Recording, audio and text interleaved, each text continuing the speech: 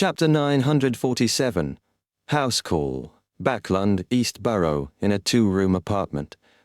A few policemen in black and white checkered uniforms opened the door, immediately reaching up to cover their mouths. There was a strong stench of blood inside. "Officer, I've no idea what happened. Other tenants said that it seems like there's plenty of blood here, that they can even smell it from next door." The landlord, wearing a silk top hat, looked around in fear, unwilling to stay in the room for another second. A black-haired, blue-eyed police officer with an inspector epaulet waved his hand. "Wait by the door. We still have questions for you." As he spoke, he put on his white gloves and cast his gaze towards the bedroom door. He wasn't in a rush to enter, instead slowly surveying the surroundings. A pile of coal, a cupboard with cutlery and food, a small stove, a cleanly washed iron pot, a greasy table with collapsed stools and slanted chairs, a few glass bottles with unknown powders, and a stack of scattered tarot cards. A mysticism enthusiast with an ordinary financial situation. The inspector nodded gently, making his judgment before signaling a subordinate to open the bedroom door. With a creak, a stronger smell of blood gushed out. The constable who opened the door looked in and let out a short exclamation as he repeatedly retreated. The inspector frowned, pressed the constable's shoulders, and circled around him to approach the bedroom. When he swept his gaze inside, his expression immediately changed. In the bedroom, a man was lying on a wooden bed, his hands tied to the bedpost. He was naked, his body covered in deep and shallow marks. His blood had long been drained, dyeing the bedsheet and blanket a dark red. A cursory glance suggested he had been bound by metal wire that cut through skin and flesh, right into his bones. The scene, with its diabolical, ritualistic feeling, affected even the policeman who had seen many murder scenes. As the inspector was about to say something, 2 reporters rushed into the room, one attempting to take photos while the other bombarded him with questions. "Another murder case? Has there been many murder cases in East Borough recently? Officer, do you think it's a serial murder?" The inspector frowned and waved his hand. "Do not interfere with the scene, otherwise we will view you as the criminal's accomplice." He then said to the constable, "Kaziks, please escort the 2 reporters away. Tell them that if they have any questions, ask the news department of Sevelos Yard." After the reporters were escorted out, the inspector let out a long sigh. "I'm going on the newspapers again. Damn it." In Empress Borough, at the opulent villa of Earl Hall. Another murder in East Borough. The victim is suspected to have been abused before being killed.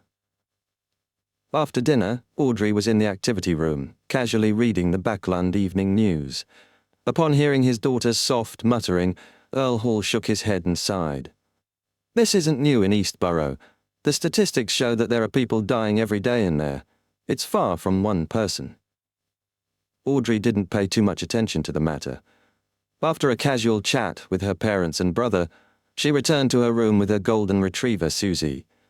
As the dog stood guard by the door, Audrey locked it, sat by her bed, and chanted Mr. Fool's honorific name. After a few seconds, a dark red beam of light surged and drowned everything. She arrived above the grey fog, inside the magnificent and ancient palace, where she saw a small room to the side with its mottled door ajar. It's much better than the old confessional. However, this doesn't match Mr. World's character. Did something happen to his state of mind?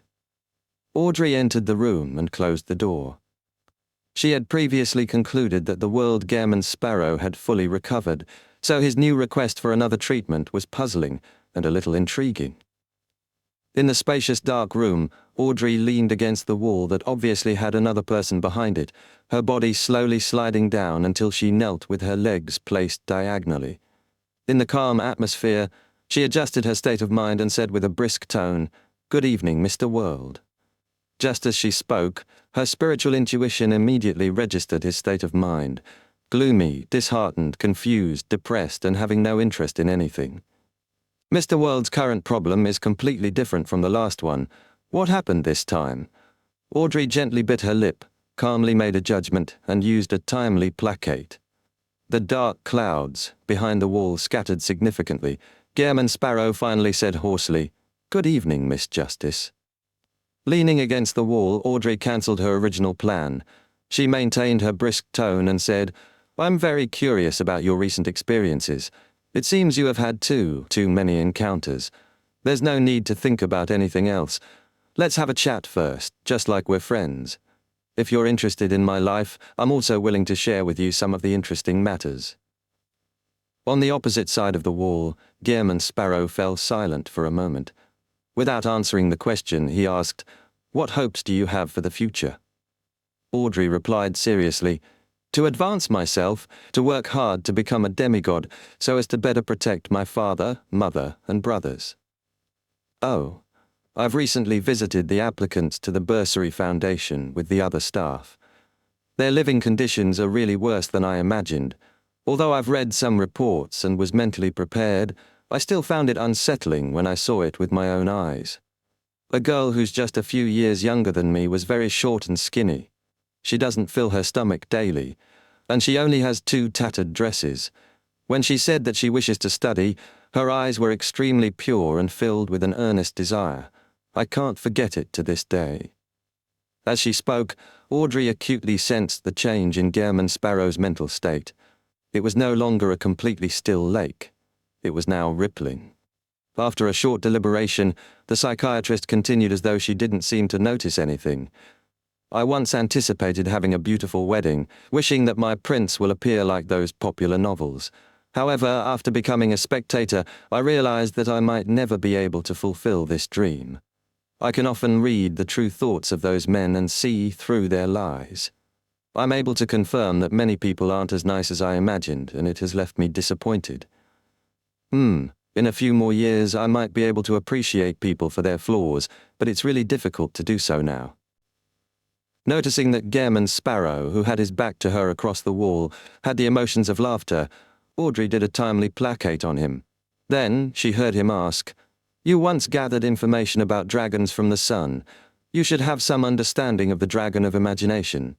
If I were to tell you that your father, mother, and brothers are imagined by the spectator pathway's king of angels, and that they do not really exist, what would be your reaction?" "I'll definitely collapse on the spot and directly lose control. Mr. World has a psychological problem because he discovered that his ultimate goal will never be fulfilled." Audrey was first alarmed by Gehrman Sparrow's question before she realized its essence. She didn't reply, asking in a guiding manner, "You seem to have witnessed the destruction of hope." "Heh." There was a self-deprecating scoff from the wall behind Audrey. "Indeed, I once thought that I had family. Later, I realized that it was only an extravagant hope of mine." "Why do you say that?" Audrey asked like she was having a casual chat. Gehrman Sparrow fell silent for a few seconds before saying, "Have you heard of those fairy tales that Emperor Roselle used for bringing up children?" "Those are my childhood memories," Audrey acknowledged. At the same time, she discovered Mr. World's emotions were clearly stirred. Repressed pain was surging out. This time, Audrey didn't use placate. Her spiritual intuition and professional knowledge told her that he needed to vent. "Then, you should know of Sleeping Beauty and her prince," Gehrman Sparrow said with a soft, hoarse voice. "There's one such person who also entered a deep sleep until he suddenly woke up one day. He believes that his family is still around and he works hard to improve himself, hoping that he can one day find them. This becomes his main driving force in life.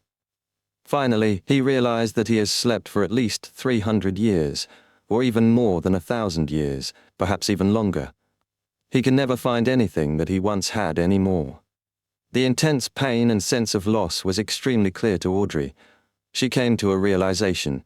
The gloomy, restrained, and ruthless Mr. World also has his own goals and reason for existing. This is in line with his gentle heart. How pitiful. Although he was giving an example using a fairy tale, the emotions he felt when saying certain words reflect reality. When he mentioned deep sleep, family, 300 years, more than 1,000 years, even longer, never find, his pain clearly increased. This means that he's from an ancient time and has lived to this day due to certain encounters.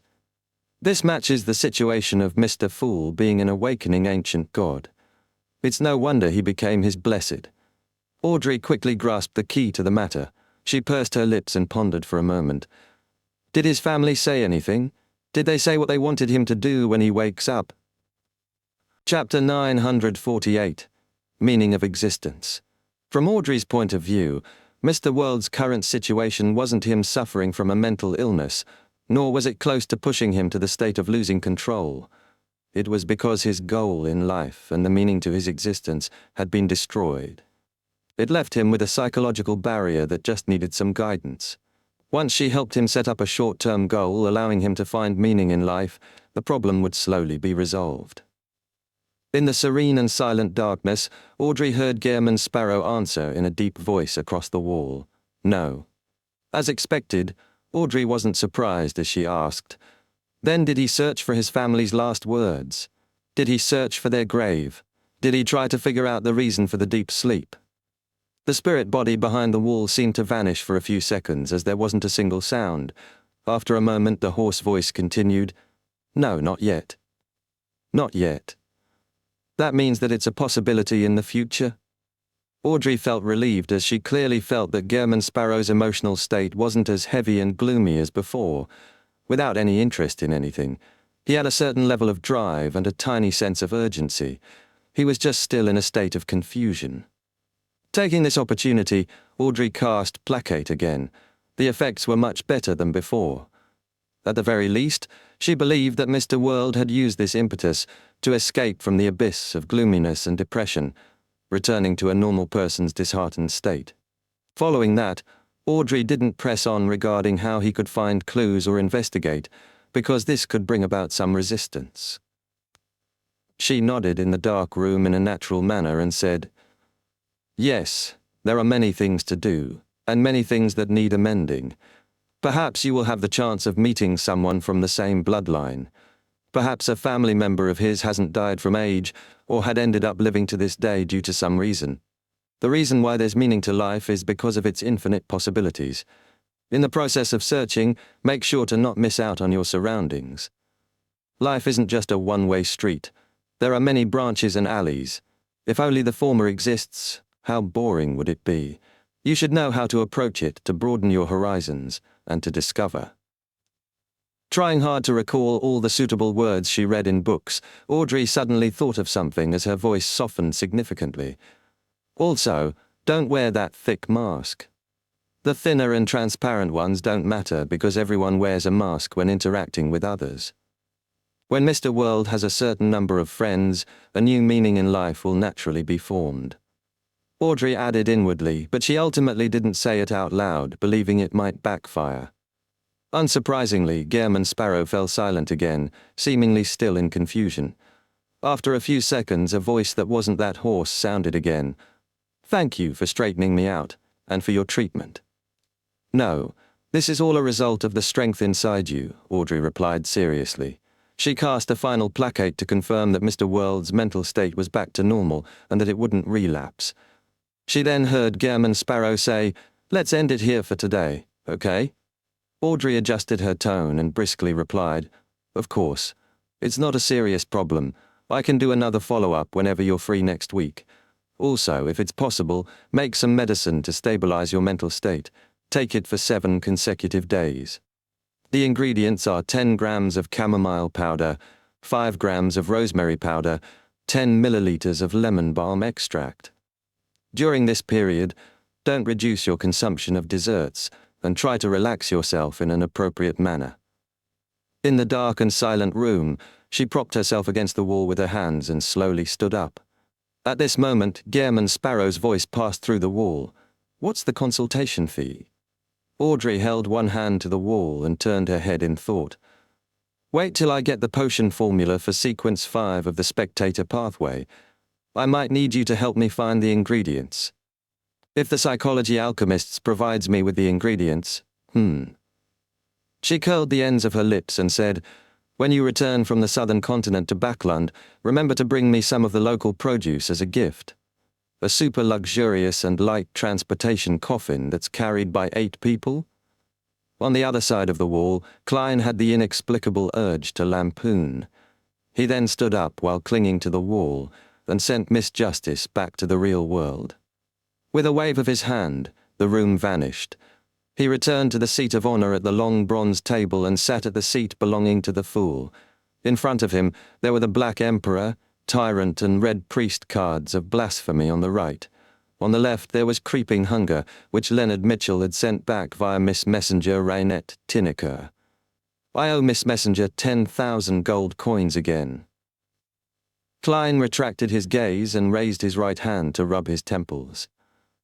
To prevent In Zangwill from escaping through the spirit world, he had communicated with Raynette Tinnicker before making his plans, hiring her to chase away all spirit world creatures around Revival Square for that very sum. The only thing that caught him by surprise was that 008 was more terrifying than he imagined. Even with In's suffering from Deity's curse, and with Adam having drained it, its first attempt was able to attract an unknown creature which could pass through Raynette's seal. If not for Daly Simone's forceful spirit channeling, In Zangwill might very well have escaped. At the thought that he was 10,000 gold coins in debt again, Klein felt a headache, but his mental state was a lot better. After seeing the cocoon above the grey cloud and the door of light, he had suffered a shock as though a river had broken its banks. He felt that all his expectations had been shattered, his worldview crumbled, causing him to fall into a turbid state, like a walking zombie. Thankfully, he still had the innate desire to live and had sought out Miss Justice in time for treatment. Phew. Klein exhaled and forced his thoughts towards the cocoons. His first reaction to the scene he saw was a new theory. An extremely high-level existence or sealed artifact had used different means to grab a large group of people from Earth at the same moment in time. Then, these transmigrators had their souls sealed inside the cocoons, left hanging above the door of light, awaiting an opportunity to be sent to the real world. Based on his observation, the door of light operated on pure instinct. This meant that as long as certain conditions were met, it would catalyze a cocoon and deliver the soul inside to a specific target's body. Klein guessed there were probably two conditions. First, there mustn't be any other transmigrators prior, or the previous one had already been deemed to have failed or died. Second, the calling out of a certain object or ritual, like how Klein Moretti had followed the Antigonus family's notebook to perform that dark divination. As for the rest, it's impossible to know, unless I can find the corresponding content in Emperor Roselle's diary. Putting together everything that I know, my current theory should be very close to the truth. This would explain why, despite being from the same era as the Emperor on Earth, their entry into this world was separated by more than 200 years. They transmigrated at the same time, but were released in different eras. This hypothesis, based on the Door of Light and the Emperor's diary, also meant that he had left Earth for at least 200 years, perhaps thousands. Even if he found a way back, he could never return to the home he knew. Compared to the gap in distance, the barrier of time left him in greater despair. This was the reason his mental state had instantly collapsed. Returning home was always his ultimate goal. Miss Justice is right. There are still many questions to resolve. What's the meaning behind hanging so many transmigrators behind the Door of Light? What goal does it have? Who set up everything? Klein tried hard to engross himself in thinking so as to find a new goal for the future. Unfortunately, he was only able to approach the Door of Light, not touch it or study it to receive any direct information. I should consider finding clues from the real world. Also, since reaching Sequence 4 allows me to see the Door of Light, will there be another qualitative change at Sequence 2? Will I be able to gain control over the Door of Light then? Heh, I was affected by the 7 lights, the goddess, and Rhodes's attitude. I almost imagined myself to be the real owner of the grey fog. Now, from the looks of it, I'm just a test subject that was randomly thrown down. Once I fail, the next transmigrator will appear. Klein thought as he tapped the edge of the long bronze table. He was rather curious about another point. 3 broken cocoons, with one representing himself and another representing the Emperor. So who was the third one? Chapter 949, Direction of Investigations. Klein's first target of suspicion for the third broken cocoon was undoubtedly Elf King Soniathrim. This ancient god had created chopsticks, made blood cakes, enjoyed eating animal innards, and was good at using spices for cooking. His descendants had facial features that resembled Asians on Earth. Not only did Klein suspect that he was a transmigrator, but Emperor Roselle had also shared his feelings. Of course, after deeper investigations, Roselle had ruled out that hypothesis based on language, symbols, and traditional proverbs. Klein conceded that using chopsticks or a preference for eating innards wasn't an exclusive trait and could have appeared naturally in a species that enjoyed nature. I, for one, felt that the Elf King is unlikely to be a transmigrator, but after seeing the 3 shattered cocoons, I can't be too sure. Perhaps he might be a fellow countryman. I can't rule out the possibility that this ancient god isn't a transmigrator, but that one of the high-ranking elves around him is one. This can also allow the tradition to pass down in the name of the Elf King. Klein tapped his fingers, his thoughts forming 2 directions for his investigation. Roselle's travels held elven songster Ciatus, who had served Soniathrim's queen, the Queen of Calamity Kohinnim. By entering her sea of collective subconscious, he should be able to make contact with the elves and find memory fragments regarding the ancient god. However, Klein knew he wasn't adept at such matters. His last attempt to delve into Roselle's subconscious had left him quick-tempered, and as a demigod, resisting the inclination towards madness was even more pressing. He felt he might need a high-level spectator pathway mystical item, or an assistant who was at least a hypnotist. He began seriously considering asking Miss Justice for help. It was possible to enter Roselle's travels as a spirit body from above the grey fog. He also didn't have to worry about her prying into the secret of a transmigrator, as Ciatus's subconscious wouldn't point to such a conclusion unless she already had knowledge of it. The biggest problem was Miss Justice's lack of adventuring experience. Entering the sea of subconscious of an ancient figure was very dangerous for her, as the remnants of an ancient god could be present. He would have to wait until she reached sequence 5, allowing her level to make up for her lack of experience. Then, they could first attempt to hypnotize Ciatus before considering delving deeper into her consciousness. Klein reined in his thoughts and considered his second target of suspicion, a person he hadn't previously thought was special, but now, on careful thought, seemed to contain an unspeakable sense of horror. The ancient sun god, the City of Silver's creator. The 7 churches' separate Bibles had similarities to Earth's Western religions, as did their masses. Based on Little Sun's descriptions and the murals in the Forsaken Land of the Gods, the ancient sun god's main symbol was the cross. He gave his children the names Adam and Amon, and the angels beneath him all had wings of light, something Klein hadn't seen in other pathways.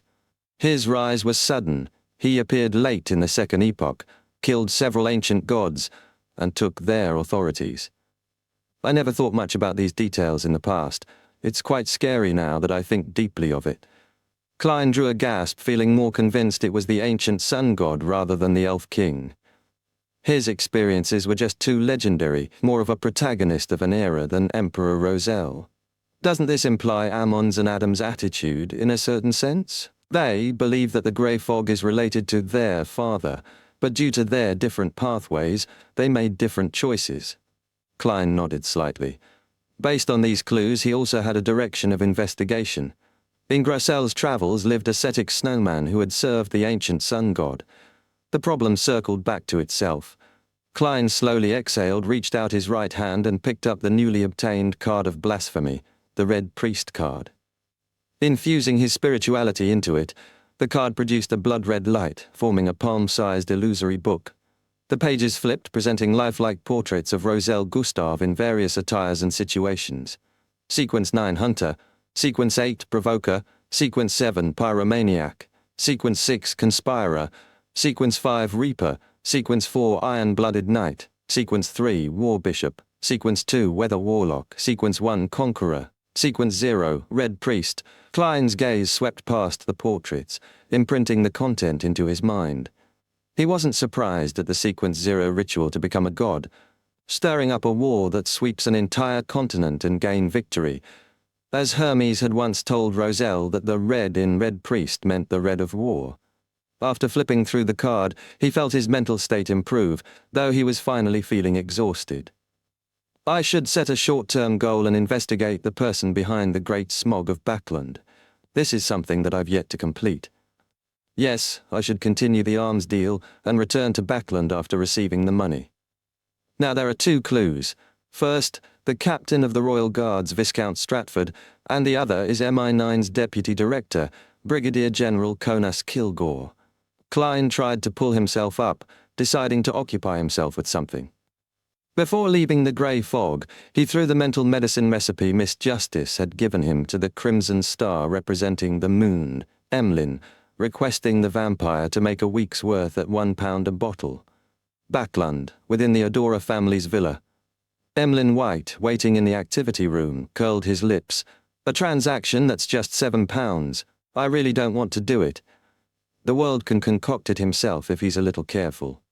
He hadn't objected because after spending £5,000 on the Sequence 5 Vampire Beyonder characteristic, he only had £730 left. At that moment, Cosme walked over. After exchanging a bow, the sanguine Baron asked, "Emlyn, why are you suddenly here?" Emlyn felt a little guilty before recalling his conversations with the Hanged Man and the world. He tipped his chin slightly and answered casually, "I've received a Sequence 5 Scarlet Scholar Beyonder characteristic. I wonder when we can begin the ritual to make me a Viscount." Cosme was taken aback. "You obtained a Scarlet Scholar Beyonder characteristic?" Emlyn glanced at him and nodded with a faint smile. "That's right." He didn't explain how, as though Cosme wasn't worthy of knowing. Cosme fell silent for a few seconds before saying, "Wait till the next full moon." He paused. "I happen to have something for you. My grandfather wishes to inform you that an important figure will be coming to Backland. He wishes to meet you." He? Emlyn's pupils dilated instantly. The ancient sanguine who lived since the Second Epoch, together with the Grade 0 sealed artifacts, the important existences at the angel level, didn't exceed 5 in number. Chapter 950, Keeping Secrets. Emlyn fell silent for 2 seconds as he lowered his chin and asked, "Who is it?" To him, angels were naturally worthy of respect, but those who could truly make him bow his head were the important figures addressed as he by every sanguine. They had witnessed and experienced the sanguine's long history, the source of his pride. "I'm not sure, but in short, I'll notify you when the time comes." Cosme Adora shook his head. "The person is coming because of the ancestor's revelation? Are there subsequent instructions? Why doesn't the ancestor directly give me a revelation? This would be better concealed." "I'm her chosen one. Is this to avoid agitating Mr. Fool?" Questions flashed through Emlyn's mind as he answered them himself. He didn't speak further as he wore his top hat and left Adora's villa. When he arrived at the door, he looked at the thin clouds that could hardly block out the sun. Emlyn curled his lips in disdain, raised his hand to press down on his hat, and ran for a rental carriage at the end of the street, inwardly mumbling, "Such weather really isn't suitable for heading out." The medicine that the world wants isn't rare. It can be concocted in 15 minutes. The ingredients I ordered previously should be in by today. I can carry out the transaction with Miss Magician that I've delayed for days. Backland, Sherwood Borough. Fours placed glass bottles on an altar and looked at the light blue and golden liquids, feeling the exhilaration from shopping, more enticing than a cocktail. I wonder what it tastes like. Putting some ice in might make it taste better. Seriously, what am I thinking? These are all medicine. Fours sputtered at herself and hurriedly cleaned up the room. Upon receiving the medicine, she finished her preparations for heading to the abandoned castle in Delaire Forest. She was just waiting for Shio to return. After tidying up, Fours slumped onto the sofa, casually picked up a few newspapers, and began planning her itinerary. Set off at dusk. Dinner will probably be when we arrive at the town bordering the forest.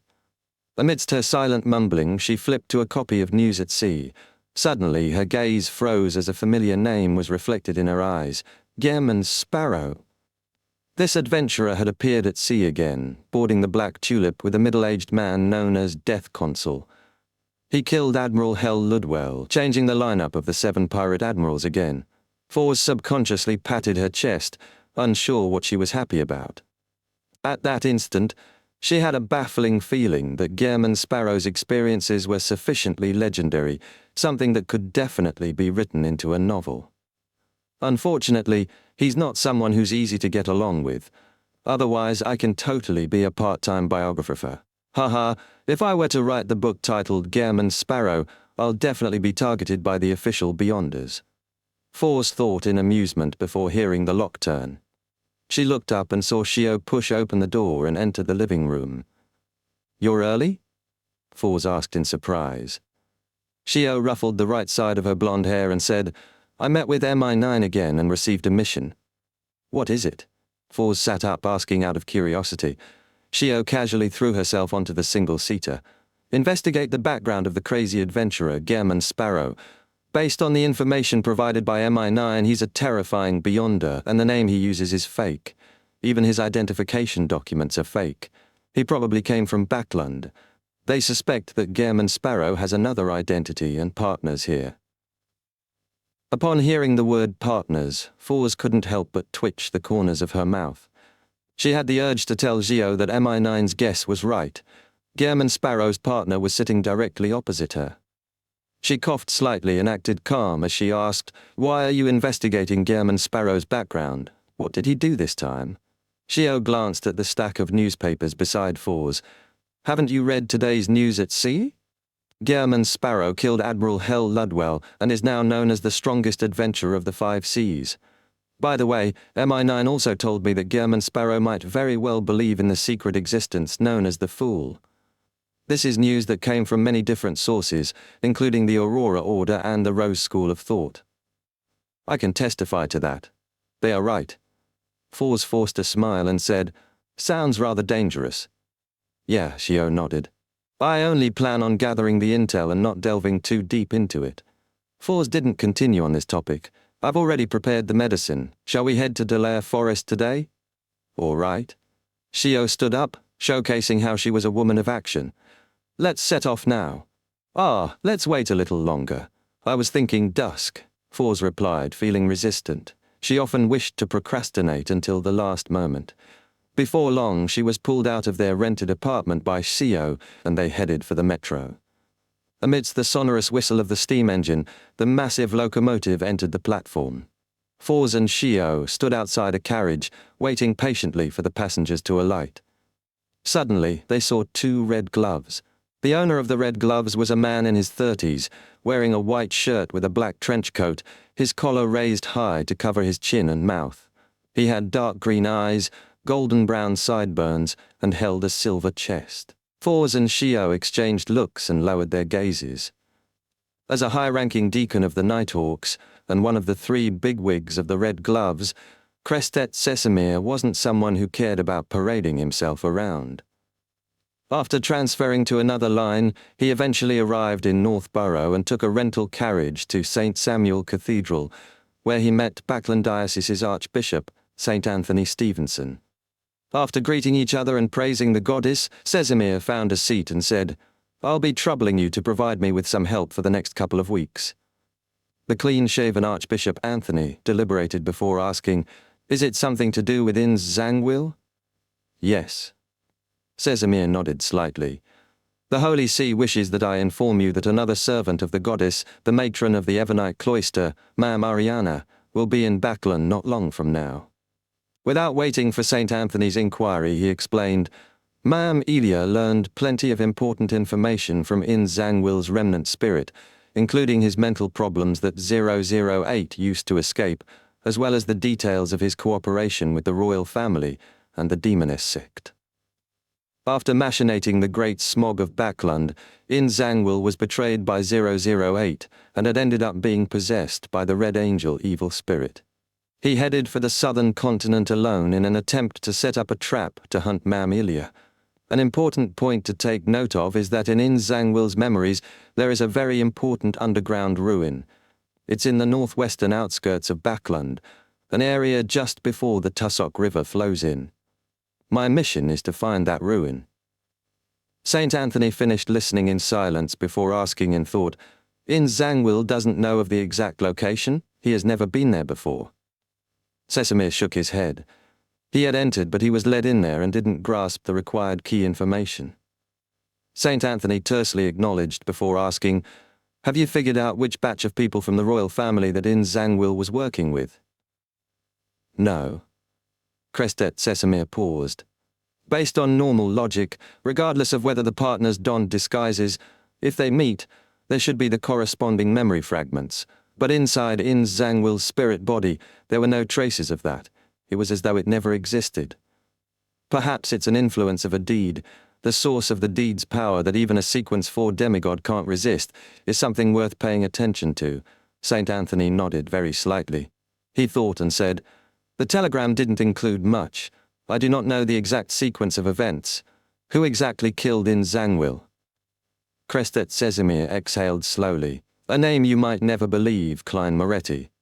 The Nighthawk who died in the line of duty during the Tingen incident." Anthony's wrinkles deepened. "Yes, that's what Ilya sent back.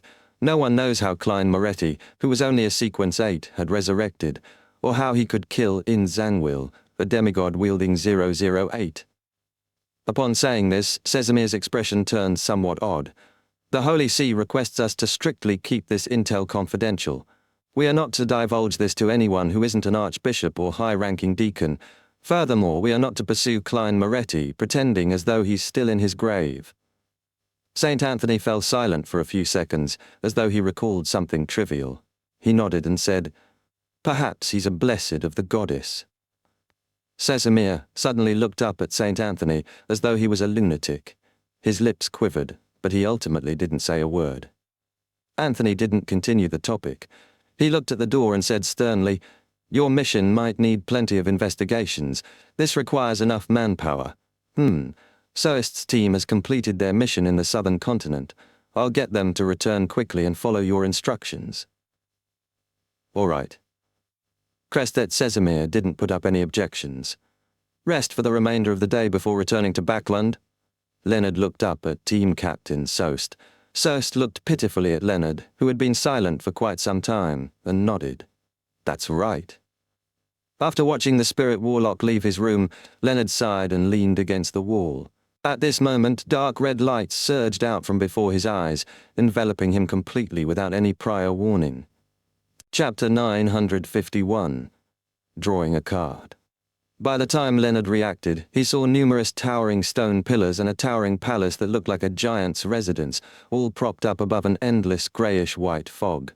His green eyes wore a blank look. After a second, he found himself sitting on a high-backed chair beside a long, mottled bronze table. Beside him, and opposite him, were other high-backed chairs that exuded solemnity. At the end of the long table, on the seat of honor, a figure was shrouded in thick grey fog, leaning back leisurely as though overlooking everything. When this figure appeared in Leonard's eyes, he felt as though he were on a liner, seeing a bottomless abyss, or on the outskirts of a city, looking up at lofty mountains that tore through the clouds.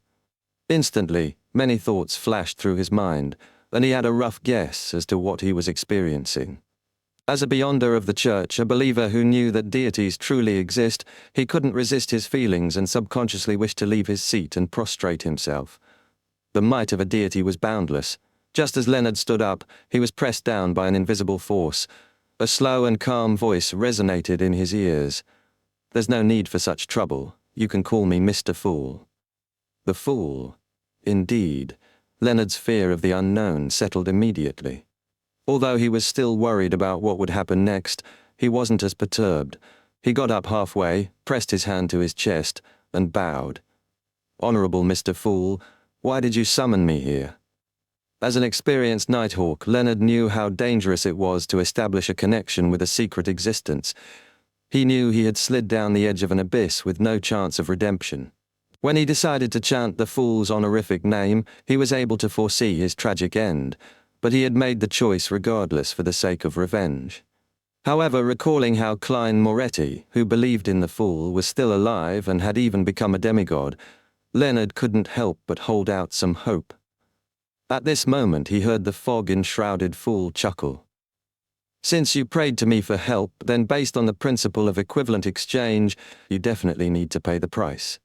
Leonard's body trembled as he bowed his head lower. "What is it you wish?" After a brief pause, the Fool's voice sounded again. "There's no rush. Perhaps there will be something that requires you to provide help to certain people. Have a seat." Leonard slowly calmed himself and sat down. He looked around and asked, "Klein Moretti, has been here like me?" the fool said with a calm tone, in a different manner. Different manner. Indeed, Klein didn't enter because he chanted the honorific name. He had been introduced by that death consul named Isaac Eggers. Leonard surveyed the area, discovering a total of 22 high-backed chairs around the long table. It corresponds to the 22 Beyonder pathways and the 22 tarot cards. The fool. Just as he came up with a theory, he heard Mr. Fool chuckle. Other than you, there are other living beings that have been pulled in here for various reasons. They earnestly wished for me to convene a gathering to carry out the exchange of information and the transaction of materials and formulas. They also help each other. This allows them to rapidly advance, eventually becoming high-sequence Beyonders. This is a little different from the secret organization I had imagined. It's rather loosely organized. What motives does Mr. Fool have? After coming to the ancient palace, Leonard felt high-strung, his thought processes more agile than usual. After achieving revenge, he had felt low-spirited and empty, as though he had lost his goal in life. However, he quickly pulled himself together. Daly's death told him that he wasn't strong enough. To reduce the number of casualties of his companions in the future, he needed to become a demigod. Therefore, the fool's words had stirred his heart. It was an opportunity. After some deliberation, Leonard asked, Klein Moretti is also a regular member of this gathering. Does he have a seat here? The fool replied without much concern, Yes. Leonard fell silent for a second. Honorable Mr. Fool, can I join this regular gathering? Shrouded in the grey fog, the fool said with a smile, Sure, but when you return, remember to mention this to Palez Zoroast about it. Do not attempt to hide it from him. Him.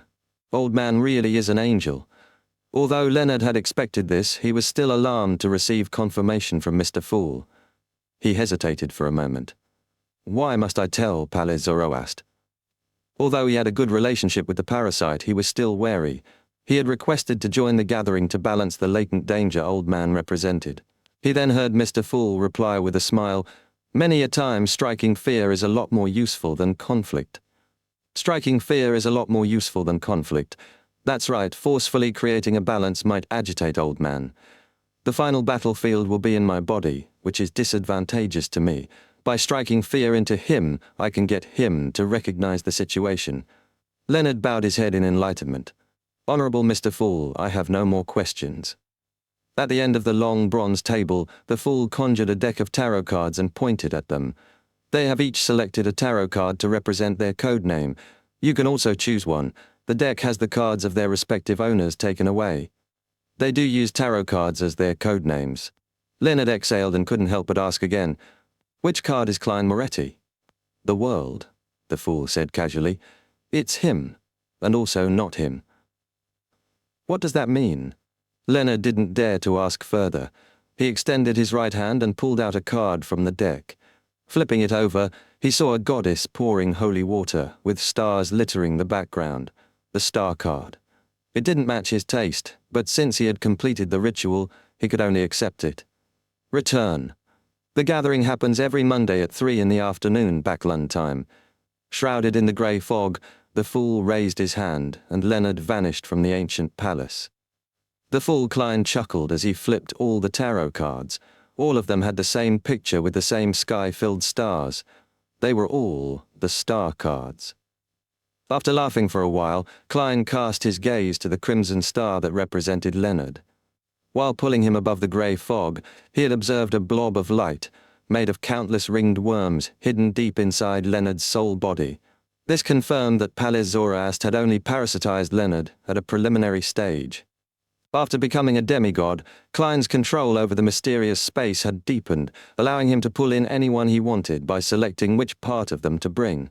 He decided to only pull Leonard's astral projection, avoiding his soul body so as not to agitate Palez Zoroast, though it was almost certain the Sequence 1 angel would notice.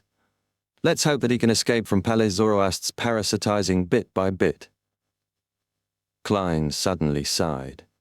He had made Leonard join the Tarot Club to help his former teammate grow stronger and escape the angel's claws. If the Marauder angel didn't have any ill intent, he could get Leonard to help him hide from Ammon and aid in his recovery, which would speed up the switching of parasitic targets. Retracting his gaze, Klein thought for a moment. He threw the Hunter Pathways Sequence 6 Conspira potion formula to the point of light representing Danitz, instructing him to return to the Golden Dream. Danitz recalled the content he had just seen in a daze and stood up in delight. He planned to immediately bid farewell to Anderson and leave the dangerous southern continent. After coming to the door of the Fog Sea's strongest hunter, he knocked, only to see it swing open. Anderson hadn't locked the door. Puzzled, Danitz cast his gaze inside and saw Anderson holding a knife and sliding it against his abdomen. Chapter 952, What a Small World. Danitz jumped in fright as he blurted out, "Sorry, I didn't see anything." Before he could finish his sentence, he had already pulled the door handle towards him. Bang! The door closed, emitting a sound that echoed through the corridor. At this point, Danitz finally came to a realization. What was I doing just now? What is Anderson doing? He instinctively removed his black boxing glove and thought bitterly with a frown. Finally, he decided to return to his room, pack his luggage and leave. As for what Anderson was trying to do, he felt that something was amiss despite his curiosity. He had no plans on getting involved, lest he fall into a trap. Captain said that I should maintain fear and respect towards the unknown, so I should distance myself from this. Just as Danitz turned around, he suddenly heard the door unlock before being opened. Anderson, whose shirt wasn't fully buttoned, walked out with a dull pitch-black knife. He looked at Danitz with a mixed expression. "Aren't you going to try to stop me?" Danitz acutely noticed the chance to mock him as he sniggered. "That's your freedom. If you didn't leave a will, I'll be rich." Anderson rubbed his cheeks. "Aren't you curious about what I encountered?" Danitz glanced at him suspiciously. "I keep feeling as though you're up to something." Anderson roared with laughter. "Well, I had been captured some time ago and was soaked in strange blood with all kinds of ingredients.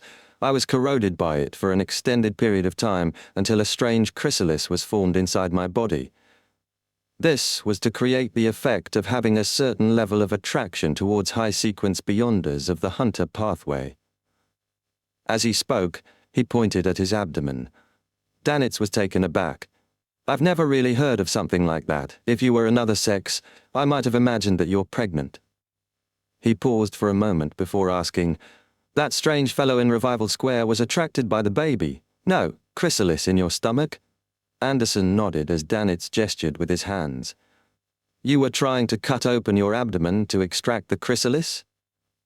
Anderson replied honestly, "Yes, I'm worried about how it would affect me or if it will continue attracting demigods. I have to make every second count to remove this latent problem." Danitz thought before asking in puzzlement, "Then why aren't you making the attempt? You forgot to set up a will, and you want me to be your witness." Anderson's facial muscles twitched as he chuckled. "Not bad. Your provoker potion should almost be digested." He then sighed. "After some careful analysis, I believe there's no direct way to extract it. Otherwise, they wouldn't have soaked me in blood and allowed the ingredients to seep into me. They could have just opened up my stomach and placed the chrysalis inside before sewing me up." Without waiting for Danitz's reply, he said in thought, "Don't you have the method to contact Gammon Sparrow? He's been through so much and knows so much, so I would like to consult him on how to resolve this problem." In recent months, Danitz was extremely afraid of people raising the matter about him knowing Gammon Sparrow, so he subconsciously retorted, "No, I haven't seen him since I left the Golden Dream." Anderson curled the corner of his lips. "When you were writing to Gammon Sparrow, I was beside him and have met his messenger." Danitz's expression immediately froze. He forced a smile after a few seconds. "Then why don't you directly summon his messenger?" Anderson raised his hand again and touched his throat, chuckling. "I don't know the ritual for summoning his messenger." Danitz still suspected that Anderson was up to something and was unwilling to confirm that he had been repeatedly communicating with Gammon Sparrow. He then suggested, "Actually, you can always seek the help of our captain on such matters. She's very knowledgeable and good at research. She knows many secret techniques and can also seek the Church of the God of Knowledge and Wisdom for help. She should be able to give you the solution for resolving the matter of the chrysalis in your stomach." "Haha, if you're embarrassed, I can talk to her for you." Just as he said that, he saw Anderson's face beam. He quickly replied with a rushed tone, "All right, let's do that. I've already packed my luggage. When shall we set off?" Danitz fell into a daze for a few seconds, feeling that he had been tricked by Anderson. He returned to his room, drank his remaining beer, and threw all the miscellaneous items into his luggage bag, leaving behind a dried leaf with golden patterns. This was the token Danitz previously used to establish contact with General Sanchez. Following Gehrman Sparrow's instructions, he left the leaf inside for the person in charge to follow up. In the room that Danitz checked out of, a candle was suddenly lit as a 2-meter-tall scarlet flame burgeoned. Amidst the flames, a figure walked out. He wore a silk top hat, a black formal suit, and had white sideburns. He looked outstanding with his deep blue eyes and mature demeanor. He was none other than Klein as Duane Dantes. After picking up the leaf with golden patterns, Klein left the hotel, circling around the sealed-off Revival Square, and came to Kokowa's core region, White Feather Square. Sanchez's residence was there, located beside a death cathedral that descended downwards. As a standard Loner's gentleman, Dantes looked out of place when walking through the city. Here, foreigners were a minority, with most seen around the few major embassies. The other places were filled with mostly Balam locals. Their skin was slightly brown, and they had curly black hair and soft facial features. These locals, be it male or female, enjoyed rolling dried tobacco leaves into Balam cigarettes, and Klein saw residents spewing out smoke from time to time. In addition, many of them hung a fruit known as dalawa by their waists. This fruit was the size of 2 fists with thick skin, and after digging open a tiny hole and eating the flesh, one could use it to store water, alcohol, and other beverages. Based on Klein's observations, they mostly drank an orange-yellow guadar. It was sour with a hint of sweetness, good at quenching thirst and keeping people awake. I didn't have a chance to try it before. Klein mumbled as he found the guard manning the general's residence and sought to meet a man named Haggis. Due to his appearance as a Loner's gentleman, the guard didn't make it difficult for him and sent someone to fetch a man in his 30s. The man's facial features and skin were that of a standard Balam native, but his curly black hair had been pulled straight and neatly combed back, as though he was trying to mimic the high society of the northern continent. He wore a white shirt and a black vest, matched with a very formal bow tie. Upon seeing Duane Dantes, he said in standard Loner's, "Good afternoon, I'm Haggis. Nice to meet you." His accent was a little odd, different from any borough in Lone. Klein said with a smile, "Good afternoon, I'm Duane Dantes. I never expected to meet a gentleman who's so good at using the accent of Loner's nobles." Haggis couldn't help but smile. Many children of noble birth from Lone have come to East and West Balam to seek out opportunities.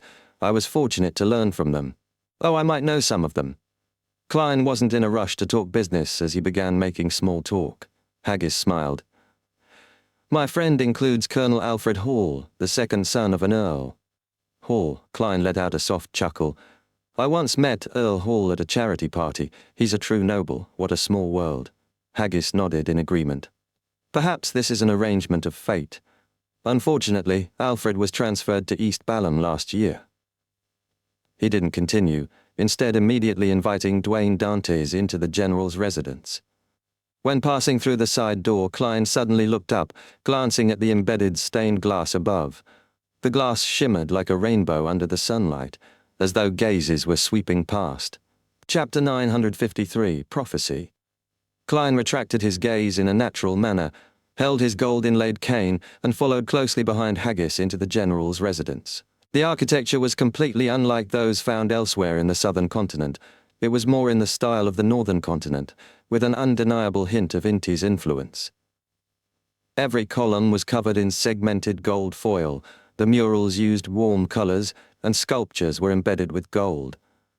A beautiful spiral staircase descended from above, connecting all 4 stories before ending in the middle of the huge hall, facing the entrance. It was extremely grand. I have to say that countries led by the Church of the Eternal Blazing Sun are really at the forefront when it comes to gold artwork. It doesn't have the feeling of the gaudy nouveau riche. Klein swept his gaze to the palm-sized golden angels that extended out from the staircase's railings and the midsections of the columns, holding back his urge to caress them. Looking at the guards standing by the two sides, he casually found a topic and said to Haggis, "Colonel Alfred Hall seems to have made some significant contributions in West Balham." Haggis nodded and, using a Loney's noble accent, said, "He's a determined and brave man. He once led a special forces team of more than 30 men to raid an Intis battalion with more than 1,000 people, completely crippling them. I heard that he had also made significant contributions in East Balham, therefore becoming a colonel before the age of 30. Sounds impressive. Perhaps Miss Justice's brother has already become a Beyonder with quite a significantly high sequence. Haha. If this Mr. Alfred finally reaches his goal of becoming a Beyonder with a relatively high sequence and gaining the rank of Brigadier General or Major General through hardship, I wonder how sad would he be when he returns to Backlund to realize that he's no match for his sister's dog." Having taken his medicine before heading out, Klein used the act of lampooning to adjust his mental state.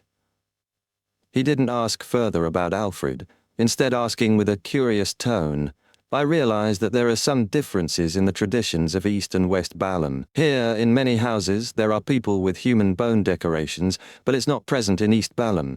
I've been here several times, but I've never been able to bring myself to get the answer to this question." Haggis stopped and pointed to the exaggerated spiral staircase. "Mr. Dantes, the general, will be here in a few minutes." After informing him of this, he chuckled. "It's actually not common to see human bone traditions. Only fiefs that came under the royal family of the Balham Empire still have this tradition. To us, the death of family members doesn't mean that our relationship has come to an end. After the burial, we will take a piece of their bones and place it at home as a decoration, as a way to indicate that the deceased continue being with the living. As for which bone to choose, it will be decided by the entering priest through a ritual. The best and most symbolic part is the skull. Some families will even make the skull into a vessel for drinking alcohol, using it only when entertaining the most honored guests. Mr. Dantes, if you close a deal this time, I wish to invite you home. I wish to offer Finney's wine in my grandfather's skull to show my respects to you." Klein's expression nearly fell apart. He felt incapable of accepting the local customs in this aspect. He laughed and was just about to be perfunctory when he saw a figure slowly walking down the golden railings of the staircase. The person didn't wear a hat. He was wearing a cut black military attire with shimmering gold buttons and a sash as red as blood.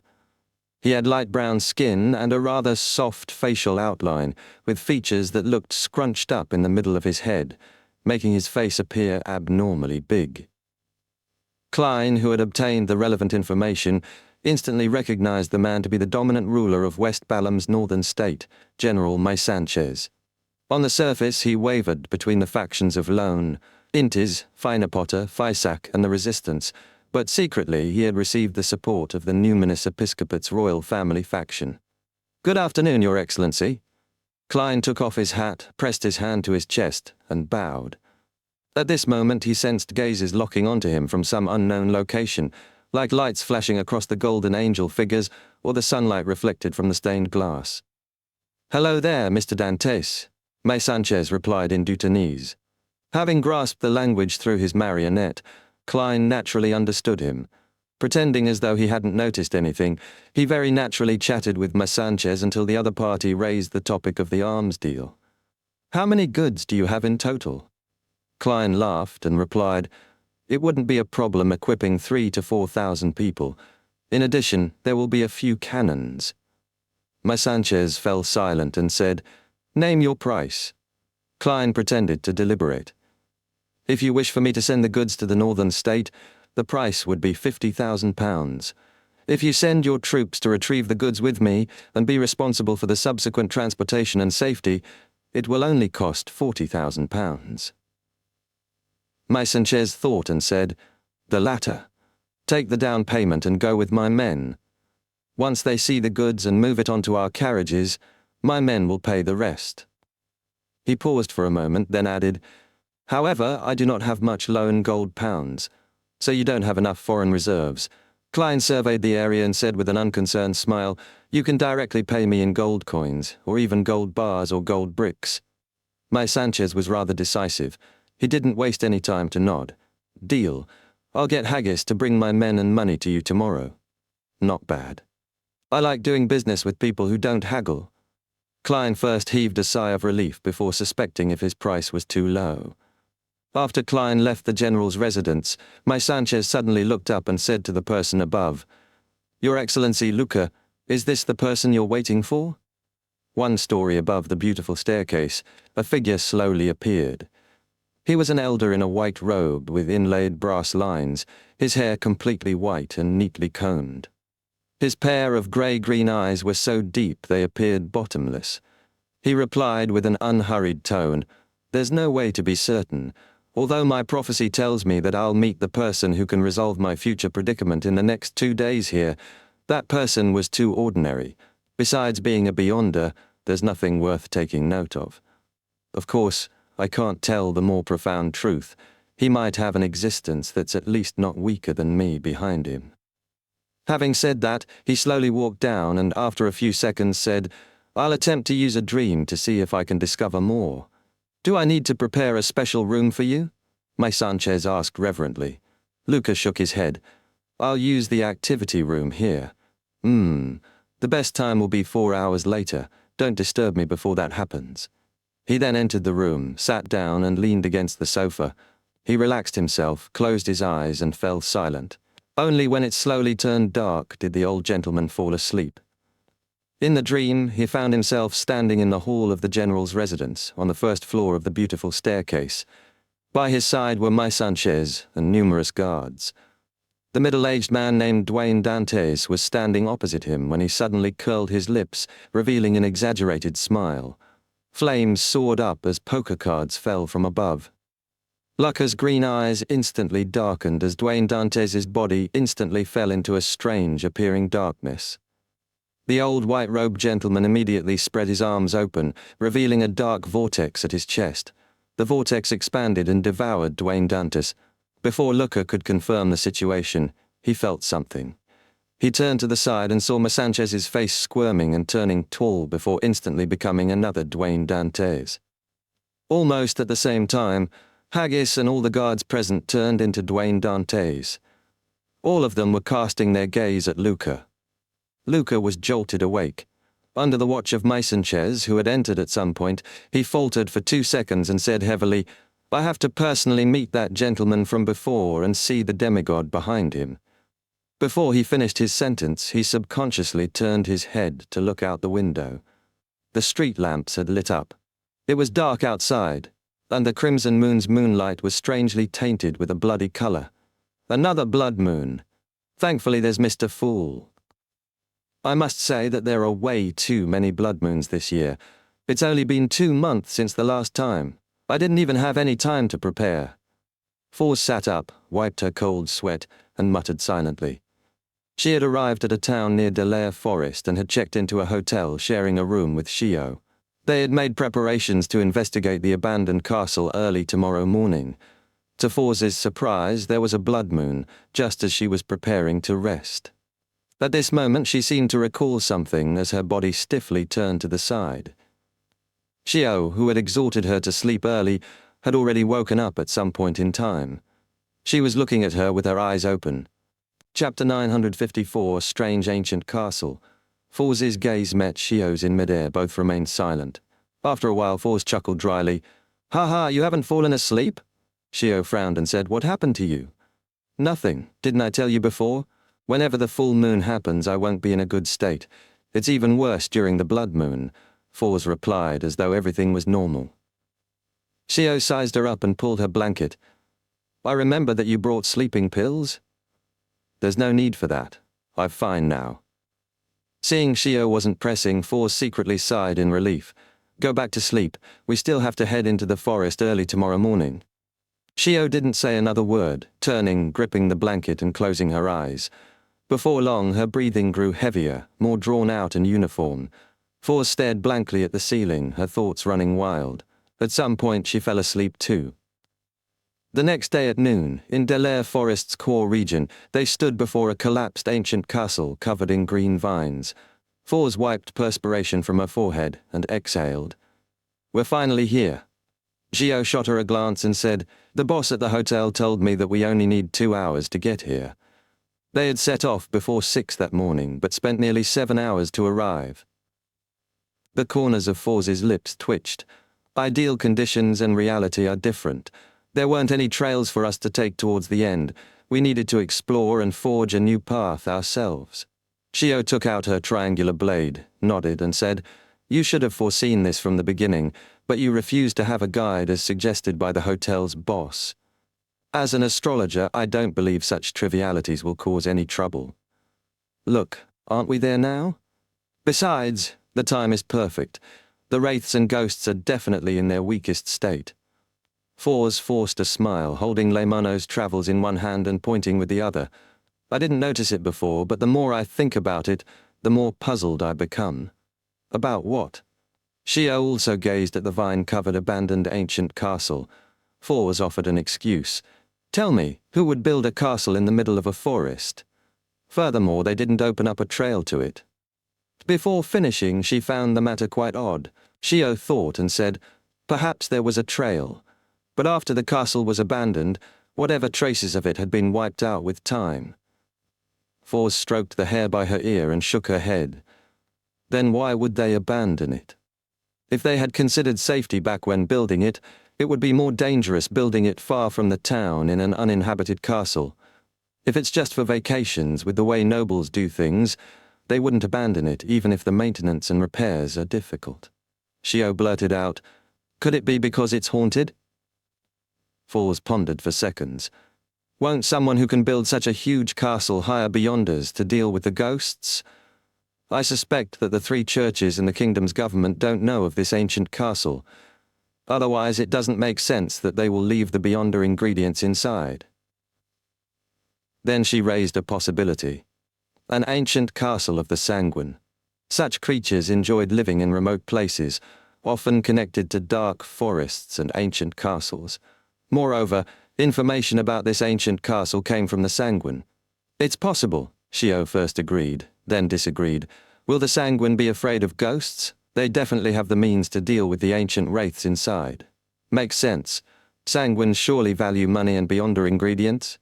Fours recalled Mr. Moon's behavior, denying her hypothesis. Deliberating, she said, "Unless there's some problem that's not easy to resolve. That's what made the bigwigs choose to skirt around it." Her operation would become more dangerous than anticipated. Gio tersely agreed. "Let's do some preliminary investigations while the sun is still strong." "All right." Fours held Leimono's travels, approaching the half-collapsed ancient castle step by step. They soon arrived at the entrance, 2/3 blocked by rocks. Beneath the green vines, the stone walls were mottled and heavily weathered, showing great age. Gio wasn't rushed. Calling out to Fours, they slowly circled the castle. Returning to the entrance, she said, puzzled, "This castle's style is purely defensive. It doesn't seem to consider the problems needed for living in it. Besides, many of the peculiarities of the building are ones I haven't heard of before. It has probably existed in the late 4th epoch or even earlier." "What's there to defend again? Beastmen? Trents? They've all gone extinct after the cataclysm." "Ha ha, don't tell me that it's a building from the 2nd or 3rd epoch?" Fours casually replied. She observed the terrain, leaving the entrance with Gio for a relatively complete wall. She pressed her palm on it. An illusory light appeared, allowing Fours and Gio to instantly enter the abandoned castle. They first saw a collapsed staircase and layers of concrete from above. Rays of pure sunlight shone in, with masonry and rotten wood. No animal or bird feces or green weeds lay on the ground. A whoosh of wind chilled them despite it being noon. Fours activated her spirit body, surveying the area but saw no spirit bodies. However, right of a remnant collapsed wall, a mottled, scuffed, intact stone staircase extended downwards to an unknown location. "Shall we head over there to take a look?" Fours glanced at Gio, suggesting. In her view, other parts of the castle were collapsed or easily surveyed. Thorough investigation would take too long, better to first grasp the overall picture. Gio glanced around, nodding gently. The cold wind is gathering underground. I suspect that all the wraiths and ghosts are hidden in the area where the staircase leads to. Yeah. Fours cautiously walked to the mottled stone staircase, following its gravel-covered steps down. The narrow staircase, allowing only one person, spiraled down, leaving Fours shaken. Tap, tap. Footsteps echoed as the staircase light darkened. Shio lit her lantern. Fours opened Leimano's Travels, swiping a familiar page. A bright, warm light burst out, illuminating the mottled stairs ahead. Tensed, Fours and Shio descended one level at a time. Cold wind blew past, making them overreact and nearly launch attacks at non-existent enemies. Tap, tap. In the narrow, silent environment, Fours finally stepped onto flat, solid ground. She wanted to say such a place could drive one mad, but the silent, heavy atmosphere made her fear breaking the silence would lead to terrible developments. Using the light above, Fours gazed forward into a huge, nearly 10-meter-tall hall. Black tiles covered the damaged ground, with water droplets seeping out. Dozens of meters away, almost beyond the light, a pair of double bronze doors sat silently. Extending floor to ceiling, rocks on its side walls had peeled off. Statues were in shambles, revealing dark brown mud. The door surface, engraved with dense symbols and strange patterns, felt mysterious and heavy, as if sealing or blocking something. Fours finally couldn't help but say in a hushed tone, "Have you seen such large doors before?" Beside her, Shio shook her head. No. Fours immediately drew a gasp.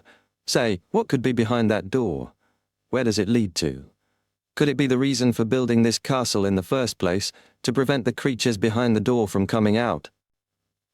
Shio circled the area, finding no murals, but noticed that closer to the bronze door, more water seeped from the ground, and more abandoned silver-black swords lay. During the 4th and 5th epoch, murals were very common in all castles and buildings, and before the cataclysm, it can be seen from various elven ruins that supernatural creatures similarly like to use murals to praise their deities and to record their daily lives. Shio said slowly, drawing on her bounty hunter experience. Fours nodded slightly. That's indeed the case. This ancient castle is more magical than I imagined. She felt hesitant. Having heard Little Sun describe many horror stories of exploring ruins at tarot gatherings, her mind wandered, scaring herself. Perhaps we can gather more clues by going closer. Shio boldly stepped forward, approaching the heavy, sealed door. Fours gripped Leimano's Travels tightly, chasing after her. As she walked, bright redness suddenly appeared. What seeped from the black tile cracks was no longer water, but staggering blood. This. Fours immediately flipped open her bronze-green notebook, glancing at Shio. Shio had turned pale, her eyes dark green, her lips red. The area around her was dark and gloomy as her expression distorted. Chapter 955, Ancient Wraith. Fours' pupils dilated as she tried to absorb more light to see Shio's condition. Suddenly, a flash several times more blinding than an old-school camera exploded before her, blanketing the surroundings in whiteness. Her finger swiped a page in Leimano's Travels as black fog soared from her feet, enveloping her. The thick fog transformed into palm-sized illusory bats that flew in different directions. This was Wings of Darkness, which the moon had recorded in the notebook. Fours wasn't using it to attack, but as a prop for her performance. After the bats flew away, the space where she had been standing was empty. She had reappeared more than 10 meters away. Having subconsciously defended herself, Fours calmed down and cast her gaze back at Shio, but her friend only appeared slightly disheveled. Besides a blank look of surprise at Fours' reaction, she showed no signs of being influenced by a wraith. What happened? Shio asked warily. Fours narrowed her eyes. Flipping through Leimano's Travels, she asked, "Shio, how tall are you?" Seemingly realizing something, Shio answered, 152. Isn't that so? As she spoke, Fours' fingers slid across another page. Silently, the holy light swirling with fire plummeted from above, enveloping Shio and rippling outward with sunlight. As the blazing light stabbed into Fours' eyes, she saw the hall collapse and the space around her shatter like glass. The feeling was gone in a flash, and she realized she was still in her original spot. She hadn't fled at all. That was an illusion? She turned and saw Shio looking at the damaged section of the heavy door. Fours deliberated for a moment. "Shio, how tall are you?" Shio glanced at her. "Stop asking such inane questions." "Phew, she's real." Fours heaved a sigh of relief and quickly described her encounter. After a moment of thought, Shio nudged her arm. Let's retreat. Perhaps the closer we are to that door, the easier it is to hallucinate. Yes, that's possible, Fours agreed, moving back a few steps. She surveyed the area. Why can't we find any wraiths or ghosts here? Such an environment should be something that they enjoy. Shio, equally perplexed, observed their surroundings before her gaze landed on the blob of sunlight floating above Fours' head. Try extinguishing it, she suggested. Fours came to a realization and dispelled the light. Darkness blanketed the underground hall once more, with only the lantern's faint yellow light putting up resistance.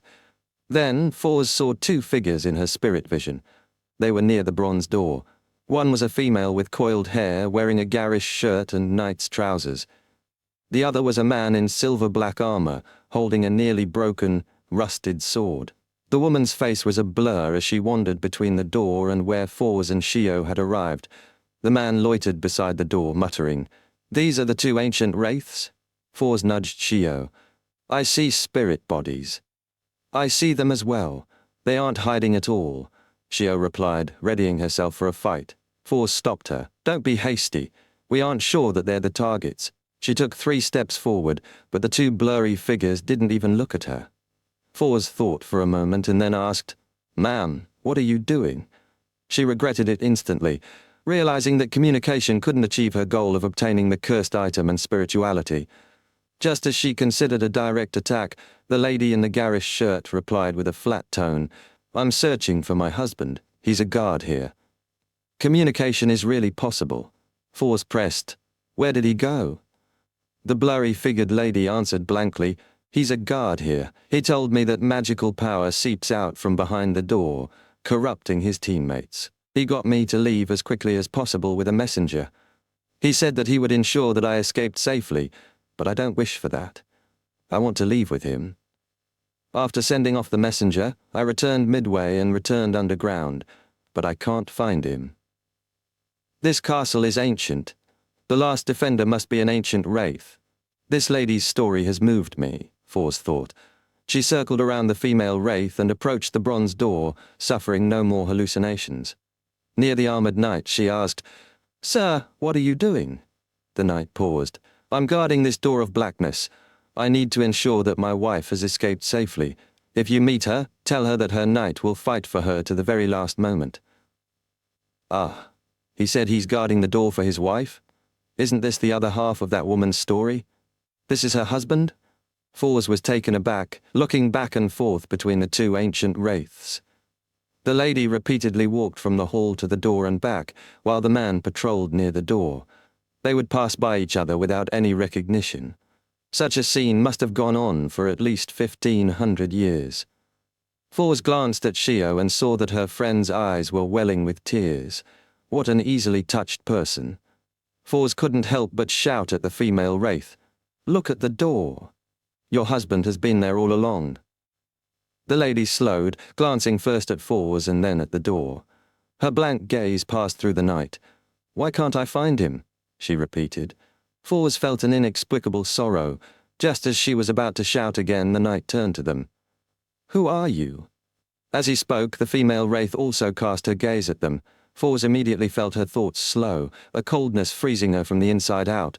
Shio suffered the same condition. At that moment, 2 bolts of lightning lit up in Shio's eyes. The male wraith let out a painful cry as his body turned faint. Shio, freed from the frozen state, threw a triangular blade at the female wraith. Illusory lightning swirled around its tip, stabbing into the lady. "Psychic lashing!" The female wraith screamed as her body turned faint. Fours snapped awake and slid her fingers across Leymano's travels. Life gathered from the shadows, forming a pitch-black chain that restrained the male wraith. Abyss chains. Meanwhile, Shio rushed out and stamped an illusory brand on the female wraith. With the female wraith held back, Fours became more composed. She flipped through the notebook and slid her fingers. Silver lightning blasted out of thin air, smiting the male wraith and turning the area into a hellscape. Finally, a holy pillar of light and fire enveloped and purified him. With one enemy down, Fours and Shio turned to the female wraith. Fours didn't hold back, using wise combinations of powers from Leymano's travels. With Shio's suppression, she switched between restraint and offense, and they soon finished off their target. Everything fell silent. Fours looked at the battlefield in disbelief. Is that it? She had imagined the ancient wraiths would be much harder to deal with, but the fight had been surprisingly smooth. It made her truly realize how godly Lemano's travels was. Shio was also astonished. It's no wonder someone told me that, beneath the level of demigods, the number of beyonders, their cooperation and usage of powers are more important than the sequence. Just as she spoke, knocking sounds resonated through the hall, coming from behind the bronze door. Chapter 956, The Things Behind the Door. Bang, bang, bang! The incessant slamming from behind the bronze door echoed through the vast underground hall, seeming to come from a distant past. Fours couldn't help but tremble, her voice suppressed. What could be behind the door? I've no idea, Shio said, shaking her head and subconsciously gulping. Her knuckles were white as she gripped her triangular blade. The slamming continued at the same frequency, each sound striking at their hearts, leaving their scalps tingling. It likely won't be able to come out, right? If it could so easily come out, it wouldn't have waited until today. Fours tried to console herself, her lips parched. Shio nodded heavily. We leave once the ingredients form. In such an environment, her curiosity was completely overwhelmed by fear. All right, Fours agreed, glancing at the spots where the two wraiths had been cleansed. She blamed the moon for providing undetailed information, having failed to mention the strange door. At that moment, glowing dust like shattered gems landed on the ground, forming two piles. Around them, nearly formless remnant spirituality condensed into ethereal crystals. Two different items also appeared, a transparent ring-shaped object and a crystal eye swirling with faint black gas. Fours suddenly realized that an ancient wraith was a ghost-like creature with a beyonder characteristic. The cursed item was related to an item from their life, fused with the characteristic to become their foundation. This explained why the items were different in form, but essentially the same. The dust, another type of characteristic, was the source of their strength. Bang, bang, bang! The entity behind the door didn't let up, testing their psyche. Afraid and cautious, they imagined the door itself was shaking. Finally, with the option to flee to the staircase at any moment, Fours waited until the wraith's powder and cursed items took form. Signaling to Shio, she crouched and took out 3 metal boxes. After some hesitation, she looked up. These two ancient wraiths have been waiting for each other for so long. I'm thinking of separating a little of what they left behind and burying them together. In that case, I'll get a cursed item, and you'll get a pile of dust. We'll split the remaining spirituality, all right? Shio nodded without hesitation. All right? Fours pursed her lips and slid her finger across a page in Lemano's travels. The 5 nails on her right hand grew long and sharp, covered in black patterns. This was the claw of corrosion. She easily dug a hole in the ground, leaving a corrosive mark. She placed the crystal eyeball and a pile of dust into the hole, then filled it. With her fingernails, she wrote an epitaph on the flattened ground, returning for you, defending for you, together forever. After doing so, she sighed, just as the slamming behind the door grew louder. Bam! She jumped in fright and hurriedly placed the remaining dust, ring-shaped cursed item, and spirituality into the metal boxes. Then, she and Shio slowly walked to the spiraling staircase. The slamming grew more intense, and they subconsciously gritted their teeth and began to run, ignoring the risk of tumbling down. Finally, they saw sunlight beaming in from outside, bright and warm. At that moment, the slamming from underground abruptly stopped. They exchanged looks and slowed their pace, soon returning to the top of the abandoned castle. Without a word, they left the area and returned to the periphery of the forest. After walking for some time, Fours calmed down. It was really terrifying. Although the thing behind the bronze door didn't deal any harm to us, nor did it even show itself, I think it was more terrifying than the ancient wraiths. In those few minutes, I couldn't help but imagine all the different tragic deaths I might suffer. Shio agreed with a nod. Yeah, I felt as though I was walking on the edge of a cliff. Fours was about to continue when she saw 2 streams of bright red blood flowing from Shio's nose. Shio, your nose is bleeding, she warned. Shio was taken aback. You too? Ah? Fours wiped her nose, her hand coming away wet, sticky and smeared with bright red blood.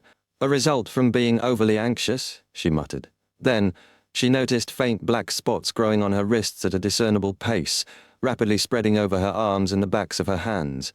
"Ah!" she cried out, looking at Shio, whose cheeks and neck were also covered with black spots. "This isn't normal," Fours blurted out. Shio recalled the female wraith's words. She said that the guards from before had been corrupted by the forces that seeped out from behind the bronze door. Could it be that we've been corrupted? It's possible. Fours nodded heavily.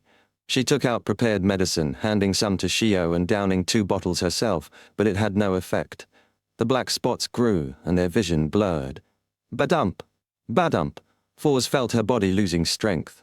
Out of ideas, she clenched her teeth, took a few steps away from Shio, bowed her head, and chanted Mr. Fool's honorific name. In about 10 seconds, dark red light engulfed her. The ravings and roaring vanished, and she saw the familiar mottled table. Her dizziness and blurred vision were gone, and the black spots on her spirit body had vanished. "Thank you for your help," she said, bowing to the figure shrouded in grey fog. Mr. Fool replied in a calm tone, "Your spirit had been corrupted by some force. It should be fine now." Just as she was about to ask how to save Shio, the scene turned red, and she found herself back in Delaire Forest. The black spots on her hands were rapidly fading, and the bleeding had stopped. She saw Shio weakly slumped against a tree, her face covered in terrifying black spots. She rushed over. "I have a way to save you, but you need to follow my instructions. Use ancient Hermes to say this, the fool that doesn't belong to this era." Shio, barely able to open her swollen eyelids, looked at Fours for 2 seconds, then heavily chanted, "The fool that doesn't belong to this era. The mysterious ruler above the grey fog. The king of yellow and black, who wields good luck." As she spoke, dark red starlight surged from the void and swept over her. Indescribable roars vanished, and she found herself seated in an ancient, majestic palace beside a mottled bronze table, a boundless grey fog at her feet. Before her was a lofty figure looking down upon her. The scene was familiar. She had seen it once in a dream. That purification was actually useless. She stood and bowed. "You are the great king of yellow and black?" "You can call me Mr. Fool. Have a seat," the figure replied calmly. Shio bowed again and sat, confirming she was well. She looked around. "Honorable Mr. Fool, does Fours Wall have a seat here?" The fool nodded gently. "Yes." Shio fell silent for a second. "Can I join just like her?" The fool chuckled. "It's a gathering they organized on their own accord but is convened by me. There's still a seat available at present. You may join. Draw a card. They use one of the major arcana cards as their code name." "Yes, Mr. Fool," Shio said, nodding. A deck of tarot cards appeared on the table before her. She reached out, solemnly cut the deck, pulled out a card and flipped it over. It depicted an angel with a trumpet and the sleeping dead awaiting salvation, the Judgment card. Chapter 957, Getting to Know Each Other. Looking at the Judgment card, Shio was taken aback. "This greatly meets my expectations." Shrouded in grey fog, the fool nodded. "The gathering is held here at 3 in the afternoon on Mondays, Backland time. Be prepared. During the gathering, you can exchange information, ingredients, formulas, and knowledge. You can also pay a certain price to entrust missions to the other members." Shio recalled for a moment. "Yes, Mr. Fool." Believing that was all, she then heard the voice from the end of the bronze table. "What did you do before being corrupted by that force?" "We really were corrupted." Shio composed herself and recounted her exploration of the ancient castle, emphasizing the door of blackness and the Wraith Guard corrupted by the power behind it. She noticed Mr. Fool nod slightly. "Don't enter that ancient castle again before you reach Sequence 4. It's time for you to return." Shio got up and bowed. "Your wish is my wish." The dark red color surged before her, and when it dissipated, she was back in the real world, leaning against a tree. The black spots on the back of her hand were rapidly turning faint. She looked up at Fours, who was staring at her worriedly. As their gazes met, Fours broke into a delighted smile, opening her mouth but at a loss for words. Shio slowly exhaled. "Let's first return to the town." "All right," Fours answered without hesitation. Above the grey fog, Klein tapped the edge of the mottled table, considering the encounter of Miss Magician and Miss Judgment. The power sealed behind the door of blackness could corrupt people outside without even escaping, a terrifying thought. The corruption stemmed from the spirit body, and to resolve it, Klein had only two solutions: a complete secret deed ritual, or directly pulling the spirit body above the grey fog to be cleansed. Lacking time, he had chosen the latter. What could it be? The most corruptive power belongs to the devil pathway. Does that place connect to the abyss? He recalled that in the Second Epoch, devils were active on land until the ancient sun god appeared, forcing them to retreat into the abyss. An ancient underground entrance in the northern continent seemed plausible. He decided not to explore the castle to verify his thoughts, as there were unlikely to be any immediate changes. He could get the moon to gather information on the castle's history. Reining in his thoughts, he divined if the matter was pressing and received a negative answer. He then returned to the real world to await the down payment from General Sanchez. At 2 in the afternoon, Haggis, dressed as a northern continent gentleman, arrived with a team of guards, carrying a black leather suitcase.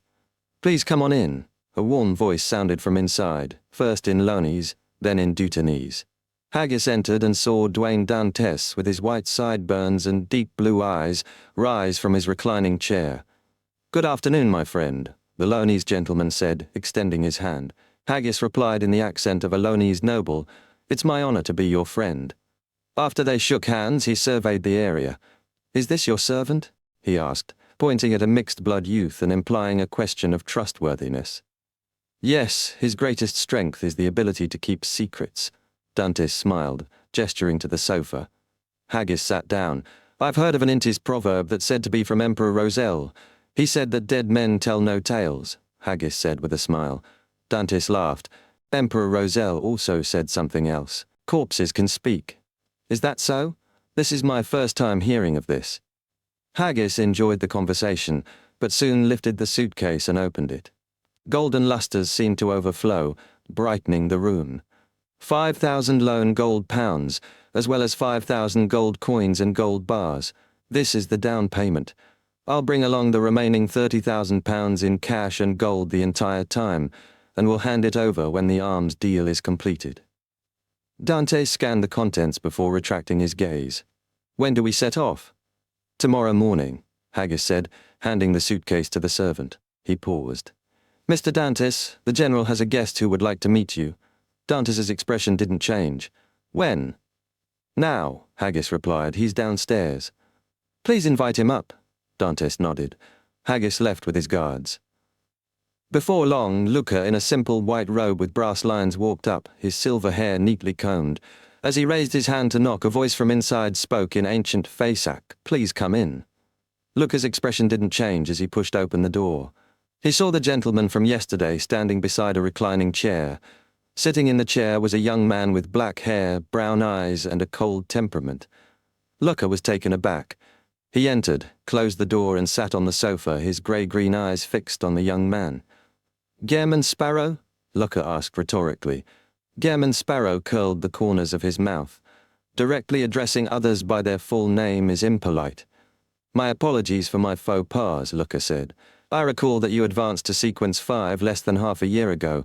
I never expected that you were already a demigod. It left me a little bewildered." Gehrman Sparrow smiled without explanation. After a moment he asked, "Why are you visiting me?" "I don't know," Luca replied calmly. The atmosphere turned odd. Luca eventually continued, "I made a prophecy not too long ago. In it, I will be in a rather thorny situation in the future, and one of the people I met with over these few days will help me deal with it. I'm not sure if it's you, but I'd rather be safe than sorry, so I decided to meet you and get to know each other. My name is Luca Brewster, a clergyman who serves the God of knowledge and wisdom." Gehrman Sparrow nodded. "Not bad. I now know you. I don't believe I need to introduce myself, right?" "Of course," Luca said. "You should be a bizarro sorcerer. I recently received some intel that there has been some reshuffling among the secret order in Intis." He saw no shock on Gehrman Sparrow's face. The powerful adventurer said after a moment, "Zaratul has returned." Luca's eyes changed for an instant. He stood up. "Since we've gotten to know each other, it's time we bid farewell." He walked to the door and left. Sitting on the reclining chair, Gairman Sparrow watched him disappear, then chuckled. What a charlatan. Yes. Dwayne Dantes, who was standing beside the chair, found a seat and sipped his tea. With his white sideburns and deep blue eyes, he and the thin, angular-faced Gairman Sparrow exchanged looks and smiled in unison. On Monday afternoon, Dwayne Dantes took out his golden pocket watch. We're almost arriving at our destination. I believe you and your men need some rest. An excellent suggestion, Haggis agreed. There's a hotel ahead. Let's rest there for half a day before we set off again tomorrow, Dantes said, pointing. Haggis instructed the driver. After checking into the hotel, Dantes declined Haggis's invitation for afternoon tea, using an afternoon nap as an excuse.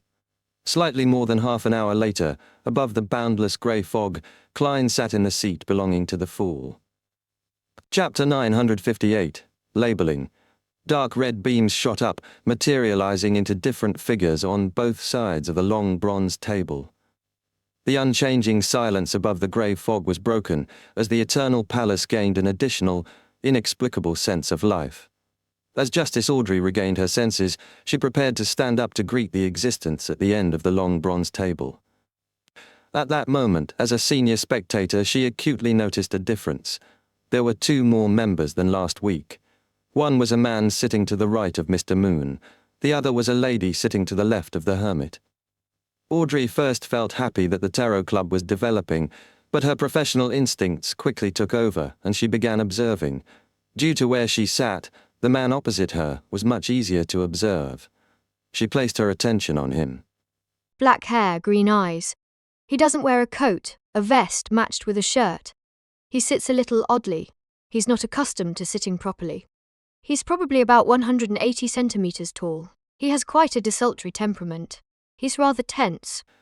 At one glance, Justice Audrey had read plenty of information from the rather blurry figure. She then noticed something different. The man was quickly surveying his surroundings. Such an action wasn't a problem in itself. Anyone new to this strange, secret location would subconsciously size up the other members to grasp their traits and calm down. But the problem was that the man was moving his gaze too quickly. His gaze swept past the Moon, the Hanged Man, and the other members without pausing. To Audrey, this was a clear phenomenon. It didn't mean he was observing his surroundings. It meant he was finding someone. He was looking for someone he had in mind. Audrey felt a little excited, believing the newcomer knew one of the members present. Who could it be? She observed for another second and realized that the man had fixed his gaze on the world Gairman Sparrow. Audrey was thrilled as though she had discovered a secret. The newcomer is a friend of Mr. World, or at least they know each other in the real world. He also knows that he's a Tarot Club member. Or it could be that Mr. World inducted him. No, that's not very possible. If that were the case, the newcomer would be much more certain. He wouldn't be eagerly searching. Furthermore, such an action also proves that he's not a blessed of Mr. Fool. What is his relationship with Mr. World? Holding on to her thoughts, Audrey stood up and turned to face the seat of honor. During this process, she took the opportunity to sweep her gaze at the new member beside Ma'am Hermit. She's exchanging looks with Miss Magician. Her height. Shio has finally passed the test and joined the gathering. Upon identifying her, Audrey curtsied towards the figure shrouded in grey fog. Good afternoon, Mr. Fool. Just as she issued the brisk greeting, she realized something. Mr. Fool was a little different from before. This great existence seemed to be more one with the entire grey fog, palace and space. His aura was lofty and mighty, like the sea or sky. This feeling isn't something that can be described with words. Mr. Fool has taken one more step to his awakening, allowing him to retrieve more of his authority over his divine kingdom. Audrey's eyes darted around, feeling curious and delighted, with a little sense of pride. At this moment, the Hanged Man Alger and the Hermit Catleya had also noticed the 2 new members. They saw the short lady secretly exchanging signals with Miss Magician. She was both unfamiliar and familiar with the tarot gathering, unlike the man in the white shirt and black vest, who had frantically stood up only after everyone else. They also sensed that the new male member took special notice of the world Gairman Sparrow, prompting many guesses. These thoughts resonated in their minds, but they didn't express them. The Hanged Man and the Hermit completed the usual first steps of the gathering with Miss Justice. The son Derek was just happy because the Tarot Club had new members again. The Moon Emlyn had mixed feelings. He felt a sense of superiority being a senior, but also felt there were too many messiahs for the apocalypse. After some searching, the star Leonard determined that the one at the bottom end of the long bronze table was Klein Moretti. His physical characteristics were similar to German Sparrow's description. He's hiding his true identity. He doesn't relax, even in such a secretive gathering, using 2 levels of disguises. I have to take note. Just as this thought flashed across his mind, Leonard saw the girl sitting to the left of Mr. Fool stand up and lead everyone in bowing. He was taken aback, failing to react in time, standing out amongst all the standing members. After a second, Leonard snapped back to his senses and hurriedly stood up to deliver the greeting. Opposite him, Shio glanced at him, equating him to Fours to a certain extent. Fours shared the same thought, though she equated the man with Shio, as Shio had appeared rather unreliable when they first met. This is the Star, and this is Judgment. Take your seats and introduce yourself. The Fool Klein raised his right hand and casually pointed. The name The Star keeps making me think that it's the code name for a lady. As Leonard thought in exasperation, he focused and began labeling the members. Miss Justice seems like a young lady, but she might have donned 2 levels of disguise like Klein. She's rather optimistic and cheerful. Although I can't tell the details of her attire, it appears to be very classy. Mr. Hanged Man, burly, restrained. He's likely to be a straightforward but rash person. Miss Magician. The way she looks at me is weird. From time to time she will glance at Klein. I've no idea what's on her mind. She seems rather ordinary overall, with nothing standing out. Mr. Sun. He's very tall, but the way he speaks sounds like he's going through puberty. Although he's silent, he does seem rather friendly. Miss Hermit. Ma'am Hermit. She exudes a mature and staid demeanor. She's likely a very experienced beyonder. Mr. Moon. Rather young and looks a little reserved. Makes me feel like I've seen him somewhere before, but I can't recall it. I'll continue observing. Miss Judgment. Very short with very obvious traits. However, I can't be sure if she has donned 2 levels of disguises. The world, very, very gloomy. This is likely his disguise.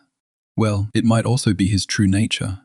He wasn't a demigod before, meaning that this gathering has no lack of mid-sequence beyonders. I wonder if I'm the weakest one. As Leonard observed the other members, Judgment Shio Derecha was also using her powers as a sheriff to extract the traits of the different members and keep them in mind. A noble lady, sailor, or a crew member. Rather young and introverted, but it's not serious. Rather strong. The leader of at least a mid-sized team. Arrogant, of pretty good family background. Desultory. Not staid. Gloomy, terrifying. Amidst their thoughts, the other members finished their self-introductions. The hermit Catalea looked towards the end of the long bronze table and said with a bow, Honourable Mr. Fool, I didn't receive any new Roselle diary pages this time. Didn't receive? Does this mean that Queen Mystic didn't reply? I wonder what Bernadette is busy with.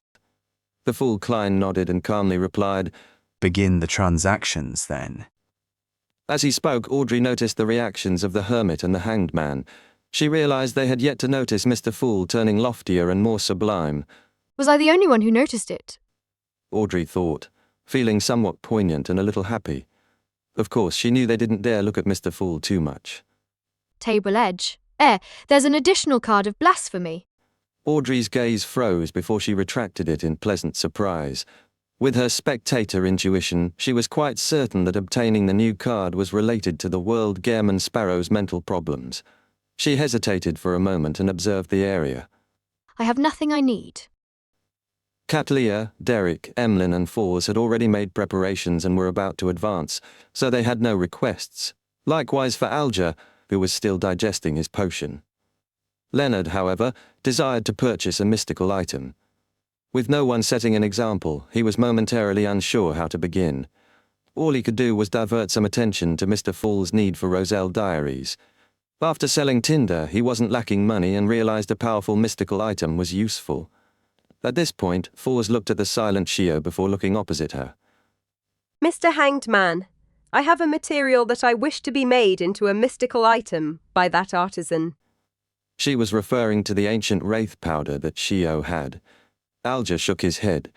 That artisan has been controlled by some members of the Rose School of Thought who believe in the primordial moon. That's all I know. The subsequent matters have been left to Ma'am Hermit to handle. Rose School of Thought. Primordial moon believers. Left to Ma'am Hermit to handle. Leonard and Shio looked around, suddenly realizing that the gathering they were participating in wasn't as loose as they imagined. They were secretly traversing through the shadows of the world. Chapter 959. Even newcomers are different amongst themselves. Catleya turned her body slightly to the side and looked at the magician. It's a little complicated. I suggest that you wait for another 1 to 2 weeks. I'm unable to promise anything. All I can say is that there should be someone to help you create the mystical item when the time comes. Should be someone. It also means that it might not be the original artisan. Does this mean that she's planning on nurturing an artisan for herself? Or could it be that she's thinking of a way to turn the original artisan into a sealed artifact, using a machine to create machines? Ma'am Hermit is indeed an experienced beyonder. Leonard listened quietly while doing some analysis, finding himself this serious during a meeting for the first time. No problem, Fors replied, having the utmost confidence in Ma'am Hermit. After all, she had already obtained the mythical creature's blood and was likely to undergo a qualitative change in time. At this moment, she heard the world say with a hoarse voice, If this matter requires my help, you can get my help. To Klein, the mother tree of Desire's abnormal interest in the grey fog, coupled with Emperor Roselle's warning to be careful of the moon, made him take special note of matters involving the Rose School of Thought and primordial moon believers. Furthermore, the artisan was now involved in both matters, making it something he had to pay attention to. Catleya never expected the world to offer his help. After some silence, she nodded slightly. All right. If I'm unable to handle it, I'll seek your help through Mr. Fool. She had deliberately said, through Mr. Fool, to inform the two newcomers that the Tarot Club had a magical way of contacting one another, so there was no need for them to be stumped or be in a dilemma. As the pirate admiral with the highest bounty across the 5 seas, she wasn't doing this solely out of goodwill. It was also a way to assert dominance in front of newcomers. Of course, unless time was of the essence, she would in fact rather summon Gairman Sparrow's messenger than trouble Mr. Fool. Seek help through Mr. Fool. Shio vaguely understood something and held back her urge to look at Fors. Leonard's thoughts raced as he also made a guess. Seeing that someone had begun, he relaxed a little and deliberated for a few seconds before speaking. I need a mystical item. What kind? Audrey answered at the perfect time, preventing an awkward atmosphere from descending. Leonard showed his indecision and subconsciously replied, I don't know. He only had such a plan but hadn't thought carefully into the details, only realizing the possibility after being pulled into the gathering. Doesn't know? Is he an idiot? The fool Klein, who knew Leonard's desultory and casual nature, resisted the urge to laugh and criticized him inwardly. Seeing everyone's gaze fall on him with mixed expressions, Leonard immediately felt embarrassed and hurriedly added, I mean, there are no limits on the type, as long as it's geared towards offense, has rather stealth-oriented attributes, and lesser negative side effects. It would be fine by me. This was to boost his nightmare's control to its full extent. At times he could control a target by himself, while Palais Zoroast controlled the mystical item, delivering a lethal strike. Once he became a spirit warlock, he could do 2 or even 3 things at a time. After Mr. Starr finished his explanation, Alger asked, Roughly, what level is needed? Somewhere around a grade 2 sealed artifact, but slightly stronger. Corresponding to sequence 5 or 6. Leonard replied, habitually using the parlance of an official beyonder before switching to more common terminology. At that instant, a thought flashed across the minds of Audrey, Catleya, Alger, and Shio. Mr. Starr is an official beyonder, or at least he once was. From their point of view, although other beyonders sometimes used the concept of grades, they wouldn't use such a vague description when precision was needed. The conclusion easily appeared, making things far more interesting. Mr. World is actually very familiar with an official Beyonder. How did they get to know each other? Audrey thought, enjoying herself as a spectator. Alger tersely acknowledged, A mystical item at sequence 5 costs at least £9,000. For one that matches your request, it can typically exceed £12,000. Very frank. Leonard nodded. I understand. After hearing his reply, Klein nearly facepalmed. Aren't you showing your hidden card to Mr. Hanged Man by doing so? I dare bet that if he has something suitable, the price will definitely be above £12,000. Aside from the £7,000 from Tinder, Leonard still has other savings. With the guidance of a grandpa from the Marauder pathway, he has likely amassed quite a bit. I get it. He's not afraid of being fleeced, because he can purchase from the Hermits of Fate and compare prices. But that gathering happens once every half a year, totally not at the tarot gathering's pace. He then heard Mr. Hanged Man reply in a deep and calm manner, All right. I'll keep an eye out for you. Okay. Catlia and the other members expressed their stance as well.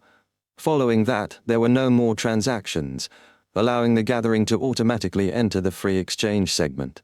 Without waiting for Mr. Hanged Man to inquire, Derek raised his hand.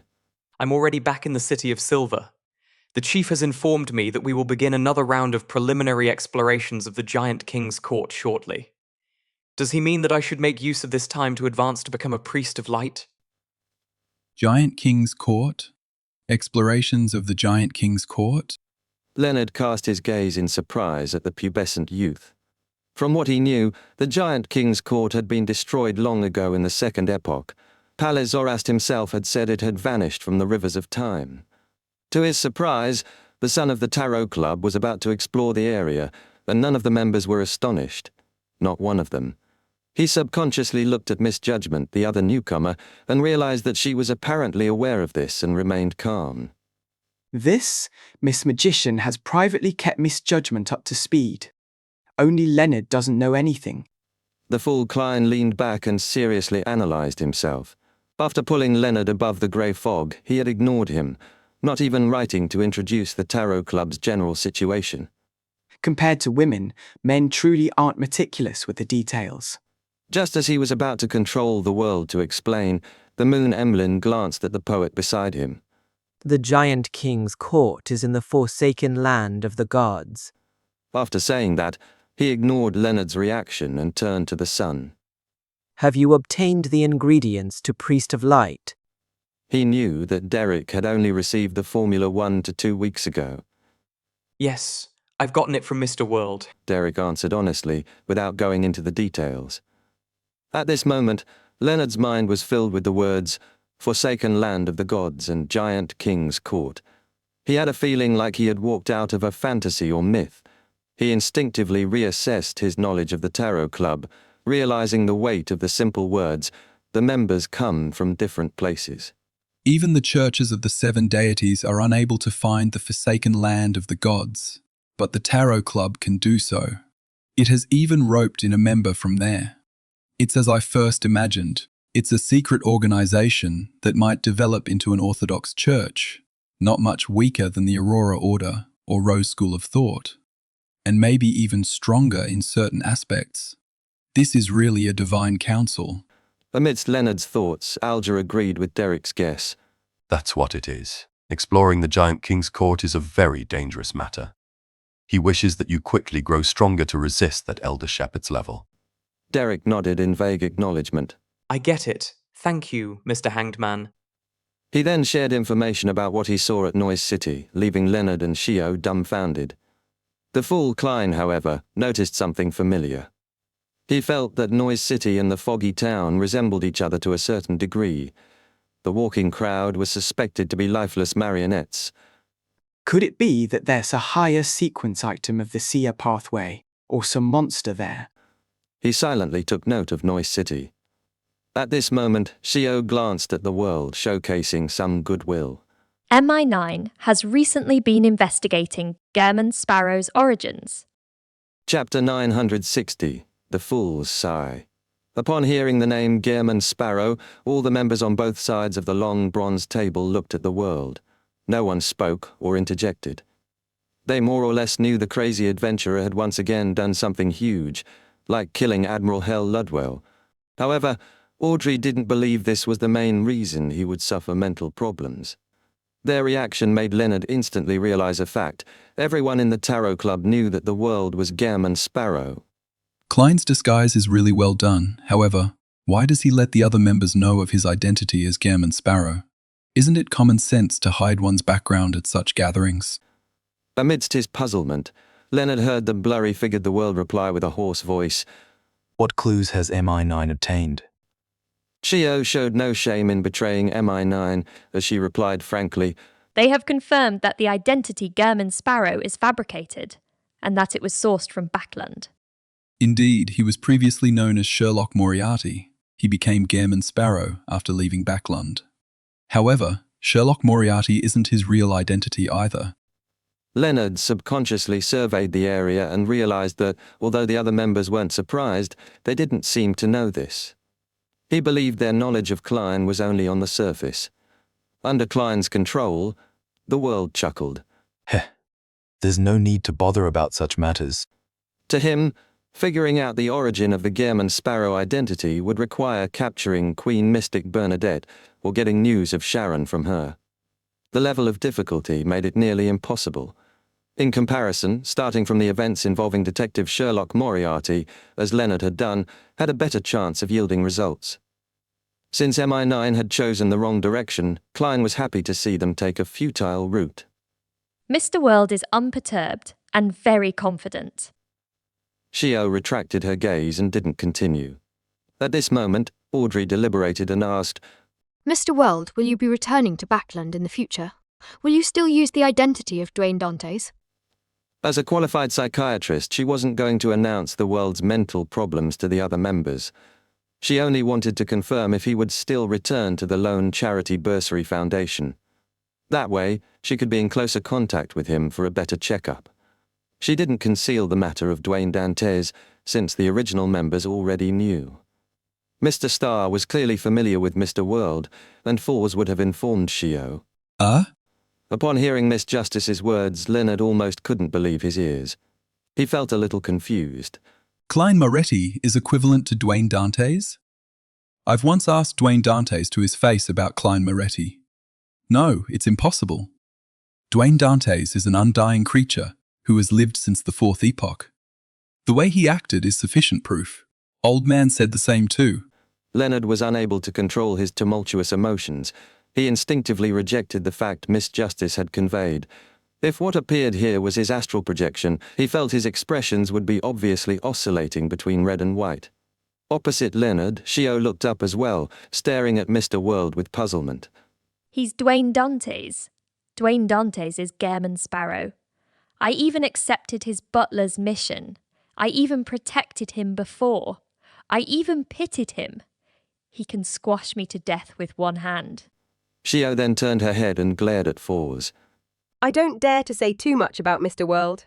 I could only briefly mention a little. Falls turned her eyes away in guilt, mumbling silently. Alger and Cattleya figured out something from the duo's reactions. Miss Magician and Miss Judgment knew each other in the real world, and Miss Judgment had interacted with Dwayne Dantes before, but she didn't know he was Gammon Sparrow. As a senior spectator, Audrey noticed the abnormalities of the Star and Judgment without a doubt. She immediately understood she had made too many assumptions. Audrey, you need to reflect on this. She said to herself in embarrassment and attempted to make up for it before Mr. World spoke. Dwayne Dantes is a public identity. At times it will be Mr. World, and at other times it will be the other blessed of Mr. Fool. So that's how it is. Makes sense. Leonard's mind stirred as he instantly accepted Miss Justice's explanation and figured out many different matters. The Dwayne Dantes that appeared during the period before the breaching of St. Samuel Cathedral's Chinese Gate was likely Klein. The periods before and after that was the other blessed of Mr. Fool. That death consul. Indeed, he's an undying creature who lived since the Fourth Epoch, Old Man's old friend. Yes, it might be other blessed I'm not aware of, but their levels definitely aren't too low. Other blessed. Does that mean Klein is also considered Mr. Fool's blessed? It's no wonder Mr. Fool said that he comes here and participates in the gathering, but the experiences are different from mine. It's because he's a blessed and enjoys the benediction of Mr. Fool, so he also has the ancient aura. It's why Old Man doesn't realize that Dwayne Dantes is played by different people. This explains my previous question. As a blessed, German Sparrow doesn't need to keep his identity a secret. To Judgment Shio, whether Dwayne Dantes was a public identity or German Sparrow wasn't her concern. She overreacted because, after realizing the truth, she felt embarrassed about her various thoughts back then. Seeing the atmosphere return to normal, Klein let out a long breath inwardly and controlled the world to answer Miss Justice's question. Yes, when the time comes, there might be certain matters that need all of your help. When he finished the second half of his sentence, the world swept his gaze across Justice, the Magician, Judgment, the Star, and the Moon. He has plans for something in Backland. Audrey instantly understood what Mr. World was getting at. She felt excited, but also a little worried. She was excited to participate in a secret operation where the participants had no apparent ties, something she had always looked forward to. Her worries stemmed from whether the operation would threaten Backland's safety or harm the innocent. As for danger to herself, she believed Mr. World would arrange things carefully, without needing direct participation. Emlyn was the second person to read between the lines, a result of his innate aversion to troublesome matters. Will it be troublesome? He thought with a frown, saying nothing. While the other members came to a realization, Alger took a deep look at the world and said, I recently received news that the traitor of the Church of Evernight, Archbishop in Zangwil, was killed in West Balam. Before that, he had already become a demigod. As for the sealed artifact 008 which he had stolen, it's unknown whose hands it's in. The only thing that can be certain is that the battlefield was cleared by the Church of Evernight. The Hanged Man is very updated on the news. It's only been a few days. The church should have kept this strictly confidential. However, there might have been other factions arriving at the square that day. Leonard was taken aback for a moment but didn't provide more information. This was the first time Audrey and company were learning about the news. They could only determine the matter was important from the words Archbishop, 008, and Demigod. But since it had nothing to do with them, they weren't too intrigued. Cattleya, having a deep understanding of Grade 0 sealed artifacts, planned on seeking out information on this via Queen Mystic and the Moses Ascetic Order after she returned. Amidst a brief silence, the Fool Klein suddenly extended his hand and rapped the table's surface. He felt that he needed to warn all the members. In the coming years, the waves of the times would come flooding in. Upon hearing that, all the members straightened their backs before turning to the seat of honor. Even the newly joined Leonard and Shio were no exception. It was almost instinctive. Then they heard the profound and lofty figure chuckle amidst the grey fog. The times have changed as a result. The times have changed because of this. In Zangwil's matter is key to something, although it involves a Grade 0 sealed artifact. Alger, who had shared the news, never expected Mr. Fool to place so much emphasis on it. He was momentarily unsure what to make of it. Leonard, who had participated in the matter, felt the same. He knew how important and terrifying the Grade 0 sealed artifact was, but he never expected that what happened that day would change the times. While Audrey and company wore blank looks, they focused fully. Even Derek couldn't help but take on an attentive posture. The Fool Klein surveyed the area and said with a laugh and a sigh, Adam is one step closer to being divine. Chapter 961, Warning by Informing. Adam is one step closer to being divine. The simple sentence sent tumultuous waves through every member of the Tarot Club. The members, aside from Leonard, immediately recalled the information regarding Adam, ancient sun god, City of Silver's creator's son, brother of blasphemer Ammon. He was suspected to be one of the 8 kings of angels, and this mythical figure, who had existed before the cataclysm, had become active in the real world once again. And he was one step closer to being divine. This, to make Mr. Fool sigh. It means that Adam is probably just one step short of reaching the divine throne sequence 0. There is a chance that he might make that step at any moment. Alger subconsciously came to a conclusion as he clasped his hands, thoughts running through his mind. A sequence 0 true god is about to be born. There are still births of true gods in the 5th epoch. This will be the first true god this epoch, with deities no longer able to descend upon the real world. It's unbelievable that a sequence 0 would still appear. Alger always found himself ambitious, now setting his sights on sequence 2, but after hearing about Adam, he still found it unacceptable. The last one to become a sequence 0 true god was the former god of craftsmanship, the present god of steam and machinery, and that happened in the late 4th epoch. Since the 5th epoch began, over 1300 years, there had been no new existence reaching the divine throne. It's no wonder, Mr. Fool said, that the times will change as a result. Amidst Catleya's scattered thoughts, she suddenly came to a realization, as though she could see the waves that marked the end of an epoch flooding over. Having gathered the ingredients for her sequence 4 ritual, she believed she had the chance of attaining divinity soon. But at this moment, she suddenly felt a baffling sense of horror. All she wanted was to communicate with Queen Mystic face to face to confirm the future. Fours, Shio, and the other members had a myriad of reactions. They were shocked that Adam was attempting to achieve divinity and worried for their present life. All of them lived in a world built on a foundation over 1,000 years old, and they didn't dare have sacrilegious thoughts towards true gods.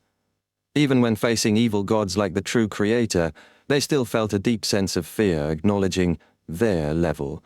They couldn't believe a new god would soon appear or imagine what would happen next. In their eyes, the Fool was a reawakened ancient god, an existence who originally sat at the throne of sequence 0. One step closer to being divine, becoming a god. Derek was mostly excited, as though he could see hope and have a target to strive for. To him, only a sequence 0 could save the City of Silver. Adam becoming a god. Although Leonard didn't know who Adam was, the words "one step closer to being divine" were easy to understand. He connected it to the ordinary priest who had appeared after the battle and picked up 008 in front of Klein. That's Adam, or a subordinate of Adam. No, 008 is a grade 0 sealed artifact. Only Adam, who is very close to the divine throne, can do it personally with great certainty. It's no wonder the battle with In Sang-Wil was easier than I expected. I thought the best outcome would be me and Klein dragging In Sang-Wil into hell together. Who's Adam? Why haven't I heard of him? Perhaps because he was parasitized by an angel, Leonard had a deeper understanding of the path to divinity. The impact he felt wasn't too great. His feelings were mostly puzzlement and curiosity. At this moment, the Fool didn't speak again. It was as though he was simply warning the members to prepare for the change of the times. Amidst the confusion, the world Gehrman Sparrow glanced at the star Leonard and simply said, Adam is the son of the ancient sun god, blasphemer Amon's brother. Leonard jumped in fright and failed to control his expression. He had a deep impression of Amon and a deep trauma from Old Man's descriptions. Adam was Amon's brother, so it was very possible that the level of horror was the same between them. The world ignored the star's reaction and continued, It can be confirmed now that Adam is one of the 8 kings of angels, titled Angel of Imagination. He is ranked on par with Angel of Time Amon. The reason for him targeting In Sang-Wil is to obtain 008 to make up any shortfalls for his path to being divine. And his plan succeeded. Angel of Imagination. Adam is a king of angels from the spectator pathway. Audrey instantly connected this to the Dragon King Ankerwelt's title, Dragon of Imagination. She had long known that mind dragons represented the spectator pathway. As for Leonard, another comprehension obstacle appeared. He had been stumped by the concept of a king of angels, but he was too embarrassed to ask. He planned on seeking Old Man's help when he awakened. Alger pondered over Gehrman Sparrow's words, his expression turning slightly odd. He probed, You seem to have witnessed the matter. Just as he said that, all of them heard a familiar hoarse laughter.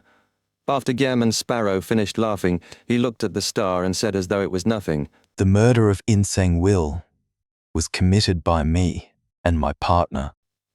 Catleya's mind instantly went blank. She could accept Gairman Sparrow easily, finishing off Admiral Hell, but she couldn't imagine he would one day kill a real Sequence 4 demigod. She quickly calmed down because, with a King of Angels involved, it was possible for a Sequence 5 to kill off a heavily injured demigod due to various coincidences. Furthermore, he had a partner. Audrey read confidence from the world's tone. She couldn't help but ask, Mr. World, have you already become a demigod? The world didn't give a direct answer as he chuckled. In the future, all of you can entrust matters involving demigods to me. Every member present figured out the meaning between the lines. He had become a genuine Sequence 4 demigod, and the kind who could kill peers at his level. At that instant, Cattleya became abnormally calm. She tried hard to recall everything regarding Gairman Sparrow. She was certain he was only a Sequence 6 before the visit to the ruins of the battlefield of gods. He relied on the glove to match a Sequence 5. His search for mermaids for a ritual implied he had indeed advanced to Sequence 5 back then. His various performances after that proved this point. Today, it had only been about 3 months since he stepped into those ruins, but he had already advanced to Sequence 4. This overturned Cattleya's understanding of the world. She was less than 30, but to reach Sequence 5 and gain the title of Admiral of Stars, it took her about 7 to 8 years. She believed she was already far ahead of the pack. Mr. World is impressive. He became a demigod so quickly.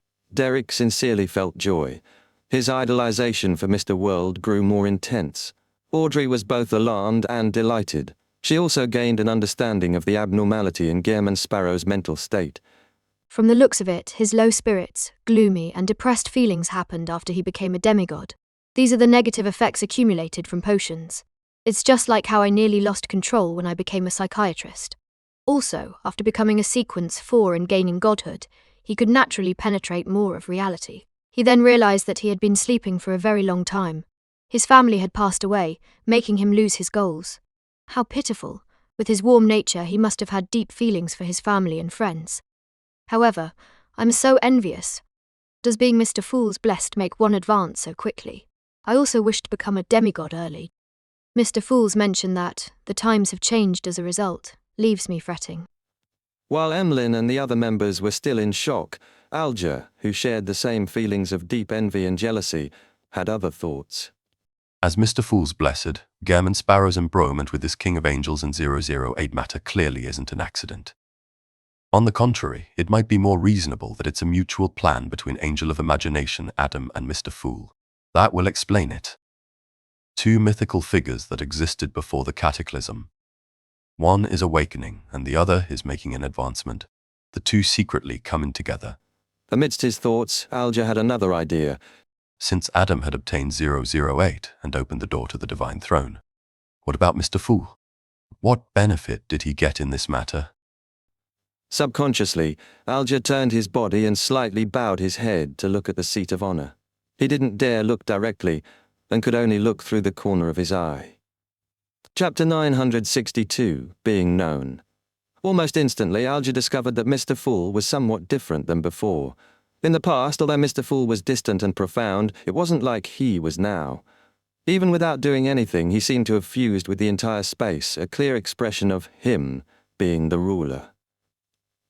Sweeping his gaze, Alger saw the third card of blasphemy and felt more certain of his guess.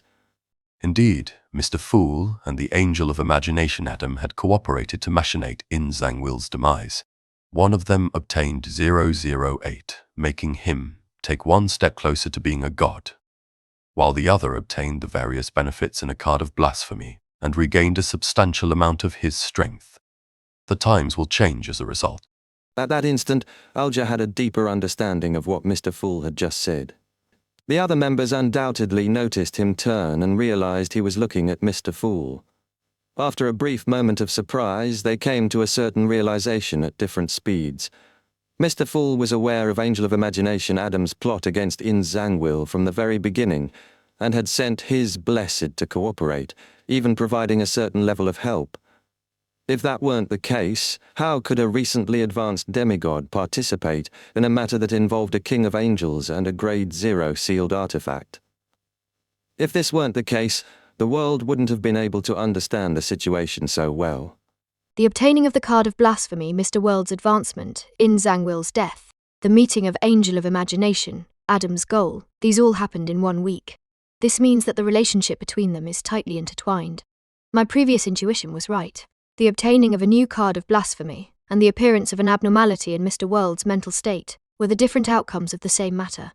Audrey nodded very slightly as she confirmed her theory.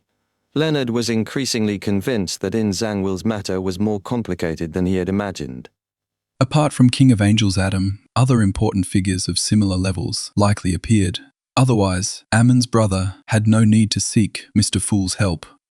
After all, no matter how powerful 008 was, it couldn't compare with the blasphemer as described by Old Man, and Adam and Ammon were likely on par with each other. The evil spirit that Klein pulled into the underworld probably isn't simple. Klein's participation in the matter regarding In Zangwill isn't solely for revenge, but is also due to Mr. Fool's orders. As Leonard sighed, he didn't generate any negative feelings. Instead, he was secretly relieved. From his point of view, this was a very ordinary situation. Mr. Fool's agreement in convening such a gathering was definitely not solely out of goodwill. He definitely had his goals and needs that he wished Blessed like Klein or members like him could complete. Therefore, seeking revenge on In Zangwill and accepting Mr. Fool's mission wasn't in conflict. He was relieved because Leonard believed that Mr. Fool's clear expression of his goals was better than having everything chaotic and unknown. He didn't need to guess or wait with trepidation. He originally had intense wariness for Palais Zoroast precisely because he wasn't sure of his true motives. At this moment, the fool Klein didn't say a word, neither confirming nor denying the members' guesses. Controlling the world, he made him continue. Adam might have established a very secretive organization, and it has been secretly steering the development of the times. Many important figures you might never have expected are members of this organization. They would machinate one matter after another. Also, after leaving this place, do not say or write down Adam's name, including his title.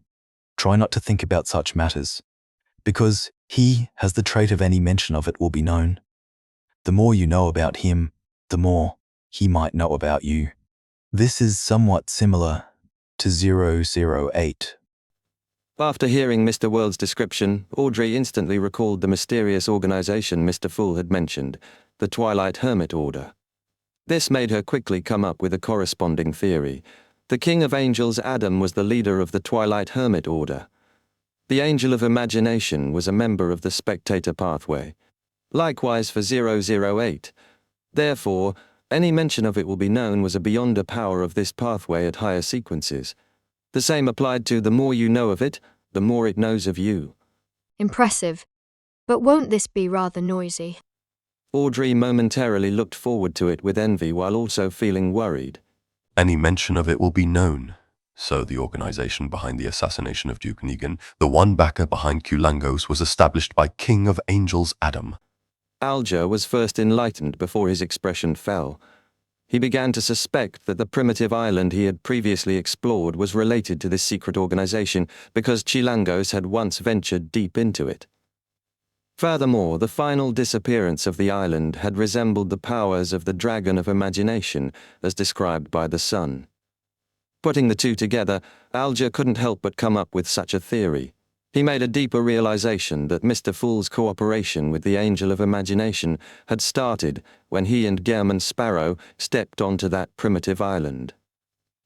He was more convinced of it because the only thing that happened after the existence in that island's ruin awakened was a sigh. So that's how it is. The way important figures set up their ploys are truly well concealed. I didn't notice it at all back then. The games between gods are truly complicated. Perhaps only Sequence 1 Beyonders, or even King of Angels, are qualified to participate. Alger sighed as he felt a baffling sense of desire. Fours had forgotten the mysterious organization Mr. Fool had mentioned previously. Only when she heard any mention of it will be known did she recall it was related to Duke Negan's assassination. However, she was concerned about something else.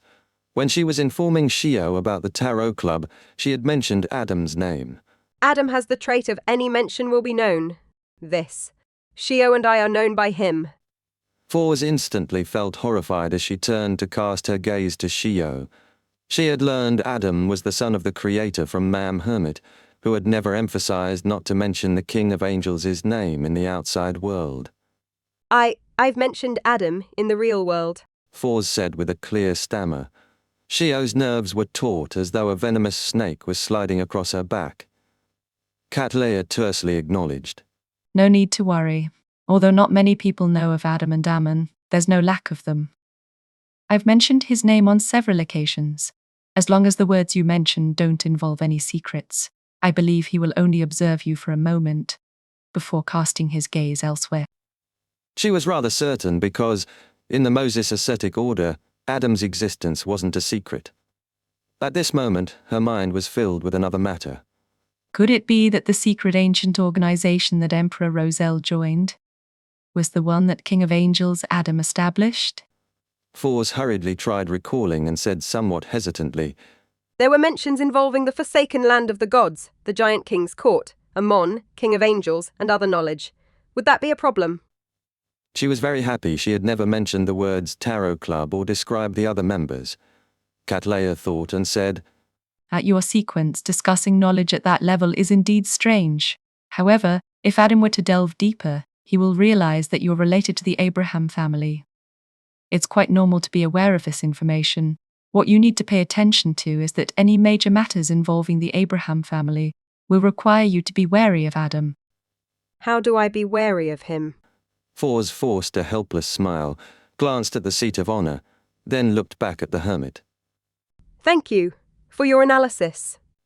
As Mr. Fool hadn't said anything, she decided to believe Mam Hermit's words. At this moment, Klein sighed inwardly.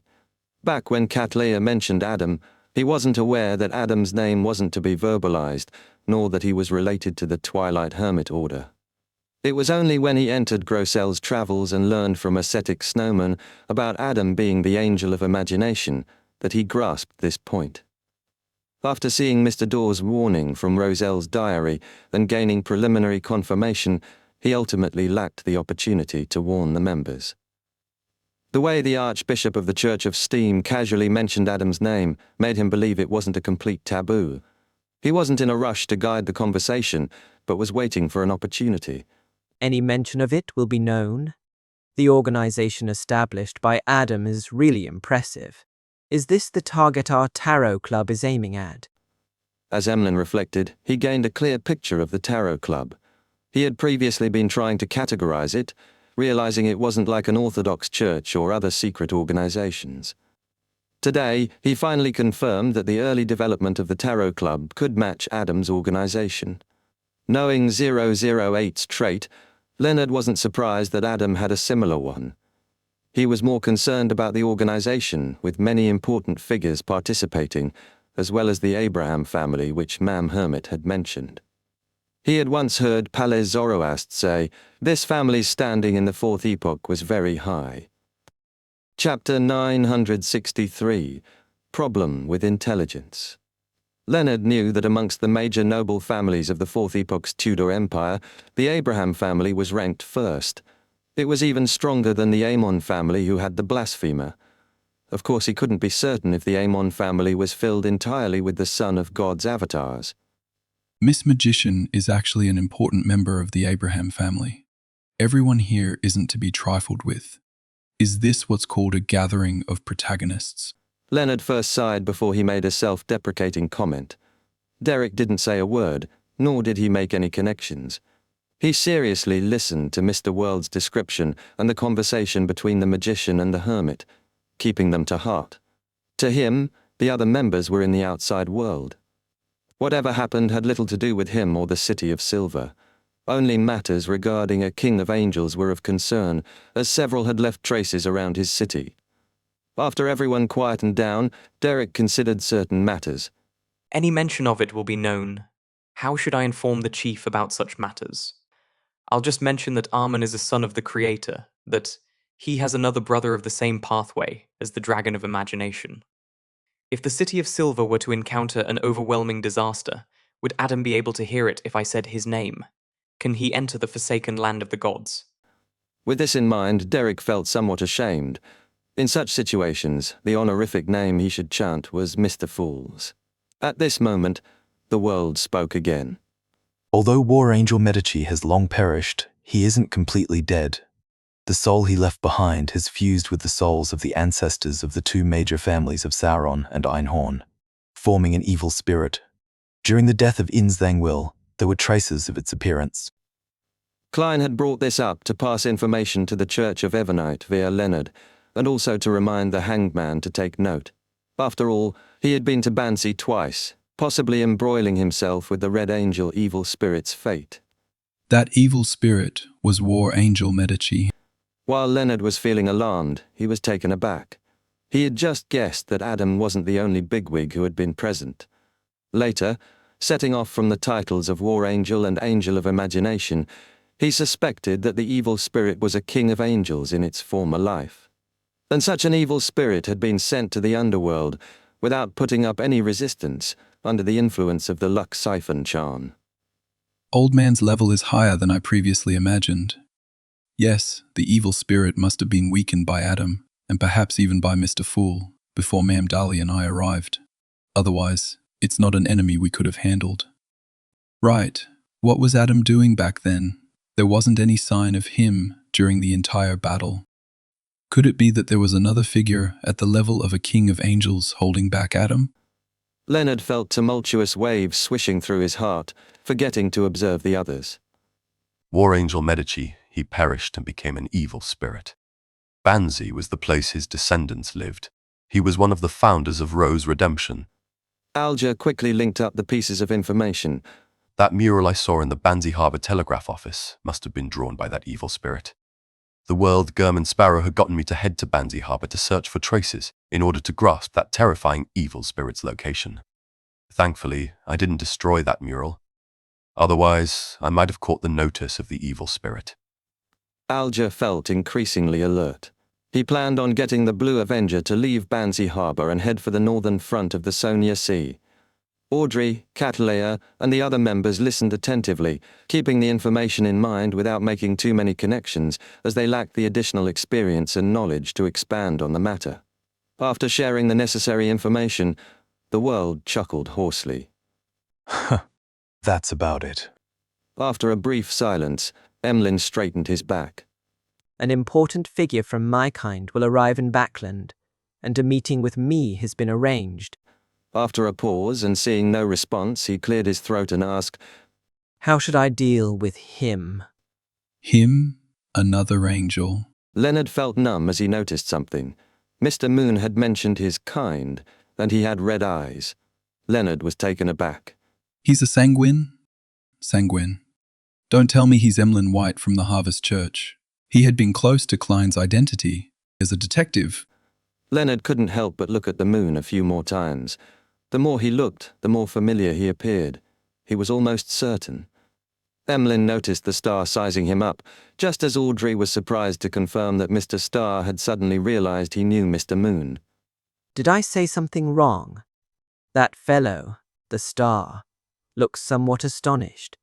He knows me in the real world. Do I know him? A series of thoughts flashed through Emlyn's mind. He tried hard to recall if he had met someone like the star, gradually feeling a sense of familiarity, but he couldn't place him. At this point, Audrey recalled another problem. Mr. World and Mr. Star know each other, and Mr. Star knows Mr. Moon. Then, does Mr. World know Mr. Moon? She subconsciously sized up the person at the lower end of the long bronze table, but she failed to read anything from the world. Alger turned to look at the moon after a few seconds. He said with some deliberation, Mr. Fool just mentioned that the times are changing. Although the important members of the Sanguine might not know of the ins and outs at their level, they will more or less sense something and make preparations. The reason that this important figure wishes to meet you is both a probing action and surveillance. You just need to act as you usually do, but there will subsequently be some tests and missions. As I imagined. A second test and mission will begin. I wonder what revelation the ancestor has given. Emlyn nodded and said, Thank you. With the question answered, Fours finally spoke. Mr. Moon, the intelligence you gave me regarding the abandoned ancient castle was highly problematic. There were 2 ancient wraiths, but in the underground area was a door. Sealed behind the door is a powerful corruptive power. As long as one enters the region where the ancient wraiths are, they will be corrupted. This. Emlyn frowned slightly. He wasn't enraged. He felt her description was completely right. If the person who had provided the intelligence knew that there were 2 ancient wraiths, he wouldn't have ignored that door. As a cultured sanguine, Emlyn never wished for anyone to incur losses because of his mistakes. He was rather perturbed as he thought and solemnly said, I will investigate the source and provide you with an answer. As Fours had returned safely, she didn't mind it too much. She tersely answered, awaiting the outcome. As for being saved by Mr. Fool, it was happening so often she had lost count. After they finished, Audrey asked out of curiosity, Do you know what brought about that corruptive force? Fours shook her head. I don't know. With Mr. Fool not sharing any information, Audrey retracted her gaze and listened to the others. After a while, the learning segment ended and the Tarot Club drew to a close. The members stood up and bowed to bid him farewell. This time, Leonard wasn't too slow. The dark red light dissipated as he returned to the real world. In front of him was a red glove he hadn't worn. At that moment, a slightly aged voice sounded in his mind. Whose dream did you enter a moment ago? Old man has woken up. Leonard was first delighted before he finally felt at ease. He didn't immediately answer Palais Zoroast as he deliberated. Say, is it possible that, at certain times, Dwayne Dantes is Isaac Eggers, who's disguised using some particular item? After learning that Dwayne Dantes was a shared identity, he began doubting Old Man's original theory. The parasite had come to a conclusion based on the different appearances and auras of Isaac Eggers and Dwayne Dantes. Furthermore, not every one of Mr. Fool's blessed looked identical to Dwayne Dantes, or were beyonders of the seer pathway. Since a shared identity was needed, it meant they wielded a mystical item that allowed them to transform. Together with the ancient aura of being a blessed, it wasn't impossible for an angel to make an error in judgment. Palais Zoroast fell silent for 2 seconds before saying, You reminded me.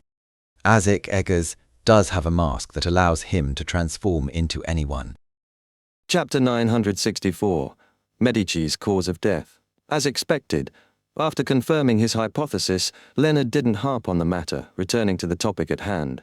Old man, didn't you ask whose dream I entered?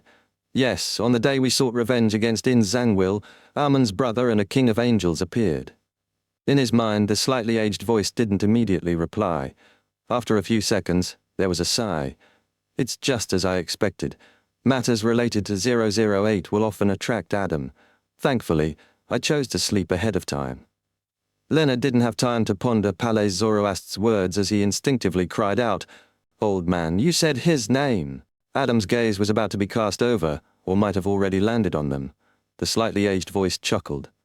You actually know about Adam's trait.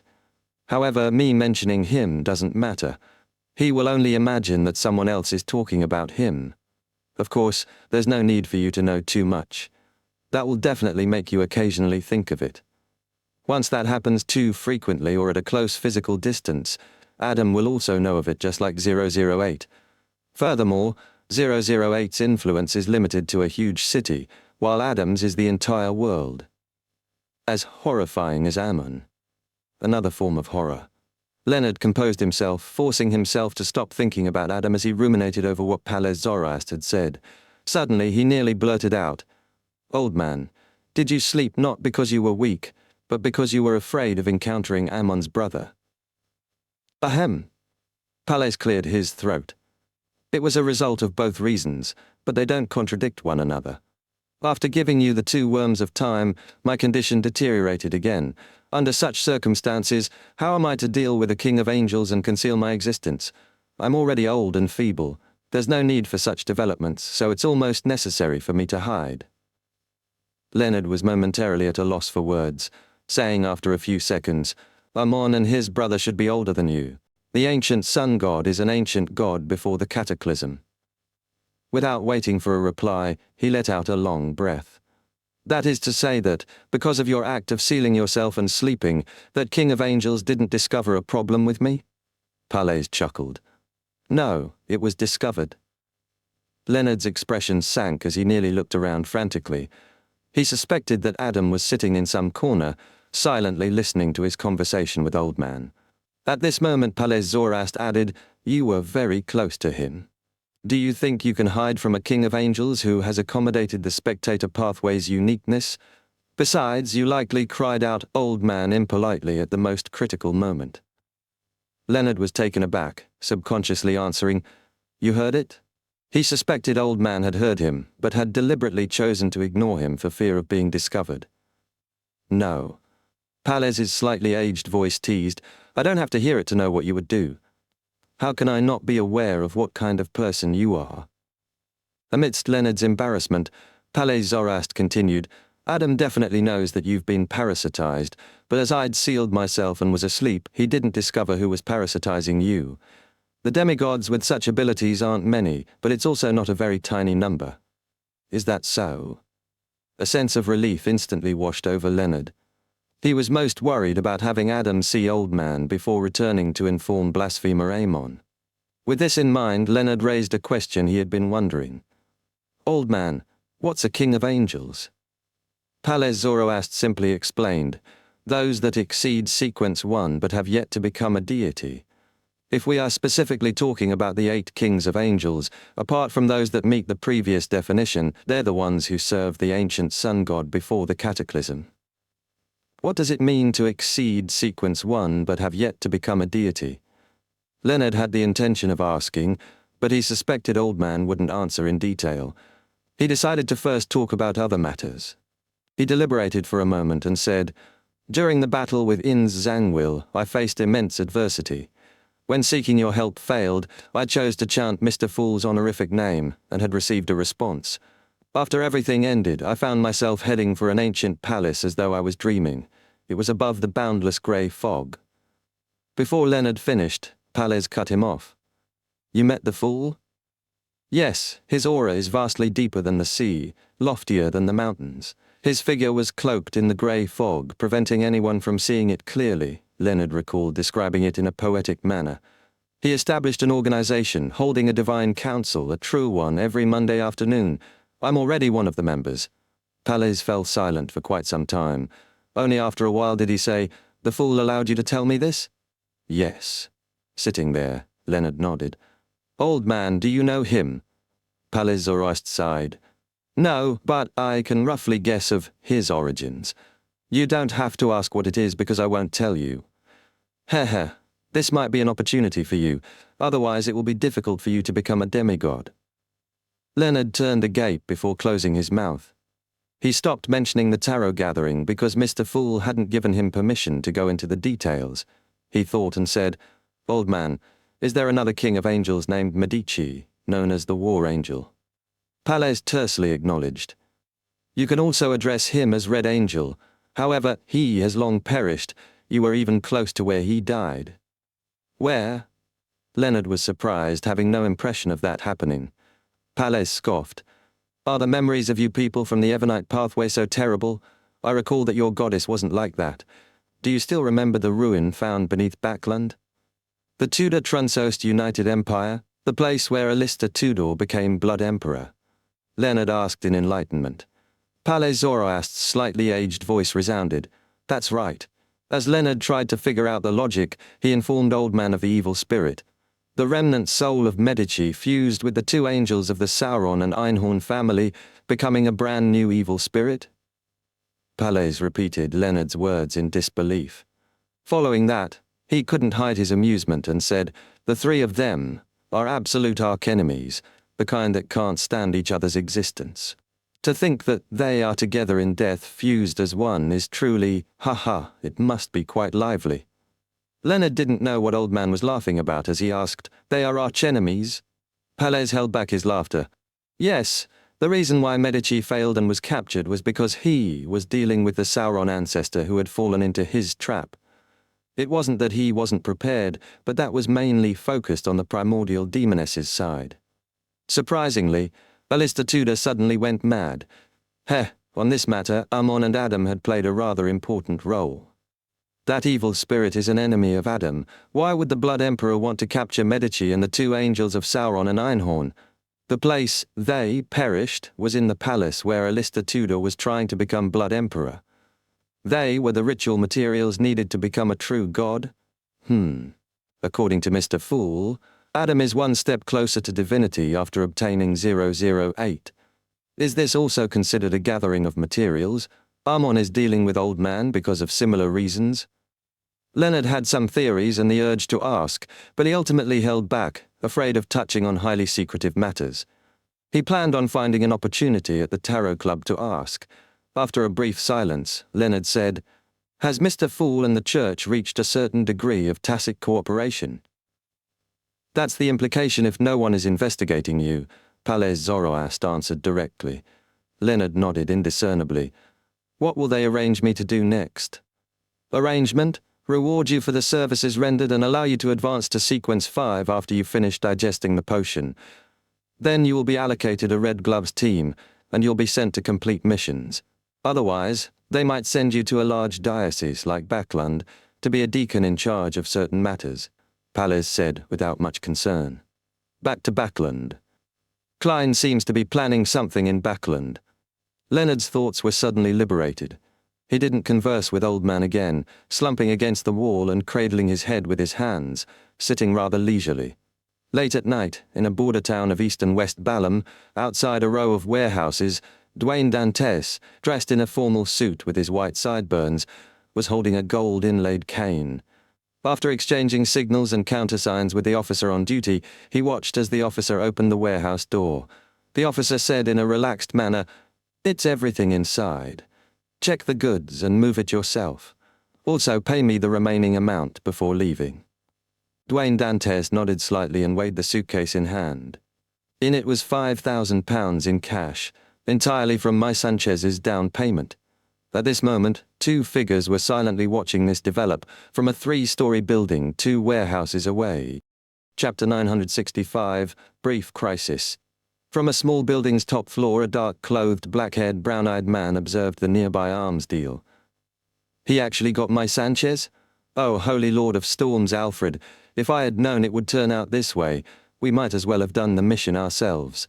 Even if all the expenses are deducted, we should still earn at least £20,000. Beside him, a young man in a black trench coat, with resplendent blonde hair and lake-like blue eyes, shook his head when addressed as Alfred. "No, that would be too noticeable. My Sanchez's allegiance has always been unclear. Before figuring out his take on matters, rashly discussing an arms deal with him is extremely dangerous. Dwayne Dantes is able to earn £20,000 because he dares to take the risk." The black-haired man scoffed. To think that Alfred Hall, who has led a few dozen men to assault a battalion with over 1,000 troops, would claim that he doesn't dare take risks. Alfred glanced at him. "Pagani, this isn't the same thing. That happened because I was confident of wiping out their command center. And once there's a lack of leadership, 1,000 scattered troops might not be as formidable as 1,000 pigs. In addition, the transaction this time is solely a test. It's to establish communications and to set up a channel. If it's done by us, who are we to seek out the next time? And the subsequent ones. If we keep at it, we will ultimately expose ourselves. Once that happens, it will be a diplomatic matter. Furthermore, with the deals deepening and broadening, who knows if this would incur the notice of the demigods of other factions. That would spell danger." "Ha, Pagani said with a smile. "How can demigods be that free to pay notice to such small-scale arm deals? Every faction has a limited number of demigods. There are too many matters awaiting them." "I know. I'm only raising an example," Alfred replied in a staid manner. Pagani didn't harp on it, turning his gaze back to Dwayne Dantes. "This gentleman is said to be very generous. He donated stocks worth more than £10,000 to the Church of Evernite shortly after he arrived in Backlund. Is this the early-stage investments that you often speak of? Also, he seems to be working at the same charity foundation with your sister. Tsk. Such men are very welcome with the young ladies. He's good-looking and has an outstanding demeanor. He's smart, experienced, and has the artifice. He has seen all kinds of women, and he's at the age to settle down. Alfred, You have to warn Audrey that a playboy will always be one, and that one's moral character is a flaw that can never be corrected. You can't let the most dazzling jewel of Backlund be taken by this fellow. Alfred turned his head to glare at Pagani. There's no need for you to show any concern about such matters. Audrey isn't a young and clueless lady. Her knowledge of the world is far more mature than you imagine. Besides, my father and mother are in Backlund. They have the ability to prevent any nasty things from happening. With that, Alfred looked at the nearby arms warehouse, paused. My Sanchez actually sent haggis. I'll go greet him. This isn't the best time to meet, right? Before Pagani could speak, Alfred turned and walked down the stairs. Klein, as Dwayne Dantes, held his gold-inlaid cane, standing with Miss Sanchez's representative haggis outside the warehouse. They watched crates of munitions loaded onto carriages. Sensing something, he half-turned. Reflected in his eyes was a young man in a trench coat, slick-backed blonde hair and lake-like blue eyes. His every move exuded dignity. His authority was obvious, even without troops. Alfred! Haggis cried out in delighted surprise. Alfred, Miss Justice's second elder brother. This feeling resembles the arbiter pathway. Klein raised his right hand, taking off his top hat and pressing it to his chest in greeting. After Alfred Hall greeted Haggis, he turned to Dwayne Dantes. Your character is widely spread across Backlund. Even I've heard of you, despite being in East Balham. Character? A character at making arms deals? Klein lampooned, chuckling.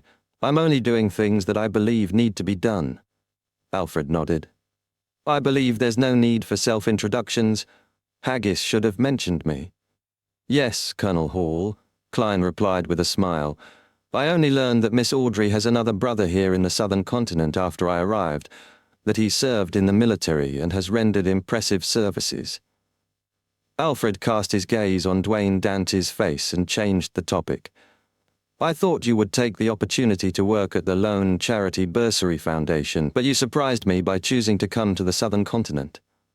Klein maintained his smile. For an outsider to truly enter a pre-existing circle is quite impossible just by giving donations, doing charity and hosting balls and banquets. Alfred tersely answered, very wise. After pleasantries, he asked Haggis, did something happen in Kukawa? It seemed rather serious. Haggis squeezed a smile. I'm not too sure. I was hiding in an underground bunker at the General's residence. I later heard of a lightning storm at Revival Square. Lightning storm? Alfred's gaze again turned to Dwayne Dantes. Klein nodded. Indeed, my hotel isn't far from Revival Square. I saw continuous lightning bolts striking that area all in the day. Alfred's gaze again turned to Haggis. What happened to the scene in the end? Most of the area was in shambles. There were marks of lightning strikes. Haggis replied, not hiding the truth. Alfred nodded gently, pointing aside.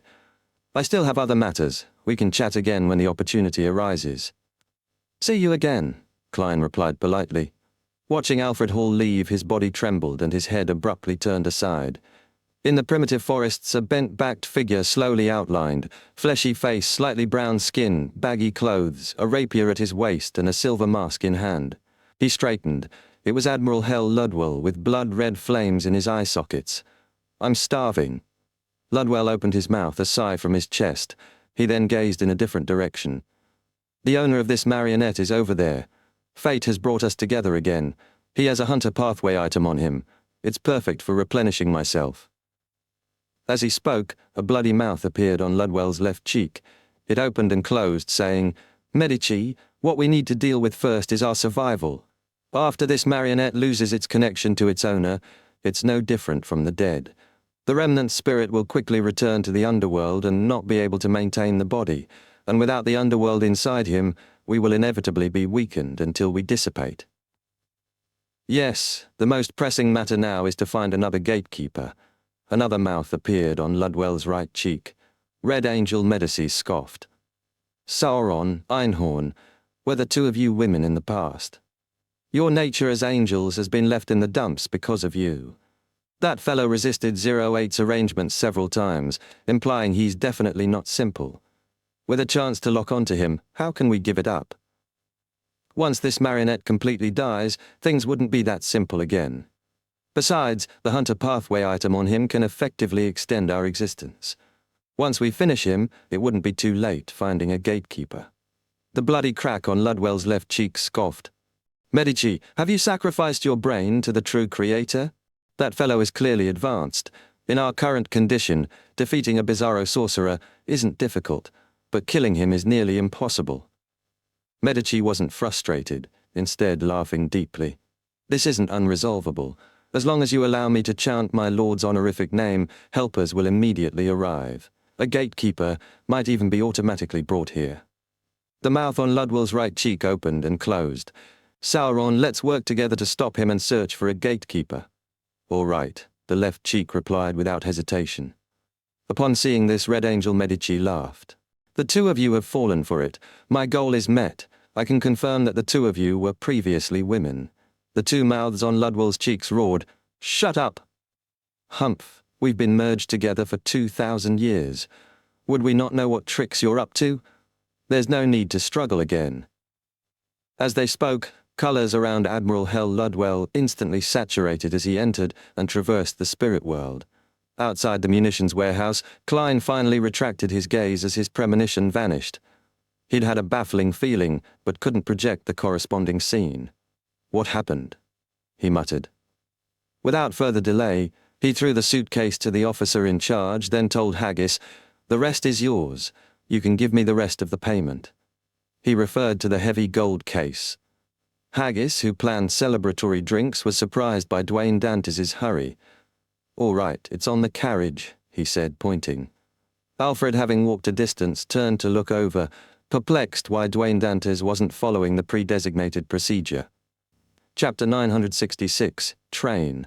Seeing Alfred look over, Klein returned with a smile and nodded gently. I suddenly sensed some danger. With that said, he calmly turned and headed for the carriage which Haggis had pointed out. Danger. Alfred repeated the words softly, warily surveying his surroundings, but failing to find anything odd. He slowed his pace, constantly taking note of his surroundings before returning to the nearby 3-story building with heightened vigilance. Pagani glanced at the heavy-expressioned Alfred and asked, puzzled, What happened? Alfred walked to the window and looked down at the convoy preparing to leave. He deliberated and said, Dwayne Dantes suddenly left, saying that he had sensed danger. Danger? Pagani didn't dismiss it, looking around warily. He didn't notice anything amiss even as Mai Sanchez's men left the region and vanished into the darkness. He then laughed. Haha, Alfred, I think you're too sensitive. I believe it's solely because Dwayne Dantes is a coward and was unwilling to stay here for too long. Alfred retracted his gaze and frowned. Perhaps. After returning to his hotel, Klein had Enzo, who had turned into a mixed-blood lad, open the suitcase. He took out the gold coins and bars one by one to count them. They were valued at a total of 30,000 lone gold pounds. Thankfully, my previous agreement with Miss Messenger is 10,000 lone gold coins. I don't need to make any additional conversions. Klein sat leisurely in a reclining chair, drinking a sweet and sour guadar while monitoring his marionette's work. After Enzo separated the items, Klein took out the adventurer's harmonica and blew into it. Reinette Tinneker walked out of the void with 4 blonde, red-eyed heads in hand, as though she was constantly nearby. Her 8 eyes turned towards the pile of separated gold coins and bars. After a few seconds, the 4 heads spoke one after another. Very good. In the future, missions will cost more. What's the logic behind this? Klein was taken aback. What? Reinette Tinneker's 4 heads nodded seriously.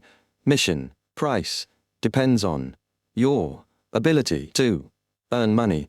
I never expected that. Klein turned agape but was unable to retort.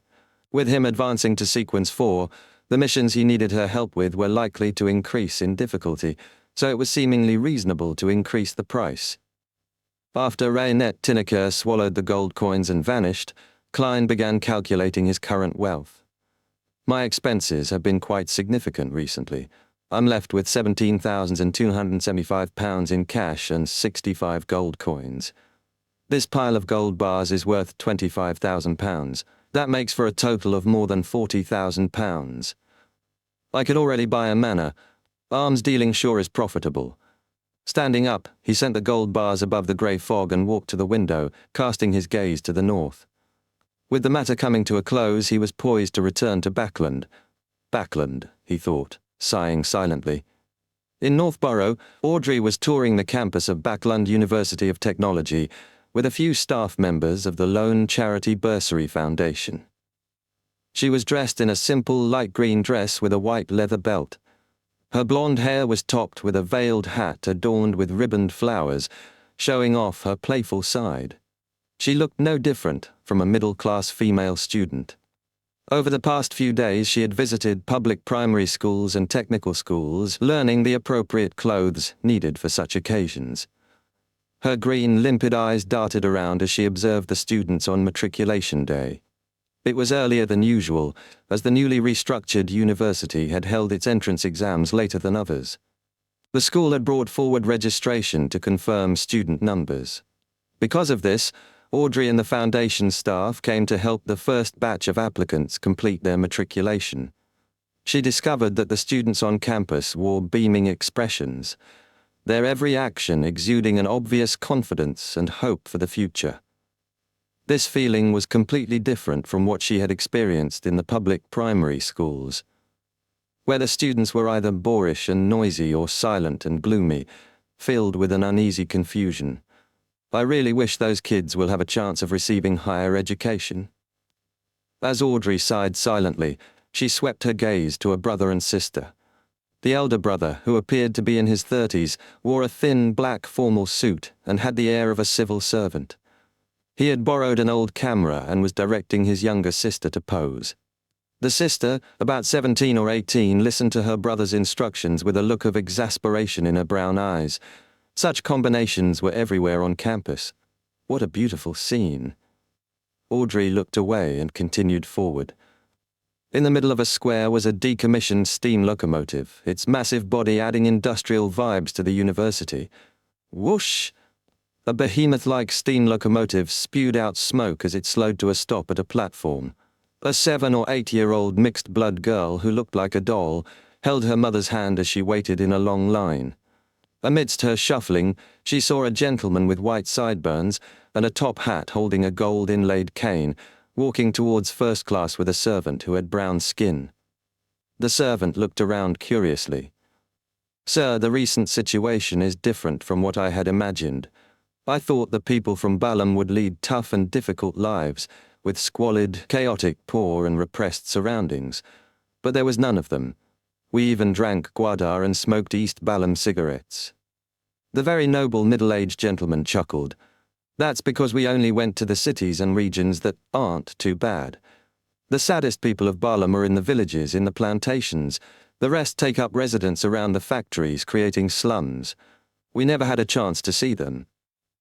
As though sensing the girl's notice, the gentleman with deep blue eyes and his servant looked over and gave a warm smile, their lips clearly curling up to reveal 8 teeth before they nodded and continued on their way.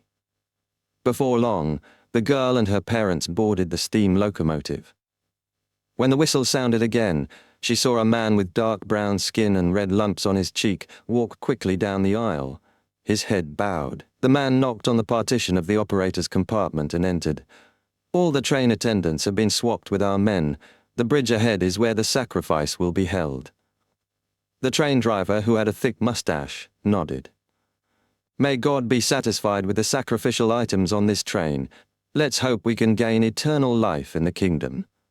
Whoosh!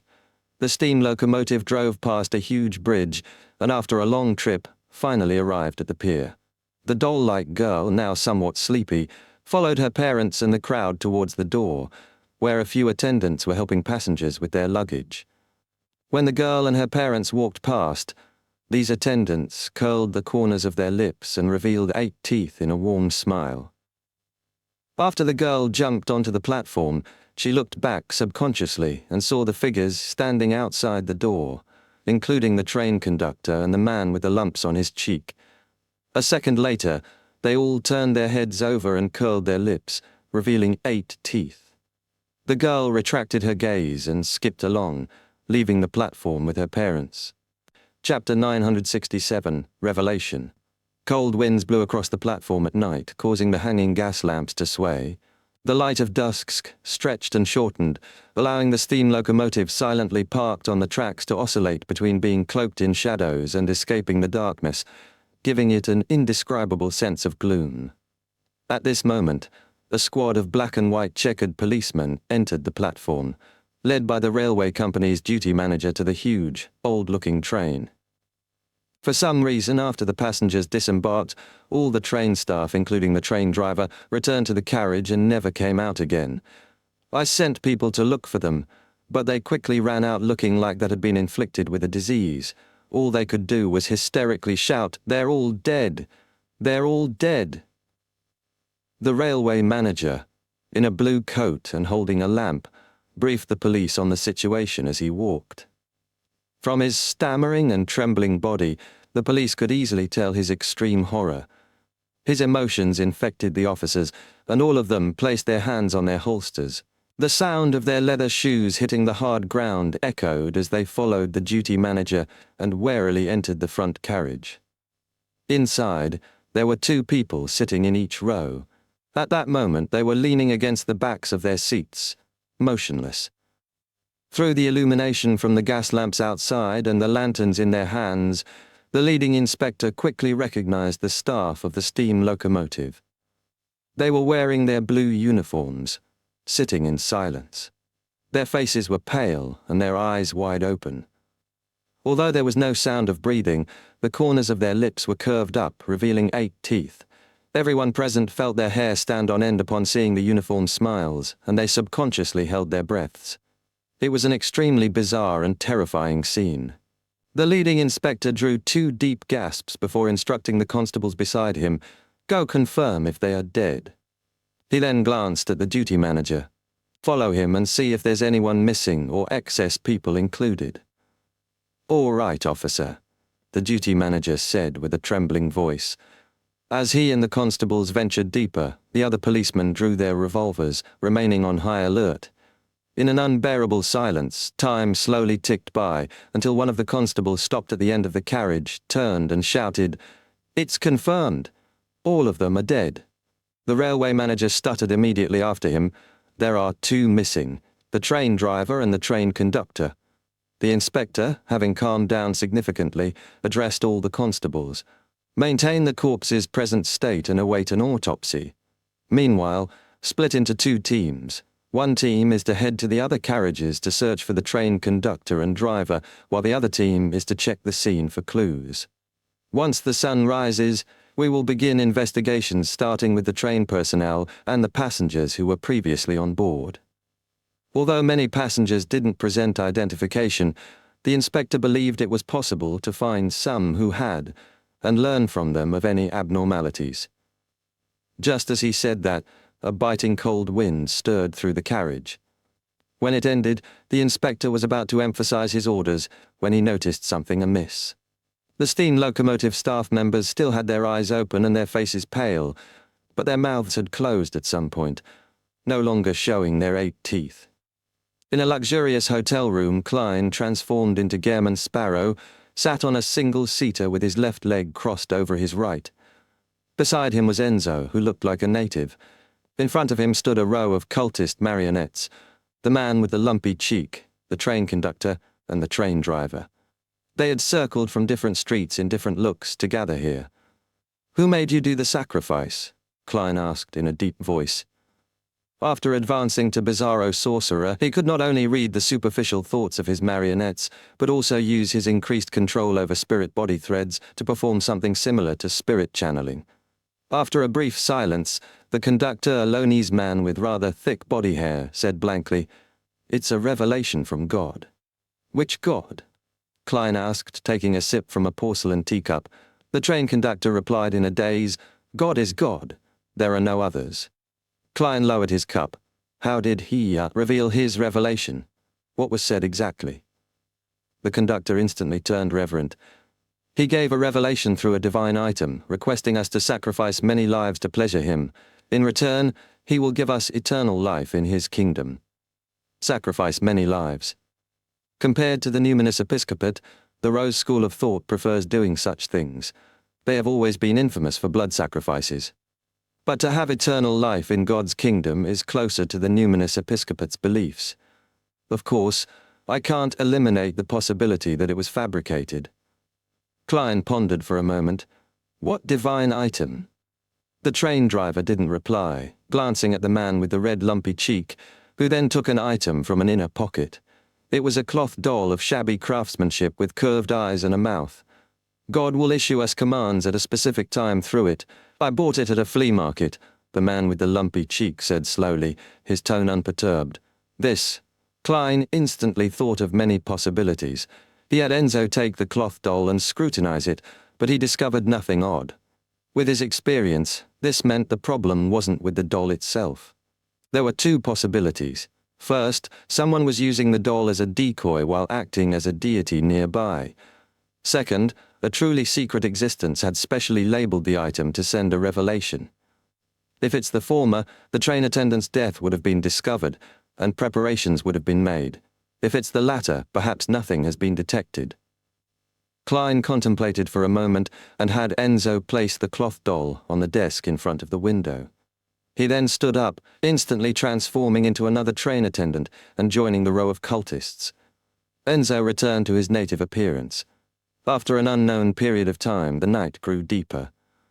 Suddenly, on the desk bathed in crimson moonlight, the cloth doll with curved eyes and a mouth moved its limbs and slowly stood up.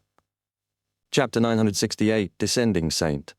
The cloth doll turned its lifeless eyes, its body standing up straight as it looked towards the area the crimson moonlight failed to illuminate. There, the man with the lumpy cheek and the other cultists stood quietly, but at this moment they bowed their heads and raised their arms as though in prayer, piously listening to the revelation. About 2 to 3 seconds later, the cloth doll finally stood up. Just as it was about to open its tongueless mouth, all its movements suddenly turned sluggish, as though it were a highly rusted robot. Hidden amongst the cultists, Klein had seen a strange spirituality thread extend from the doll and, without hesitation, began controlling it. The lights in the room dimmed instantly. The doll with curved eyes and mouth lost its support and slumped to the table, motionless. Amidst the flickering streetlights more than 1,000 meters away, Klein lost control over the blob of spirit body threads. The power that descended with the help of the doll took less than 2 seconds to escape his range. Whoosh! A biting cold wind swept up inside the room.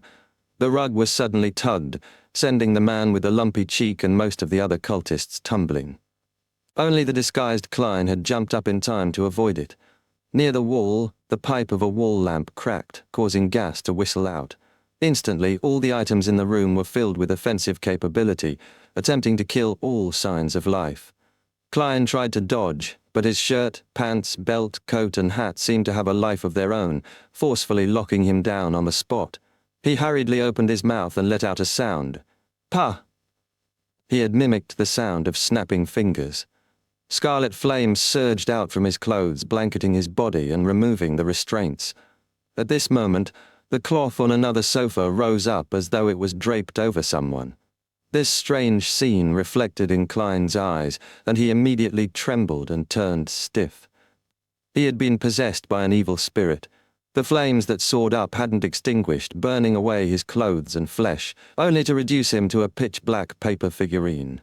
Behind this paper figurine was a pattern covered with feathers, giving it a surreal and illusory feeling. This was the mutated paper figurine that had been tainted with artificial death's aura. Klein knew there were only 2 possibilities for the doll to mutate. One was that the entity disguising as a god was nearby and, sensing the deaths of the cultists, had laid a trap. The other was that the one using the doll was a secret existence who had descended at the predetermined time to give the next round of revelations. Regardless of the situation, it meant danger. Therefore, Klein had come prepared. Based on the characteristics of a descent, he had placed the mutated paper figurine in the iron cigar case and maintained his marionette's level at that of an ordinary person to lure the target into possessing him. At this point, the possession target of the god had gone from Klein to the death paper figurine. As the scarlet flames swept about, the paper figurine ignited as a pale white color spread abruptly, tinged with a slightly dark green. A rather painful grunt sounded as a transparent afterimage flashed across a window. Almost at the same instant, the items that had come alive fell to the ground, returning to their lifeless state. At that moment, in a port city north of the southern continent, residents enjoying their evening didn't notice their glass windows dimming before quickly returning to normal. Alongside this, flames in fireplaces either intensified or dwindled. The crimson moonlight brightened a little, as though covering the entire city in a light veil, before quickly returning to normal. A scarlet-red flame then flared up on a silver candle on a dining table, and Enzo walked out of it, his body and face rapidly changing into Gehrman Sparrow. Just moments ago, at the instant the crimson moon brightened, he had lost his target. Not only possessing the Beyonder powers of a high-sequence Beyonder of the Wraith pathway, but they can also borrow the power of the crimson moon. Klein muttered silently, coming to a preliminary judgment. He believed that it wasn't an angel, as the strength was far inferior. Just as this thought flashed through his mind, Klein left the dining room and entered an activity room where a few believers were praying to the primordial moon. Unlike the cultists on the train, they knew who they were praying to, as though they were more formal members. Klein entered the room at an unhurried pace. With the powerful illusion of a bizarro sorcerer, they treated Gehrman Sparrow as an oracle, seeing a bright moon halo at his head. The believers plopped to their knees in devout prostration. Klein didn't beat about the bush. Who was the saint you met previously? Although puzzled, one of the believers respectfully answered, Oracle, it was Shaman King Klarman. Shaman King Klarman, that's a familiar name. Ah, right, the author of that book of secrets. Isn't he long dead? He was alive over a millennium ago. Saints of non-special pathways have no way of living that long. He joined the Rose School of Thought, but still believes in the primordial moon. Through some means he has extended his life. Klein's mind whirred as he recalled the origins of the name. A sailboat was docked by a pier, the faint moonlight illuminating the cabin's interior. A figure with frizzled black hair with white streaks walked out of a mirror. He wore a black robe with crimson patterns, and his face had wrinkles that were neither too deep nor shallow. His eyes were bloodshot. At this moment, on his exposed skin, his pores had expanded, producing white feathers stained with pale yellow oil. The elder's expression was somewhat warped, as if he was in pain. He quickly sat on the bedside, bowed his head, and silently chanted. In his jarring voice, his forehead slowly cracked apart, revealing a red full moon that seemed to be embedded in it. The moonlight dispersed and cloaked the elder, causing the white feathers on him to contract and recede. But at this moment, his abdomen bloated up as though filled with liquid. Finally, his clothes and skin tore apart as a blob of flesh and blood covered in white feathers flew out onto the deck. After squirming for a while, it rotted and died. Phew. The elder looked up and slowly exhaled, his bloodshot eyes filled with puzzlement. He muttered softly, "Death's blessed, but death is no more." Early in the morning, the Church of Storms' mandated punishers who had taken over the case received new intelligence. The missing conductor and driver, as well as a few suspicious passengers, had been found. Before long, the team followed the clues and found their targets silently hung in a row outside a building. "This is a provocation," the mandated punishers' captain growled. But after they lowered the corpses and investigated inside, they saw that these people had been piously praying to the primordial moon, holding a rather diabolical ritual.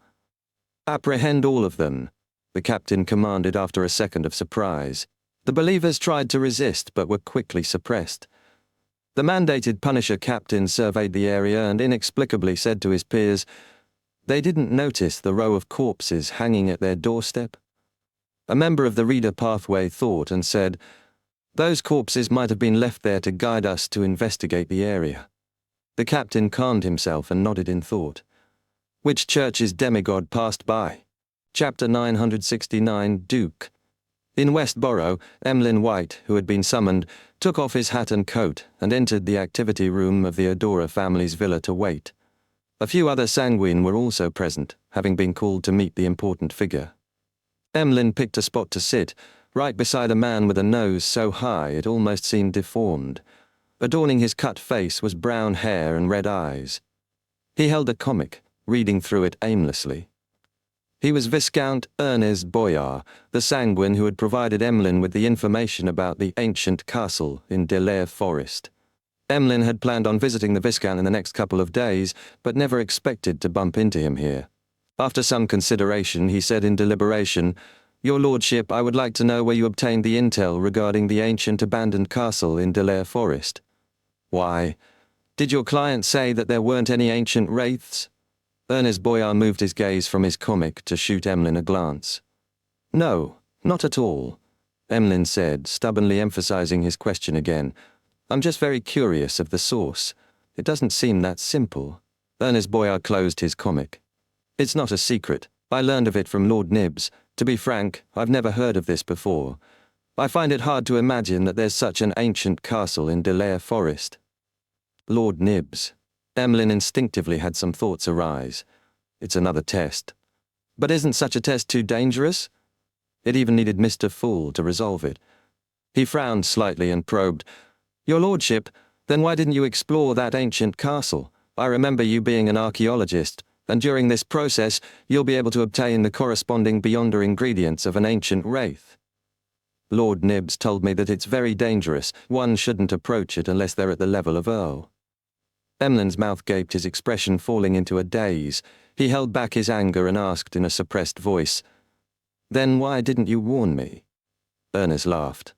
"Isn't it obvious? How can a location with beyonder creatures present, one that's known by us sanguine, still exist if not for special reasons?"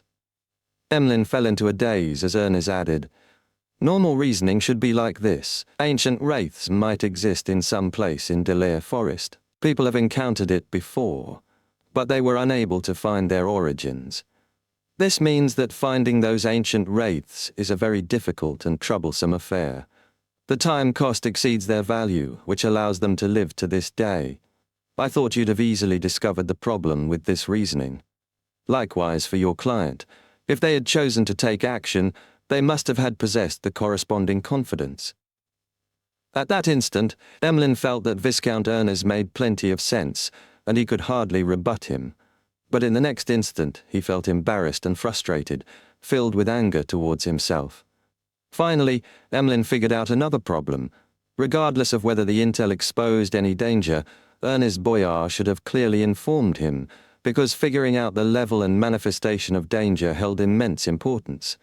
He did it on purpose. Emlyn came to a final conclusion, his scarlet eyes narrowing. He raised his chin. "Indeed, it's easy to tell, but I'm more curious about the danger lurking in that ancient abandoned castle." Ernest picked up his black tea. "I'm not sure either. Lord Nibs didn't mention anything." Emlyn's expression sank. Just as he was about to make a derisive remark, he saw Adora Cosme walk into the activity room. "Emlyn, it's time for the meeting." "All right." Emlyn reined in his emotions and stood up unhurriedly. Following Cosme down the stairs, he couldn't help but ask softly, "Baron Cosme, who am I actually meeting? How should I address him?" Cosme didn't hide the truth. Duke Ulmer. Duke Ulmer. Emlyn subconsciously straightened his back, using the reflection in the wall lamps to check on his appearance. He was one of the three dukes of the Sanguine, an ancient powerhouse who existed before the Cataclysm. His title was Round Moon, with an age exceeding 3,000 years. He had once followed ancestor Lilith. After passing several secret doors, they arrived inside a metal grey hall. The ground and walls were filled with green grass, flowers, and grain. Insects crawled between the plants, making Emlyn feel as though he had left the city and arrived somewhere rural. But on careful inspection, there were many strange points. The grass had mouth-like crevices capturing insects, the flowers used their leaves as hands to harvest pollen, and the heavy grains occasionally emitted wailing from within. The closer it was to the middle of the hall, the lusher these things grew, surrounding a grave filled with exuberant spirits. Cosme faced the grave and reverently bowed. "Your Grace, Emlyn White is here." "Good afternoon, Your Grace." Emlyn, without his usual arrogance, was in fact a little flustered. Inside the grave, a mellow voice chuckled. "A very outstanding young sanguine. Cosme, you may leave for now." "Yes, Your Grace." Cosme bowed and left. Emlyn stood there listening to the voice from the grave. "In the morning, Nibs informed me that you obtained the artificial vampire beyonder characteristic that corresponds to the Viscount title." "Yes, but it has been corrupted and requires purification," Emlyn replied. Ulmer acknowledged. "Very well. I'll personally purify that characteristic." He paused. Although the sanguine enjoy a long life, we will still mature and grow old. Nurturing young members is a necessity for any race. As for the excellent talent and outstanding abilities you have recently showcased, they have made you a target we place great importance on. Therefore, I personally came to meet you to give you some tests so as to expedite your growth. Excellent talent and outstanding abilities. Emlyn raised his chin slightly higher. Indeed, just as Mr. Hangman determined, there will be a test and mission. Amidst his overflowing emotions, he replied reverently, "I'm always prepared." "Not bad," Alma's voice sounded. "Your next mission is to find the key members of the Rose School of Thought that are hiding in Backland. There are very few clues for this, and many situations will require you to carry out the investigation by yourself." Rose School of Thought? They have a grudge with us sanguine? Emlyn actually knew quite a bit about them via the Tarot Club, but deliberately hid this. Apart from taking in believers of the primordial moon, they have in their possession one of the holy artifacts of us sanguine. It was something left by the ancestor. We need to retrieve it, Alma said with solemnity. Left by the ancestor, a holy artifact. Emlyn didn't hesitate. Your Grace, I'll work hard to find the key members of the Rose School of Thought in Backland. Alma's voice turned mellow. Very good. Get some of the intel from Cosme in a while and seek out an incisive point. Emlyn was eager but still restrained himself, asking, Your Grace, do you know about the abandoned ancient castle in Delaire Forest? You wish to head there? It's very dangerous, Alma said. Emlyn directly asked, What kind of danger? Alma chuckled. That ancient castle might be older than me, even older than Delaire Forest. I do not know who built it. I only know that there's something sealed underground, and it hides an immense secret. Any creature that approaches it will be in danger of being corrupted by the force within. We once imagined that it has something to do with the abyss, but a devil suffered corruption after being thrown into the ancient castle as well, turning crazy and chaotic from his cold and cruel demeanor. Then why didn't you attempt to open the seal? Emlyn mumbled inwardly but didn't say a word. Alma ended the conversation and dismissed him. In the evening, as a drizzle began to fall over Backland, Emlyn White wore a hat and walked under a sheltered veranda, his scarlet eyes locked on Viscount Ernest Boyard, who was browsing some antique stores. He was upset that Ernest had given him incomplete intelligence and had subconsciously tailed him after leaving the Odora villa. But after a while, he felt lost, unsure of how to deal with Ernest or how severe a lesson he should teach him. Chapter 970, Talent at Soliciting Donations. After blankly following Ernest Boyard for a distance, Emlyn White gradually abandoned his thoughts. He glanced at the downpour beyond the veranda, which was growing in intensity, and couldn't help but think, how should I punish Ernest?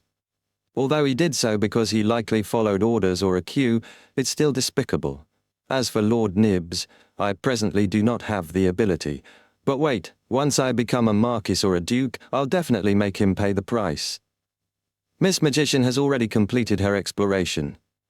I'm not sure if Lord Nibs had sent Sanguine to monitor the area. From her tone and the feedback from Mr. Fool, there were probably no monitors. Could it be that they missed it because of some problems? Amidst his thoughts, Emlyn felt that he needed to discuss the matter of punishing Ernest Boyard with someone, as he was severely lacking in such experience. Subconsciously, the first candidate that came to him was the Hanged Man, a senior member of the Tarot Club who was shown to be extremely experienced and reliable. After hesitating for a few seconds, Emlyn struck down this choice, as the matter involved the Sanguine's internal test. To consult the Tarot Club members damaged his pride and the overall image of the Sanguine. For the same reason, he eliminated the world, believing he could guess the suggestion he would give. Kill him! There's no need to go that far. Emlyn mumbled inwardly. As he aimlessly tailed Ernest, he began expanding his list of candidates to the real world, only to realize he had almost zero friends. Eliminating his Sanguine parents, he only had 2 or 3 people in mind, the Harvest Church's Father Utravsky and Detective Sherlock Moriarty. Sherlock hasn't returned after leaving Backland. Sigh, I can only seek out Father Utravsky tomorrow, but I can't be that direct. Emlyn quickly made up his mind. He walked past Ernest Boyard, who entered a watch shop, and headed for a rental carriage at the end of the veranda. As the carriage wheels turned, he glanced out the window, watching raindrops streak down the glass. In his blurred vision, carriages drove past. Audrey retracted her gaze from the rainy scene outside her own carriage and glanced at her lady's maid, Annie, before communicating silently with Susie. Her eyes, expression, and subtle body language said, "We're almost home. I'm a little nervous." On the ground, Susie shook her tail, raised a paw to adjust the gold-rimmed glasses by her neck, and expressed herself through changes in her ether body. "Don't worry. That Ma'am Escalante, who's a psychiatrist on the surface, is only a telepathist. She won't be able to see through your lies." Audrey nodded gently as her carriage entered the Hall family's luxurious villa. Ever since joining the Loan Charity Bursary Foundation, she had been spending less time at home. She had originally planned on meeting Ma'am Escalante from the Psychology Alchemists sooner, but since Mr. Dwayne Dantes had left for the southern continent, there was no need. In her study, she met Ma'am Escalante Osaleca, who had black hair reaching her waist and a baby face. "I must apologize. I'd been busy meeting up with friends after returning to Backland. My subsequent joining of the Loan Charity Bursary Foundation has delayed my meeting with you until today," Audrey said, elegantly bowing. In fact, the delay had been deliberate. By dragging it out for about a month, her digestion of the psychiatrist potion and advancement to hypnotist became rather reasonable, the progress of a genius and nothing more. Escalante returned the greeting. "I heard that you have been busy with children who desire knowledge. Your virtues are more dazzling than diamonds." As Audrey gestured for her to sit, she tersely acknowledged. "Those children are in situations I've never seen before. There's often a voice inside me that's urging me to do something. Ma'am Escalante, if you're free, you can join me and the staff of the Loan Charity Bursary Foundation to go visit the different schools. There, you will get to see what most children in the world are experiencing." Having said that, she chuckled self-deprecatingly. "I apologize. I've recently been accustomed to kickstart such topics. It's because I wish for more nobles and the wealthy to involve themselves in such charities." After hearing Audrey, Escalante replied somewhat uncomfortably, "I will do so. I'll also donate some money to the Loan Charity Bursary Foundation." "No, I'm not forcing you to donate. This has to be an action that comes from the heart and something voluntary," Audrey said, shaking her head. "I only wish for you to take a look and then inform the people around you of these children's plight. This includes the members of the Psychology Alchemists." "All right." Escalante nodded before feeling that there was something ridiculous in this matter. Miss Audrey's true motives were to solicit donations from the Psychology Alchemists, a secret, extraordinary underground organization. This was no different from soliciting donations from the Aurora Order. Audrey didn't continue, instead saying, "Ma'am Escalante, I have something I'd like to inform you of." "What is it?" Escalante rid the solemnity, joy, and pride from her actions. Audrey smiled. "I've already become a hypnotist."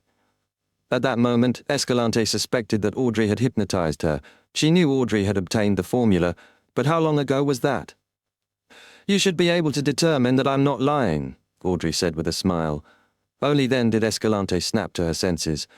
"You seem to have some extraordinary encounter?" "It's to have the courage to make use of matters," Audrey said, speaking the truth. Escalante frowned. "You wish for the Sequence 5 potion formula?" "Yes. What do I need to do, or what price needs to be paid?" Audrey didn't hide her motives. Escalante looked at the beautiful lady before her and deliberated. "This isn't something that's up to me to decide. I will report it, and try to arrange for you to meet with Hilbert and Stephen." She was referring to psychologist Hilbert Alucard and furniture merchant Stephen Hampras. Clearly, Escalante was in a subordinate position in the group. Audrey wasn't surprised, but this didn't mean there wasn't a problem. A Sequence 6, beyond her wishing to advance, was someone who required importance to be attached to them in any secret organization. They were qualified to meet high-ranking members directly. This meant that, after advancing, Audrey was already an elite middle-ranking member. As her thoughts flashed, she deliberately showed some displeasure. Escalante acutely noticed this and hurriedly explained, "Meeting Hilbert and Stephen is to confirm your condition before a counselor meets you. In fact, with your present level, You should be leading a team and recruiting new members. But with your identity and status, we have cancelled that plan, afraid that it would influence your normal day-to-day life. Counselor, I wonder how many counselors from the psychology alchemists there are in Backland. Audrey nodded in thought. I can understand that and will await your arrangements. She then diverted the topic. Ma'am Escalante, do you know what's the name of the Sequence 5 potion of the spectator pathway? Seeing the young noble lady take on such a demure pose, Escalante silently heaved a sigh of relief. I've once heard Hilbert mention that it's called Dreamwalker. Dreamwalker. This is somewhat different from what I imagined, or it could be that dream is just an analogy. To be precise, it should be subconscious walker. Audrey didn't conceal her contemplation before directing her questions to psychology. After having Escalante stay for dinner, she sent the lady to her carriage. At that moment, it was dark outside, with gales roaring and rain pouring. Amidst the storm, a steam sailboat hybrid was cruising through the safe sea route in the Berserk Sea. Klein had already left the southern continent and had returned to Desi Bay as Dwayne Dantes. Amidst the shaking ship, he suddenly woke up, got out of bed, and headed to the window of his first-class cabin. Amidst the downpour, 3 huge, strange, pure black sailboats were silently cruising over. Hanging on their sides were lanterns, with 3 black sails on masts almost 100 meters long. On the deck of one stood a mottled stone chair, its back facing the cabin. No one was sitting on it. It was the Black Emperor, symbol of the King of the 5 Seas, Nast. Chapter 971, Restraint. On the observation deck of the liner, the bugle was sounded, tearing through the obstacles of wind and rain, and awakening all the passengers on board. Unable to dress in time, they could only don a coat or their pajamas, rushing barefoot to the windows to observe the situation. Half of the passengers quickly saw a gigantic sailboat that didn't adhere to common sense, its 3 pitch-black sails and pale, flickering yellow lights standing out amidst the dark environment. Together with the howling winds and spattering rain, many felt as though the ship was approaching from hell, bringing with it an inexplicable sense of horror. After a brief pause, a name surfaced in their minds: Black Emperor. Anyone who had been out at sea for some time or lived in port cities more or less knew of the existence of such a pirate ship. Sigh, may the storm be with you and me. May the goddess watch over us. Holy Lord of Storms. As the passengers subconsciously made prayers, they were filled with horror and helplessness. They knew very well that the owner of the Black Emperor had the highest bounty on the 5 seas and was, in a sense, the king of pirates. He was not someone the cannons and crew of a liner could resist. This meant that they were about to fall into the hands of pirates. Many women imagined being raped and sold to unfamiliar lands. Some trembled while others collapsed. Some rummaged for daggers or revolvers, while others moved a clothes rack to their side. The men didn't react any better. Apart from a number of them drawing weapons to organize a resistance, the rest either froze in a daze, sought places to hide, or cursed the liner and the king of the 5 seas. Finally, the captain's voice boomed through the broadcasting equipment. Silence! Don't be afraid. The owner of the Black Emperor has his own code. He's not like other pirates. His subordinates can only plunder for items and wealth, nothing else. Such words were repeated a few times, and the panicking passengers finally calmed down. Compared to the outcomes they had imagined, being able to live was an excellent one. Almost a minute later, a number of them were overwhelmed with sadness, crying upon realizing their hard-earned savings would be wiped out. Some, who were doing business through loans, hurriedly took action, hiding their wealth in all kinds of hidden compartments, hoping to keep as much as they could. After doing this, they held their weapons tight, prepared to fight to the death at critical moments. At this moment, many pirates on the Black Emperor were waiting by the broadside, prepared to jump onto their prey. Their second mate, Horror Viscount Bird Mustang, was holding a telescope, observing the liner and calculating how much longer before the 2 ships met. This pirate, whose bounty exceeded £10,000, wore an Intis-styled shirt with complicated patterns and a dark red captain's attire as though awaiting a ball. Suddenly his vision blurred, and he could no longer see the liner. He hurriedly searched with his telescope, but regardless of where he aimed, there was nothing but stormy waves. Such a huge liner had vanished. The light in Bird Mustang's eyes flickered as he failed to make an accurate judgment. Where's the ship? Where did such a huge ship go? It was still around. The pirates on deck also noticed something amiss, exclaiming in confusion. A ghost ship? No, there aren't any ghost ships with such a make. An illusion? Someone had hidden a liner with a large-scale illusion. An illusion at this scale has to have been done by a demigod. Bird Mustang's thoughts raced as he retracted his telescope and headed for the cabin. The distance he traveled seemed to distort, and in about 8 steps, he arrived in front of the captain's cabin. He reverently bowed. Earl Nast, something abnormal has happened with the hunt. On the Black Emperor, King of the Five Seas, Nast continued having himself addressed as an earl, a title conferred upon him by Emperor Roselle. After a brief silence, a solemn voice sounded from the captain's cabin. Circle around it. By your will. Bird Mustang didn't ask why, directly accepting the order. He could imagine the reason. To make such a huge liner vanish was definitely not something a low or mid-sequence beyonder could accomplish.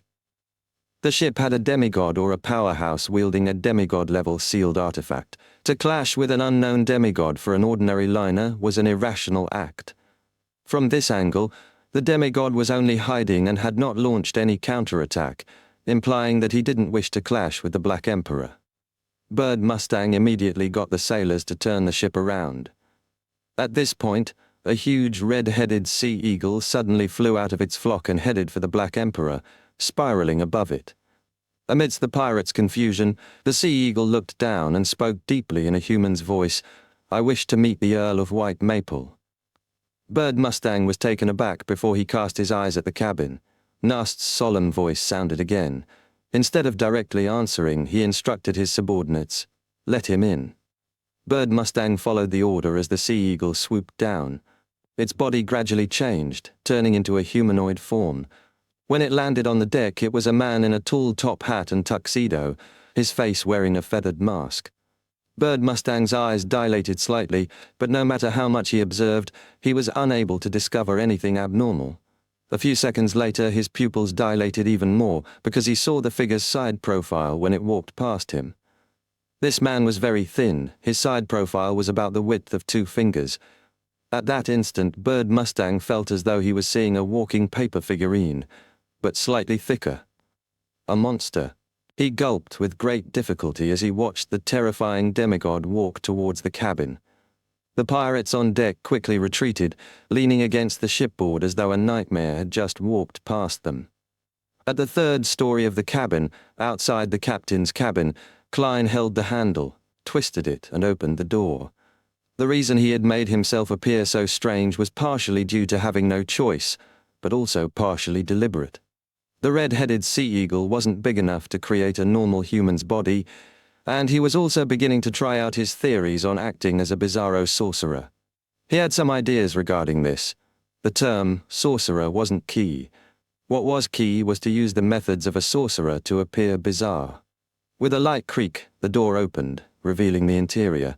Candle lamps drooped from above, 41 on the left and 40 on the right in an asymmetrical manner. At the end, a black platform rose up surrounding an iron-black chair. King of the Five Seas, Nast's figure was relatively normal, slightly taller than 1.9 meters. He was still wearing a miniaturized crown with a black robe with silver ends.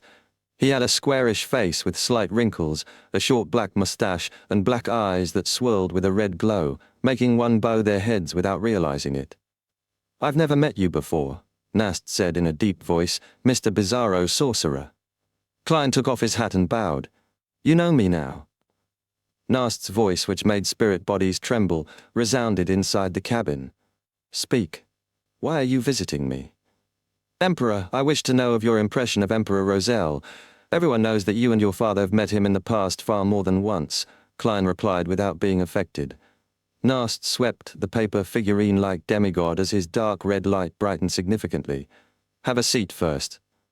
Before he finished his sentence, Klein felt a potent suppressive force on him, and his body involuntarily sat on a chair beside him. However, he was only here as a marionette. With a flick of the spirit body threads, the figure that was thin as a book had quickly restored its balance. Chapter 972, Nast's Memories. With the pressure relieved, Klein casually pulled a chair over and placed it by the door, sitting opposite the King of the Five Seas, with the entire hall separating them. Although the Pirate King was more than 9 meters tall and sat on a black platform, allowing him to look down in a domineering manner, Klein didn't play second fiddle, wearing his tall top hat again. After a brief silence, Nast, who had the official title of Earl of White Maple, said with a solemn tone, "Give me a reason why I should answer your question." Klein's thin body casually leaned back. "You will not need to hear the same request when you have something you need to trade with me in the future." The dark red light flickered in Nast's black eyes. "I basically know all the saints active in this world, but that doesn't include you." Klein caressed the feathered mask on his face and laughed, asking in return, "Have you met Zaratul?" "I've met him twice in Emperor Rosel's palace. I'd also interacted with quite a number of Secret Order members," Nast replied with a calm, direct, but extremely domineering tone. "Quite a number of Secret Order members. You should introduce me to them when the opportunity arises." Klein couldn't help but quip. He then smiled. "I've also met Zaratul." Nast raised his hand to stroke his short black beard. His already tall figure seemed to burgeon, making the mood in the captain's cabin even gloomier. After a few seconds, he stared at Klein from above. "My impression of Emperor Rosel is very simple. No one is more suitable than him to be the Black Emperor." He didn't explain what Black Emperor meant, ignoring whether the demigod opposite him understood. "Is that so?" From this King of the Five Seas' words, although the Emperor's diary implied that he made up his mind only in his later years to switch to the Black Emperor pathway, he had long had such inclinations. Klein thought in enlightenment. He believed that Nast's impression of the Emperor was limited to that and switched topics. "In the Emperor's later years, did he get you or your father to do something secret?" Nast's crown shook a little. "Someone had once asked me the same question." Klein laughed and made a bold guess. "Bernadette?" "Yes." Nast held the two sides of his black throne. "Back then, she was very young and immature to ask such a question. With Emperor Rosel's level in his later years compared to handing something secret to me and my father, what could be kept more secret than doing it himself? This is implying that I'm as immature as Bernadette back then." Klein sighed. "To people who are concerned about this, one wouldn't abandon even the slightest sliver of hope." This was why he wished to meet the King of the Five Seas. He was trying to find clues to the door of light in the real world, and for that he had to delve deep into Emperor Rosel's matters. The dark red glow in Nast's eyes contracted and expanded. "What's your relationship with Emperor Rosel?" Klein thought and said with a sigh, "We can be considered old friends." After all, they had been neighbors in their cocoons above that mysterious door of light for centuries, or even millennia. Psychologically, having read so many of the Emperor's diaries, he had long treated him as a fellow countryman. Nast stared at the thin demigod before retracting his gaze. "Any more questions?" Klein was prepared. "Do you feel that there was anything abnormal about Emperor Rosel in his later years?" The slightly wrinkled Nast remained silent for quite a while before saying, "I don't know enough about him, so I wasn't able to notice anything abnormal. The only thing that made me feel odd was that when me and my father met him, he would stand at a floor-to-ceiling window facing west. He would stare into the distance. This would happen in the morning, noon, and the evening." West, into the distance. The fog sea? Klein seemed to mutter to himself, recalling the mysterious primitive island mentioned in the Emperor's diary, as well as the abyss that hid somewhere in the fog sea. Nast nodded slightly. "That was my guess as well." "Phew!" Klein silently exhaled. After some consideration, he stood up. "I'm done with my questions. Please pardon me for my intrusion. Your Lordship, I wonder if I can help you in a transaction?" He was fulfilling his promise. Nast fell silent for 2 seconds. "Help me find the card of blasphemy that corresponds to the Black Emperor." For an instant, Klein suspected that the Pirate King was testing him, but he quickly felt that an unknown demigod had little to do with the Black Emperor card. He said with a smile, "I'll try my best. However, the questions from before aren't worth a card of blasphemy. If I can obtain it, I'll trade you for the information inside it. Of course, I might only provide clues to that card. Nast caressed the armrest of his iron-black throne. So be it. Klein took off his hat again, bowed and turned to leave, returning to the deck. Under horror Viscount Bird Mustang's gaze, he raised his arms. His body rapidly contracted as the feather mask on his face spread out. In just 2 or 3 seconds, his entire person became an ordinary red-headed sea eagle, which then flapped its wings and flew into the dark storm, vanishing from sight. That's a demigod. Bird Mustang looked into the midair and sighed. Although advancing at sequence 5 increased the inclination towards madness, the title of demigod remained attractive. On the liner, Klein abandoned his control over the red-headed sea eagle, allowing it to plunge into the sea. At this moment, the passengers on board were high-strung because the Black Emperor was about to approach. In fact, this should have happened minutes ago, but the pirate ship had ignored the liner and headed forward. Yet the liner hadn't escaped. Instead, it had circled around the Black Emperor, maintaining a distance of a few hundred meters. This bizarre situation continued for a while before finally ending, leaving dozens of meters between the two ships.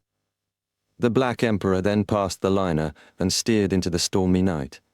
The passengers and crew watched blankly, realizing the reality of the situation only a few minutes later. The Black Emperor was gone. It hadn't plundered them. A number of passengers cheered while others had tears stream down their faces. Only a few maintained their lucidity, feeling puzzled but unable to find an answer. All they could do was console themselves that the pirates had already completed a plunder. As the euphoria spread, Klein, in the appearance of Dwayne Dantes, cast his gaze to the north. Compared to Nast, there was another person who knew the Emperor even better. Queen Mystic Bernadette. After I return to Backlund, I'll get Admiral of Stars to contact Queen Mystic and try to meet her as soon as possible. Klein retracted his gaze and went to bed. In the Rorstead archipelago on the future, Admiral of Stars Catleya finally received a letter from Queen Mystic Bernadette. Tearing open the envelope, she eagerly read the first line. That's indeed Ciel's descendant. That artisan is really Emperor Rosel's direct descendant. I can't allow him to mix with the believers of the primordial moon. I have to bring him on board the future. As Catleya thought, she nodded indiscernibly. After making up her mind, she thought of Artisan Ciel's trouble-making character and felt she had the responsibility to discipline him. Amidst her deliberation, she walked to the window and cast her gaze onto the shipboard where Frank Lee was munching on mushrooms. "Frank," Catleya shouted out with her normal tone. Frank snapped out of his deep thought. "Captain, is there something?" Catleya said seriously, "I'll get you an assistant for your experiments." Frank was taken aback before he revealed a pure smile. "All right." Chapter 973, New Angel. Upon seeing Frank's smile, Catleya had mixed feelings. She then retracted her gaze and turned it to the nearby fishing village where the future was docked. No one expected this place to be an important base of the Moses Ascetic Order. To avoid the pursuit of the Aurora Order, Catleya and her crew had been docked here recently. She wasn't in a rush to set sail, but was prepared to go ashore. She planned on using the equipment in the fishing village to make contact with her subordinates, who were monitoring Artisan Ciel in Bayern. In Backlund, the sky brightened, especially early in July, but the overall temperature wasn't considered hot. Emlyn wore a top hat to shelter him from the sunlight as he disembarked a carriage and walked into the Harvest Church. Looking over, he saw the mountain-like Father Utravsky, who wore a brown priest robe, standing in front of the sacred emblem of life, preaching to the few believers that came to pray in the morning. Emlyn didn't take a second look as he walked straight to the back of the cathedral. He arrived in a room that he called his, and familiarly changed into his priest robes. As he wiped the candlestands, he waited for the believers to leave. About 20 minutes later, he finally found an opportunity to sit beside Bishop Utravsky and muttered to himself while looking at the sacred emblem. "Father, I have a question I would like to consult you about." The thin-browed, light blue-eyed Bishop Utravsky replied with a smile. "Go ahead." Emlyn held his breath and verbalized the words he had been thinking over the entire night. And I'm saying, if there's a distant relative who fools you, making you and your friend fall into danger and almost lose your life, and this matter isn't suitable in court. How would you punish him?" Despite sitting down, Utravsky remained like a hill. He said in a deep but gentle voice, "First, you have to confirm if the relative had made a mistake due to negligence, or if he had deliberately fooled you and led you into a trap. If it's the former, you need to warn him, remind him, and teach him, instead of thinking of punishing him. If it's the latter, you still need to confirm if this is the way he usually does things. If it is, then you need to eliminate him. Otherwise, he will definitely bring more harm to others. By ending his life and sending him back to the land, it will restart the cycle of life. It's a type of compassion and a type of purification. Elimination. Father speaks of murder in a way that's more natural and calmer than the world." Emlyn's facial muscles twitched as he hurriedly interrupted. "No, he usually doesn't act this way. It's just that due to various reasons, he had targeted me this once. I don't wish to kill him because of this." Just as he said that, he froze. He had apparently just expressed the fact that he was the victim, expressing that this was a sanguine internal matter. Utravsky turned to look at him and revealed a smile. "Not bad. You already understand how precious life is." Emlyn forced a smile. "Then, how should he be punished?" Utravsky looked at the sacred emblem. "I do not advocate appealing to violence. You can bring him here and have him listen to my preaching and reading the Bible. He will understand the value of life and experience the compassion of Earth Mother. He will serve to redeem his sins." "Isn't this what I experienced?" Emlyn was taken aback before realizing that this method was in line with his intentions. This neither caused Ernest Boyar's death, nor was it comparable to simply beating him up. More importantly, this wouldn't escalate to a conflict that would cause strife among the sanguine. Of course, every method had its flaws. To Emlyn, the biggest problem was, how was he to bring Ernest Boyar to the Harvest Church? It was impossible to trick him into coming in, and if he resorted to violence, he believed that, with the ring bestowed to him by the ancestor, as well as Miss Magician's powerful spellbook, defeating Ernest Boyar wasn't a difficult endeavor. However, to control him wasn't simple. "Perhaps I need some help. In Backlund, there are many members of the Tarot Club. If we work together, we should be able to easily control Ernest." Amidst his thoughts, Emlyn had made his decision. He planned on assigning a mission during the tarot gathering next week. He nodded gently in response to Father Utravsky's suggestion. "It sounds pretty good. I plan on making a decision a few days later after calming down." Father Utravsky nodded and smiled. "Fruits are obtained from planting them. It's a long process that requires patience. From the looks of it, you have understood this point." "Of course, it's such a simple principle." Emlyn raised his chin slightly as he habitually clasped his hands and prayed to the sacred emblem of life. At the Lone Charity Bursary Foundation, Audrey placed a document on the table and looked up at the wall clock in her office. She had already made an appointment with Escalante to head over to Stephen Hampras's residence in the afternoon. Clearly, this meant a test. If the Psychology Alchemist's team was careful enough, they would have already reported the news, and there might be a counselor secretly observing everything. I should have delayed it a little more. Although the time and the emotions I showed are in line with logic, delaying a meeting would definitely incur suspicion. But compared to a little bit of suspicion, it's more important to wait for Mr. World to return. That way I can directly arrange for them to meet at the Foundation. Audrey sighed silently and cast placate on herself to calm her emotions.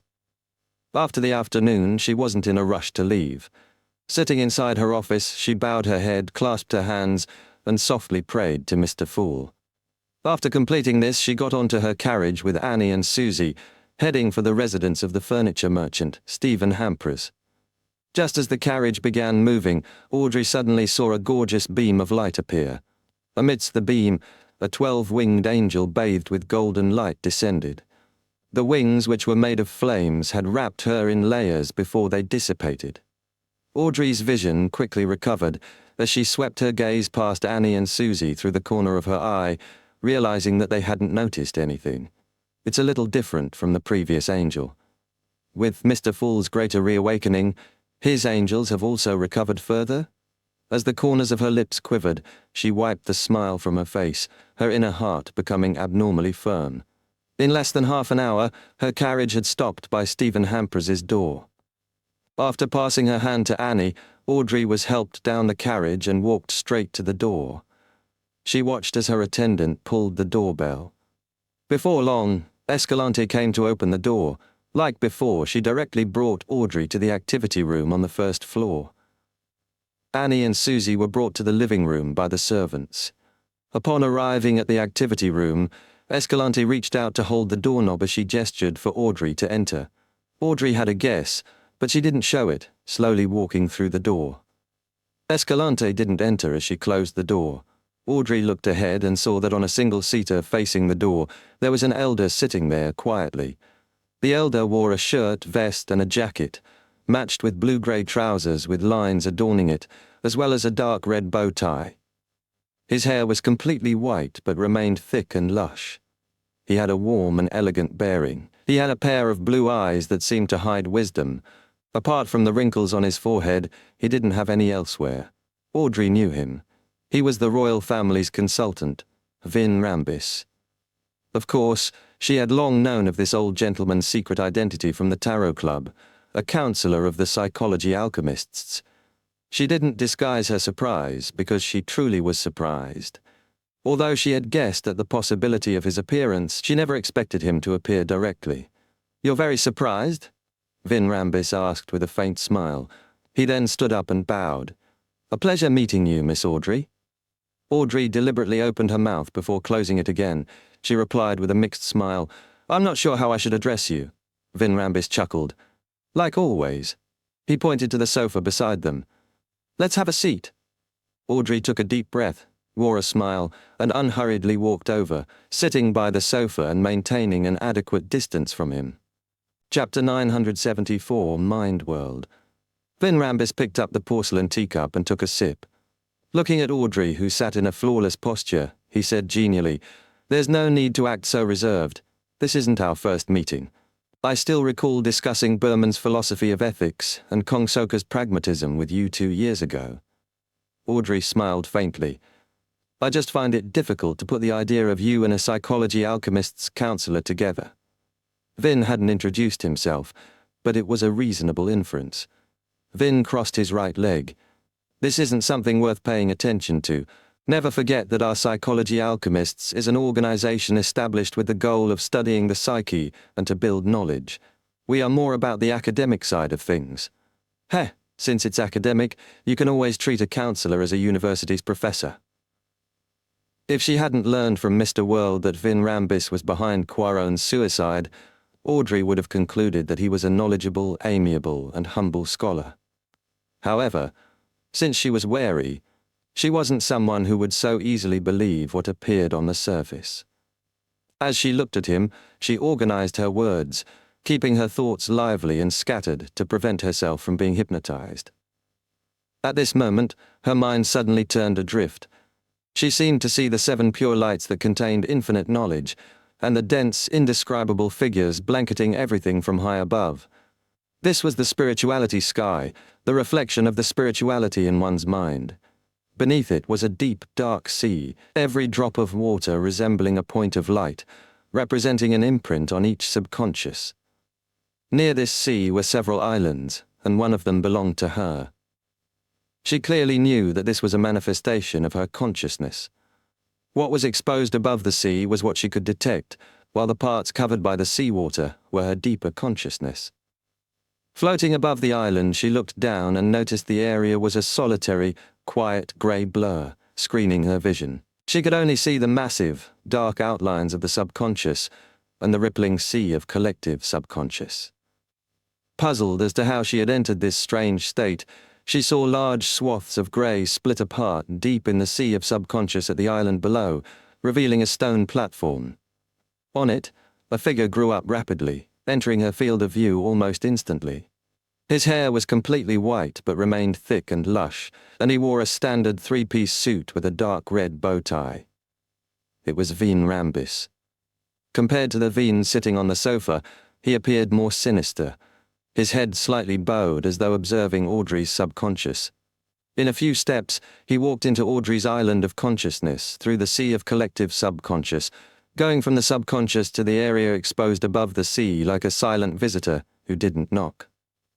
After arriving on the island, Vin Rambis raised his head. His facial skin was covered in greyish-white scales, his irises gold and vertical, showing no hint of emotion. This is the world of the mind. Floating in mid-air, Audrey fully understood. Due to the blessings from Mr. Fool's angel, Vin Rambis's intrusion into my body of heart and mind through the sea of collective subconscious sounded an alarm. That force has separated the most fundamental part of my self-consciousness, allowing me to control everything on the island from the spirituality sky. Thus, I'm able to truly resist true forms of telepathy. How magical! Now, how despicable of Vin Rambis! He intruded into my house without any permission. After understanding her current situation, she secretly controlled the changes on the island while answering the casually seated Vin Rambis in the real world. I'm also very reserved when facing university professors. As she spoke, she made her inner island mumble. This isn't a good analogy. As an elderly psychology alchemist counselor, he should be a sequence 4 at least. This is a demigod, one that naturally makes one feel fear. On the sofa, Vin Rambis chuckled. Then I won't be forcing you. I've heard about you from Hilbert. I heard that you've advanced from psychiatrist to hypnotist in a short few months. I'm very curious about how you did it. Oh, I've also heard of the answer you gave Escalante, having the courage to make use of matters. However, I wish to hear something more detailed. Audrey was already prepared for this. Let's put it this way. In my future plans, I've always had one of my options being a psychiatrist. Since I've acquired the corresponding Beyonder powers, I was definitely very happy to try it out and help the people around me resolve their mental and psychological problems. While saying that, she showed some signs of embarrassment. Her mind island faithfully reflected this. After a pause, she continued. During this process, I discovered that my control over the potion's powers became better until one day I felt something in me shatter and fuse into my blood. It also allowed me to vaguely see illusory stars. Mr. Rambis, what does it represent? For some reason, I firmly decided to become a hypnotist from that day. After saying that, Audrey deliberately stuck out her tongue on her mind island, a childish gesture to prove her embarrassment. And embarrassment often meant the truth. Vin Rambis nodded gently. Very talented. You seem to have figured out the acting method by yourself. Acting method?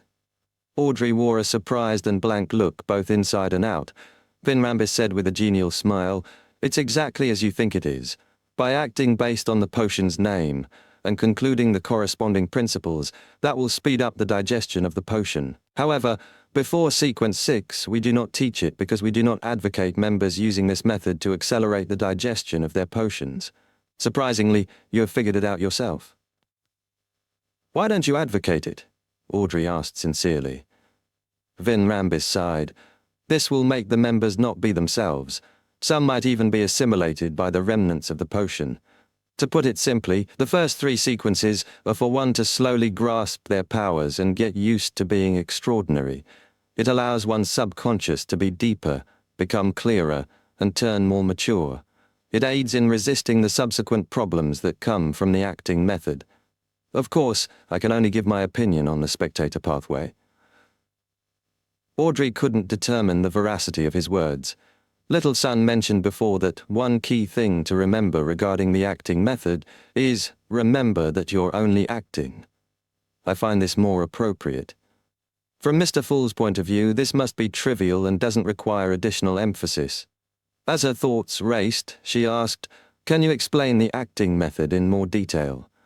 Vin Rambis explained it to her before saying, You are indeed talented and qualified to obtain the Sequence 5 Dreamwalker Potion formula, but before that, I'll give you several missions. This is out of fairness, and also a form of training. This is because once you achieve Sequence 5, you will be leading 2 to 3 psychological discussion groups.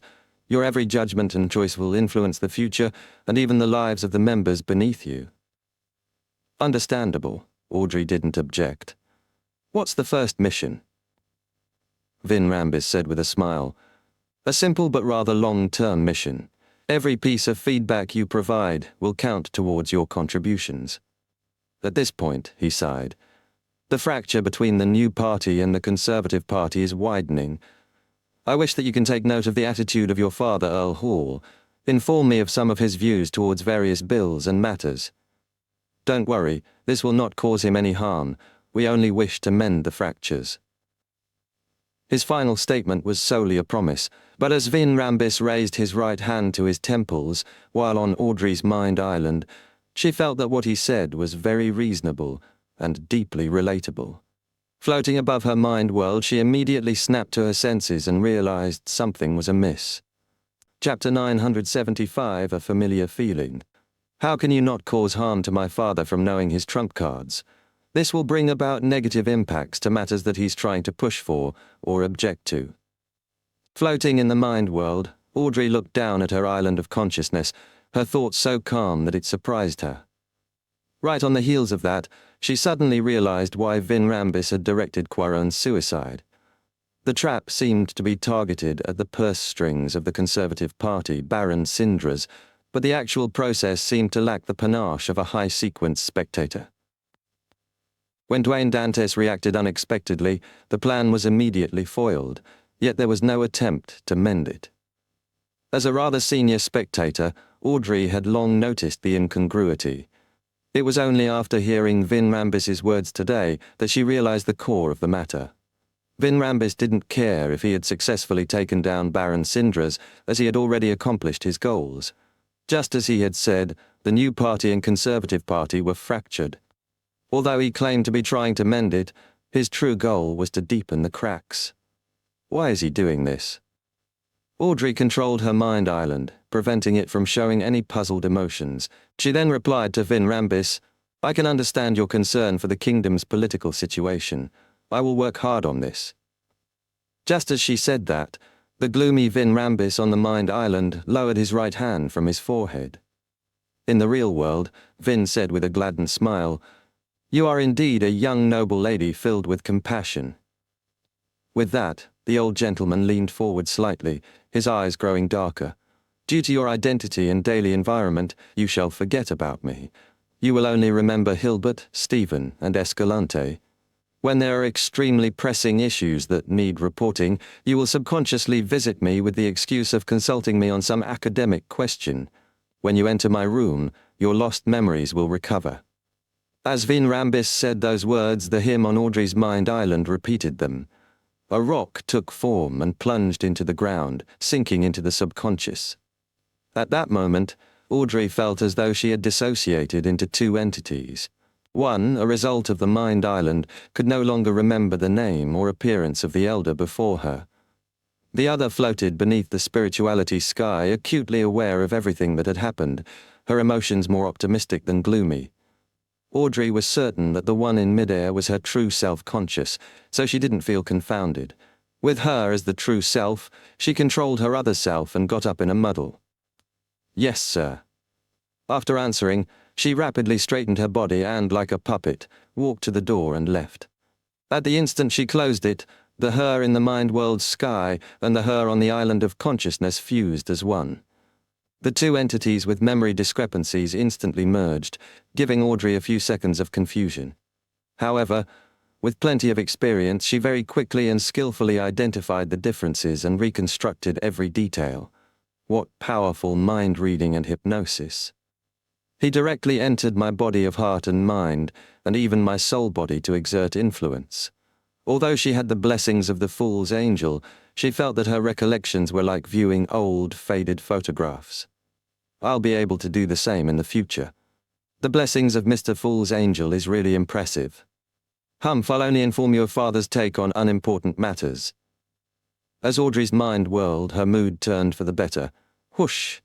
The steam locomotive chugged into Backland. After traveling for days, Klein had finally returned to the capital of capitals. As Dwayne Dantes, he wore a top hat and a formal suit while holding a gold-inlaid cane, slowly leaving the first-class cabin to stand firmly on the platform. Behind him was a man with mixed blood, about 1.75 meters tall, carrying two luggage bags. It was the marionette, Enzo, who had changed his name to Anuni to sound more in line with Southern Continent traditions. In the future, he would handle non-crucial business for the upstart tycoon, Dwayne Dantes. After leaving the station, Klein rode a carriage and returned to 160 Buckland Street. It was already dark and the street lamps had lit up, as had Dwayne Dantes's residence. Butler Walter and housekeeper Tanasia led the servants, gardener and coachman out, standing on both sides to welcome their employer back. After arriving in Desi Bay, Klein had sent a telegram informing his butler of his return, but had instructed him not to send the coachman to the station, as steam locomotives were often delayed. Glancing at his servants, Klein secretly nodded and passed through them, sighing inwardly. This does resemble the style of nobility. Even when the employer isn't around, the butler doesn't skive. When he arrived at the door, he nodded gently to Walter and Tanasia. "It must have been hard on you while I was away." "It's our duty," they said with a bow. Klein then turned his gaze to his valet, Richardson, noticing the good-looking mixed blood had a somewhat pale expression as he kept stealing glances at the new valet, Anuni. Klein smirked inwardly and nodded at him. "You did well. However, there's some business involving the Southern Continent that requires Anuni to handle it. Oh yes, be Mr. Walter's assistant and help him in gathering information for a manor outside the city." Assistant butler. Richardson was first taken aback before he replied in pleasant surprise, "Yes, sir." This role meant he had been promoted. Walter didn't ask about the manor in detail, seriously arranging for his employers settling in. After all of this was done, he and Anuni sent Dwayne Dantes back to the third story before he asked, "Sir, do you plan on buying a manor in the suburbs of Backland? What requirements do you have?" "Something not too expensive. Who knows how long I can use this identity for?" Klein inwardly gave a self-deprecating comment before deliberating, one with a vineyard and brewery. After completing the arms deal, he had established himself in high society and earned a huge sum of money, so owning a manor was necessary to avoid a social faux pas. "I will gather the information as soon as possible," Walter replied respectfully.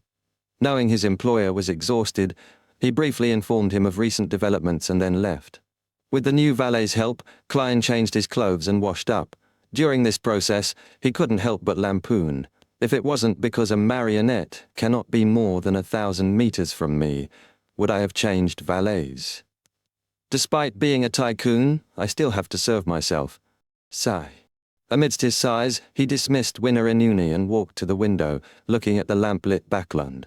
"Next, my goal is MI9's Deputy Director, Brigadier General Conas Kilgore. As for the Captain of the Royal Guards, Viscount Stratford, I can leave him to the demoness, Trissy." After a while, Klein reined in his thoughts and got into bed, falling deep asleep without the help of cogitation.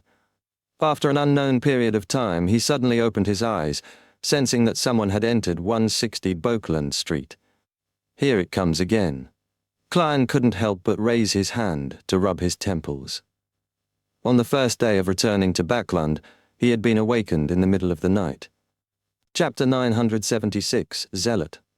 Dressed in pajamas, Klein didn't move. In his spiritual perception, the intruder's spirit body threads appeared. This meant that if he so wished, he could turn everyone in 160 Buckland Street into his marionette without leaving his bed. There are many spirit bodies around. One of them is helping him fly. He has landed on the opposite balcony. He's walking towards my bedroom. He has paused and has reached out his right hand to knock. He's certain that I've detected him? Klein sat up with a slightly heavy expression. He had made the initial judgment via the spirit body threads, but subsequently he did it via direct sight, a scene that formed in his mind. After reaching sequence 4, not only was his danger premonition enhanced, but the power he could stir from the mysterious space above the grey fog had also experienced a qualitative boost. With the two combined, it wasn't difficult for him to use his intuition to project the intruder's figure and actions. Amidst his thoughts, he left his bed, wore his slippers and straightened his pajamas. He walked to the reclining chair and leisurely sat down. "Please come in." The door to the master bedroom opened silently. The visitor was a man about Dwayne Dantes' age and height, with black hair, brown eyes, and cut facial features, a classic Loinese man. He wore a silk top hat, and his demeanor was cold, a manifestation of the night view at a suburban cemetery. At this instant, Klein saw countless spirit bodies hugging the gentleman, making his surroundings dark and stacked, as though a world was hidden within. Klein's spiritual intuition told him that this was a demigod. Why would there be a demigod coming to me moments after I arrived back in Backland? Having a headache, Klein looked at the door without an expression. After taking 2 steps, the demigod's right hand suddenly hung down, and he bent at the waist like a bow pulled to its limit. He had bowed deeply in a strange manner, his attitude extremely reverent, as a cold wind closed the door silently. Klein was nearly taken aback, his mind whirring as he came to a rough guess. At this moment, the demigod maintained his pose and said in a deep voice, "In response to a revelation, I, Patrick Bryan of the Numinous Episcopate, am here to meet your excellency." Revelation. Klein controlled the twitching of his facial muscles. He now had a rough understanding of what was happening. The Ebonite goddess had deepened her control of artificial death, the death pathway's uniqueness. She was able to give revelations to the high-ranking members of the Numinous Episcopate's artificial death faction. Klein sighed and chuckled, pressing his right hand to his chest. "What is God's revelation?" Bryan slowly stood straight. He replied with some level of fervor, "We succeeded. God has finally awakened. He has requested me to listen to your commands from this day forth and to follow your arrangements." Klein had already expected this, but he felt his face burn. "This is making me be a blessed of Ebonite while also part-timing as a blessed of artificial death, so as to silently lead the Numinous Episcopate's artificial death faction. Is this a bestowment of fate, or a price that had been exacted?" Klein instantly stood up, trying to appear pious. "As God's revelation commands, God's wish is my wish." After expressing his devotion, he pointed to the sofa opposite him. "Please have a seat. Oh, do introduce yourself. That's the most basic form of politeness, isn't it?" As thoughts ran through his mind, Klein had vaguely grasped why the goddess had handed him this leadership role. As Gehrman Sparrow, he had close connections with the Death Consul. If anyone were to investigate the Numinous Episcopate's artificial death faction, they would realize it had something to do with Gehrman Sparrow and believe they had grasped the truth. Because of this guess, Klein deliberately made Dantes use Gehrman Sparrow's usual speech. Patrick Bryan sat on the sofa. "Unless, I once did business in East Balham and nearly died because of a disease. I was rescued by members of the Numinous Episcopate, and during that ritual, I received God's grace and survived. Later, I secretly changed my faith. The faction I'm in is always being vilified by the other members. They believe that we're engaging in sacrilege, that we're in a bid to create a new death. But that's not the case. We firmly believe that God didn't perish at the end of the fourth epoch. He is merely asleep and requires certain things to be done in order to awaken. The facts have proven that we were right. You are witness to this." "The ancient chronicles I received didn't say so. Those high-ranking members are fully aware that they are creating artificial death. Could it be that this gentleman isn't a core member? But how can a demigod not be a core member?" Klein was extremely puzzled. "What about the other high-ranking members of your faction?" Patrick Bryan said with a reverent look, "When I joined, God had already awakened a little. This is all the work of the saints of the past. They had sacrificed themselves over the numerous rituals. Currently, we have a total of 3 saints and an angel. They are in East Balham, while I'm in charge of Backland matters." "That's not right. Based on Leonard's information, the Numinous Episcopate have their members split into many small teams in Backland with no overall person in charge." Klein's first reaction was that Bryan was lying, but he immediately dismissed it. He thought for a moment, "What's that angel's name? Where is he?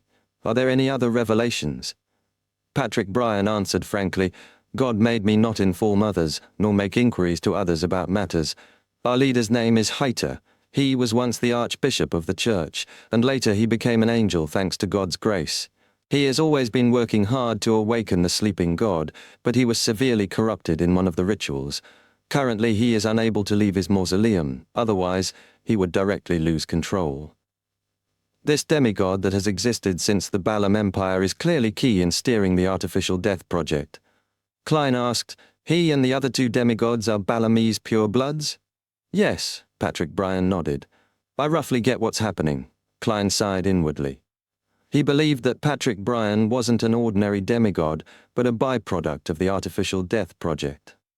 Back then, Heiter and the others had no intention of saving Alone's man, instead planning on using him as a ritual sacrificial item.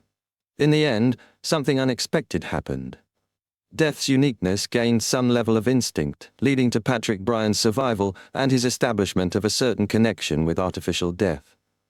Upon witnessing this, Heiter and the other high-ranking members began viewing Patrick Bryan as key to their success. They gave him potions, taught him, and proselytized him with the faith of death, fabricating a perfect excuse for themselves. Due to Bryan's specialness, he advanced rapidly and became a demigod. Of course, no matter how key he was merely an experimental subject, never truly one of them. Later, he was sent to Backlund to lead a few teams and conduct various rituals. Such a guess was in line with everything Klein currently knew. It meant the people in the southern continent didn't care for Bryan's life, nor did they tell him the truth. From the looks of it, the goddess's control of the uniqueness is still limited. She can only send revelations to one person who is directly connected to artificial death. Klein reined in his thoughts. What's your current sequence? Patrick Bryan didn't hide the truth. I'm an undying. Chapter 977, First Sermon. Klein wasn't surprised at Patrick Bryan's answer. He nodded gently. Which incarnation number are you at? Based on what he knew, an undying died once every 60 years before reviving, losing most of their memories. This was knowledge that came from the potion, so Patrick Bryan easily understood. He deliberated and said, I'm not 50 yet. I haven't been an undying for more than 10 years. Klein then asked, when did you switch faiths to our Lord? Bryan recalled for a few seconds. I had just celebrated my 30th birthday back then. Stepping into the world of mystery at 30 and becoming a Sequence 4 demigod before 40. This speed either means shocking talent or that he's a blessed. Indeed, his spirit and body had been influenced by the death pathway's uniqueness during that ritual. As Klein listened, he became more certain of his theories. Of course, compared to his own one-year journey from an ordinary person to a demigod, Patrick Bryan's advancement speed was nothing. Klein didn't feel poignant about this, because he was truly a blessed with cheats. After some thought, Klein asked, what's your current public identity? I'm a businessman. I have 2 garment factories in Backlund. On the surface, I believe in the Evernite goddess and am a supporter of the new party. Patrick Bryan introduced himself. Klein continued, how many Numinous Episcopate members do you have under you? What are they doing? Already prepared, Bryan answered eloquently, 2 teams, a total of 12 Beyonders. Some of them are working at my garment factory while others are in the watch and clock industry. All of them have their own formal occupations. Typically, they will be careful when proselytizing. We do not have more than 100 believers. Most of the time, they are searching for clues that God had left behind, as well as the different materials needed for the awakening ritual. I'm the main person behind this operation, and am also core to the rituals. You sound pretty proud of that.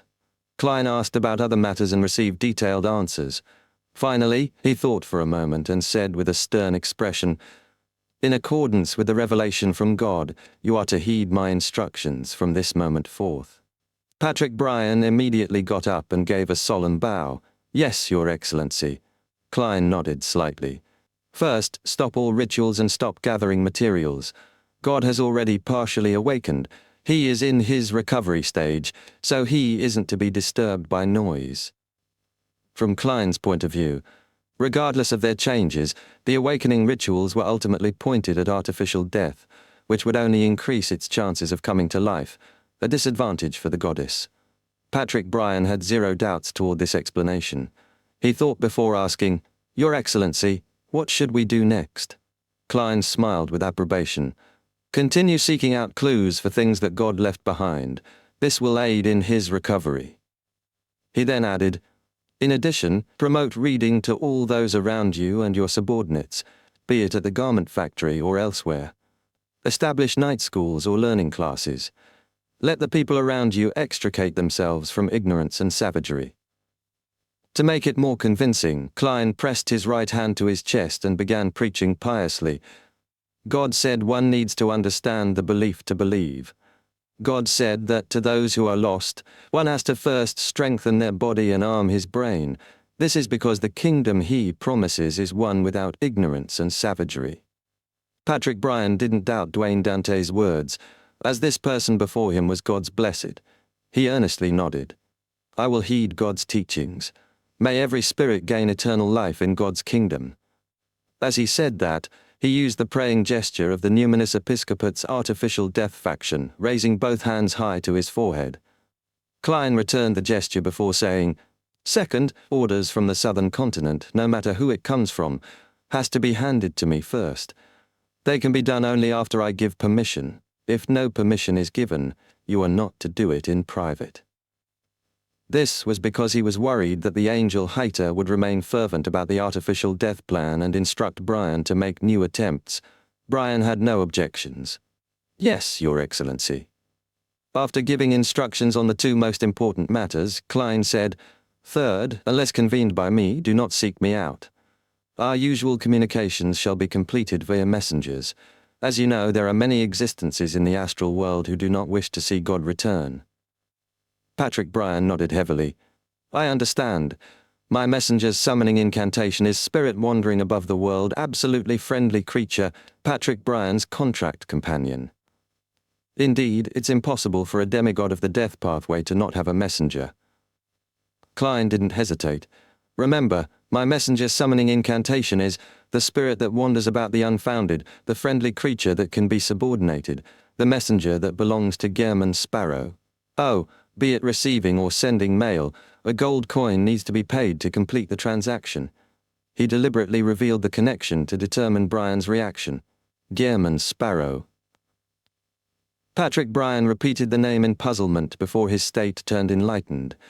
He exclaimed in pleasant surprise, Your Excellency, Death Consul?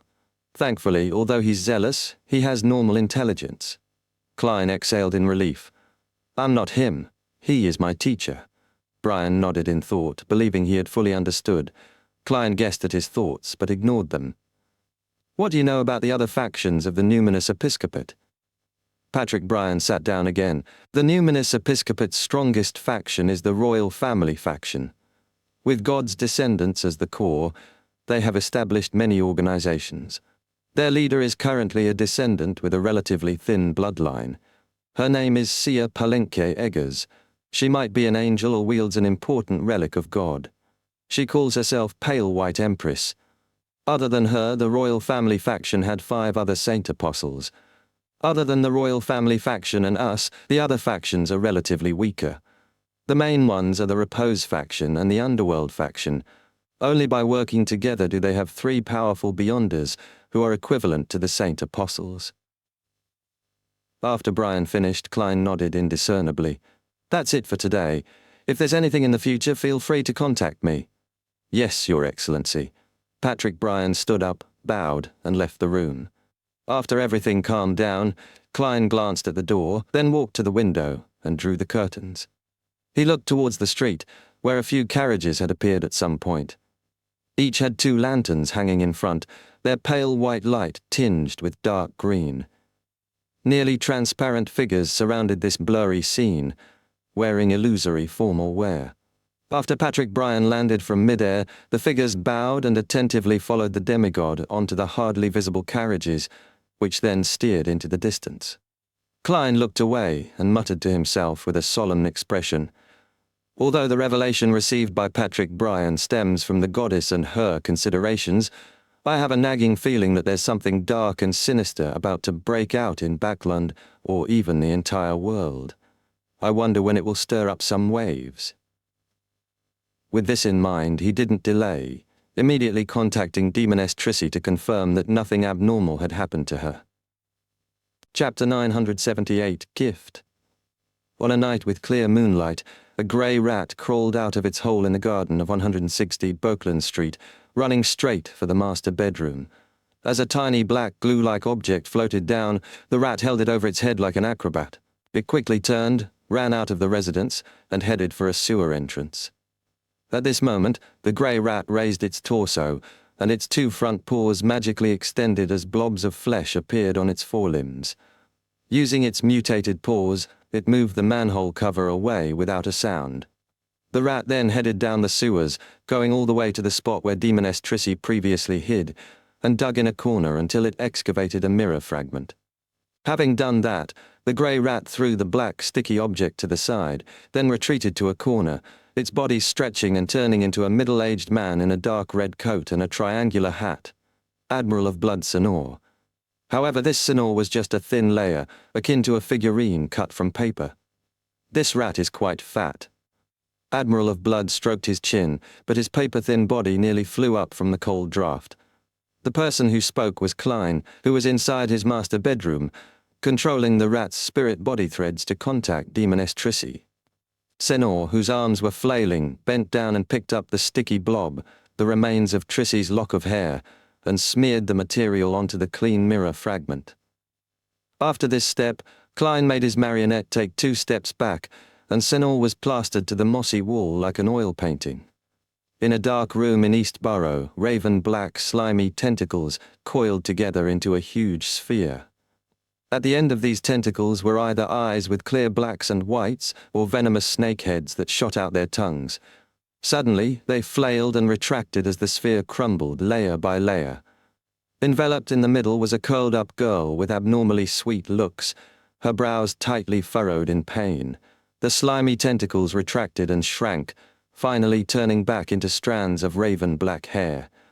The girl's expression soothed as she slowly got up and draped a sleeping gown over herself. She then curled her black hair and came in front of a full-body mirror, swiping her right hand across it. A black flame burst forth, burning quietly before being extinguished, leaving behind a dark, profound mirror. In it, lights drifted, presenting the sewers. Plastered to the wall was a middle-aged man in an old triangular hat, looking down on the girl. She watched in silence before laughing, her smile seeming to brighten the dark room. She lightly opened her mouth. "Mr. Gairman Sparrow, is this your craziness and cruelty as the strongest adventurer, or is it the case where I'm only acquainted with a clown?" Klein wasn't surprised that Trissy had recognized him. He had previously met her as Admiral of Blood Senor, and the pirate admiral had long been hunted by Gairman Sparrow. Trissy would have been a terrible assassin if she hadn't investigated her partner after recovering. He controlled the paper-thin Senor to smile. "Why can't clowns be crazy and cruel?" Without waiting for her answer, he said, "Any progress on your investigations into the captain of the Royal Guards?"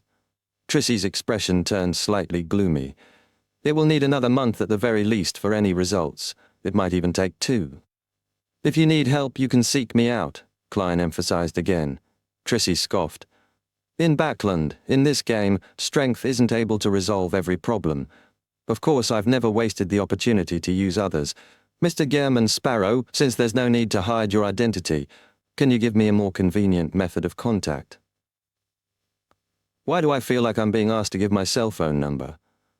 Klein thought for a moment before informing her of the incantation for summoning Miss Messenger, as well as the important ritual ingredient of 1 gold coin. Trissy didn't speak further, tapping the mirror's surface. The black flames burst and disappeared, restoring the mirror to normal. In the sewers, Senor buried the mirror fragment and shrank back into a grey rat, then ran deep into the sewers to be fed on by carnivores. Back in 160 Bokeland Street, Klein drew his curtains, regretting his cooperation with Trissy. He felt she was a ticking bomb, burdened by the primordial demoness's will. He set up a ritual and sent the black blob above the grey fog, attempting to divine Trissy's location and condition, but was met with failure. This only worried him more, as it implied she had become a blessed of the primordial demoness to a certain extent. The next afternoon, Klein began instructing butler Walter and the new butler assistant, Richardson, to deliver the gifts he had brought from the southern continent. This filled an entire luggage bag, including Fermo coffee beans, East Balham tobacco, River Valley's grape wine, and human bone sculptures. They were to be gifted to the different neighbours as a sign of goodwill from Dwayne Dantis. "Oh yes, remember to mention to Member of Parliament Muhtoy's wife that this bottle of River Valley grape wine is suitable for making cocktails. It's best matched with lemon juice," Klein exhorted Walter. Walter solemnly nodded. Yes, sir. Richardson glanced at the remaining pile of gifts. Where will they be sent to? This is for the staff of the Bursary Foundation. I'll deliver it myself, Klein said with a smile.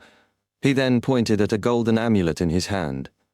I missed the birth of Dr. Aaron's child, so I'll need to express my apologies in person. Ha ha ha. I'll head over in the afternoon and plan on gifting this amulet with Southern Continent characteristics to that child.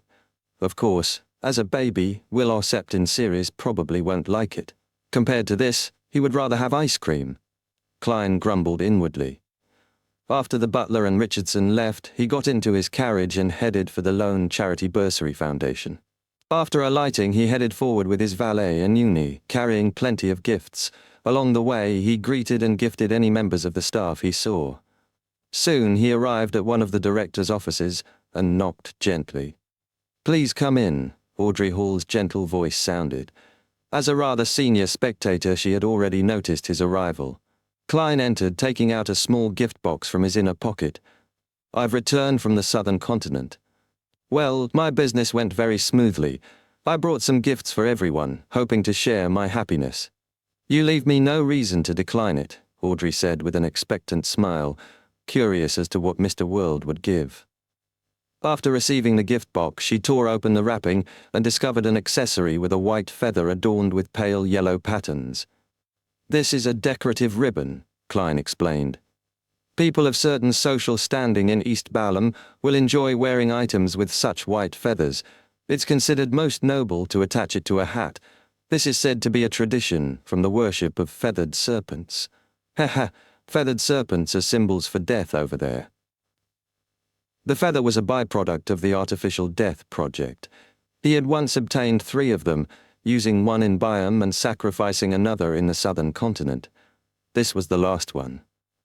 Since the present artificial death was equivalent to the Evernite goddess to a certain extent, Klein no longer needed the feather for rituals and decided to turn it to a gift for Miss Justice, who might be able to contact artificial death at a critical moment. Audrey held her present with a smile, silently listening. For some baffling reason, an idea flashed in her mind. Don't tell me Mr. World really plucked a feathered serpent's feather for this hat. Chapter 979, Joy of Life. The traditions in the Southern Continent are really different from ours, Audrey said as she looked down at the feathered cap in the gift box, but it's in line with my taste. The latter half of her sentence was partially genuine and partially polite.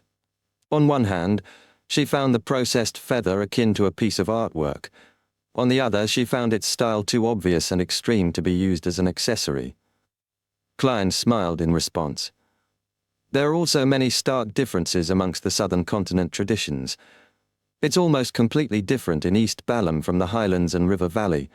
Of course, they also have their similarities, such as their adoration of gold. As he said that, he pointed at the feather in Audrey's hand. Legend has it that people who wear such accessories would receive the blessings of the feathered serpent, or in other words, death. He was hinting to Audrey about how she could use the feather. As a Sequence 6 spectator, Audrey easily read between the lines. She understood that the accessory allowed her to receive a response from death at critical moments. She faintly smiled. I really like it. I will attach it to my hat in appropriate situations. Not bad. It's so easy talking to spectators. Klein returned with a smile and pointed at the door. I still have presents to hand out. You will be the most welcomed person here today, Audrey replied with a smile. Meanwhile, she was a little vexed, hesitant about finding an opportunity to inform Mr. World about Vin Rambis. Oh, it's almost Monday. I'll leave it until the tarot gathering. I can also seek advice from Mr. Hanged Man and Ma'am Hermit on how to deal with my current situation, especially the problem of being wary against the cues and hypnotism from a high sequence beyonder. After all, I can't always pray to Mr. Fool. This made her suspect that many people in Backland's high society had been hypnotized, acting in ways that violated their true intentions. In addition, she realized that every time her parents attended Mass at St. Samuel Cathedral, the one in charge was Backland's Archbishop, definitely a demigod of the Church of Evernite. At times his grace will even visit in person. Is this to prevent such matters from happening? That's why Vin Rambus's hypnosis effect on me didn't go overboard. Audrey watched as Dwayne Dantes left. After closing the door, she sat at her desk and picked up a fountain pen, mindlessly scribbling. When she reined in her thoughts, the paper was filled with interlocking circles and a face with cold eyes. At a glance, she tensed up and immediately used her spirituality to ignite the paper, turning it to ashes. Her random drawing had in a sense reflected her true emotions. After a while, Klein delivered all his gifts and chatted with a few directors. Finally, he entered a room meant for part-time directors to rest, found a pen and paper, and began writing, "Dear Mr. Azik." While in the southern continent, Klein had written to the sleeping Mr. Azik about Adam, 08, and his revenge on Ince Zangwill. He wasn't worried about mentioning Adam, as the Angel of Imagination definitely knew of his relationship with Mr. Azik. This time, his letter didn't involve anything extraordinary. He shared details about the Bursary Foundation, and at the end of the letter he wrote, "This is a really meaningful matter. I feel satisfied and happy about it. Mr. Azik, would you feel the same? When you awaken, perhaps you can attempt to do something similar. Every time you revive, you would be able to see the children who had received your help in the past. When that happens, although you might not remember them, they will definitely remember you." After finishing, he read it once, then blew the copper whistle, summoning the skeleton messenger to take the letter away. Following that, he left the lone charity Bursary Foundation and came to the nearby St. Samuel Cathedral, silently praying for 15 minutes in the Serene Prayer Hall before dropping a stack of cash, a total of £80, into the donation box. He then found Bishop Electra and chatted with him, announcing Dwayne Dante's return to the church. At tea time, Klein followed his schedule and headed to Dr. Aaron's for a visit. This time, he met not only Dr. Aaron Ceres, but also his wife, Wilma Gladys, as well as the newborn and his elder siblings. What a pity that I wasn't able to participate in, huh? Klein deliberately paused, and Wilma Gladys replied, "Will," with a smile. He reorganized his words. "Unfortunately, I was unable to participate in Will's birthday party because of my trip to East Balham. This is an amulet that's rather popular over there. It brings children good luck." As he said that, he handed the golden accessory to Dr. Aaron, who accepted it without declining. "Thank you." He then hung the amulet into the pram beside him. "Will, do you like it?" Wrapped in silver silk, the chubby baby raised his arm, swung it, and flicked the golden amulet away. Flicked away. The mood instantly turned a little awkward. Klein chuckled. This is a reaction all kids have. At this moment, a maid delivered the 3-layered tray for high tea, allowing them to switch topics. As Klein drank his black tea, he began talking about all kinds of interesting customs in East and West Balham, leaving the couple and their other children intrigued. During this process, he suddenly turned to face the pram and asked with a smile, "You don't seem to enjoy my present?" As he spoke, nothing abnormal happened to the others in the room. In the illusion Klein had created, he hadn't finished his recount. Will Orseptin scoffed, his childlike voice saying, "What's the point in having such gifts? You might as well give me guadar. At the very least, that can be drunk." Klein smiled and shook his head. "I have some news for you. Ouroboros was injured by a particular person and will likely not be able to continue seeking you out for the time being." He didn't dare mention Adam's name, afraid the leader of the Twilight Hermit Order would notice and discover Will's location. He believed, however, that the Snake of Fate was likely to guess who had injured the Angel of Fate. Will Orseptin fell silent for a moment. "I did tell you that the deviation in your fate is a good thing in the long term." After exchanging information, Klein was about to dispel the illusion when he heard Will quip, "Oh, I suddenly have a craving for guadar, especially if it's iced." "Such beverages aren't good for a baby," Klein said with a serious look as he dispelled the illusion, reaching out to receive a cup of ice cream a maid had delivered. Then, under Aaron's and Wilma's watch, he scooped some with a silver spoon and teased the baby. "Will, do you want some? Do you want some?" Ma'am Wilma chuckled. "Our Will doesn't enjoy that."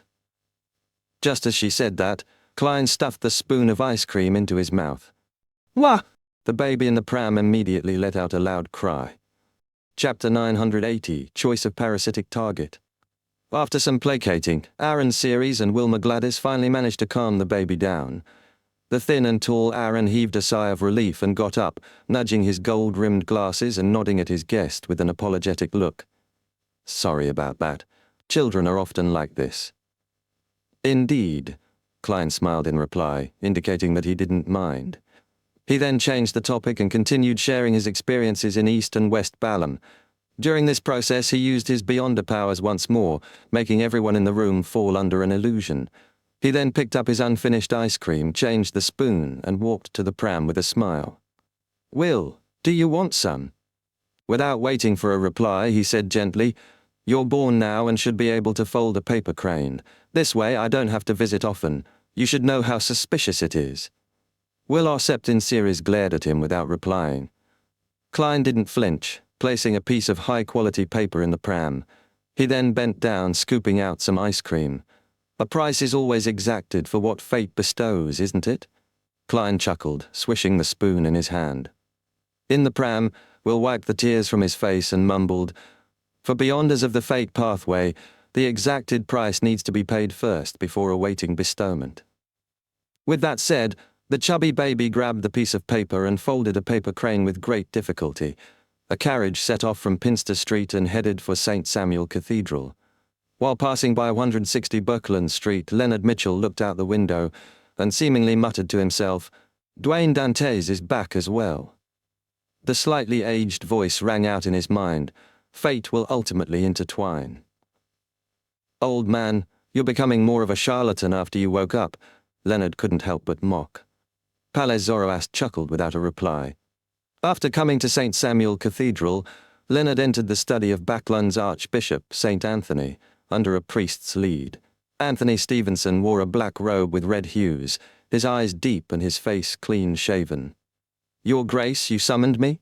Leonard asked, bowing in a rather lacking manner. Anthony nodded gently. You have already rendered enough services to apply to become a Sequence 5 Spirit Warlock. However, you haven't finished digesting the Soul Assurer potion, therefore I'll be extracting you out of Soest's team and assigning you some separate missions. Leonard replied, as per protocol, I am at your command. Anthony picked up a stack of papers. These are cases with suspected paranormal activity. You are to investigate each case, mainly placating or purifying them. If you require additional assistance, you can select members from the Nighthawks team of each area of jurisdiction. Yes, Your Grace. Leonard received the stack of papers and casually flipped through it. Your Grace, what's Captain Soest's team busy with at present? They have been assigned to help Crestet finish a mission, Anthony answered, not in detail. His Excellency Sesamir is also in Backland. Leonard didn't ask further, gesturing 4 points across his chest. May the goddess bless everyone. Praise the lady. Anthony did the same. After leaving the study, Leonard headed down to the basement. Midway, he subconsciously looked at the stained windows above.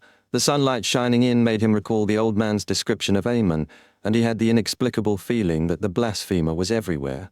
He trembled inwardly. Old man, I have a question. What is it? Palais Zoroast asked slowly. Leonard asked with a suppressed voice, Back then, why didn't you parasitize a bug? They're smaller and more concealed. How long can a bug live? Continuously switching parasitic targets is extremely burdensome on the body. This way, not only will recovery not be possible, but it will even worsen one's condition and shorten one's lifespan, Palais harumphed. Leonard pressed, What about other creatures? Those that live relatively longer lives? Palais chortled. From the looks of it, you haven't kept what I've said to heart. The higher the sequences, the greater the inclinations towards losing control is, and the more madness accumulates.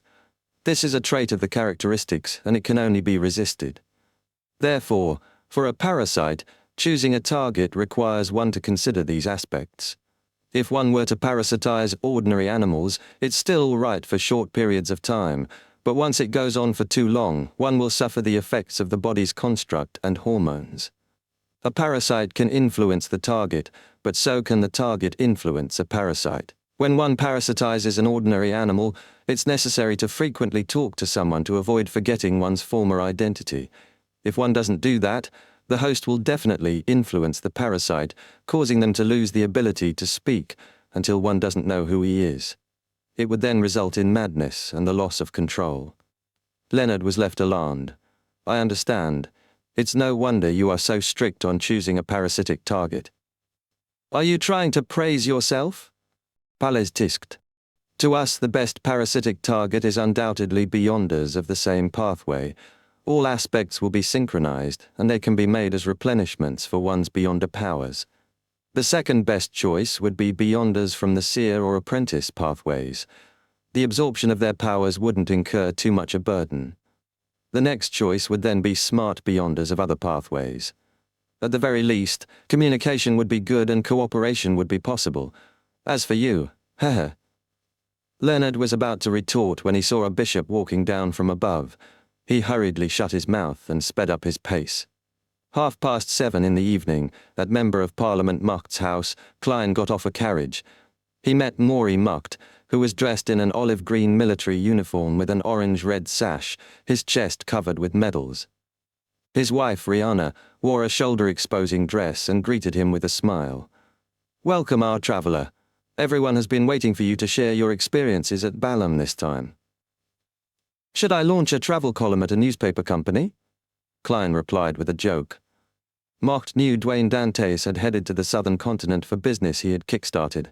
He came close and gave him a hug, suppressing his voice. "Well done," Klein smiled. "Do you like the present?" He was referring to the bottle of River Valley grape wine. "It was excellent. I still fondly recall the taste," Mucht said earnestly. Klein was about to enter the hall when he noticed something. "Miss Hazel isn't in. Has she been sent to study at an all-girls public school?" Rihanna sighed and shook her head. "No, she's only sick. She'll head for public school only in September." "She caught a cold?" Klein expressed his concern. Mucht said with a helpless smile, "No, she was bitten by a rabid rat when she was at the manor in the outskirts. Her wound hasn't healed completely yet." "Hazel got bitten by a rabid rat," Klein nodded in thought. "Did she see a doctor? Oh, has that rat been caught?" "The doctor gave her an injection to prevent any infections," Mucht said simply. "That rat still hasn't been found. Perhaps we need to rear a few more cats in the manor." Chapter 981, Hazel's Decision. After hearing Mucht's reply and combining it with what he knew, Klein guessed that the rat in the manor was likely the marauder demigod who had been by Hazel's side. He nodded slightly and tapped his chest 4 times in a clockwise fashion. "May the goddess bless her." After saying that, he walked past the host and entered the hall to await the ball. In a bedroom on the 3rd story, Hazel was sitting dispirited on a reclining chair. Her left hand was wrapped in thick bandages, and her expression was heavy, nothing like her usual arrogance. In the manor, her teacher, in the form of a rat, had suddenly bitten her, leaving her in a muddled state. To Hazel, although her arrogance stemmed from her upbringing and talents, it was her fortuitous encounter and extraordinary powers that made her feel truly different. With her teacher, the source of her strength, suddenly becoming a real rat, unable to speak clearly and biting her without reason, it left a deep impact on her. She began to question if supernatural powers represented being extraordinary or a monster. Amidst her thoughts, she heard the creaking of the door and turned her head. Walking in was a grey rat with slick fur, its eyes a deep dark red. "Hazel," the rat said in a deep voice. Hazel was first taken aback, then reeled in delight. She stood up. "Teacher, you've recovered?" Just as she said that, she saw grey rats crawling out from every corner of her bedroom, all with dark red eyes. She took a step back in shock, overturning the chair. At this moment, she discovered that the red-eyed rats had vanished and the door was shut tightly, having never opened. Everything had been a hallucination. After a moment of silence, Hazel pursed her lips and sighed, massaging her temples. She had a nagging feeling that what had happened was too surreal. Her dark brown eyes darted about as she removed the necklace she wore, clenching it in her palm. One of its 7 green gems lit up slowly, emitting a green glow that filled her eyes with mysterious symbols. The scenes from before surfaced in her mind, the blurry dreamlike state gradually turning clear. She confirmed that she hadn't been dreaming, but had been thrown into an illusion for nearly 10 seconds. "Cryptologist," she muttered in horror. She jumped to her feet and looked around anxiously, but failed to discover anything. The more she looked, the more terrified she became, with no idea what she would encounter next. The only thing she was certain of was that the other party's level in the supernatural domain far exceeded hers, shattering what little pride she had left. After a few minutes, the bedroom remained silent. Hazel finally composed herself, believing nothing more would happen. Only then did she have the energy to consider the motives of the person who had cast the illusion. As various thoughts surfaced, a theory formed. The person was here for her teacher. Through the illusion, the person had confirmed her teacher's current situation. Is it teacher's friend or an enemy? He's definitely headed off to look for teacher. What do I do? No, all my neighbors know that I was bitten by a rabid rat. Hazel was thrown into a panic, clenching her necklace with increasing strength. She wished to head to the manor and inform her teacher, but was afraid of encountering danger. Furthermore, her teacher had seemingly lost the ability to communicate. Without realizing it, Hazel stood up and paced about. Finally, she made up her mind. Pursing her lips tightly, she walked to the door and said to her lady's maid, "I'm a little tired. I plan on sleeping now. Don't let anyone disturb me." "Yes, my lady," the maid replied. After closing the door, Hazel began changing into clothes that allowed for greater movement, her expression extremely heavy. She had decided to warn her teacher. She didn't wish to become a coward who would abandon all principles upon encountering danger. While the bodyguards were focusing on the ball, Hazel took the opportunity to enter the garden using a water pipe from the balcony. When leaving 39 Buckland Street, Klein, holding a cup of sweet iced wine, was discussing business with a few gentlemen. He turned his head slightly, glancing at the garden, having already noticed Hazel's actions. Although she's not a likable girl, she has quite a kind heart. He praised her inwardly. He wasn't worried, because the journey from Buckland Street to Mact's Manor in the northwestern suburbs would take 3 to 5 hours by carriage. Before she arrived, he would have already used an excuse to leave the ball and teleport over. Of course, he suspected that Hazel could steal the flight abilities of birds and cross the Tussock River, possibly arriving within 3 hours. Regardless, I'll be faster than her. Klein retracted his gaze, considering who his next dance partner should be. At 10 in the evening in Moose Manor, the land steward was arranging for the servants to lock all the windows and doors. A few maids walked out of the wine cellar, heading for the kitchen to ensure that all flames had been extinguished. The moment they arrived, they heard squeaking sounds and discovered a greyish-white rat gnawing on a table leg. The rat seemed to sense their gaze but didn't run, instead glaring at them with its slightly red eyes. Meanwhile, more red-eyed rats ran out from the roof beams, storage cabinets, and miscellaneous items. The maids nearly screamed. They were no strangers to rats, but it was their first time encountering so many at once. "We need to get Gwei and the others to deal with this." A maid suggested in fear. Another maid nodded. "Miss Hazel was bitten by a rabid rat. These don't look normal in any way." As they spoke, they retreated a great distance. At this moment, a figure quickly appeared on the table. He wore a white shirt and black vest under a dark-colored formal suit with a half-top hat on his head. This figure slowly lifted his head, revealing black hair, brown eyes, and a thin, cut face. It was none other than Gehrman Sparrow. Having left the ball ahead of time, Klein had teleported over with Winner and Uni, leaving the latter outside the manor. The rats reflected into his eyes as Klein pulled on the human-skinned glove on his left hand, casting his gaze towards the flowerbed in the manor. Almost at the same time, the rats in the kitchen stirred, their movements turning sluggish before quickly returning to normal.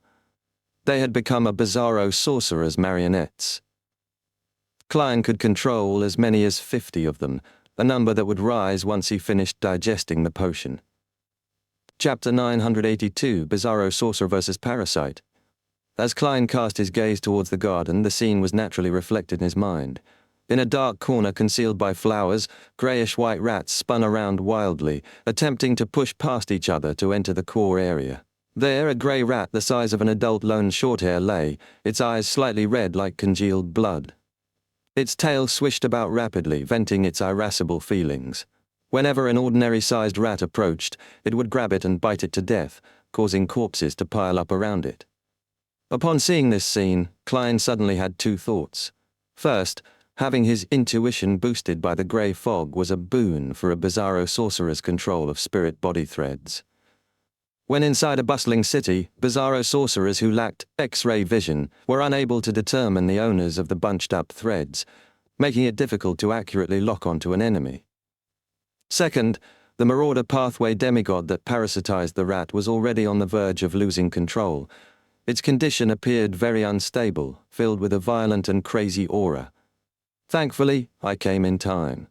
If I had waited a few weeks, who knows what kind of tragedy would unfold. A thought flashed across Klein's mind as illusory black threads appeared in front of him. He was less than 50 meters away from the mutated rat, making it completely feasible for him to control its spirit body threads. At this moment, the huge rat noticed something. It hurriedly stood up and turned its head towards the kitchen. A glint flashed in its dark red eyes, instantly leaving the young man in the silk hat pausing in his spot. It had stolen the main thoughts of the antagonizer for the next 2 seconds, leaving his mind blank. Right on the heels of that, the rat raised its right forelimb, attempting to steal the enemy's Beyonder powers. At its level, it was able to steal 3 Beyonder powers from the same target and possess them for 2 hours. At that moment, the gigantic rat's thoughts turned extraordinarily sluggish, its actions bound by invisible threads. Initial control of its spirit body threads had been obtained. Its success at stealing Gehrman Sparrow's thoughts was merely an illusion, a bizarro sorcerer's illusion creation. Before Klein properly began controlling its threads, he had already switched places with Enuni. As a marionette possessed no self-consciousness, it was immune to thought usurpation. How could something that didn't exist be stolen? To trick the demigod, Klein had used his qualitatively upgraded illusion powers, deliberately making Enuni in Gehrman Sparrow's appearance put on the corresponding act. At this moment, Klein was outside Mukt's Moose Manor, his distance from the gigantic rat exceeding 500 meters. However, this didn't stop him from controlling his opponent's spirit body threads, because a bizarro sorcerer could gift his Beyonder powers to his marionette. This included the control over spirit body threads, the core for converting a target. This meant that if there were no other restrictions, a bizarro sorcerer could use their marionette to extend their control to an unlimited range. Of course, there was no ability in the world without restrictions. On one hand, Klein's maximum number of marionettes was 50. On the other hand, the only thing a bizarro sorcerer couldn't gift his marionette was the ability to think. Therefore, the limit of using a marionette to control another was the limit of his own control over the first marionette, 1,000 meters. By gifting his powers, a bizarro sorcerer was effectively separating a maggot related to his mythical creature form and transferring it to the marionette. The marionette lacked the means of separating another maggot when converting a new marionette. At present, Klein could only split a maximum of 50. Exceeding this number would produce signs of his soul fracturing. Therefore, the maximum distance he could control spirit body threads was 1,000 plus 150 meters. While the marauder demigod's actions turned sluggish, the rats that had been turned into marionettes rushed out from Enuni's side, aiming at the garden and opening their mouths to use air cannon. Suddenly, a dark red glimmer lit up in the gigantic rat's eyes. Instantly, Gehrman Sparrow appeared in the dark corner of the garden, amidst the dead rats. As for the marauder pathway demigod, it had arrived inside the kitchen. It had stolen Gehrman Sparrow's position. Bang, bang, bang! The marionette rats shot out their air cannons, hitting the spot where Gehrman Sparrow was standing, throwing flowers into the sky and alarming the servants in the manor. The entire garden was leveled, and if Klein hadn't directed the attack, the main building probably would have collapsed. Amidst the flying dust, the rats were left dismembered, but Gehrman Sparrow remained standing, uninjured. Winner Enuni had just released all the good luck he had accumulated. However, Klein's control of the gigantic rat's spirit body threads had been terminated. Hazel's teacher took this opportunity to regain its freedom.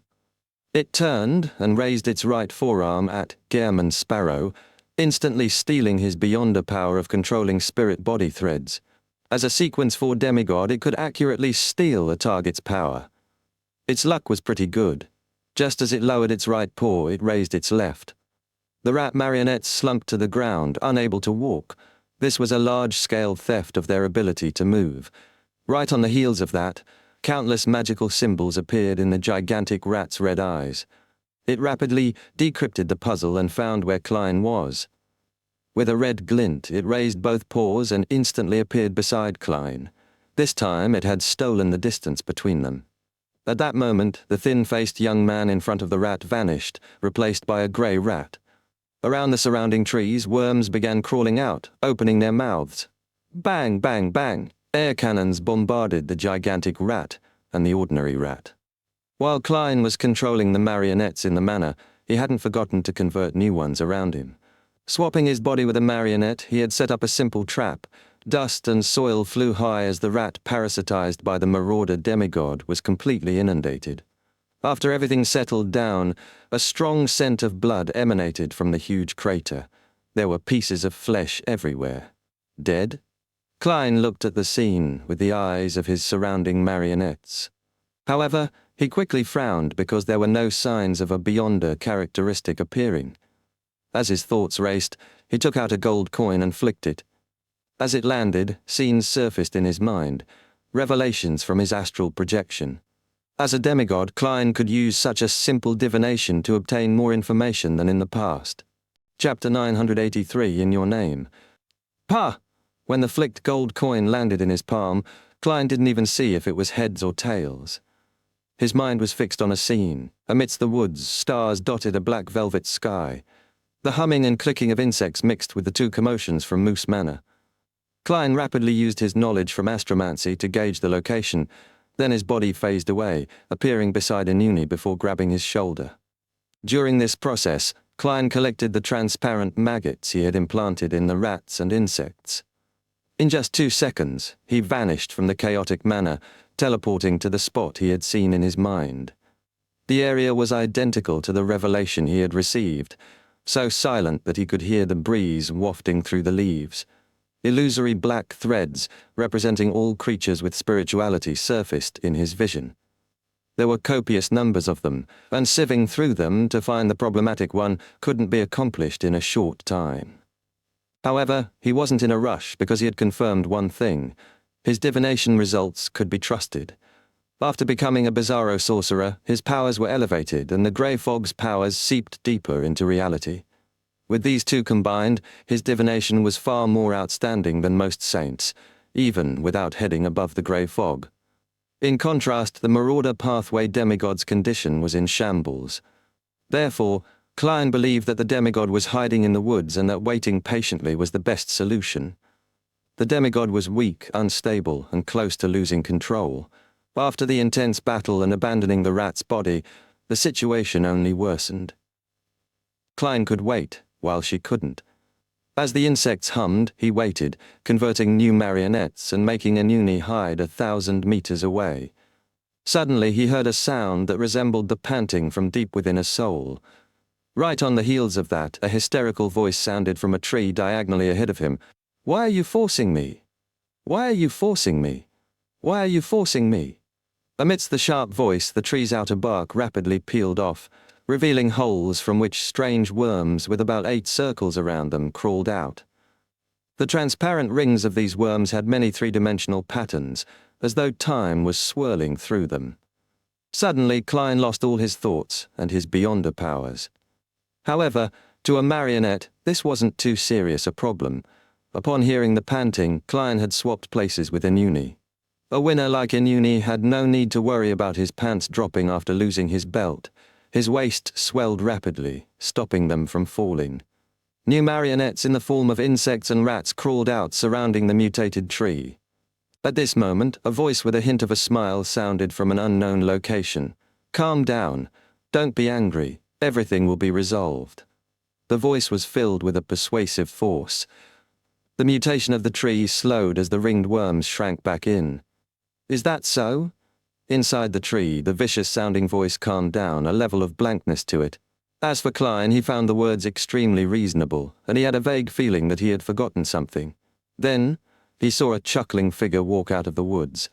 "Relax, I have the means to stop you from losing control. All you need to do is to follow my instructions." The figure wore a black trench coat, black trousers, and leather shoes. He had a broad forehead, a thin face, a tall hat, and a striking crystal monocle. Klein's gaze froze as a word resonated through his mind. Ammon. The person before him was the blasphemer, angel of time, king of angels, son of the creator, Ammon. Although he knew that it was merely an avatar, Klein didn't waste any time, abiding by the deepest cries of his heart and using creeping hunger to phase away. During this process, Anuni snapped his fingers, lighting matches in his pocket and allowing him to appear beside Klein with flaming jump. Klein grabbed him and vanished. Luckily, Ammon's attention was on the peeling tree, and he didn't have time to stop him. After they vanished, Ammon halted and turned to look at where they were. He nodded slightly and scoffed, "A bizarro sorcerer of Evernite." He then retracted his gaze and looked at the half-mutated tree. "A descendant of Jacob?" Yes, do you know my ancestor?" the rat demigod asked as though grabbing onto a floating board. Ammon stroked his chin. "Of course, they tasted excellent." Inside the tree, the descendant of the Jacob family fell silent. A few seconds later, a voice filled with horror uttered, You are blasphemer, Ammon." Inside the tree hole, the worms began crawling out, but they quickly stiffened and froze. Ammon adjusted his monocle. "That's too late now, isn't it? It might have been of some use if you had struggled from the beginning, but now... Do you believe that I'm here on my own?" As he spoke, the trees around him shook, and birds leaped onto the branches. "You." The Jacob descendant's speech came to an abrupt halt. Ammon stuffed his hands into his pockets and laughed. "I heard that your family has split into tiny families with zero interaction, afraid that the lot of you will be caught by me, right?" "Ah, right. Didn't you establish a secret organization with Zoroaster's descendants and other beyonders of the Marauder pathway? I believe it's called the Hermits of Fate. You're probably a member, aren't you? Let me see if I can replace you and infiltrate that organization." Haha, a secret organization meant to defend against Ammon has Ammon participating in it. Just the thought of it is rather interesting. He glanced at the shaking tree. "Unfortunately, from what I can see from your fate, you didn't undergo a good education in mysticism. You can't be a member. Are you the only one left of this Jacob family branch? You wished to seek out a secret treasure left by the Jacob family in Backland, but you ended up seriously injured and sealed? Ha, you even parasitized an ordinary animal. Yet there are signs of you not talking to humans for an extended period of time. Aren't you very puzzled as to why you didn't receive any warnings about this when you advanced to Sequence 4? Yes, it's because I've deleted them." "No." A sharp scream filled with anger and viciousness sounded. The mutated tree's tremblings intensified until it calmed down. Streams of light flew out from within and surged into Ammon's body. Taking out a piece of silk, Ammon took off his monocle and wiped it. How foolish. She actually believed me when I said it's too late. One flaw with fellows who are on the brink of losing control is that they're brainless and easily fooled. If she had carefully thought about it, how could she not realize the problems within? If I could quickly finish her off and steal her fate, why would I be wasting so much time chatting with her? An avatar is an avatar after all. After Ammon wore his monocle again, the stream of light had been completely absorbed. At this moment, a figure was passing through the woods, Hazel in hunting gear. She seemed to sense something and looked over, only to see Ammon. Then she revealed a surprised smile. "Teacher, have you recovered? Oh, someone has noticed a problem with you. It's best that you hide." Ammon listened in silence before the sides of his mouth curled up slowly. "All right." Chapter 984, Active Response. Klein didn't directly teleport back to 160 Boakland Street. Instead, he went to sea with Anuni, found a secluded spot and chanted the honorific name of the Fool. He then took 4 steps counterclockwise and went above the grey fog, where he beckoned for a paper figurine. Immediately after that, he picked up one of the cards of blasphemy from the long bronze table and placed it inside his body.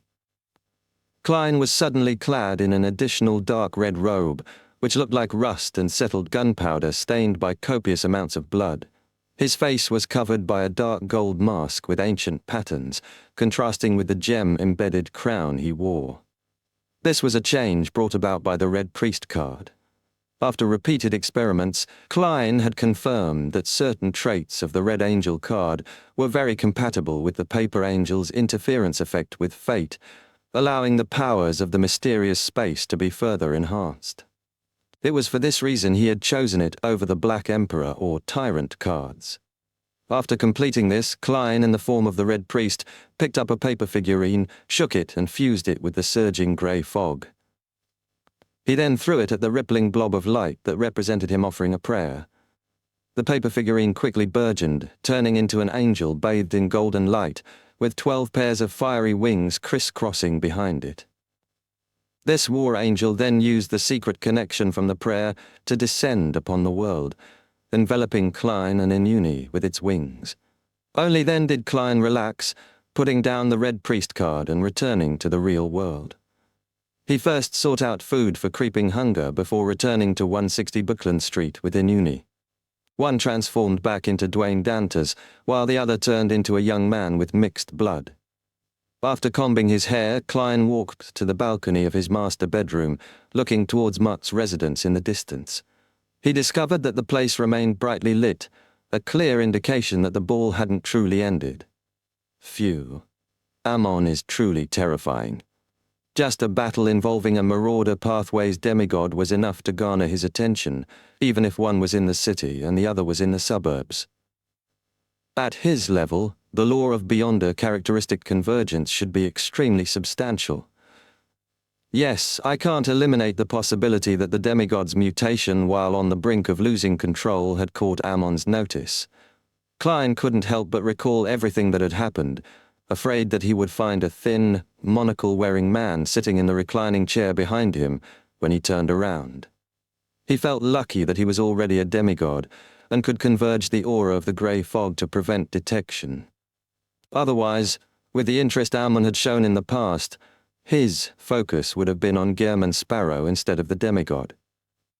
As the Ammon in Backland was likely only an avatar, Klein was still rather confident of the Paper Angel's interference, believing the King of Angels had no means to trace him back to 160 Buckland Street.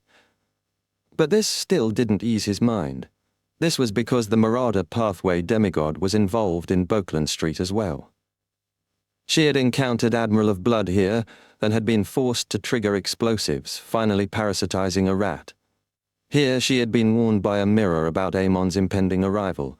In addition, Hazel, her student, had been influenced by a powerful illusion tonight, exposing her teacher's condition. All of these factors combined might make Amon pay a visit. The more Klein thought about it, the more unsafe he found Buckland Street. From his point of view, just the warning about a Marauder Pathway Angel was enough for Ammon to take up residence in the area for a period of time.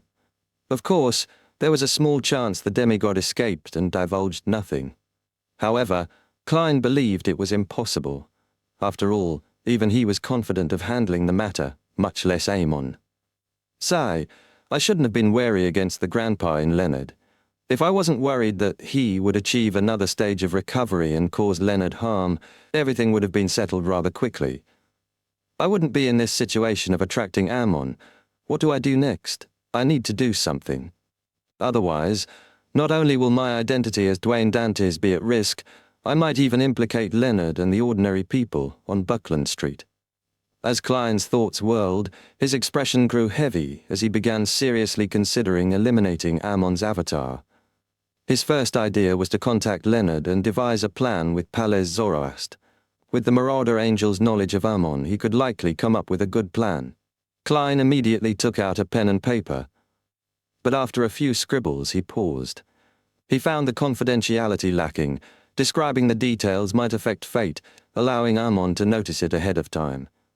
The more secure method would be to pull Leonard above the grey fog. Apart from this, what else can be done? Report it to the church? He soon gave up that thought, because Leonard hadn't done so previously, implying the method was useless or flawed. It's better to ask Leonard first and gain a better understanding of the situation, Klein quickly decided. He suppressed the urge to consult Arodes, or Will Osseptin. After dismissing Inuni, he entered the master bedroom's bathroom, took 4 steps counterclockwise, and arrived above the grey fog. Sitting as the fool, he conjured the world and had the fake person pray piously. Honourable Mr. Fool, please inform Leonard Mitchell that I've discovered traces of blasphemer Ammon. I hope that he can head to your kingdom as soon as possible to discuss the subsequent actions. The time will be up to him to decide. After throwing the prayer into the crimson star representing Leonard, Klein added as the Fool, "There's no need to hide it from Palais Zoroast." In the outskirts of Northborough, in a sparse forest, Leonard extended his right hand, holding down a blurry wild wolf's figure. The wolf whimpered as the flames burning in its eyes dissipated, and its body faded away into the wind, calm and serene. Due to the cemetery burial act, human ghosts were rare in the northern continent, but the spirits of wild animals could still become spectres. Just as he put the wild wolf to rest, Leonard suddenly saw a boundless greyish-white fog appear for his eyes, as the world Gehrman sparrow's prayers resounded in his ears. Traces of blasphemer Ammon. He is still in Backland. Leonard's eyelids twitched as he tensed up immediately. He spoke with a suppressed voice. "Old man, did you see it? Did you hear it?" Palais Zoroast's slightly aged voice resounded. "No, although I sensed an anomaly, I didn't see or hear anything.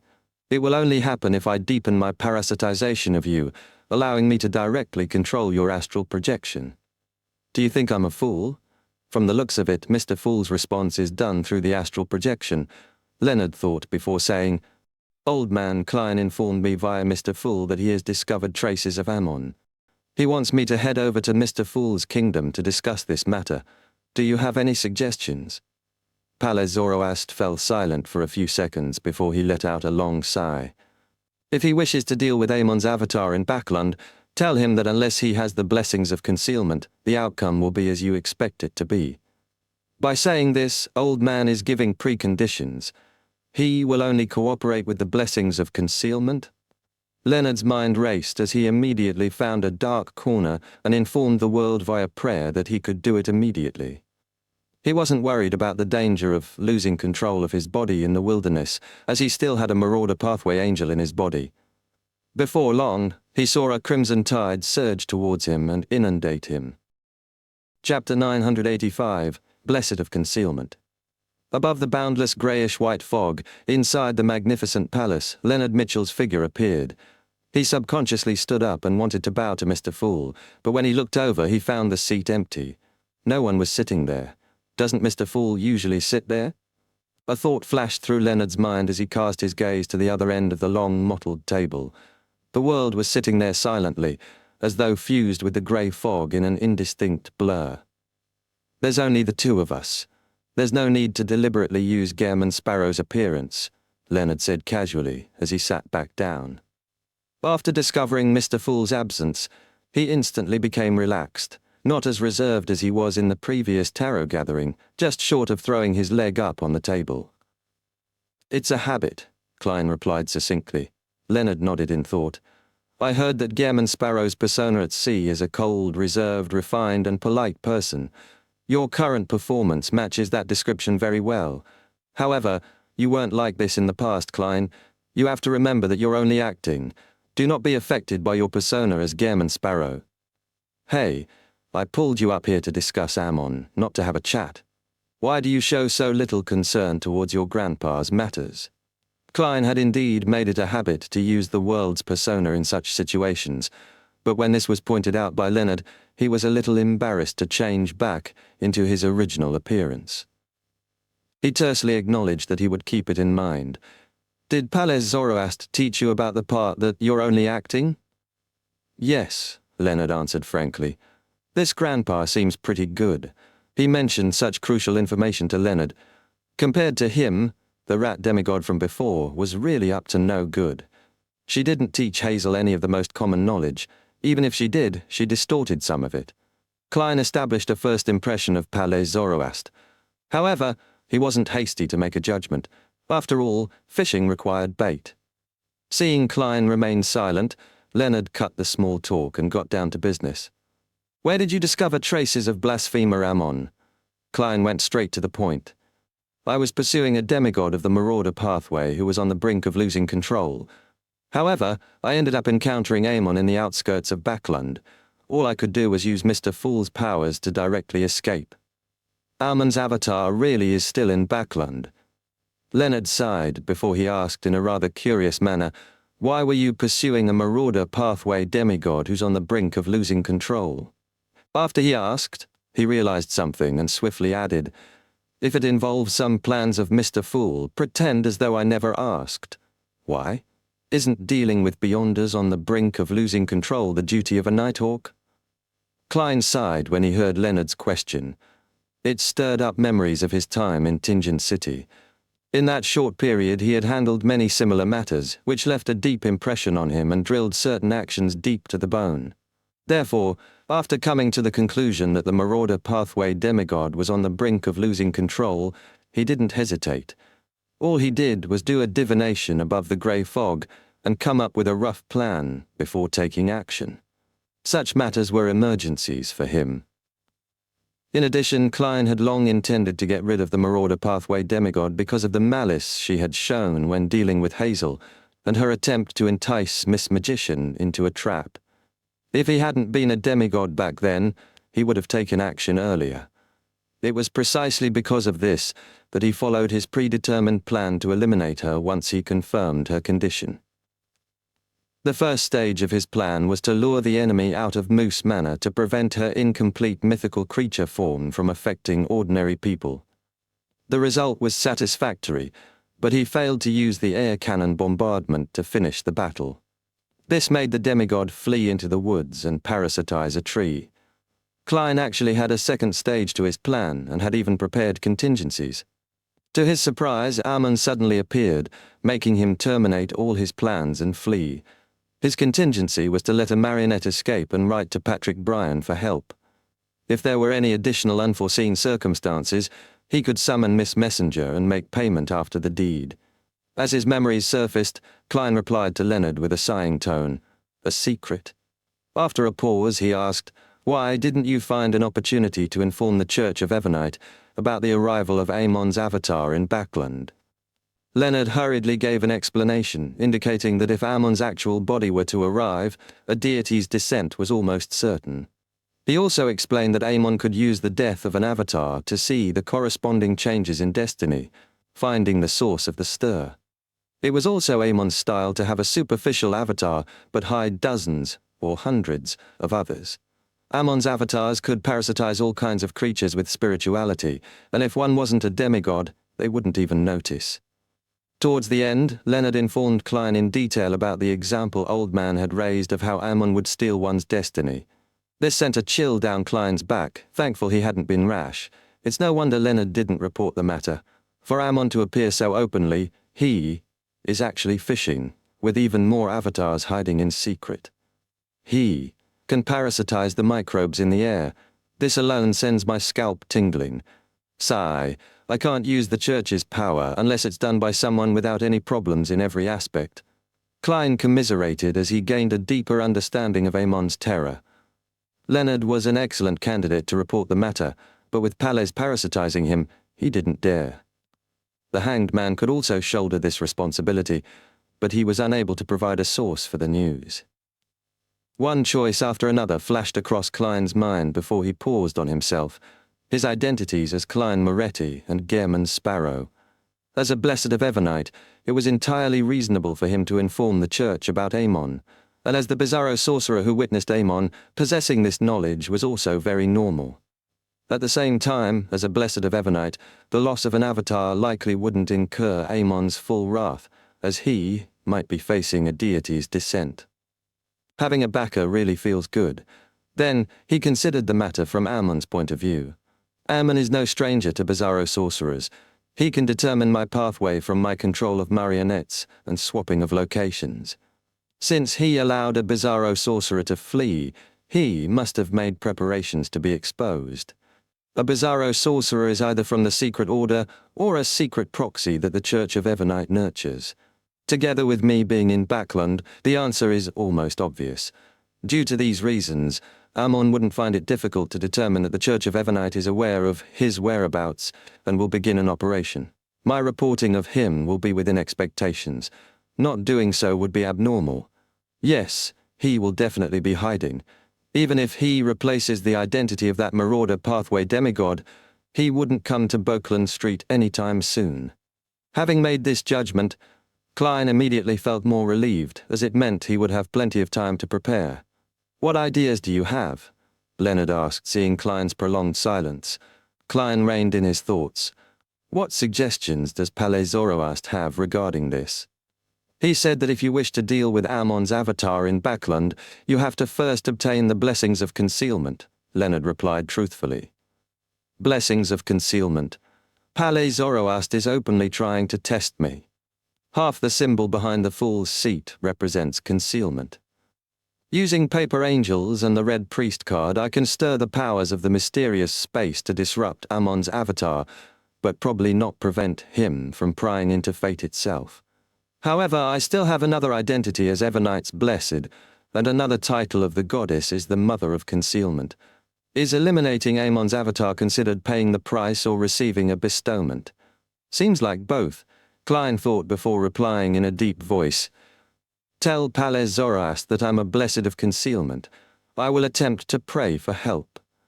He was referring to being the Blessed of the Mother of Concealment, but it was certain that Palais Zoroast would understand it as being the Fool's Blessed. Chapter 986, The Infectiousness of Parasitizing. So Mr. Fool also has authority in the aspect of concealment. Leonard came to a realization as he understood why Old Man had specially mentioned the need for the blessings of concealment. Without waiting for his reply, Klein added, "In addition, tell Palais Zoroast that Amon might very well know that there's a marauder pathway angel in the vicinity of Boakland Street." This? Leonard's pupils dilated as he blurted out, "How would he know that?" "It's not convenient to tell you why," Klein mumbled inwardly before replying rather sternly. "It's not like I'm Amon."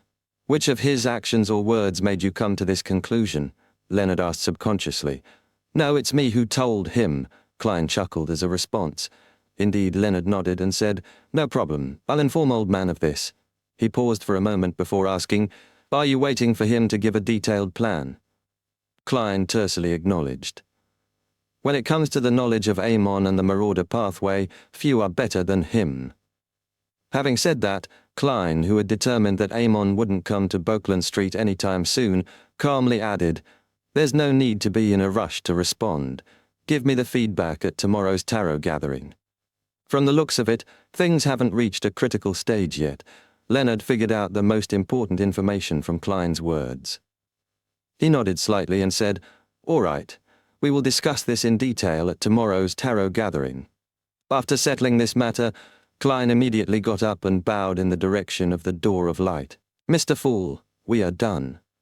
Leonard stood up, but before he could do anything, his vision became a blur as the crimson stellar light inundated him. When he snapped awake, he found himself in the sparse forest on the outskirts of North Borough. "Is there anything you wish to tell me?" Palais Zoroast's slightly aged voice sounded.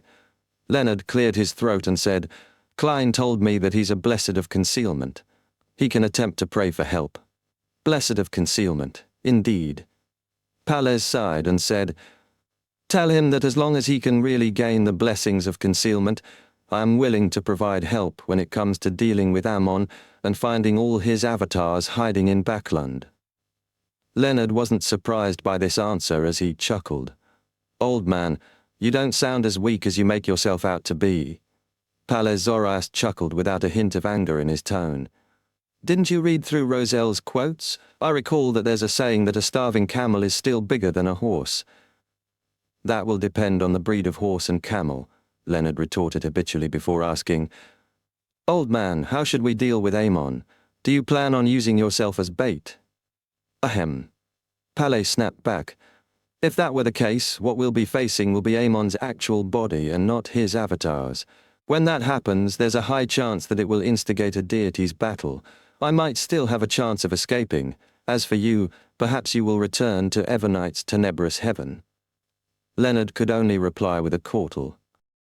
Palais Zoroast continued, "Unlike the similar powers of other pathways, Ammon's avatars can rapidly strengthen himself by absorbing the beyonder characteristics of the marauder pathway, thereby splitting even more worms of time, allowing him to parasitize different creatures. As long as there's enough beyonder characteristics, this process can keep happening. Isn't this like the spread of a plague?" Leonard felt a chill run down his back once again. If one had enough beyonder characteristics of the marauder pathway, Ammon's avatars could go from parasitizing one person to the entire city. Pretty much, Palace Zoroast affirmed. To deal with Ammon, this is the only way to take action. Using marauder pathway beyonder characteristics at the demigod level to bait him out. As long as you successfully finish off one of his avatars, there are ways to seek out and eliminate the rest. However, Ammon is a master of deceit. We need to be careful, otherwise it might appear like we are baiting him. But in actual fact, he is baiting you. On this matter, concealment is of utmost importance. I understand, Leonard sighed and turned to ask, how strong can Ammon's avatar be? Palace Zoroast fell silent for a few seconds as though in recollection. Finally, he said, in theory, his strongest avatar can reach the equivalent of a sequence 1, but it's almost impossible for him to do so. This will make his mental state unstable and show signs of losing control. Typically, one of his avatars is a worm of time, each starting off as a weak sequence 4. However, each possesses the trait of an angel capable of shattering beyonder characteristics. By absorbing sufficient amounts of marauder pathway beyonder characteristics, such an avatar can reach a level equivalent to a sequence 2. However, Ammon seldom does so. His avatars will automatically fracture and create even more avatars. Furthermore, with the actual situation in Backland, it's very difficult for him to gather enough beyonder characteristics that can raise his avatar to sequence 2. Leonard thought carefully for a moment before asking, so, we will be facing a group of Ammons. Amongst them, a majority have the strength of a weak sequence 4, with a minority having the normal standards of a sequence 4, while an extremely small minority reaches sequence 3. With Ammon's style, it's likely the case. However, you have to remember that Ammon is good at deceit, Palace Zoroast warned. In addition, based on the time since Ammon's avatar arrived in Backland, the number of marauder pathway beyonder characteristics he has gathered to date can't be too much. After all, this is Backland. Also, if the situation isn't right, his avatars will use the strongest one as the center and automatically gather together to achieve an elevation in strength. The most important matter when dealing with Ammon is to not let matters develop to this stage. Otherwise, there's no stopping Ammon from escaping even if an angel of the concealment domain arrives. It's truly difficult to deal with him. Besides, it's just an avatar he randomly threw out to develop themselves, as expected of a king of angels. After Leonard made a poignant sigh, he suddenly recalled Klein's reminder and hurriedly said, the Angel of Time has apparently already locked onto a marauder pathway demigod. Klein said that he encountered Ammon while pursuing the demigod. Also, Ammon seems to know that there might be a marauder pathway angel hidden in the region around Bokeland Street. Palace Zoroast fell silent once again, remaining that way for a pretty long period of time. After a while, with Leonard unable to stop himself from prodding for a response, he lamented with a sigh, why is your former colleague as troublesome as you? What? Leonard wore a blank look. Palace Zoroast said in a peeved manner, the reason why Ammon knows that there's a marauder pathway angel around Bokeland Street is likely due to him. Old man, why you have the ability to decrypt? Leonard asked in puzzlement. Palace harumphed. I was using my brain. Otherwise, why do you think there's the prefix of Bokeland Street? That's true. Anything that has to do with Bokeland Street can't avoid Dwayne Dantes. Could it be some problem that fellow Klein created? Only then did Leonard come to a realization. At this moment, Palace sighed. Thankfully, he only said an angel and not my name. Otherwise, I suggest that we immediately leave Backland. Tell him that there are currently 2 solutions. First, it's to seek out a Grade 1 sealed artifact of the Marauder Pathway or find a demigod of the Marauder Pathway. Using them, we design a trap. This entire process requires the blessings of concealment. Furthermore, it needs to be natural, reasonable, normal, and in no way incur suspicion. Second, wait for Ammon to enter Bokeland Street. He might do a combination of replacing someone's identity and infiltrating through the air. Therefore, your former colleague needs to see through the grafting of fate or notice the abnormalities in the microbes. Otherwise, no matter what plans are employed, it will simply be feeding Ammon. Leonard's eyelid twitched when he heard that as he solemnly nodded. I'll discuss these matters with him tomorrow afternoon. All right. Palais Zoroast sighed and said, "Also, if all the Ammon avatars in Backland can be eliminated, most of the worms of time left behind will belong to me." As a form of replenishing himself? It's no wonder old man is willing to take the risk, Leonard asked in enlightenment. Do those worms of time have the beyonder characteristics of the marauder pathway? It might be the case in my hands, but not necessarily for others, Palais explained simply.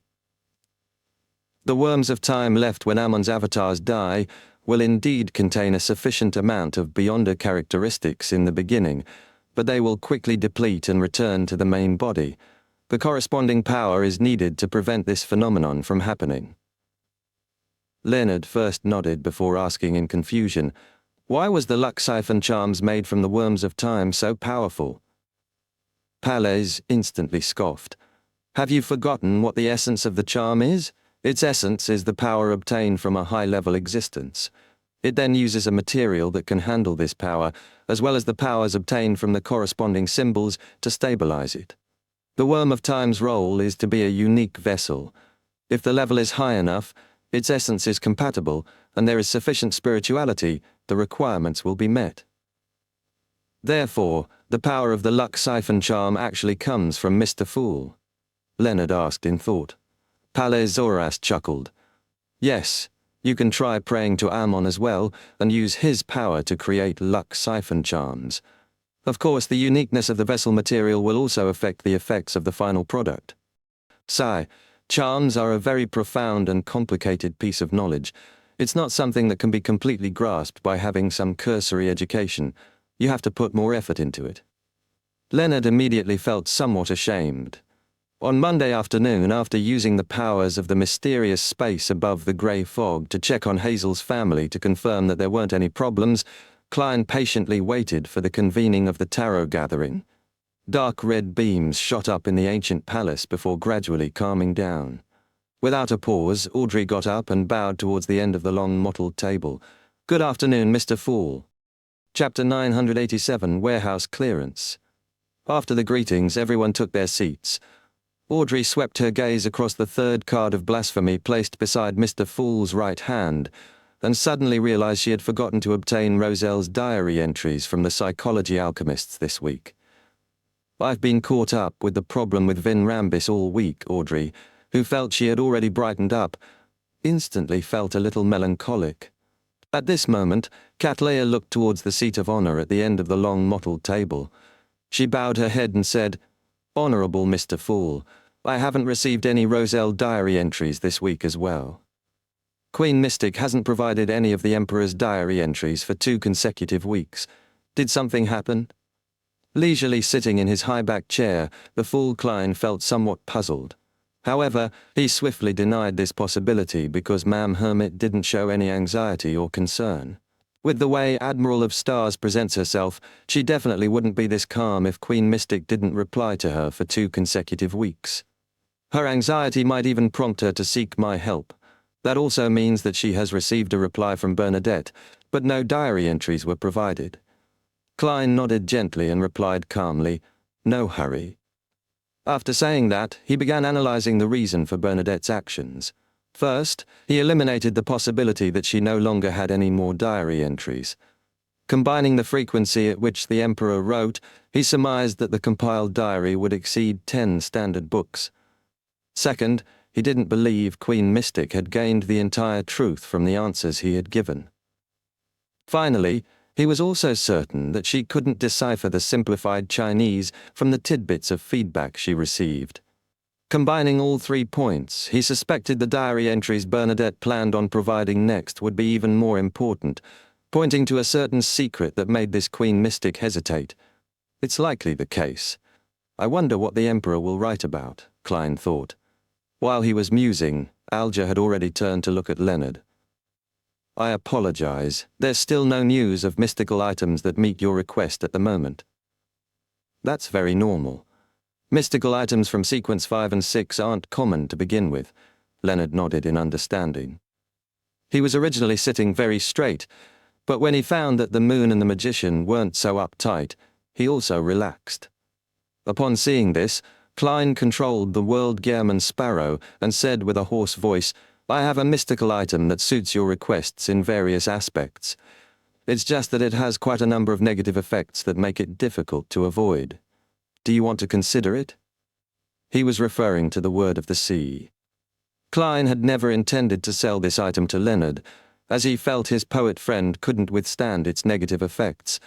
The indiscriminate singing, the tripping, or the flaw of being prone to lightning strikes. However, after considering that Leonard had a Sequence 1 Marauder pathway angel parasitizing him, Klein felt he might have the means to resolve the problem. "Oh, tell me about it," Leonard said, expressing his interest. The World Gammon Sparrow glanced at the Hanged Man and said slowly, "It can release lightning on a target." He roughly described the beyonder powers of the Word of the Sea and its negative effects, leaving Leonard somewhat enticed despite frowning. "It can actually be used as a staff to allow me to fly. Even at Sequence 5, I'll need to seek out a suitable spirit before I can fly. Besides, the offensive strength really is formidable. But the 3 negative effects are quite terrifying. I'll return to ask Old Man to see if he has any means to reduce them."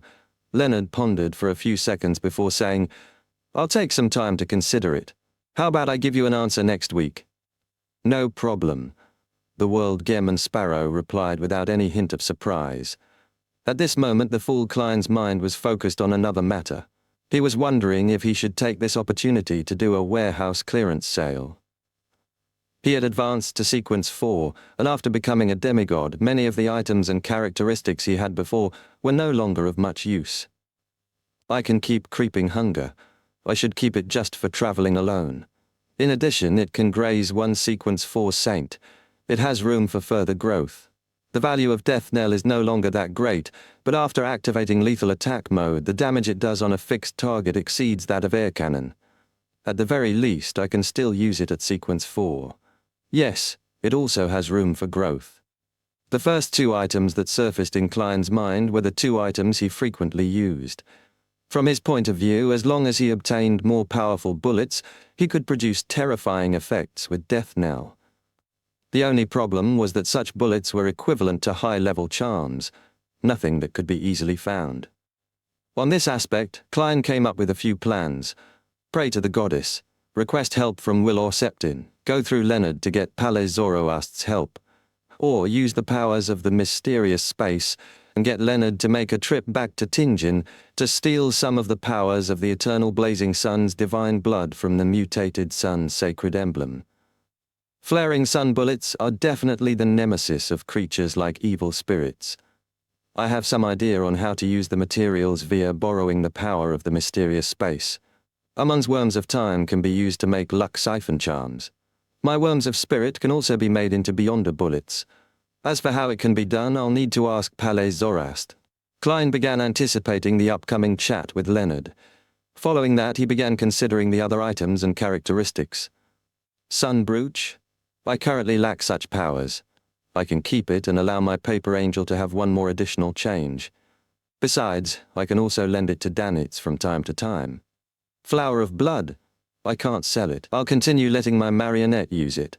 Having one additional life is one additional hope. Green Essence? I can sell this. I can transfer my ailments already. Murloc Cufflink? There's no need for this either. If I have a sudden need for its powers, I can transform into a huge fish. Broken Finger? I wonder if anyone would want it. Besides, I haven't fully investigated why the rat demigod was sealed. I have 1 purifying bullet, 6 demon hunting bullets, and 2 exorcism bullets left. I'll just randomly use them. Biological poison bottle? Sire, I haven't been able to sell it all this time. Blatherer's Aura? This can be used to make charms or bullets. I'll temporarily not sell it. An Interrogator Beyonder characteristic, a Lunatic Beyonder characteristic, 15 milliliters of 1,000-faced hunter's blood, 40 grams of Spirit World Plunderer powder, an eyeball of a 6-winged gargoyle. Tarot Club members have no need for these. I might be able to reward the believers of Sea God or the Resistance in the Rorsted Archipelago. As these thoughts flashed across his mind, Klein quickly made a decision. Then he made the World Gammon Sparrow say, I have 2 mystical items for sale. Their levels are relatively low. Cattleya immediately replied, a low level doesn't mean it's useless. Many low-sequence Beyonder powers can even turn the tides of battles involving Sequence 5 Beyonders. I'm rather interested in knowing the detailed situation. Klein nodded gently and described the uses and flaws of the Murloc cufflink and green essence. After he was done, he said, Murloc cufflink for £500, green essence for £1,000. Just as he said that, Audrey raised her arm. I wish to buy the Murloc cufflink. She actually wished to say that she wanted both, but considering how others might have their needs, she decided to only take the Murloc cufflink. This could provide her a layer of illusory scales, preventing her from being easily caught. And more importantly, she didn't know how to swim. This could effectively make up for her weakness. Seeing Miss Justice had her eyes on the Murloc cufflink, the other members wisely gave up without raising the price. Following that, Alger bought the green essence ring. To him, although the water domain had certain restorative spells, they were inferior to a dedicated item. As a Beyonder who often had to engage in melee battles, it was of great importance.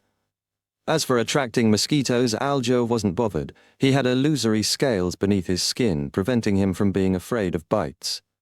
After the transaction segment came to an end, Emlyn cleared his throat and asked a question. Chapter 988, Joint Operation. Emlyn couldn't help but clasp his hands together, lift his chin, and say to Miss Magician, I've already confirmed that the ancient abandoned castle in Delaire Forest is an internal test that the Sanguine had given me, having hidden the key situation. With that said, he felt a weight lift off his chest, no longer feeling so hesitant or embarrassed. He surveyed the area, realizing Mam Hermit and Mr. Hangman appeared to have expected it, showing no signs of surprise.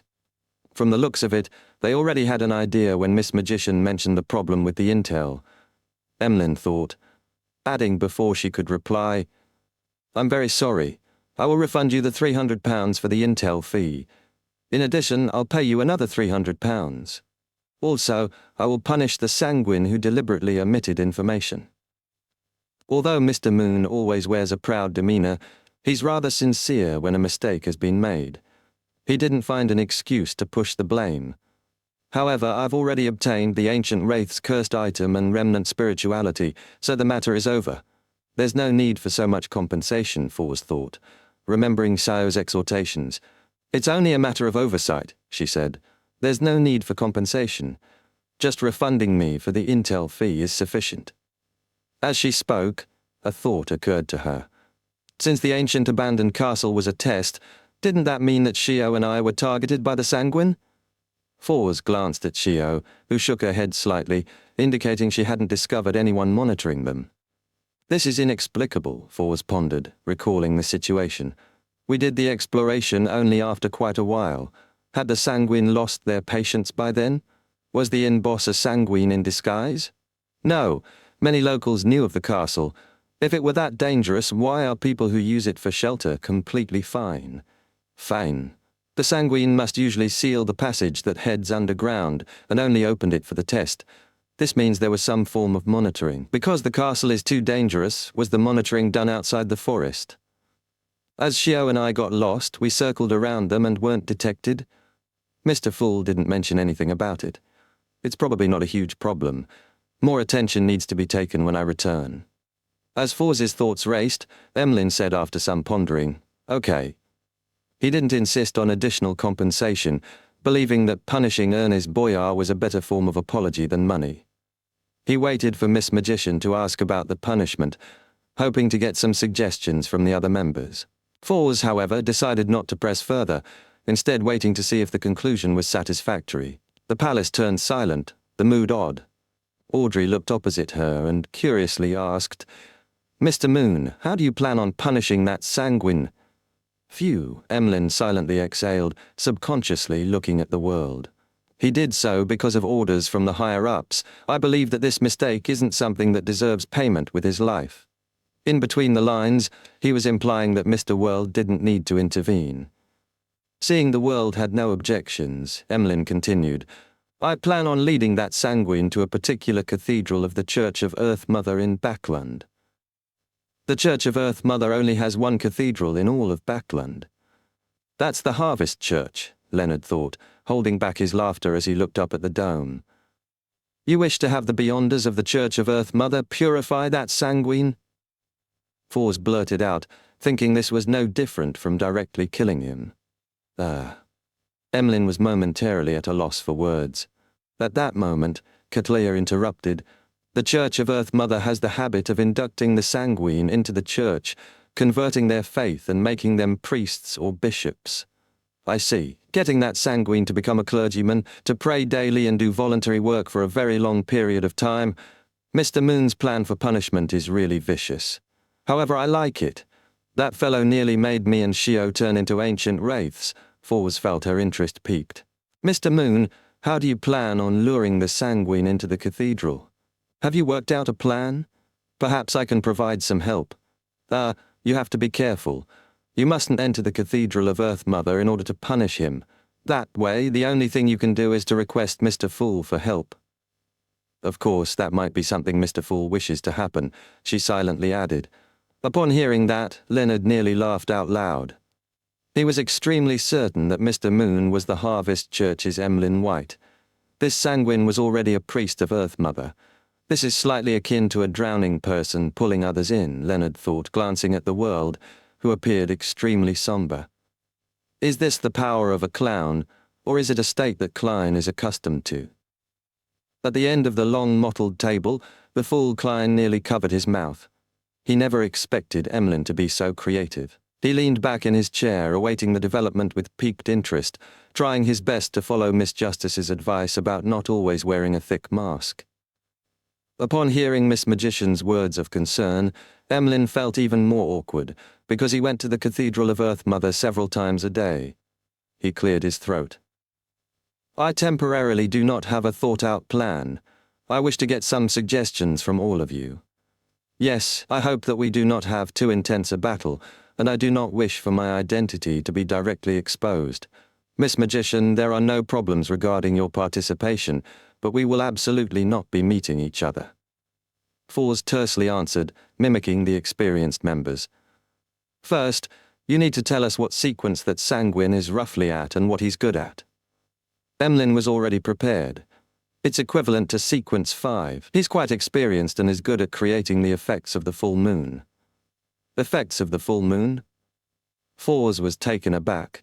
When in a state similar to the full moon, she would hear Mr. Dawes' ravings.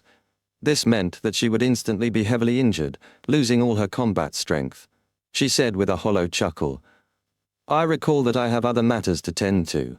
It might not be convenient for me to participate in this matter. Emlyn frowned, displeased with Miss Magician's sudden change in attitude. At this moment, Shio, who had been listening silently, said, I can participate. I just need a portion of the spoils. Miss Judgment's tone is very firm.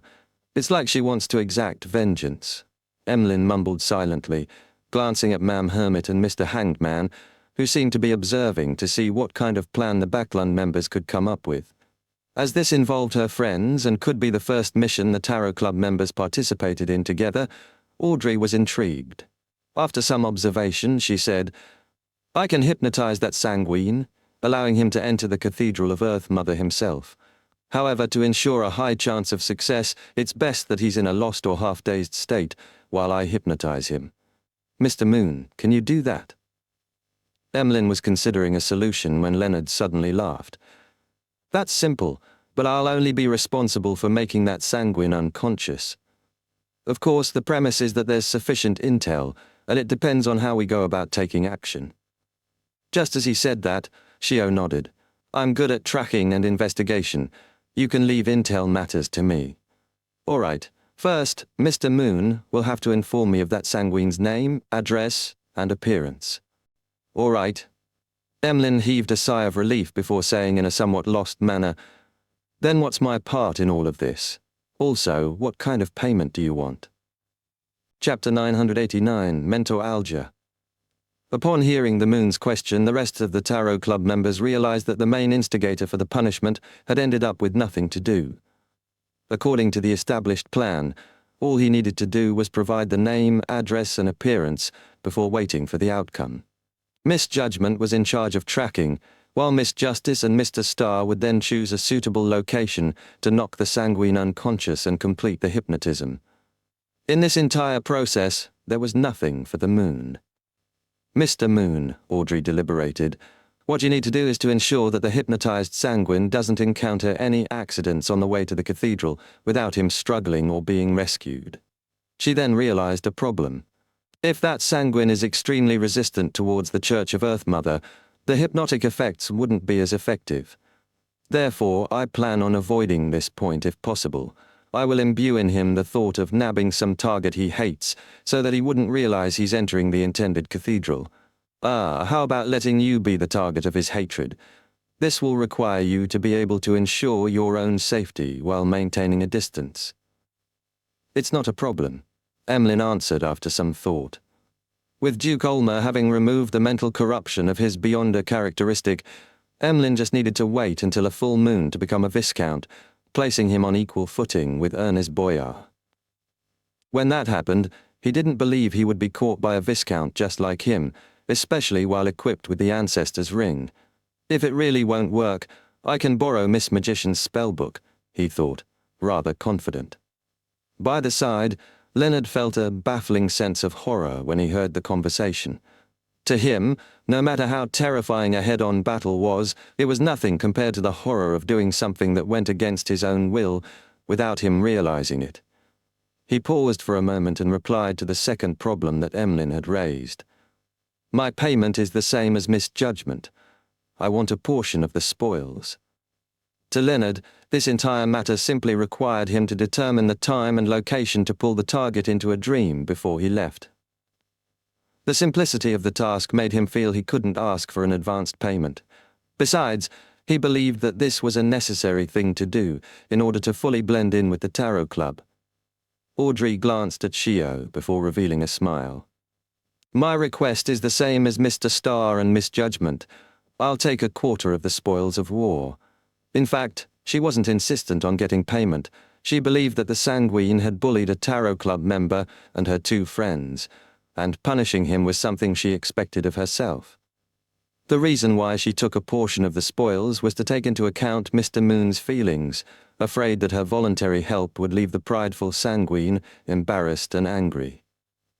Furthermore, Mr. Moon doesn't have any money, so the payment can only be the spoils of war, she added silently. 4 participants, with each obtaining a piece of the spoils. That's very fair. Emlyn nodded and surveyed the area. Any other suggestions? Fours asked in disbelief. It's that simple? That's a sanguine equivalent to a sequence 5. The plan you came up with sounds like it would succeed very easily. In her mind, sequence 5 Beyonders were the strongest among unaffiliated Beyonders, yet in the conversation of the Star and the others, such a target was to be finished so simply.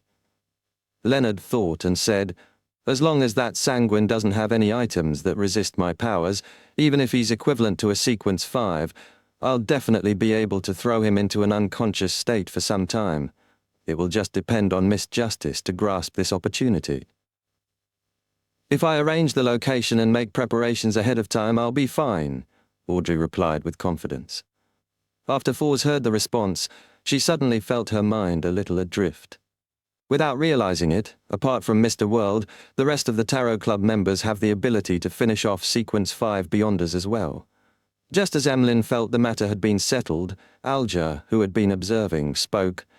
As members of a secret organization, I believe that everything needs to be considered at a deeper level. Ah? Emlyn and Leonard cast their gaze at the Hanged Man with a puzzled look.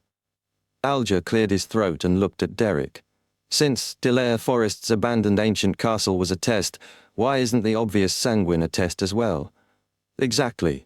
The fool Klein controlled the world to nod. Cattleya then looked at the Hanged Man with a look of approval. This... Emlyn's pupils constricted at a loss for a retort. In an instant, he found himself too careless. Leonard was also taken aback, realizing he had involved himself without considering any latent risks. As expected of Mr. Hanged Man, he considers all the details with such meticulousness, Audrey thought, asking, so we need to abandon the punishment? Alger chuckled. There's no need to. Just a few acts of misdirection would do. He then looked at Emlyn. First, hand the investigation of the Sanguine to bounty hunters in Backland. Use their existence to hide Misjudgment's actions. Second, when determining the location, try to do it near an Orthodox deity's cathedral to disrupt any subsequent divinations. Third, before Miss Justice and the others take action, you have to do something that leaves one suspicious but is nothing eye-catching. Make it seem like you will be exacting revenge somewhere else to attract the eyeballs of any secret monitor away. Fourth, only after the sanguine is successfully hypnotized do you become the bait. Having said that, Alger paused. If there's the addition of anti-divination and anti-prophecy at the demigod level, this entire matter will be flawless.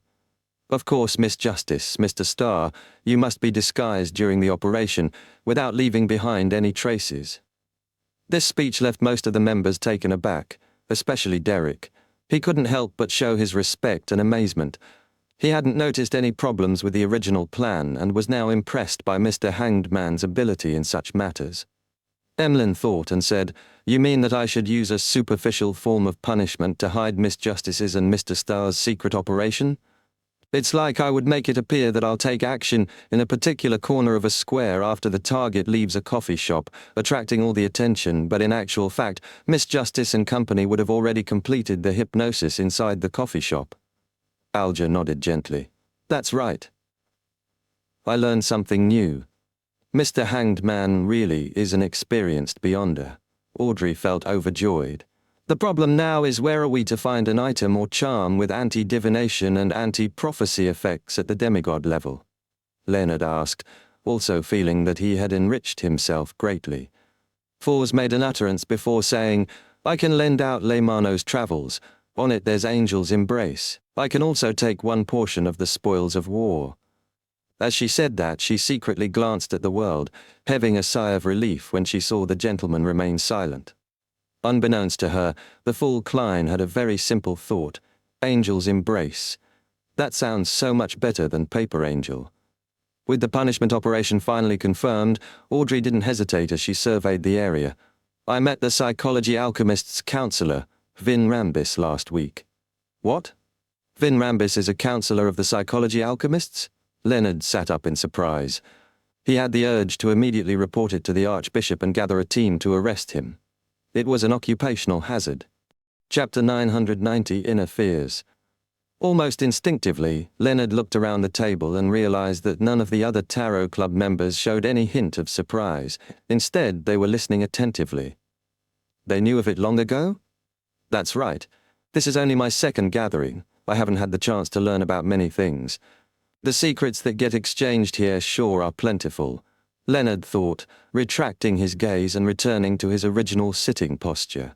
After a slight pause, Audrey glanced at Shio before casting her gaze at Mr. Hanged Man. She continued, "He attempted to cue me to interact with different nobles and understand their true attitude over different matters. I would then inform him of them. Thankfully, Mr. Fool had provided me with the blessings of an angel, so I wasn't influenced in any way. What should I do next?" "You can even get blessings from an angel?" Leonard looked around in surprise once more, only to see no reaction from the other members of the Tarot Club. Obviously, he wasn't surprised that Mr. Fool had a few angels under him. After all, he had heard the name and title corresponding to Death Consul numerous times. He was just surprised that the Tarot Club members were able to pray for assistance at that level. He viewed this secret organization in a new light, finding it more impressive. Meanwhile, Shio keenly caught on to a few keywords: noble, psychology alchemists. Combining it with the blonde hair and emerald green eyes of Miss Justice's blurry figure, she began to connect it to a particular friend, Audrey Hall. However, she couldn't be sure, because those features were common among low-end nobles. As she tried to do a deeper level of observation, Alger had said, "There's no need to pay too much attention to this. The various Orthodox churches will provide protective measures to their believers with a rather important status. They will prevent them from being assassinated or hypnotized. This comes from experience that has been built up over 1,000 years of history. From another angle, if the psychology alchemists really can control the nobles that simply by hypnotizing them, the ones ruling the country wouldn't be the royal family and the three churches. Clearly, reality is in conflict with that. Yes, just as you said, Vin Rambis only gave you a cue to observe the true attitudes of the different nobles. This means that he's holding himself back greatly, afraid of doing anything too overboard. In addition, your true status among the nobles should just be in the periphery. You have no way of directly involving yourself in various political matters. Therefore, the protection and monitoring over you wouldn't be too strict. This is also why Hin Rambis targeted you. Mr. Hangman's analysis is really detailed. Although he often taught Little Sun and the others, he would secretly gain something during the process. However, there's none of that this time. On careful thought, his change has been happening for quite some time. Audrey's professionalism stirred as she quickly did a mental analysis of the Hanged Man. She quickly had a theory, suspecting that he was trying to transform his standing within the Tarot Club. Ever since Ma'am Hermit joined and showcased her resources, Mr. Hanged Man has been unknowingly searching to transform himself to distinguish himself from her. To maintain one's standing in the Tarot Club, raising one's strength is one aspect, but providing help to the entire group is another. Her mind raced as she turned her attention back to the topic at hand. She pondered for a moment and her tone turned heavy. Does this also mean that the Orthodox churches will have certain levels of surveillance, control, and guidance for the important nobles? This was something that she had thought about while in the Lone Charity Bursary Foundation's office. She had subconsciously drawn a scene that represented her concerns on this matter. In psychology, elements drawn out in such a state often didn't point to something particular, but were an abstract expression. The cold eyes in her drawing mostly represented her fear of people monitoring and controlling her and her family. Combining this with her worry of Vin Rambis's queuing, and the fact that the celebrant of the Mass her parents attended was Baklan's Archbishop, Audrey's interpretation was that not only was she afraid of the psychology alchemists, but she had also become fearful of the Orthodox churches. She couldn't be sure if they would directly use their beyonder powers to imbue thoughts into aristocratic believers, to guide them into doing actions that violated their true will. This was sacrilegious and rebellious to Audrey, who had received an Orthodox education from a young age. After hearing Miss Justice's question, Alger scoffed. Isn't that very normal? When living in human society, one has to accept a certain level of surveillance, control, and guidance. I know what you're afraid of, but think about it. Compare someone using their power conferred from their standing, using money and weapons to control and guide others, to using beyonder powers to do something similar. In essence, is there any difference? The difference is that one knows that they don't wish to do it, but ends up having to do it. The other is that they do not even have the thoughts of being unwilling to do it. Audrey nodded. Yes, this means the loss of freedom of one's mind and thoughts. It's the most terrifying. Alger chuckled once more. How can there be a completely free mind and thoughts? By choosing your faith and beliefs, you're naturally bound by them. Yes, let's focus only on the Lowen Kingdom. The three churches are equal, and together with the royal family, this creates a balance.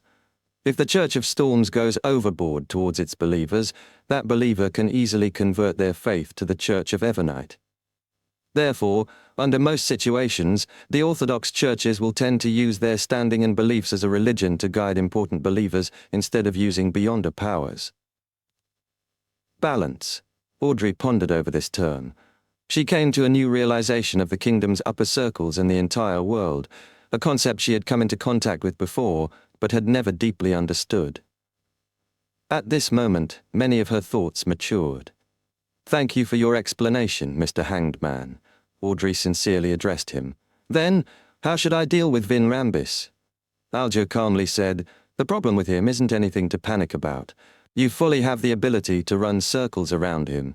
You can provide him unimportant information while keeping the core secrets to heart.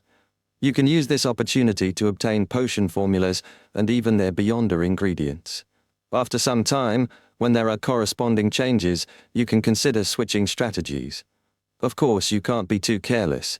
Duke Negan is an example of this mistake. Just as he said that, the World Gairman Sparrow glanced at Miss Justice and said with a hoarse smile, when the time comes, even if Vin Rambis were to die, no one will suspect you. Even if Vin Rambis were to die, He's a demigod. Mr. World has plans of attacking Vin Rambis? Audrey's eyes widened slightly as she felt perturbed. Even when she hated and feared Vin Rambis, she had never had thoughts of killing him. On one hand, it was because she didn't have such thoughts, and on the other, it was because he was a demigod, a top-ranking power in the kingdom and churches. I understand what needs to be done. Thank you, all of you. Audrey drew a breath and politely thanked them. Klein sure sounds bombastic these days. Yes, he even wishes to get rid of Ammon's avatars in Backland. Vin Rambis is really nothing, Leonard thought, looking at the world with mixed feelings. With the topic of the psychology alchemists coming to an end, Klein controlled the world to look towards himself. Honorable Mr. Fool, I wish to communicate privately with Mr. Starr. Klein temporarily didn't wish to let the other members learn about the eradication of Amon's avatars. It wouldn't be good for keeping the matter confidential, and it might lead them to be targeted by Amon. Sure, the fool Klein naturally didn't deny his own request. As Leonard was feeling poignant at the possibility of private communication, he informed Klein of the main points in Palais Zoroast's reply, which also included the problem of the worm of time beyond a characteristic loss. This made Klein suddenly realize how he could use his worms of spirit to create charms and bullets. Split off a few and kill them. When the characteristic contained in them returns to my body, the remaining material can also be used like a worm of time. The only problem is that killing worms of spirit deals a certain level of damage to myself. I have to limit the number each time. In thought, Klein got the world to reply, I will try my best to confirm if a blessing of concealment is possible before I give you an answer.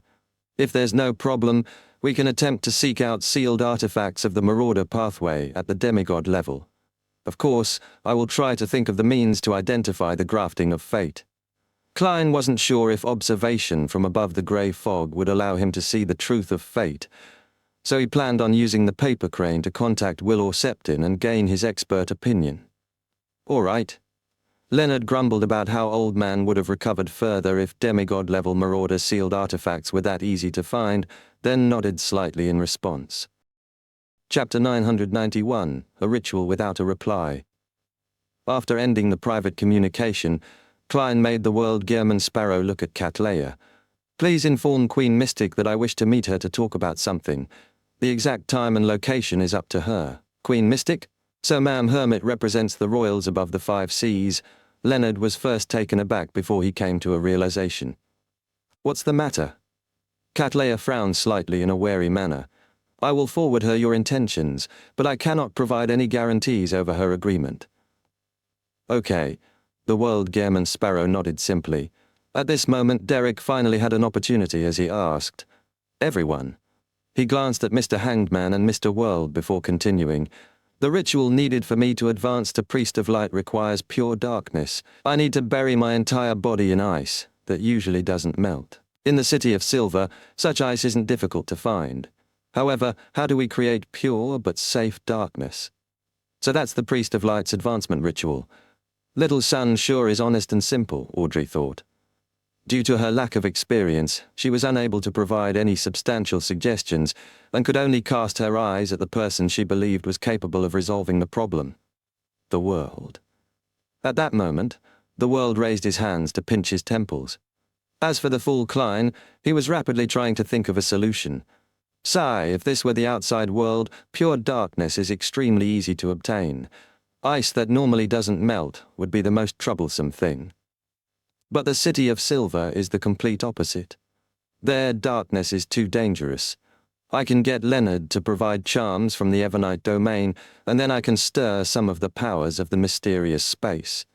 Using Little Sun's prayers, I can provide an area of artificial darkness. But the problem lies in me being unable to determine if this would bring the normal danger that the City of Silver encounters. This is not something that can be answered with divination. When matters do not involve myself, I can only determine if a matter is dangerous or not. There are too many elements involved, and the sources of danger are diverse. I'll summon a Rhodes later and ask it. Seeing the world silent, Leonard, who had originally wanted to say that creating pure darkness was extremely easy, slowly shut his mouth. He began pondering the sun's words and caught notice of a word he had ignored. safe. In the forsaken land of the gods, darkness is equivalent to danger. Leonard roughly grasped the key idea, but due to his lack of understanding, he was unable to provide any suggestions. Finally, it was Alger who spoke. He glanced at Derek and said, "I will help you gather information and seek out solutions, but in the process, you might need to provide some help to confirm that it can be done." "No problem," Derek answered without any hesitation. He added, "There's no need to rush it. I still have about a month before I can finish digesting my notary potion." Alger nodded gently. At this moment, Cattleya deliberated for a moment and said to Derek, "Perhaps we can consider this problem from another angle. Your advancement ritual wouldn't last too long. We can simply increase the time you can survive in pure darkness to resolve this matter. I remember that you've mentioned that after being left in darkness, there are two dangers. The first would be the attacks from strange monsters, and the second would be a baffling instance of disappearance. The former situation is easy to resolve. You can make a request to your chief for certain sealed artifacts, or get him to stand guard by your side. As for the second case, I don't know enough. You can attempt to ask your chief." Derek thought about it carefully and suddenly felt that this was a viable train of thought. He immediately replied in pleasant surprise, "Thank you, ma'am hermit." The exchange continued until the gathering slowly came to an end. The fool Klein rapped gently on the table's corner. "Let's end it here for today. Your wish is our will." Audrey and the others stood up and bowed reverently. After they vanished, Klein returned to the real world. He took out the paper crane folded by Will Orseptin, spread it across the table, and simply wrote with a pencil, "There's something."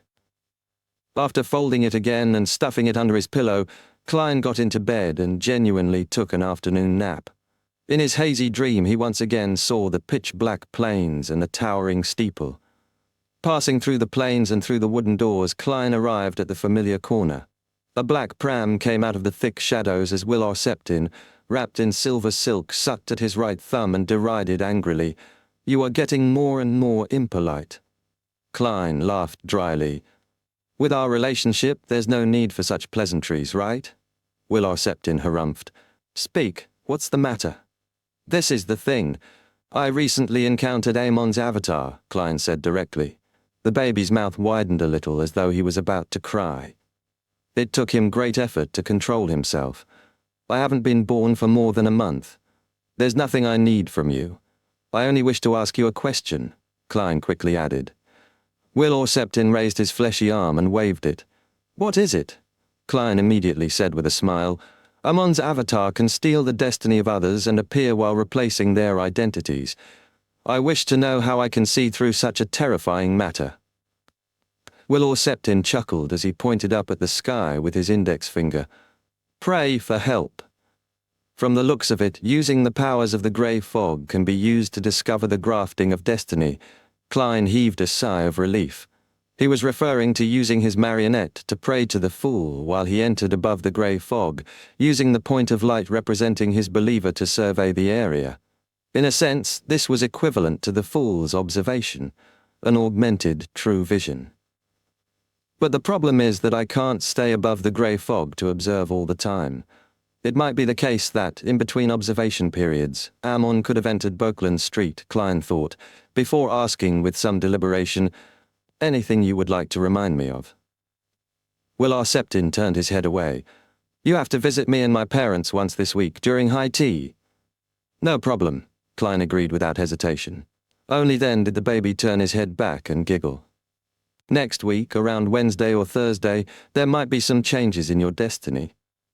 "Is that so?" Klein nodded in thought as he watched the black pram slowly retreat into the shadows. After waking up, he packed up his items and began setting up an altar without any rest. This time, the target of his prayer was the Evernite goddess herself, and not artificial death. This was to prevent Amon from prying upon the source of the stirring via the changes in destiny. How could the Evernites blessed be praying to artificial death?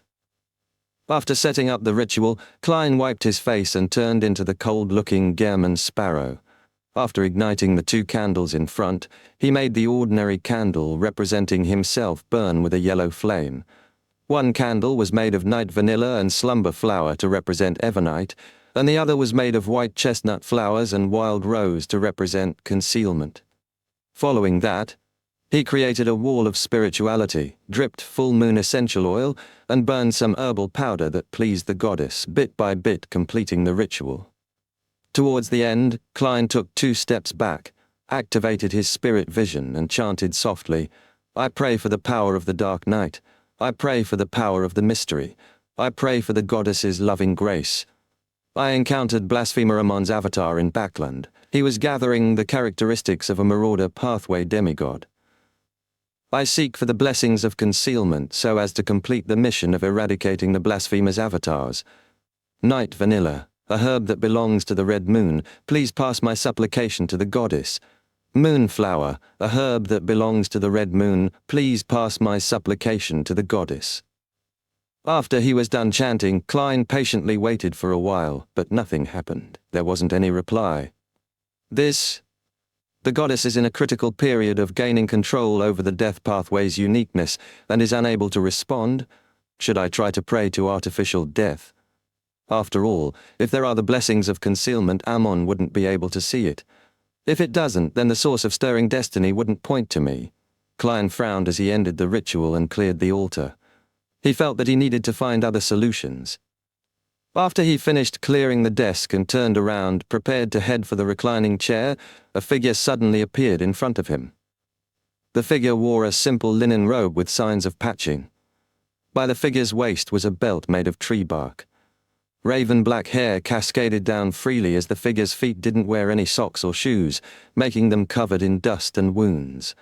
It was a lady. She had extremely normal facial features. Her ghostly black eyes were no different from the common person, but just looking at her left Klein feeling a sense of extreme peace and serenity. Even though feelings of alarm rose up within him, they were unable to overpower the peacefulness. Chapter 992, A Rhodes's Congratulations.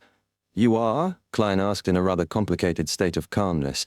The lady in a simple robe nodded. "Ariana, servant of concealment." "Servant of concealment." Ariana. Klein's eyes constricted as he knew who the lady was. As a former Nighthawk, how could he not be aware of the name Ariana? She was the Evernight Cloister's matron, head of the 13 archbishops, and a likely candidate for the future pope.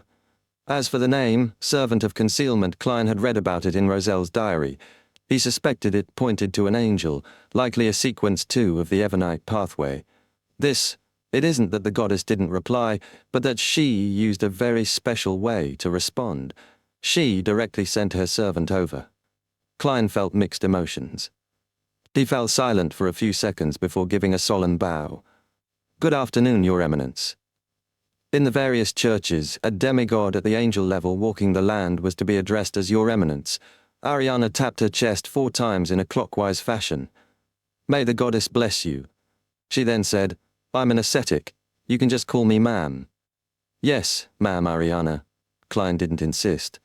Ariana looked at him calmly for 2 seconds and asked directly, "You plan to deal with Blasphemer Amon's avatars in Backland?" "Yes, I wish to obtain the blessings of concealment," Klein frankly replied. At this moment, he felt a little stumped, because this was different from what he expected. He had expected the goddess to answer by blessing him, allowing him and Palais Zoroast to join forces to wipe out Amon's avatars. But now, with the blessings becoming something corporeal that would be involved in the battle, Palais would be immediately discovered once he took action. "Don't tell me I don't need to ally with Palais?" Klein's thoughts raced as Ariana spoke unhurriedly. "I can provide the power of concealment to shield everything that happens from the prying of fate. However, I cannot guarantee that I can eliminate all of Amon's avatars in Backland." Palais Zoroast said that he has the means of doing so. The person who understands Amon the best is indeed a sequence 1 of the same pathway, Klein thought. He said, "Ma'am Ariana, I have already come up with a well-thought-out plan. All you need is to provide the power of concealment. You do not need to be involved in the actual battle. Leave the rest to me." Ariana nodded and raised her right arm, spreading her palm. Points of light lit up, profound and resplendent as they quickly outlined an emblem in her palm. This emblem was completely crystallized, as though made of obsidian. It made one realize its existence when looking at it, but it appeared to vanish when not. This is my Evernite coat of arms. It doesn't possess any characteristics or power by itself. The only use is that, when triggered, it will establish a connection with me, regardless of where you are in the real world. Ariana explained simply. Before you begin your operation, remember to use it. I will provide you with the power of concealment. If you need more direct assistance, use ancient Hermes to chant Ariana when triggering it. This is equivalent to an itemized altar that points to her. At the level of an angel, the range of responding to prayers has extended to the entire world. Klein instantly grasped the nature of the coat of arms. He accepted it and bowed sincerely. Thank you. After saying that, he tapped 4 spots in a clockwise manner on his chest. Praise the lady. This way, he could still join forces with Palais Zoroast. As long as he triggered the coat of arms without chanting Ariana's name, everything would be fine. Praise the lady, Ariana replied piously. Her figure then vanished as though erased. A departure by entering a concealed state? Klein pursed his lips in thought. He was filled with suspicion over Ariana's swift arrival. The Evernite pathway wasn't well versed in methods like teleportation. To go from Winter County to Backlund required a significant amount of time. Could it be that Ma'am Ariana happened to be in the vicinity? Isn't that too much a coincidence? What is she doing in Backlund? The undercurrents are stirring. Klein retracted his gaze and patiently waited a while before turning back into Dwayne Dantes. He found a pen and paper once again and drew the symbol that was a mixture of concealment and mystery prying. The full-body mirror in the master bedroom produced a dark but pure light. Following that, fireworks of gold, silver, red and blue exploded as words formed. Welcome back, Great Master. Your humble servant Herodes has witnessed the retrieval of a portion of your authority. I'm thrilled that you are gradually recovering your aura. You will eventually return to your supreme position and make the entire world turn silent under your watch. This is really passionate, Klein thought, nodding in silence. Amidst the fireworks, the words dissipated and formed a new sentence. Great Master, what instructions do you have for me? I have a question, Klein said calmly. In a place where being in darkness can result in danger, how should one create a safe but pure darkness? There are 2 kinds of dangers involved. 1, it will make a person directly vanish, and 2, it will cause strange monsters to appear and attack. The fireworks calmed down as aqueous light rippled. Silver words surfaced. Great Master, are you referring to the Forsaken Land of the Gods?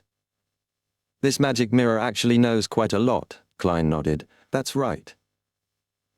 Herodes's mirror produced new lines of text.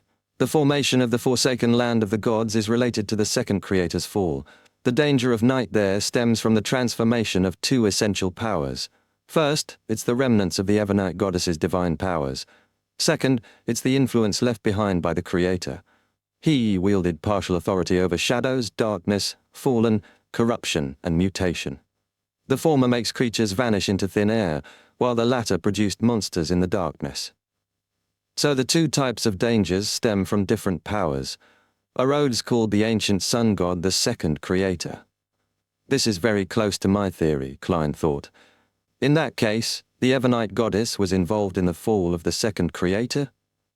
This was something he had vaguely expected, from the similarity between the disappearances in the Forsaken Land of the Gods and the ruins of the Battle of the Gods. On the surface of the mirror, the silver light rapidly converged, forming a short sentence. That's right, Klein thought, but he immediately shut up.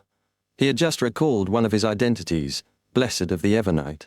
Therefore, even without anyone watching him, he had to show respect to the deity and not seek out relevant secrets. He was about to focus on the main question when he saw the silver words in the mirror change. Great Master, your loyal servant, Herodes wishes a small favor from you. Can we not discuss matters regarding the Evernite goddess? At the end of the question, a simple stick figure was drawn. Just as I wished, Klein deliberately pondered for 2 seconds. Okay. The silver swirls on the mirror's surface immediately turned brisk. As for the question you asked, there are 2 solutions. One is to accept the corruption and let oneself transform into monsters of the darkness. The reason why these creatures do not vanish into thin air is because they have received the protection of the fallen authority. This way, all the darkness is equivalent to safety. The second is to create a darkness that comes with the dream world. This will allow the spirit body to receive the protection of the dream, thus slowing down the encroachment of danger at night. Chapter 993, another possibility. Allowing the spirit body to receive the protection of a dream to slow down the encroachment of danger at night.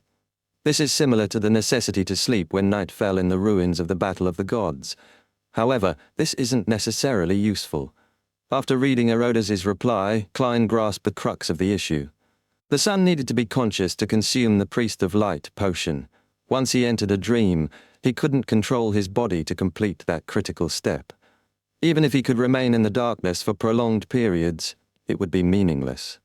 Yes, I'll wait until Little Son asks the chief of the City of Silver before coming up with an actual plan. Before that, I can try to get a corresponding solution from Leonard to figure out how to create darkness with a temporary dream world. Klein nodded slightly. As for the first option of accepting corruption, it wasn't even considered. Upon considering how he still had one question left, Klein deliberated and asked, "Where can I obtain the potion formula of the Seer Pathways Sequence 3, Scholar of Yore?" The full-body mirror's surface rippled with aqueous light, reflecting a dark cathedral without any natural light. Klein found this scene very familiar. This was where Zaratul, who had turned into a monster, hid. However, this time, deep inside the cathedral, the cluster of blurry and huge maggots was no longer present. Just as Klein's pupils dilated, silver words appeared beneath the scene. "Great Master, Zaratul has vanished. I can't find him." Vanished. Klein momentarily forgot to breathe. Although he had long known of Zaratul's return, he never expected this big shot to secretly leave the cathedral, his whereabouts now unknown. Even Herodes is unable to locate him. What is he plotting? The more Klein thought, the more a chill ran down his back. Having become a Sequence 4 demigod, he knew that the grey fog had an invisible form of attraction towards beyonders of the Seer, Apprentice, and Marauder pathways. The effects on the Seer pathway were most evident. Besides, I myself am quite an attractive Sequence 4 Bizarro sorcerer. It's not impossible for Zaratul to suddenly come to Backland one day, Klein thought. He maintained a deadpan expression and said to the mirror, "Got it." Herodes presented another familiar scene. The Antigonus family's treasure trove at the peak of the Hornacis mountain range. Below this scene, silver words surfaced once again. "Great Master, there's another possibility, but I can't tell. I just know that it's easier than the first two." What's the possibility that even Herodes can't tell? Based on what I know about the factions in control of the Seer pathway, it's implying that I should pray to the goddess for it. The goddess is the mother of concealment, so she can choose whether Ares can see it or not. Klein's thoughts scattered and quickly made a connection. He suspected that he might need to make enough contributions before he could obtain the Scholar of Yore potion formula from the Evernite goddess via a ritual. Making enough contributions. This sure is a familiar phrase, Klein sighed, already having some ideas. At this moment, he had the intention of asking about Ammon's avatars, but he suddenly recalled that within the memories of the rat demigod, the warning about the Marauder pathway angel and Ammon had been given by this very mirror. As his thoughts flashed, Klein narrowed his eyes and nodded. "All right, that's it for today. Head back." "Yes, Master. Goodbye, Master. Your loyal and humble servant Herodes is constantly waiting to return to your side." Light gathered on the mirror's surface, depicting a stick figure waving its hand. After everything returned to normal, Klein picked up the paper with the previously drawn symbol and made it burst into scarlet flames. The ash floated down as he spread open his left hand. In it were two maggots shimmering with solid mysterious symbols, the worms of spirit which he had separated from himself. Suddenly he reached out his right palm, pressing them towards the two transparent maggots. Instantly, his palm paused, just short of touching them. He raised his palm again, lowering it only to pause. He repeated this several times until he finally exerted his strength with a deadpan expression. Amidst an invisible and illusory cracking sound, his head suddenly felt a stabbing pain. His soul felt like it was being ripped apart, a pain worse than any gunshot or slash wound. Klein used his clown powers to control the twitching of his facial muscles. After a few seconds, he raised his right hand to rub his temples, inwardly mumbling, "Indeed, the death of every worm of spirit deals damage to the spirit body. My current limit is 6. I'll temporarily stop trying. Let's see how long it takes to recover. Thankfully, this is a tolerable matter." It's different from Ammon's Worms of Time avatars. The Bizarro Sorcerer's Worms of Spirit will not necessarily die when a marionette is destroyed. After confirming the situation and waiting for the Beyonder characteristics contained within the Worms of Spirit to return to himself, Klein rummaged for some materials and set up a ritual to pray to the Fool. After a series of tasks, he used the carcasses of 2 Worms of Spirit, 2 silver plates, and the complicated symbol from Willow Septin to make 2 silver-black bullets. The 2 bullets were carved with strange, indescribable patterns that kept extending inwards. Their entire bodies were gloomy but not dark. Just one look at them made one's thoughts sluggish. Klein used divination, together with his spiritual intuition, to swiftly determine the bullet's abilities. The target would immediately enter a state of paralysis upon being hit. The length of time depended on the potency of one's spirit body. Even Sequence 3 Saints would be in a state of stiffness for a second or two. This already exceeds my powers. This is a result of the Grey Fog's augmentation. These 2 bullets should be at the same level as the Fate Siphon charms. He decided to call them Control Spirit Bullets. Klein drew Death Knell from his underarm holster, snapped open the cylinder wheel and stuffed the 2 bullets inside. Following that, he spread open a piece of paper and wrote, "Next, your mission is to seek out relatively high-level charms and Beyonder bullets. May God be with you. XXX, who raised 3 requests from you." This letter was written to Patrick Bryan of the Numinous Episcopate's Artificial Death faction. With a subordinate at my disposal, why let him go to waste? Klein mumbled, folding the letter. At the altar, he summoned Patrick Bryan's messenger. The surface of the desk burst into pitch-black flames, forming a translucent bird with dark feathers. It glanced at Klein before slowly lowering its head to bite at the envelope. Watching it disappear, Klein reined in his thoughts, took out another letter, and fluidly wrote, "I have already obtained the blessing of concealment. You can attempt to gather items at the Marauder Pathway demigod level. In addition, I've found a way to crack the theft and replacement of destiny. You don't have to be too anxious. Do you know how to create a darkness that includes a temporary dream world? If you have the time, can you head to Tingen and help me use 30782 to create flaring sun bullets? The mutated sun's sacred emblem has the divine blood of the eternal blazing sun hidden in it.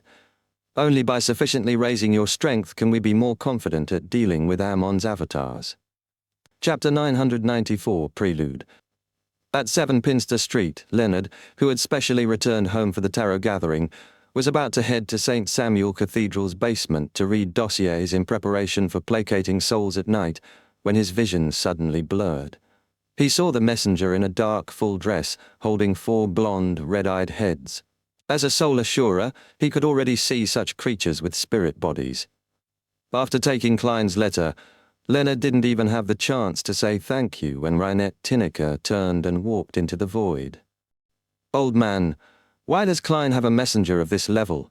Is this a perk of being a blessed?" Leonard couldn't help but ask Palais Zoroast in a suppressed voice. Palais Zoroast's slightly aged voice chuckled. "It is likely to solely belong to Klein Moretti. Everyone receives some special fortuitous encounter. Isn't that the case? Isn't it the same even for a fellow like you? Ha, I thought you would use incomplete angel to describe her, but you ended up using messenger of this level. Not bad, you still remember my warning." Leonard curled the corners of his lips, spread open the piece of paper, and read its contents. He's indeed the blessed of concealment and fate. Palais Zoroast quickly scanned the heading through Leonard's eyes. Leonard took a few steps back and threw himself into the embrace of a sofa. Klein can see through the theft and replacement of destiny. Then, we don't need to rush to seek out items at the Marauder Pathway demigod level. Even if you were in a hurry, you have no idea where to seek them out. Palez scoffed. Even for the gathering of the Hermits of Fate, similar items needed years to appear even once. Leonard was momentarily at a loss for words and cast his gaze at the last two paragraphs. After a brief silence, he chuckled. I've always been curious as to where Klein received the high-level charm of the Sun Domain when facing Megos. I thought it was provided to him by that Death Consul, but I couldn't understand why a Death Domain angel would be gathering high-level charms of the Sun Domain. Now I finally understand. Old man, I wielded 30782 before as well. Why didn't you notice that there was a drop of the eternal blazing sun's divine blood hidden in that? If you could have stolen some of its power back then, things wouldn't have. Leonard originally wanted to mock old man, but as he went on, he fell silent. Palez Zoroast sighed in his mind. If that drop of divine blood could be so easily discovered, that mutated sun sacred emblem wouldn't have been in Tingyun. Leonard fell silent for a few seconds before asking, then how am I to create an opportunity to get that sacred emblem to create the flaring sun charm? Although Klein made it sound simple, Leonard knew it wasn't an easy task. He wasn't a Nighthawk of Tingyun City and had no authority to enter Chanis Gate. Upon hearing his question, Palez Zoroast replied in a peeved manner, Why are you asking me something as trivial as this? Can't you think for yourself? Leonard coughed uncomfortably as he began thinking seriously.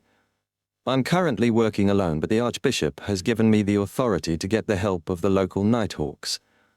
If all the souls in Backland have been placated, and if I haven't finished digesting my potion, wouldn't I have to do it at other dioceses? When that happens, if Tingyun has a paranormal accident, it will be very reasonable for me to return and get 2 Nighthawks and use 30782. After he finished muttering, Palez Zoroast chuckled. Not bad. You came up with an idea so quickly, but have you thought about it? You are placating them, not purifying them. This is contradictory with obtaining 30782. It will easily incur suspicion. Leonard laughed. Old man, that's because you aren't aware. Back when I joined the Nighthawks, there was one line in the education I received. Only under the premise of having the ability to purify can placating achieve the best results. Emperor Roselle had also once said that to solve problems, you need a stick in one hand and a carrot in the other. Palez Zoroast scared. Then follow your plan. Of course, that's assuming that you can finish Anthony Stevenson's missions in a week or 2. If you haven't obtained the Sunflare bullets before the actual operation of eliminating Ammon begins, then it would no longer be necessary. Leonard recalled the long list of missions, and his forehead twitched. He forced himself to forget his worries and mumbled, I wonder when the mission to punish the Sanguine will begin. I wonder if the Sanguine has a sealed artifact at the Marauder Pathway's demigod level. Temporary dream world. I can create it myself. I'll find a chance to make some charms, but can power at this level be able to resist the corrosion of the darkness in the forsaken land of the gods? In an apartment in Sherwood Borough, Fours sat on the sofa with a novel, watching Shio put on her boots to head out. Finally, Fours couldn't hold back her puzzlement. There's no rush. That gentleman said that he wouldn't assign the mission that quickly.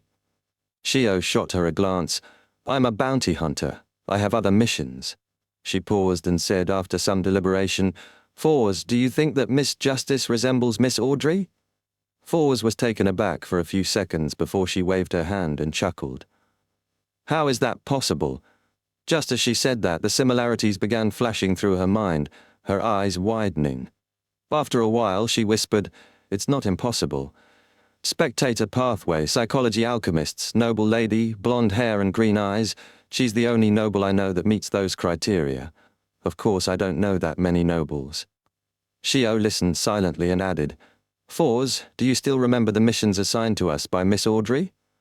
I originally thought that it was issued by Earl Hall, but on second thought, perhaps it came from the Tarot Gathering.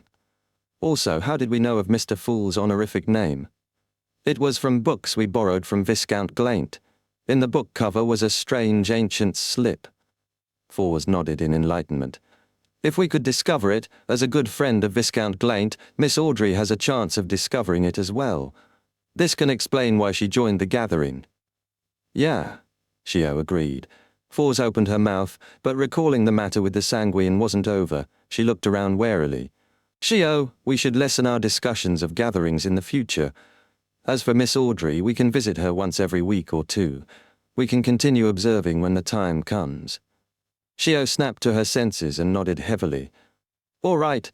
She then opened the door and went to a bar in East Borough, sitting by the bar counter. Rapping on the table, she said to the bartender, "Any new missions today?" The bartender gave a rough list without mentioning any investigations of a Mr. Ernest Boyer. Indeed, I'll have to wait till tomorrow or the day after tomorrow, Shio thought, looking around. She then asked in concern, I haven't seen Sherman in a while. Do you know where he's been? Sherman was a young man who thought himself a woman, one of Shio's informants. The bartender chuckled. Perhaps he ran off with some man. You do know that he's happy to do so if a man fancies him.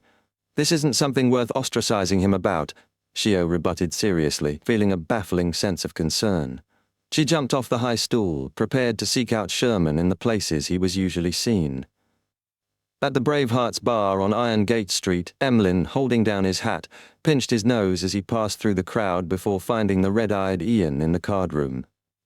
Mr. White, what is it this time?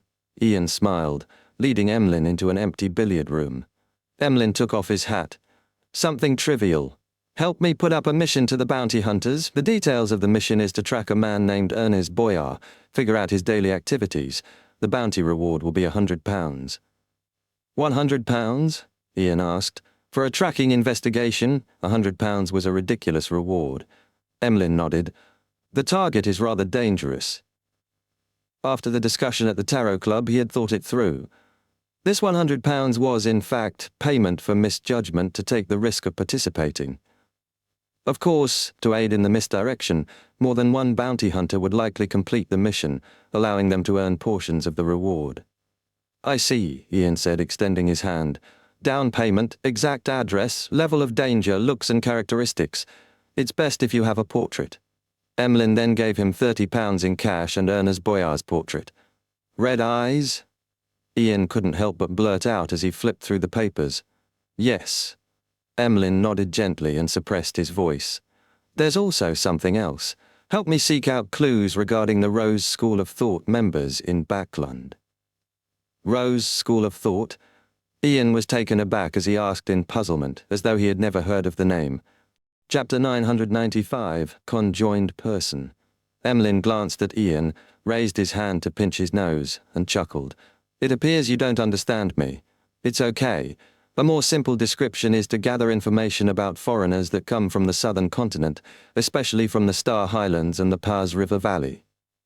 What information do you want exactly? There are plenty of pure-blooded people from the southern continent in Backland. Those that you've mentioned are also common, Ian calmly asked without flaring up due to the contempt he received. Emlyn laughed. The ones that are a bit more abnormal. They do things in a fishy manner and seem to all be mysterious. You should understand what I'm getting at. There are definitely many people you describe. In Backland, they are either servants, workers or thieves, being part of gangs. As the latter will all meet your criteria of being abnormal, fishy and mysterious. Ian sincerely pointed out how unpragmatic Emlyn's request was. Emlyn was already prepared for this. With an unobvious smile, he nodded slightly. Then give me all the information that meets those criteria. I'll do the filtering. Oh, I'll pay £50 as down payment for this commission as the standard fees for the early stage investigations. The subsequent payment will be counted based on how much information of value is provided. Each one will cost £20. Who is the one to determine its worth? Ian asked after a few seconds of thought. For him, a £50 income for preliminary work was enough to accept the job. It was more than enough to hire a dozen people to investigate for half a month. Emlyn sized up Ian and scoffed. Of course it will be me. You should know how trustworthy I am. Detective Moriarty never told me that. Ian mumbled and sighed.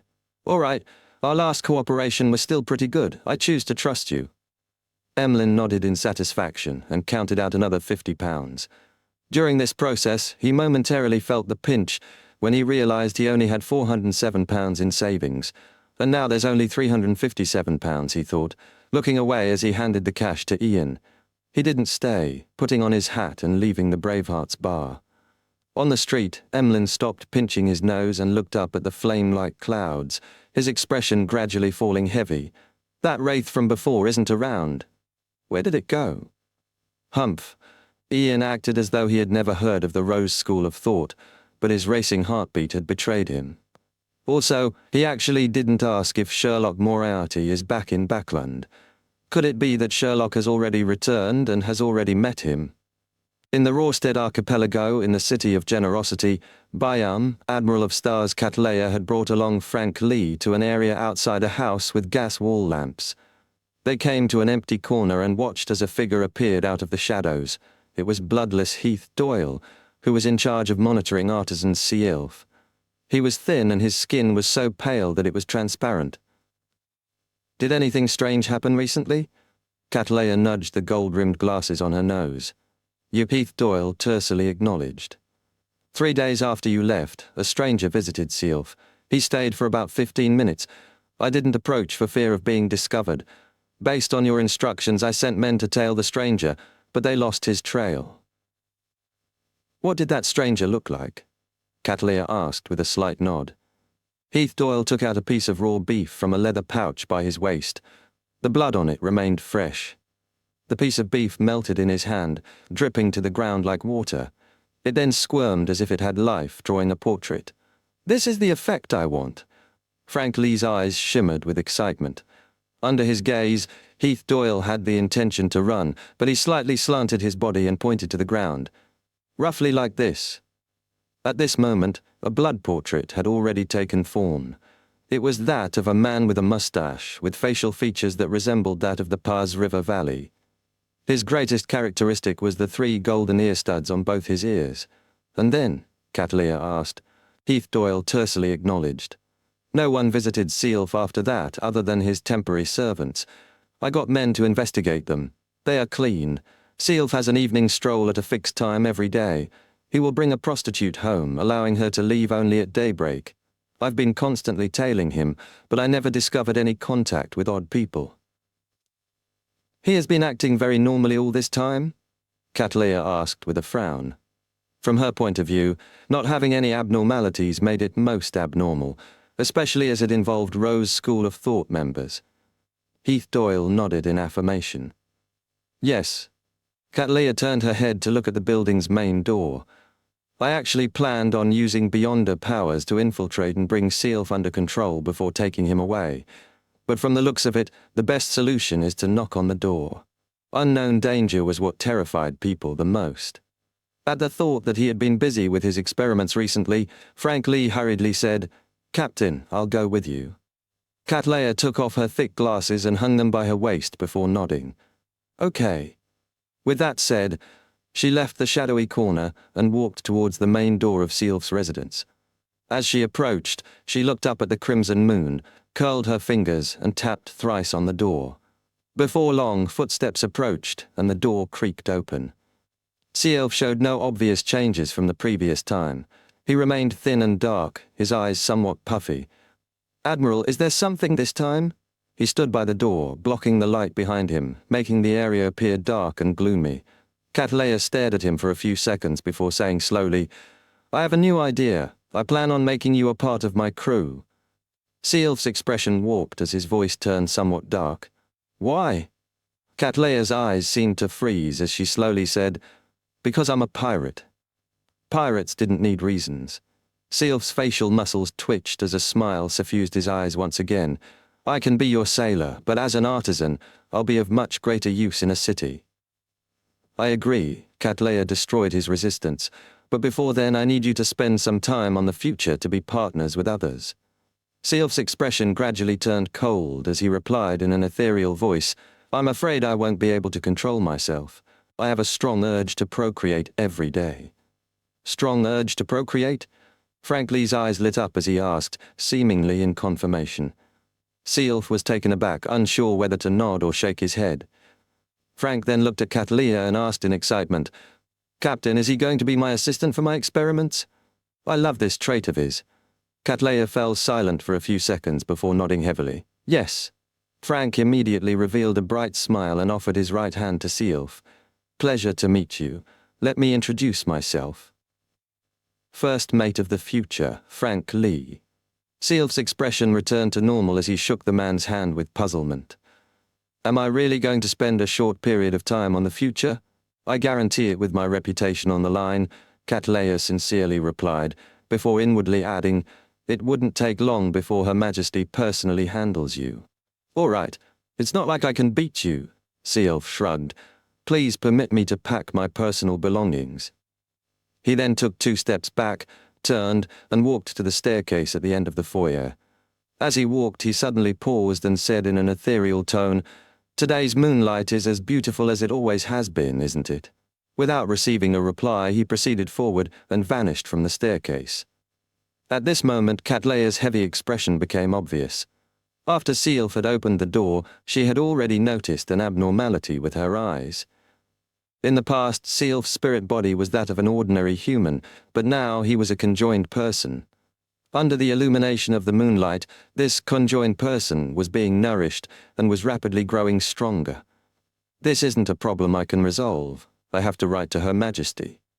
Also, I mustn't forget Gehrman Sparrow's request for a meeting. Cattleya sighed silently as she subconsciously looked up. High in the sky, a crimson moon remained bright and silent amidst the thin clouds. In Backland at the Hillston Borough East Balham Military Veterans Mess, Dwayne Dantes and Mucht got off their separate carriages and entered the lobby together. Chapter 996, Card Game. After entering the East Balham Military Veterans Mess, Klein handed his cane and hat to his valet, Inuni, only to see Colonel Calvin of the Lone Kingdom's Ministry of Defense, wearing an army uniform, waiting at the foyer with a glass of red wine. This long-faced officer smiled as he raised his cup at Dwayne Dantes. Long time no see. It really has been a while, Klein smiled as he walked over. Colonel Calvin immediately offered his right hand. Congratulations. You did pretty well. Everyone was very pleased. I was very pleased as well. Klein used a Lone-styled euphemism to express his pleasure in cooperating as they shook hands. Calvin retracted his arm and glanced at Mucht before he said with a laughing sigh, Back when you first introduced Dwayne, I was quite distrustful of your judgment, but now I understand how you're a member of Parliament. Anyone who interacts with Dwayne can easily tell that he's an expert at this. Mucht accepted the Colonel's approbation with the same euphemism. Calvin sipped some red wine and smiled at Dwayne Dantes, asking in passing, How much did you earn this time? Don't worry, I won't raise prices in the future because of it. I'm simply curious. £20,000 in gold, Klein gave the midpoint value as an answer. In actual fact, he had earned £25,000, but after paying Miss Messenger £10,000, he had only profited £15,000. Calvin nodded. Not bad. If you need to convert those gold bars into gold coins, I can introduce you to someone from an Imperial Mint factory. How was it?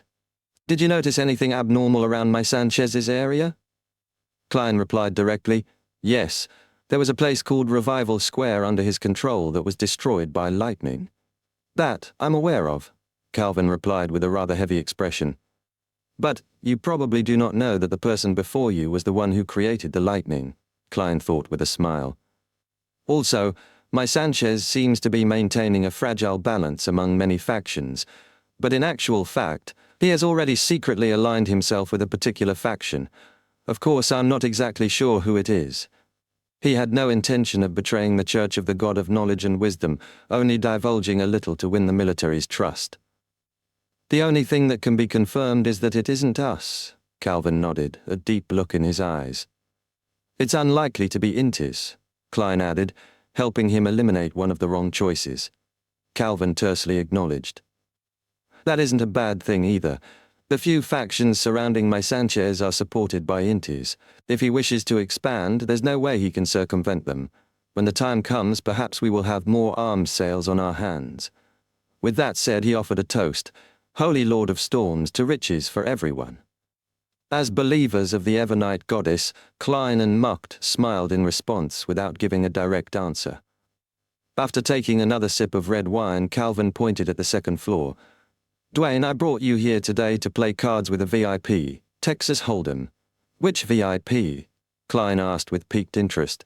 Calvin's expression turned solemn. Admiral Amirius.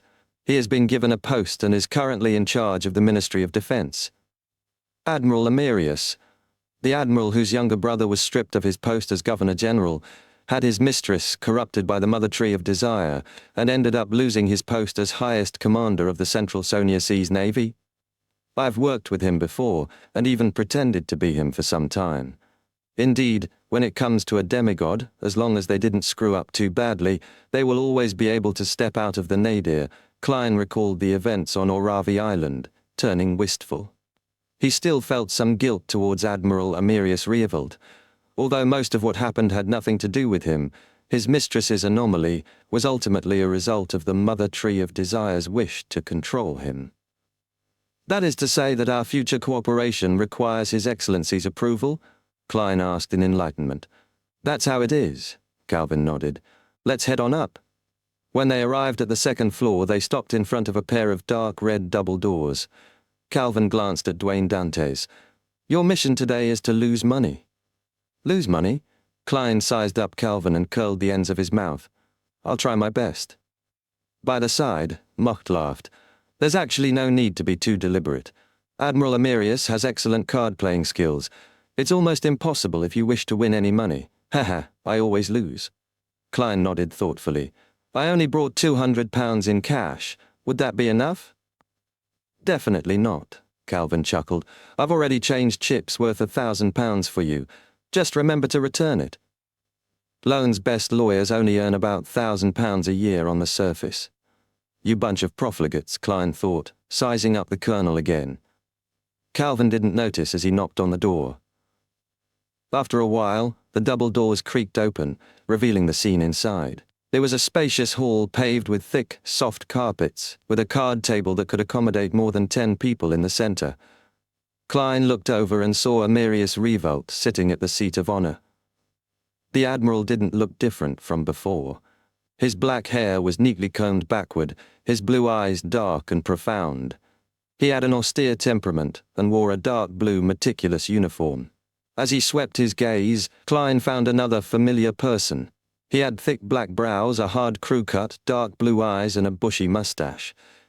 It was MI9's deputy director, Conas Kilgore, one of the targets for Klein's return to Backland and accomplice in the Great Smog. This brigadier general's abnormally broad shoulders made his white shirt and black vest abnormally tight. He was playing with great focus. There are 2, no 3 demigods at a card table. How can this even be played? Interesting, Klein thought as he sat down. An attendant delivered a huge stack of chips worth £1,000. In the first few rounds, Klein folded after looking at his cards, acting very cautiously. Admiral Amirius, however, was the complete opposite, calling almost every round and constantly raising in an extremely aggressive manner. Conas Kilgore had a different style as well, occasionally losing a round but never much, and in the next round, he would often be able to wipe out the person who had just won. Is there a need? Why are you using powers to cheat when dealing with low and mid-sequence beyonders, or even ordinary people? One has the Arbiter Pathway's dominance and the other has the Baron of Corruption's bribe. Klein looked at his 5 of hearts and 9 of clubs and shook his head. He couldn't help but consider which Seer Pathway powers could help him cheat. Turn all my opponents into marionettes? Then I can win as much as I want, but it's of no pragmatic value. Unfortunately, there aren't any mosquitoes here, otherwise I could turn them into marionettes to help me check their hole cards. Faceless only allows me to change myself, not the cards. Illusion? The effects would likely be pretty good against ordinary people, but there are 2 demigods here. A clown's ability to swap cards? Useless. The croupier deals the cards. As his thoughts raced, Klein realized that apparently only his powers as a seer were of use here. He threw out his 2 hole cards to indicate a fold. At that moment, Amirius Reavold suddenly looked up at him and pushed all his chips in. Indeed, Klein nodded inwardly without a hint of surprise. During his last cooperation, he knew that Admiral Amirius was able to distinguish ordinary people from beyonders from his position. He suspected that he could even determine a beyonder's level. However, Klein wasn't too worried, because a Bizarro sorcerer had concealment powers to a certain degree. This was also why he could converge the augmentation effect the grey fog had on him after he reached sequence 4. He was confident that Amirius wouldn't be able to determine his level. However, he didn't attempt any corresponding interference, as he suspected that Amirius was able to tell that he was a beyonder. Therefore, he decided to reveal a tiny problem, making it easy to be seen through and be grasped. Chapter 997. Gambling God, Dwayne. The core rules of Texas Hold'em were simple. Use 2 whole cards and 5 community cards to form the best 5-card hand. The community cards were dealt in 3 phases, the flop, the turn, and the river, with a round of betting after each. Klein fiddled with a chip, having divined the existence of lucky instances in the next few rounds, though he was unable to tell which exact round it would be. This method is fine against ordinary people, but it's inadequate against demigods. Must I close my eyes each round and do a complete dream divination? If that were the case, Dwayne Dantes might end up with the title Sleeping Gambling God.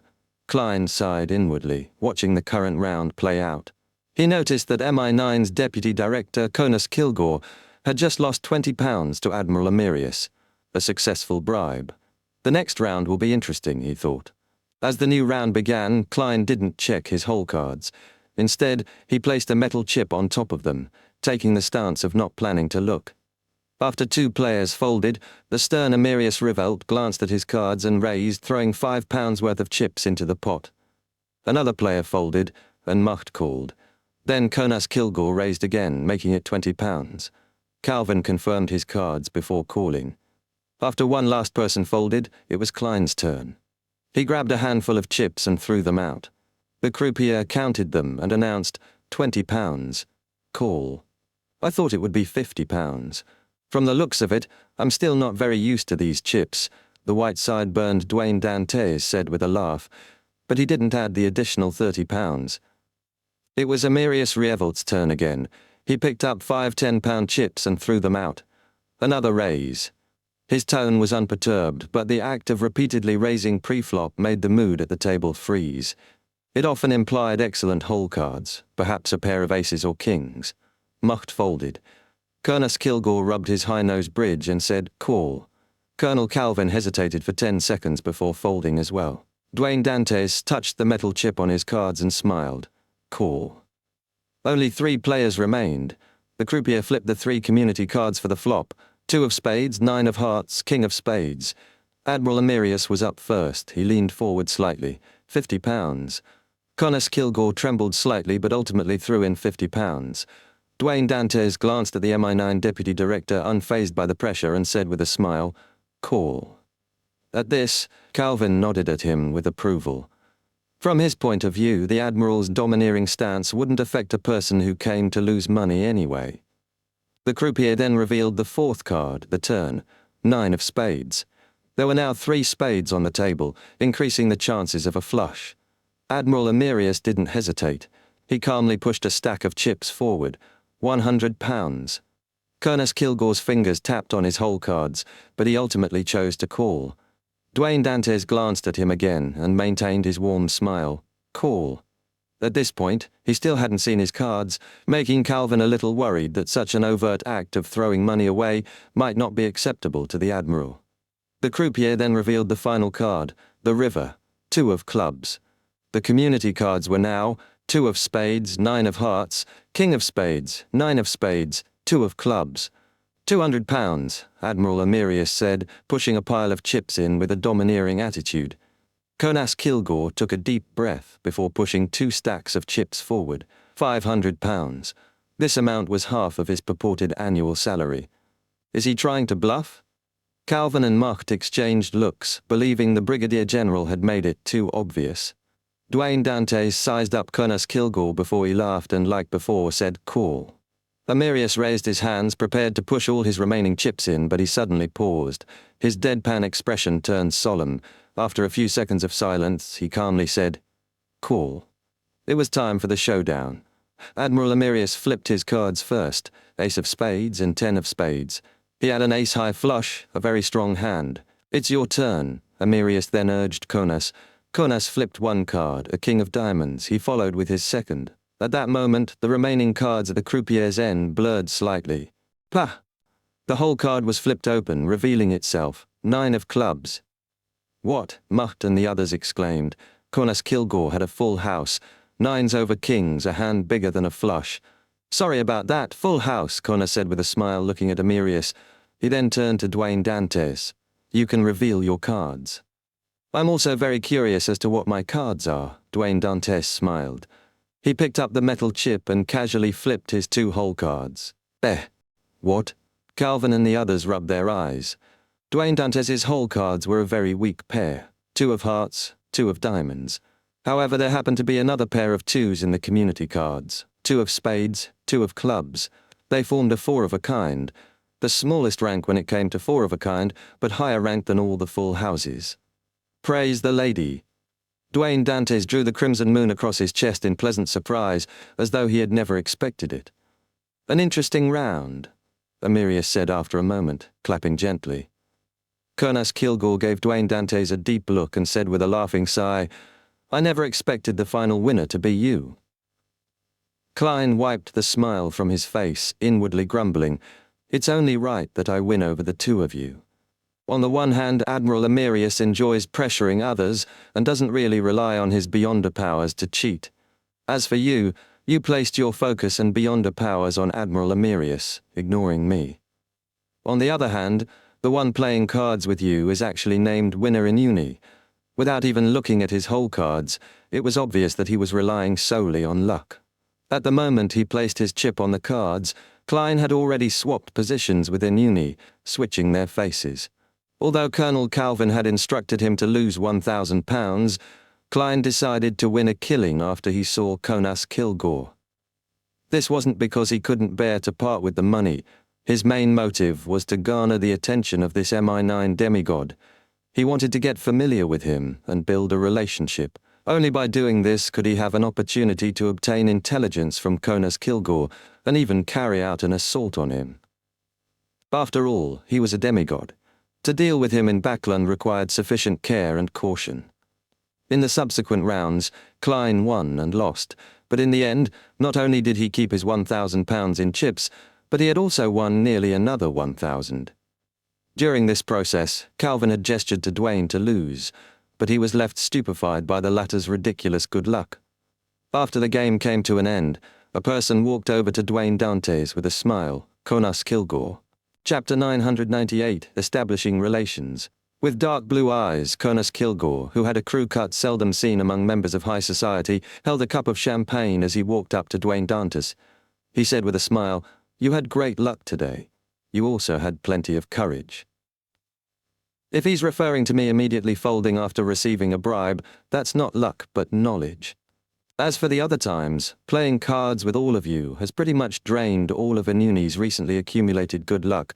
Klein swirled the pale golden alcohol in his hand and said with a laughing sigh, For a person who doesn't care about the outcome, there's naturally nothing to fear. Praise the lady. He was using a loan-styled euphemism to indicate that he was mainly here to lose money and that his good luck was all thanks to a deity's blessings. Cornus hadn't lost much tonight, approximately £100 to £200. To a brigadier general and deputy director of MI9, his salary was the most trivial part of his income, so he didn't mind it. He shook his head with a smile. Humans often have no way of seeing through the arrangement of fate. You are an interesting person. It's a pleasure to meet you. His final sentence was both a form of praise and a formality, indicating their conversation was over. However, Klein had acted all night to acquaint himself with this demigod, so how could he give up? He first replied, It's my pleasure as well. Then he asked in a seemingly random manner, Your Excellency, are you familiar with the manors in the Backlund suburbs? It's best if they come with forests for hunting. According to information from Miss Justice, Cornus Kilgore had 3 hobbies: smoking cigars, playing cards, and hunting. Klein was already planning on buying a manor to integrate himself into high society, and after meeting Cornus, he suddenly added this request in a bid to garner his interest. When the time came, he could even invite the MI9 deputy director to hunt, creating an opportunity to take action. Cornus Kilgore drank a mouthful of champagne. I'll help you take note of it. If there's anything suitable, I'll send someone over. Berkland Street, right? Yes, someone will inform you there. Thank you very much, Klein earnestly replied. At the same time, he pitied his former valet, Richardson, who had recently been gathering information about manors in the suburbs, personally visiting them to list down flawless options.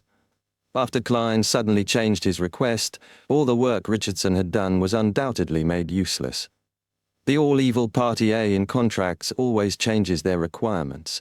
After this is done, I'll get Tanea to raise his annual salary by £5.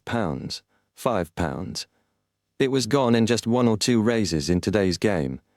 Richardson's annual salary is only enough to play a few rounds of Texas Hold'em. Klein sighed inwardly, sensing eyes looking at him. He looked back and realized it was Admiral Amirius Rievelt. The old-fashioned stern middle-aged man nodded gently and retracted his gaze, having no intention of communicating further. At this moment, Colonel Calvin and Member of Parliament Mucht walked over. What happened? Calvin asked in a suppressed voice. As Duane had won nearly £1,000, he and Mucht had been forced to change their strategies to prevent the Admiral from losing money, costing them several £100s each. With regards to this, Klein spread his hands. I didn't even look at my hole cards. In between the lines, he meant that this was simply the blessings of some deity that controlled luck. This is really such a vexing matter, Mucht said with a bitter smile. Calvin and I don't even dare to return home after what we've lost. Duane Dantes, with greyed sideburns, revealed a surprised look. When did you guys lose? He then pointed at the pile of chips at his seat. I just happened to retain the £1,000 I bought in at the beginning. The rest are yours, isn't that so? Calvin and Mucht were taken aback, then revealed smiles. We must have counted wrongly due to the anxiety. Calvin gave an approving nod. Klein laughed and immediately changed the topic. In the city of Silver, Derek Berg once again met the chief of the 6-member council, Colin Iliad. You said that you have something you would like to ask me about? Colin calmly asked. Derek bowed and replied frankly, Yes, Your Excellency. In the advancement for Priest of Light, I need pure darkness, but once I do it, it will be extremely dangerous. I'm wondering if there are any solutions. Colin Iliad listened seriously. You have to confirm one point. Is it pure darkness or darkness with zero light? These two concepts are very different. If it's the latter, you can obtain that in the Spire's underground dungeons. You've been there for some time, so you should know what I'm talking about. Derek had a deep fear for the Spire's dungeons. It was there that he first met blasphemer Almon. At this moment, after receiving the chief's reminder, he began to slowly jolt his memories. He discovered that in such an environment, phenomena like the appearance of monsters and the vanishing of humans never appeared. He had been in darkness with zero light for some time without encountering any danger. He pondered for a moment. The darkness with zero light at the bottom of the spire has external powers involved? Is it this power that prevented the darkness from making people disappear or producing monsters? Colin Iliad looked at the crossed swords on the wall and sighed. Yes, that's why it's called darkness with zero light, not pure darkness. Derek frowned slightly. After a few seconds, he said with uncertainty, If that's the case, the darkness outside the spire's basement isn't pure darkness as well. In many historical records, the nights before the Dark Ages didn't make people vanish or produce monsters. Now the darkness must have undergone an abnormal change or had some other forces mixed into it to turn it dangerous. Not bad. For you to make such connections shows that you've improved. Colin's light blue eyes revealed a hint of surprise. Therefore, let me ask you again. Do you need pure darkness or darkness with zero light? Could it be that pure darkness only exists outside the forsaken land of the gods? Derek turned gloomy before he pumped himself up. Your Excellency, I'm not too sure either. I'll take some time to confirm this. He believed that the experienced members of the Tarot Club could give him a good solution. Colin Iliad didn't ask further. Go on then. Once you reach Sequence 5, even if you aren't able to become a demigod for a long period of time, you will have the chance of wielding certain sealed artifacts. In Hilstonborough, Shio changed into a brown jacket and wore a cap, pretending to be a very ordinary short man. She had officially taken the commission and had begun tailing the gentleman named Ernest Boyar. There were also a few other bounty hunters who participated. Ernest Boyar lifted his top hat and pointed his cane forward to St. George Borough. Once he got on his carriage and took his seat, Ernest sniffed. He looked out the window and suddenly grunted. As a sanguine viscount, how could he not have discovered the clumsy bounty hunters tailing him? Chapter 999, Instigation. As Ernest left in a carriage, the few bounty hunters hiding in the vicinity immediately appeared. Without being stingy, they stopped any rental carriages that passed by. Some memorized the target carriage's traits and attempted to take shortcuts through the cramped, isolated paths, while others rode on bikes they had prepared, swerving through the crowds with their bells ringing.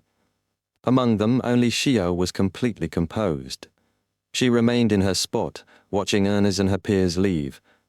This bicycle is more useful than I imagined. It's no wonder so many bounty hunters have saved up to buy one. It can save expenses from taking carriages and save time walking. At this moment, a tracked carriage drove over from the crossroads and stopped in front of her.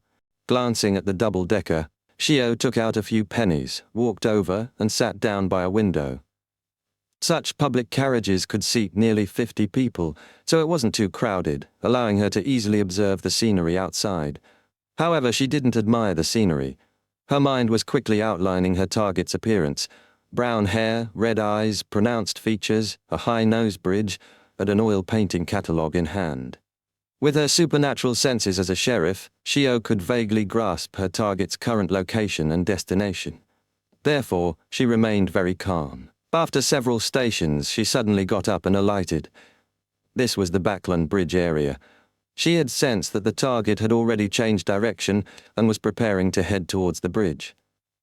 Shio immediately went on foot, planning to board another public carriage that headed for the south bank of the Tussock River. She had good luck, with a public carriage driving over just as she arrived at the stop. Shio silently exhaled. Her urge to buy a bike strengthened. This carriage was very crowded, but with her domineering aura as an arbiter, she easily passed through the crowd and found a seat on the upper deck. As the carriage moved slowly, Shio casually looked out the window when her gaze suddenly froze. She saw Sherman, who she hadn't been able to find anywhere. The young man who thought himself a woman was carrying a paper bag with a few long loaves of bread and a stack of newspapers as he entered a narrow alley. Although his figure disappeared almost as quickly as he appeared, Shio, as a sheriff, easily made the necessary judgment. Sherman stopped renting his place in East Borough and moved here? Seeing that he was fine and that she was still tracking her target, she held back her urge to jump off and chase after him. Sherman carried the paper bag and made a huge detour through alleys and streets before entering an apartment building. He followed the cramped stairs to the third story, took out a key, and opened the door to where he lived, possessing some pretty good anti-tracking skills. With a creak, the door opened, and Sherman's eyes lit up. He saw a lady wearing a black dress in front of him. This lady had a sweet, supple face and an impeccable figure. Even while standing at the window and blocking the sunlight, she seemed to be gilded, making her appear holy and beautiful. "Why are you here?" Sherman stared at her in surprise but couldn't help but size her up. His unobvious Adam's apple bobbed as he swallowed. The next second he turned his head and looked to the side as though he didn't dare look at her head on. "Ma'am, Trissy." He stammered a greeting. Trissy slowly smiled, making the poorly lit room seem to become brighter. She asked with a teasing tone, "Why don't you dare to look at me?" "I don't know. I like men. Why do I still have odd thoughts when looking at you?" Sherman continued looking at the ground. Trissy's expression immediately turned mixed before smiling, as though nothing had happened. Females can also appreciate the charm of beauty within their gender. She paused for a moment. "I came here today because I have a mission for you. Your original progress has been very fast, leaving me very satisfied, but it seems like it has recently stopped." Sherman's face immediately wore a look of horror as he subconsciously took a step back. I don't think there's a need to do such things." Seeing Trissy silent, his words gradually grew more eloquent. "I really don't wish to instigate others into stealing, robbing, and murdering. That's too evil, too despicable. Even at the very beginning, those people you got me to assassinate seemed a little overboard. Although they had indeed cursed me, beat me, and spread bad rumors about me, their actions didn't require them to pay with their lives. Unsurprised, Trissy smiled. That's not what you said back then. You hated them and had wicked feelings for them. Once you obtained Beyonder powers, you were so eager to seek revenge. I just made a tiny suggestion, and you planned several assassination missions. I always remember how you looked, stained with blood, trembling in excitement and fervor. Sherman couldn't help but retreat until he was stopped by the door, which had closed at some point. He then covered his face with his hands, shouting, "No, I have nightmares every night, dreaming of them surrounding me, covered in blood. They chase after me, bite me. Pah!" The paper bag fell to the ground as the bread scattered. "This is very normal," Trissy cut him off. "This is a necessary psychological change for an assassin. Think about it. Didn't you wish to kill them when they were bullying you?" "Yes," Sherman answered hesitantly. Trissy then chuckled. "Just treat it as self-defense when being bullied, thus killing them." Her speech had a natural allure. Sherman rapidly calmed down and nodded. From this point of view, it does seem much better. Upon hearing that, Trissy's dimples appeared as she teasingly added, "Besides, they weren't your match when they were alive, so what's there to be afraid of when they're dead? Even if they become ghosts or specters, it's nothing. You just need to seriously complete the ritual and consume one more potion, and then you'll be able to burn all those souls to oblivion. But I can't bear seeing people turn ugly, crazy, and evil under my acts of instigation." Sherman still seemed rather unwilling. Trissy's lips curled as she maintained her smile. "Those are evil thoughts they had to begin with. It has nothing to do with you. The missions I arranged for you are all related to the gangs. Aren't you most aware of what those people are like? Getting them to fracture and kill one another is mercy and kindness for people like you and the innocent people of East Borough." Sherman subconsciously widened his mouth, swallowing the words he was about to say. He instantly fell silent. Trissy's eyes swept past him, her voice soothing. "You're just one step away from your target. As long as you complete the remaining ritual, you can drink the third potion to completely become a woman. When that happens, you can use the name Sherman that you've already picked for yourself. What a nice-sounding name it is, isn't it? Then you can leave Backland as a woman, heading for Mid-Seashire or Desi Bay, where you can begin a brand new life. You will be filled with charm. Many excellent men will court you, and you can choose the one you like the most, walking down the aisle in a cathedral. You will have bubbly kids and bring them up to be healthy children. Didn't you say that you were willing to do anything to regain your true self?" Sherman's lips quivered. After pursing them tightly, he said, "Ma'am Trissy, I understand. I will proceed according to your instructions." After saying that, he seemed to lose all his strength as he stumbled, reaching out to hold onto a coat rack. During this process, his gaze happened to sweep past the stack of newspapers. It had spread apart, revealing a particular report. "Tycoon from Desi, Mr. Dwayne Dantes, shows interest in purchasing the Larryway Steel Company, believing that it has excellent profitability and a promising future." "Sir, are you really planning on buying Larryway Steel Company?" Anuni asked while walking upstairs at 160 Buckland Street. Dwayne Dantes shook his head and smiled. "That news is just pure fabrication. I've only met the owner, Mr. Phil Larivy, at a ball last week and had a chat." By the side, Butler Walter heaved a sigh of relief as he warned, "Sir, the Larryway Steel Company is indeed seeking a buyer. There are quite a number of people who are considering the option. That also means that this piece of news was released by the reporters under Phil's instructions so that he can sell it at a better price." Klein nodded in thought. He entered the room with the half-balcony and prepared to head up above the grey fog. He wanted to use Anuni's praying point of light to see any abnormalities at Hazel's place, something he had been doing daily for the past few days. Chapter 1000, Prelude. In the grand palace above the grey fog, through Anuni's prayer point of light, Klein saw the scene inside his valet's room. As his vision pulled out and slowly extended, he began taking in all of Buckland Street. Finally, he locked onto Unit 39, Member of Parliament Mucht's residence. He then lowered his field of view and began observing every animal and human to see if there was any black-haired, black-eyed, monocle-wearing man. Phew. There's no switching or grafting of fate. Nearly 10 minutes later, Klein heaved a sigh of relief. At this moment, a carriage drove into Mucht's residence. A young lady with curly black-green hair and bright dark brown eyes alighted. It was none other than Hazel, who had returned home. She wore a dark green dress, her lips slightly pursed, and she wore a relaxed look with a hint of joy.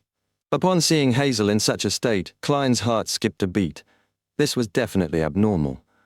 From Klein's point of view, the rat demigod had only two outcomes after meeting Ammon's avatar: escape heavily injured, or be turned into a Beyonder characteristic. Regardless of the outcome, there was no way Hazel could find her teacher. She should be in grief and pain, not relaxed and happy. Her present state indicates that she has confirmed that her teacher is fine. She has even been rewarded. This is in conflict with my theory of the rat demigod's outcome. No, it's not in conflict. Once you eliminate the impossible, whatever remains, no matter how improbable, must be the truth. Klein leaned back and came to a conclusion. Ammon had not only obtained the rat demigod's Beyonder characteristic, but he had also stolen her fate and replaced her identity. Therefore, to Hazel, her teacher hasn't encountered any mishaps. After making the confirmation, Klein silently exhaled and felt a little relaxed. To him, the most terrifying aspect of Ammon was that no one knew what form or identity he would use to appear. After grasping the identity Ammon might use, Klein couldn't help but feel more assured. As for Ammon's performance being problematic in front of Hazel, Klein believed that it was impossible. After all, Ammon was a king of angels, fundamentally good at deceit. Klein did some more observations before retracting his gaze and leaving the grey fog. Inside his room, he sat on a reclining chair and drank some black tea with a lemon slice. He half closed his eyes, considering how he could deepen his relationship with Conas Kilgore. After an unknown period of time, he suddenly opened his eyes and activated his spirit vision. Almost at the same moment, Reinette Tinneker walked out of the void with 4 blonde, red-eyed heads in hand. One of them had a letter in its mouth. "Whose letter is it?" Klein asked as he reached out his right hand. "Sharon." Reinette Tinneker's other head answered. "Miss Sharon? She should be making her final preparations for the advancement. Why would she suddenly write to me?" Klein was slightly puzzled as he received the envelope. After he opened it, he found very little content, only a simple line. "Emlyn White is seeking out the Rose School of Thought." Emlyn is seeking out the Rose School of Thought? Klein's brows pricked up in surprise. His opinion of Emlyn was a sanguine who was afraid of trouble. This definitely isn't Emlyn's own will. Yes, he had mentioned that some important figure of the sanguine was meeting him. This is a new mission that the sanguine gave him? It's very possible. However, why didn't he mention it in the Tarot Club? Klein thought as he leaned forward. Under the watch of Miss Messenger's 8 eyes, he took out a piece of paper and a fountain pen. He wasn't curious about Emlyn's clues, because it was an obvious matter. Since Miss Sharon knew that Emlyn was seeking out the Rose School of Thought, and had asked their mutual friend, Detective Sherlock Moriarty, it meant that this sanguine had likely asked for help from the black market arms dealer, Ian. Klein crossed his right leg as he placed the letter on his thigh and began scribbling. This is likely a mission the sanguine's upper echelons gave Emlyn. They hate the Rose School of Thought members who believe in the primordial moon, and they have directed this anger at the other factions of the Rose School of Thought. Upon writing this, he paused and added, I suspect that the Mother Tree of Desire has the intention of encroaching onto the authority of the moon domain, but I'm unsure why the primordial moon believers would join the Rose School of Thought. This secret existence seems to have a very complicated relationship with the Mother Tree of Desire. They are at odds, but they have also cooperated. It's hard to tell. Putting down his pen and folding the letter, Klein looked at Miss Messenger and asked with a chortle, How did you know that I'll be replying? One of Reinette Tinneker's heads succinctly answered, Inkling. The 4 blonde, red-eyed heads then spoke one after another. You. Seema. Little livelier. Recently. Your expression has also become much richer. As Klein pulled out a gold coin, he said with a self-deprecating smile, "Repeatedly wearing a thick mask isn't good for one's mental health. I realized that after becoming a demigod. Therefore, unless he was in situations where he needed to disguise or hide his feelings, he limited the use of his clown's power to control his emotions." Ranette Tinneker didn't say a word as the heads bit on the gold coin and letter before vanishing. Watching her leave, Klein leaned back slightly and inwardly muttered, "I wonder if Miss Sharon and Marek will use the Sanguine to deal with the Rose School of Thought members in Backland." Emlyn changed into his Church of Earth Mother priest robes, then wore a red coat and a silk hat before walking out of the Harvest Church. He got into a rental carriage by the roadside. After saying his destination, he casually cast his gaze out the window. At this moment, he sensed something as he abruptly moved his body, leaving shadowy after-images in his wake as he moved to the side. Then, he saw a figure appear out of nowhere. It was a young man whose coat wasn't buttoned, revealing the white shirt and black vest within. His brown hair was a little moist and messy, and his brown eyes were filled with temperance. Upon seeing this pale, corpse-like face, Emlyn tipped his chin and said with a smile, showing no signs of nervousness, "You have finally come. Aren't you afraid that I'm a member of the Rose School of Thought that's here to finish you off?" The young man's figure turned somewhat transparent. Emlyn scoffed. "Would I not be aware of the Rose School of Thought's history, or matters about the betrayal of the Temperance faction and their escape? Well, how do I address you?" "Marek," the young man replied. "Is this the information you received from the upper echelons of the Sanguine?"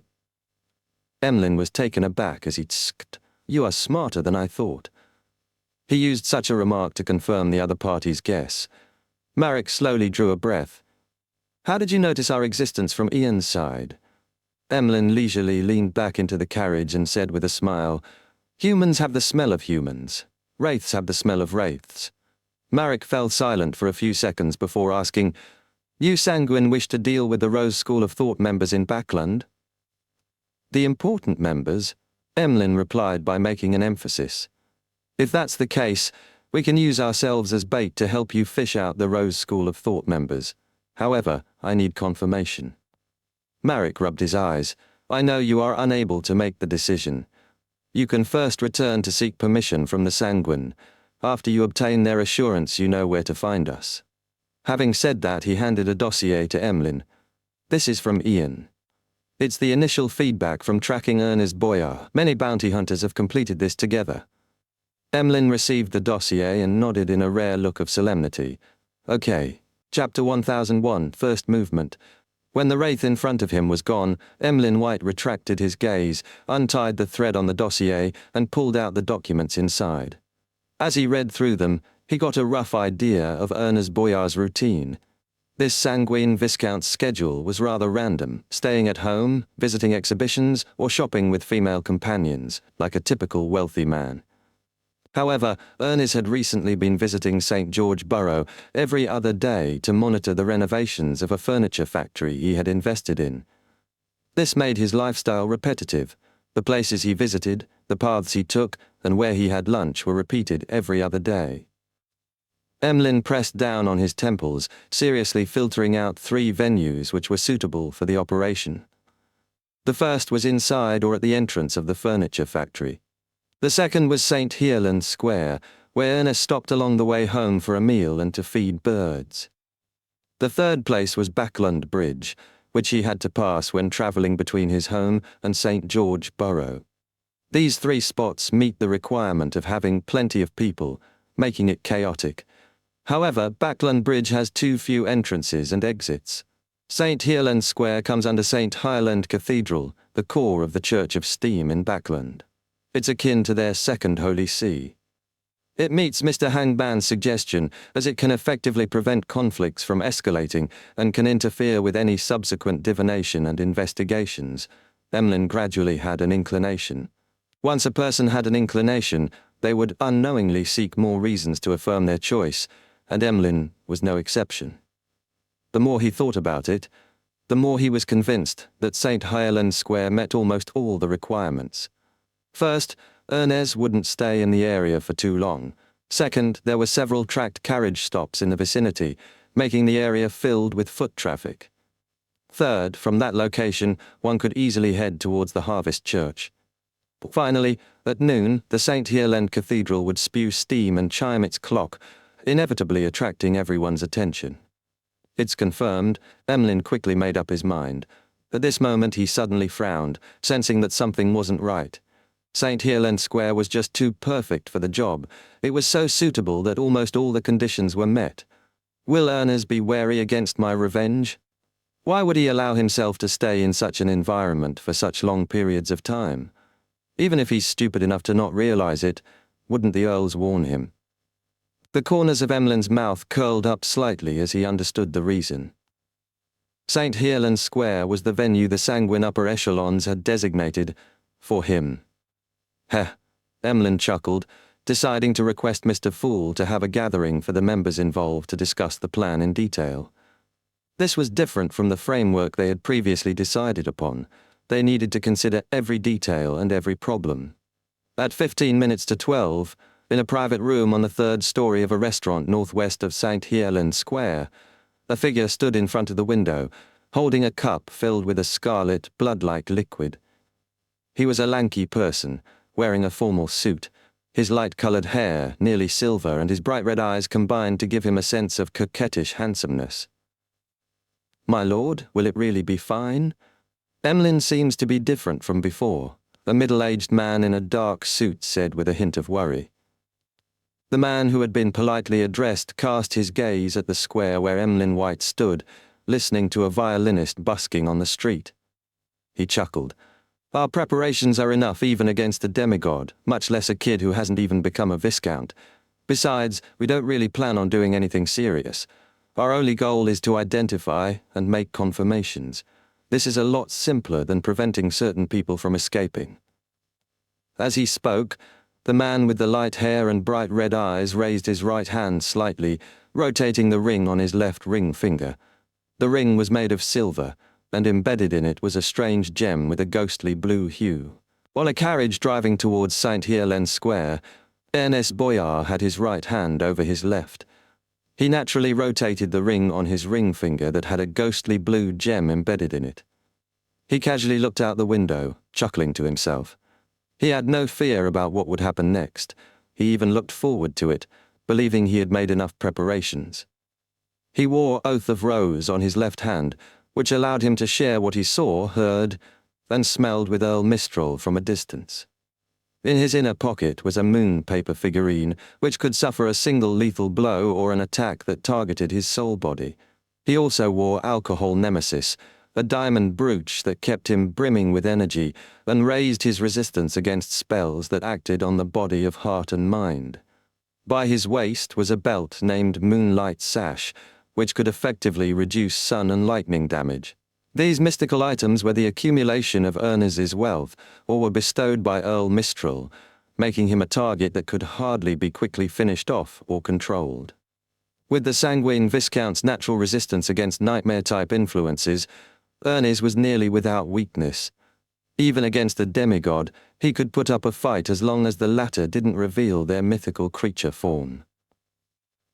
The only problem is that the negative effects of all these mystical items are quite excessive. Ernest's facial muscles twitched. The Oath of Rose would make his thoughts appear in Earl Mistral's mind from time to time, and if he kept wearing it for a week, the pair might end up in love, regardless of gender.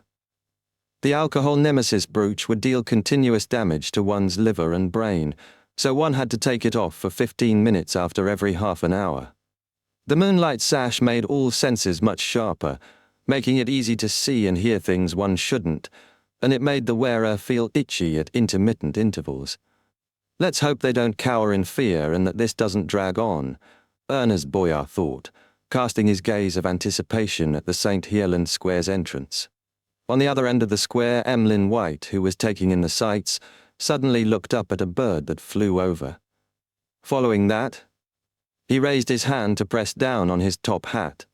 Bowing his head slightly, he briskly walked to the middle of the square, approaching the fountain. In this process, Emlyn's figure kept moving as he mixed into the crowd. However, this failed to avoid Earl Mistral's tracking. The sanguine earl with silver hair rotated the ghostly blue gem ring on his left ring finger and coldly said, "Take note." At the entrance of St. Helens Square, Ernest Boyar grew increasingly pumped. He knew the operation was about to begin. Emlyn still chose St. Helens Square after all, he thought, warily watching the pedestrians, the public carriages, the ordinary paperboy, and the elegant windows of the surrounding buildings. He didn't believe Emlyn's potential partners were hiding in there, but he still kept up the required level of wariness. Suddenly, his body lunged forward slightly as he nearly got out of his seat. The carriage he was on had stopped without any warning. The horses that pulled the carriage seemed to be in a nightmare as they raised their front hooves, struggling wildly and flipping the carriage to the ground. During this process, Ernest actually had ample space, time, and strength to help the carriage driver, but he didn't do so because he saw a transparent wolf-shaped spectre jump over from outside the window. It had thrown a rose within its body. A rose. Ernest Boyar's eyes widened as the carriage toppled. He hurriedly jumped to the side and out of the carriage as he made an illusory and incorporeal black chain extend out of the void, wrapping around the wolf-shaped spectre.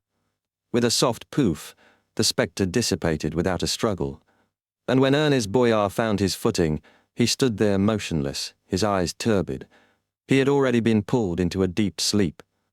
In a trackless public carriage that passed him by, a black-haired, green-eyed young man wore a thin trench coat. His back was facing the middle of the street as he focused on reading a notebook with a green bronze hardcover.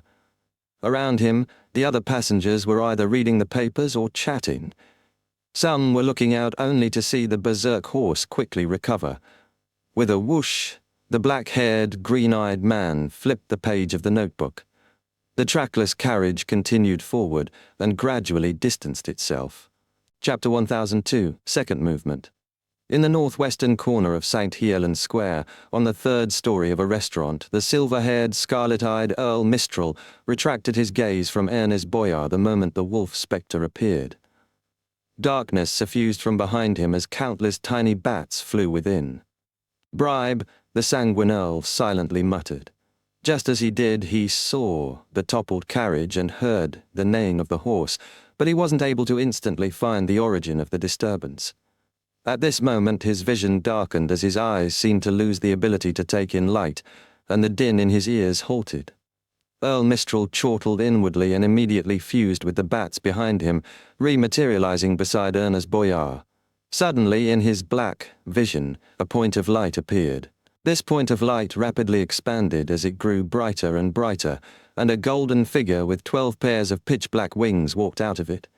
The pairs of wings spread out, blanketing Mistral's vision, causing light and darkness to mix, creating mysterious and complicated symbols that were both holy and corrupted. Angel. Mistral's pupils widened slightly as he couldn't help but take a step back, terminating his previous thoughts. In confusion, Ernest Boyar rapidly snapped awake to see a pair of limpid eyes that resembled crystalline gems. He felt a copy of newspapers being stuffed into his hand. In those emerald green eyes were ripples, and deep within them were twirling vortexes that seemed to suck in the soul of anyone who met their gaze. Ernest Boyar instantly became engrossed, unable to look away. Then he heard a gentle and ethereal female voice in his ears. "Take this newspaper and follow Emlyn White. Take this newspaper and follow Emlyn White." This layered voice resounded within his ears, drilling into his brain and sinking deep into his heart. Ernest Boyar nodded in a daze, sensing there was more, but he couldn't hear it clearly. The paperboy with a sling bag swiftly turned around and agilely passed through the bicycles, mixing into the crowd. This boy had a pretty face as his messy hair hid his brows. As he walked, he took off a black fishnet glove, stuffing it into his sling bag. A few seconds later, Ernest Boyar suddenly jumped back as though he had been trying to dodge something. No good, I was influenced by a nightmare's ability. Just as he found his footing, his pupils dilated as he looked around his surroundings in a state of high alert. Although he was perplexed about how easily he was pulled into a dream, he knew it wasn't time to consider the details. Gong! Gong! Gong! 12 gongs were heard as white steam spewed out from the chimneys of St. Helens Cathedral. On the square, everyone stopped in their footsteps. At that holy moment, they either closed their eyes in prayer or listened silently. Only the pigeons that were being fed flew up and soared into the sky. As the gong sounded, no one moved. Even Earl Mistral, inside the private room, stood motionless with a heavy expression. His vision had already recovered, but all he saw were workers in greyish blue or light blue clothes and bicycles of the same make. Apart from that, he discovered nothing, and Ernest Boyar hadn't been injured at all. He had guessed that the paperboy was problematic from the newspaper in the sanguine Viscount's hand, but he didn't attempt a pursuit. Clearly, the power that had borrowed the level of an angel didn't belong to a low or mid-sequence beyonder. This meant that Emlyn White's faction had at least a demigod hidden in the vicinity. Mistral believed that once he took action, he was bound to be stopped. In a situation of being easily detected, while not knowing where his opponents were hiding, Mistral believed that it spelled trouble. To the sanguine, this was only a test. If the faction backing Emlyn had mobilized a demigod, they could detain that powerhouse thanks to Ernest Boyar's protective measures and confirm the attacker's identity. They had never thought of escalating the matter into an intense conflict. In their present situation, they had lost the initiative. To forcefully carry out a pursuit might highly likely result in a demigod's battle, and in Backland, around St. Hirland Cathedral, this was equivalent to suicide. Humph, I want to see what happens next. Mistral's facial muscles twitched as he rotated the ghostly blue ring on his left hand once more. After the 12 gongs, Emlyn started walking again. He circled past the fountain and arrived at the other end of the square. He then saw Ernest Boyar, who had his back hunched slightly, the toppled carriage, the horse, and the carriage driver who wore a look of pain. Emlyn walked over, took out a wallet, pulled out £100 and handed it to the driver. "This is your compensation." "Ah." The carriage driver wore a blank but pleasantly surprised look. He was responsible for the damages, which would have meant bankruptcy for his family. Now, having £100 suddenly hit him, left his mind groggy. Emlyn ignored the driver and looked at Ernest. "Everything's fine now. Aren't you the biggest problem?" Ernest lampooned as he rotated the ring with the ghostly blue gem on his left hand. For some unknown reason, he felt that he should believe Emlyn White and even approach him. Emlyn shot him a glance, suddenly turned around and walked briskly into an alley. Ernest subconsciously opened up his stride and followed closely behind, still holding on to the newspaper. The two sanguine moved at extremely fast speeds, with one running and the other chasing, but they didn't dare reveal anything extraordinary. When Earl Mistral sensed that they were beyond the reach of his spirituality, he used the connection between the paired oath of rose rings to follow behind unhurriedly. Emlyn occasionally made detours, taking shortcuts and occasionally returning to spots they had been before, making it difficult to guess his destination. As for Ernest, he was like a bull having seen a red cloth, refusing to give up as he followed closely behind. Unknowingly, the two sanguine arrived at Rose Street, south of the bridge. At this moment, Emlyn suddenly sped up. He wasn't afraid that others saw him producing after-images as he dashed right into the Harvest Church. Ernest did the same. Not good. From afar, Earl Mistral was just about to descend upon them to stop the subsequent developments when Ernest's figure vanished inside the Harvest Church's entrance. "Cutcha!" A tile at Mistral's foot instantly shattered. After entering the cathedral, Ernest came to a realization. He then saw a figure wearing a brown priest robe stand up at the front of all the rows of pews. He appeared like a mountain. At the same time, the entire cathedral turned heavy as if it were a jail, fusing with the land itself. Ernest's mind buzzed immediately as another voice sounded in his mind. "After you awaken from the first hypnosis, throw all the items on you to Emlyn White." Amidst shuffling sounds, Ernest took off his sash, threw out the brooch, and slammed the various items towards Emlyn White. This included his silver pocket watch and a wallet filled with cash. "Pah!" The newspaper in his hand fell to the ground, throwing out a paper card that was stuffed within. On the paper card was the goddess of justice sitting on a chair and holding a sword and scale. It was the tarot card. Justice. Chapter 1003, Ritornello. After throwing everything other than his clothes, Ernest Boyar was stunned for a moment before he snapped to his senses. "What am I doing? What did I do?" This sanguine viscount finally recalled the matters he had deliberately forgotten, those pair of emerald green limpid eyes. A psychological cue, no, hypnosis, Ernest thought, looking around in anger and irresistible horror. His gaze then landed on the mountain-like figure of Father Utravsky. Instantly, Ernest Boyar had all sorts of thoughts run through his mind. He quickly came up with one intense thought. He didn't put up any resistance and immediately said, "I'll come here to do a month of volunteer work." Emlin's predicament had long been spread amongst the sanguine in Backland. Ernest was well aware of Father Utravsky and knew that, even if he were to put up a fight, it was difficult for him to escape the fate of doing volunteer work. He might as well surrender and choose conditions that were more beneficial to him. At the very least, I shouldn't have any cues planted in my mind and end up converting my faith to Earth Mother. This thought flashed through Ernest's mind. He then discovered a lantern in Utravsky's hand. Inside it was a strange candle that seemed to be covered in human skin with protruding lumps. Under the candlelight's faint illumination, his pupils widened again. He only had one thought on his mind remaining. Another psychological cue. All right. Utravsky nodded, agreeing to Ernest Boyar's request. Emlyn held back his smugness and pleased smile. He then looked at the items he had caught, looking like a farmer who had just reaped a bountiful harvest. In a private room on the third story of a restaurant northwest of the square, the lights darkened as a huge shadow appeared. Tiny bats flew out of the darkness and quickly clumped together. Smoke rose up as the silver-haired, scarlet-eyed Earl Mistral appeared at the spot where the bats had been. His servant, a middle-aged man in a dark formal suit, immediately stepped forward. "My lord, are you having your meal now?" he asked with a bow. Mistral nodded. "Yes." He walked to the table with a composed look, took off the ring with the ghostly blue gem, and sat down without a chink in his disposition, as though he had just headed out to feed the pigeons. In the private room neighbouring Earl Mistral, Klein was wearing a very ordinary face as he commented on the Civelhouse cuisine delicacy, lamb tripe. "This rich smell is rather unique, but it's not bad." This punishment operation was an attempt by the few members of the Tarot Club, but considering how Miss Justice and the Moon had zero experience, he had come to the area incognito as a final safeguard.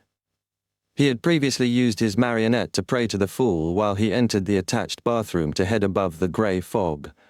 Using the corresponding point of light, he had taken in the entire square and its surroundings, holding the sea god's scepter the entire time, prepared to deliver a lightning strike if anything went amiss.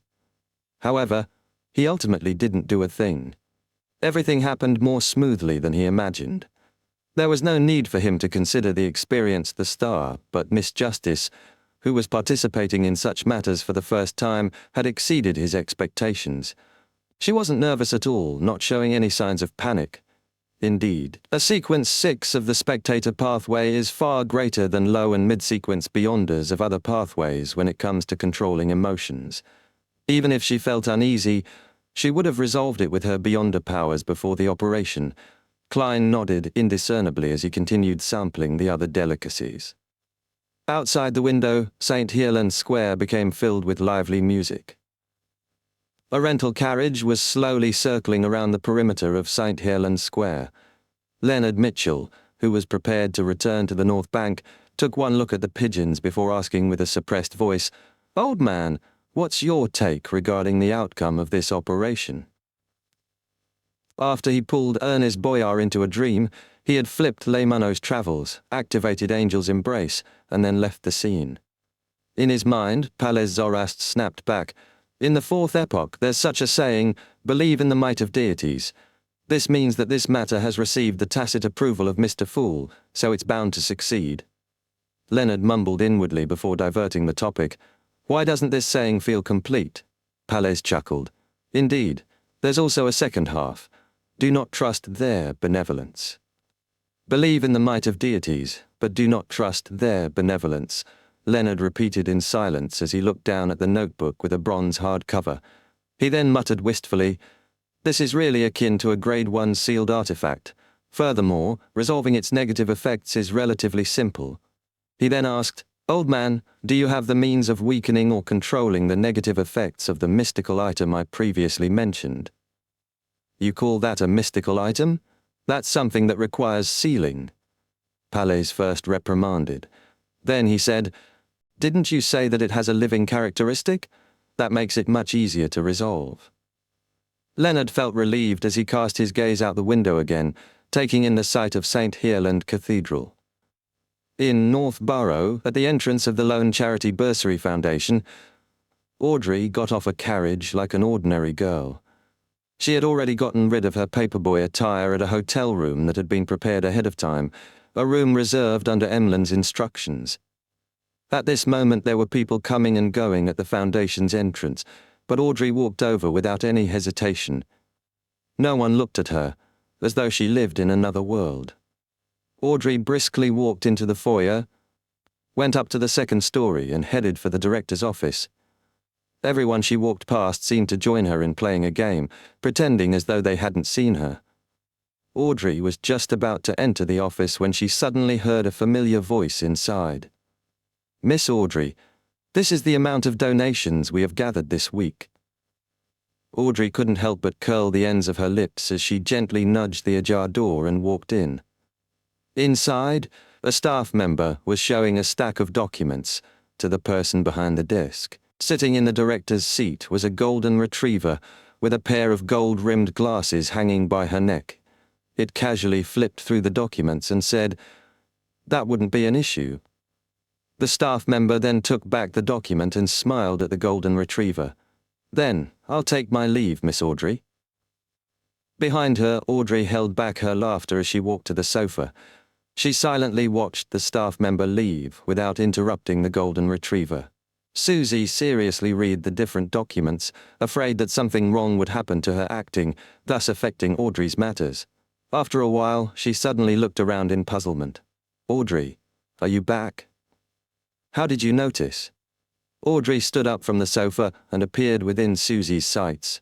For this operation she had gotten Susie to replace her at work, hypnotizing all the staff members who would interact with her that day, making them treat Susie as Audrey.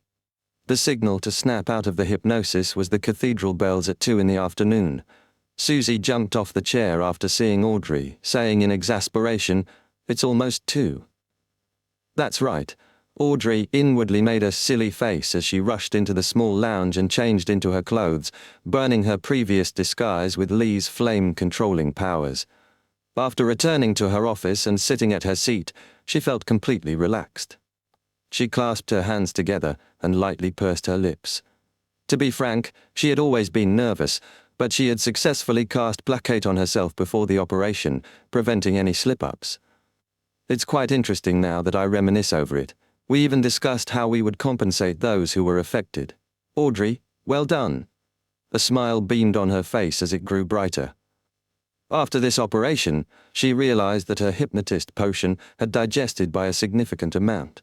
Furthermore, she had confirmed that the mystical item, Hand of Horror, which came with bribed charm, worked perfectly with hypnosis. Yes, I also learned that Mr. Moon's name is Emlyn White. I was too stiff when hypnotizing. I actually used words that were too direct during the first level of hypnosis. Audrey cast placate on her slightly agitated feelings as she reviewed the entire operation. Gong! Gong! St. Samuel Cathedral's bells chimed. Many staff at the Lone Charity Bursary Foundation had their bodies tremble before continuing with their work as though nothing had happened. Gong! Gong! Amidst the cathedral's bells, Klein, who had transformed back into Dwayne Dantes, once again walked to 160 Buckland Street's balcony and took in the situation of Mutt's house. At this moment, a carriage passed by his residence's entrance and drove to the end of the street. Suddenly, Klein felt his perception trigger as a scene surfaced in his mind. A grey rat was leaning against the carriage's window, leisurely watching the street scenery. Chapter 1004, Third Movement. Grey Rat. Klein's eyelids twitched as he didn't hesitate to turn back into his room, leave the balcony, and enter the bathroom. He moved at an adequate pace, as though he had been repeating this entire process like a daily routine. Locking the bathroom's door, Klein took 4 steps counterclockwise and passed through the grey fog, finally taking his seat on the high-backed chair of the fool. Before this, he made his valet, Enuni, who was standing by the corridor, softly pray to sea god Calvatua. Using the corresponding point of light, he beckoned for the sea god's scepter and began expanding his vision. He then locked onto the carriage that was driving towards Mucht's residence, 39 Bokeland Street. This time, the person leaning against the glass window and leisurely taking in the scenery was no longer a grey rat, but a young man wearing a silk top hat and black trench coat. He had black hair and black eyes, a thin face with a broad forehead, and wore a crystal monocle. It was none other than the blasphemer, the angel of time, Ammon.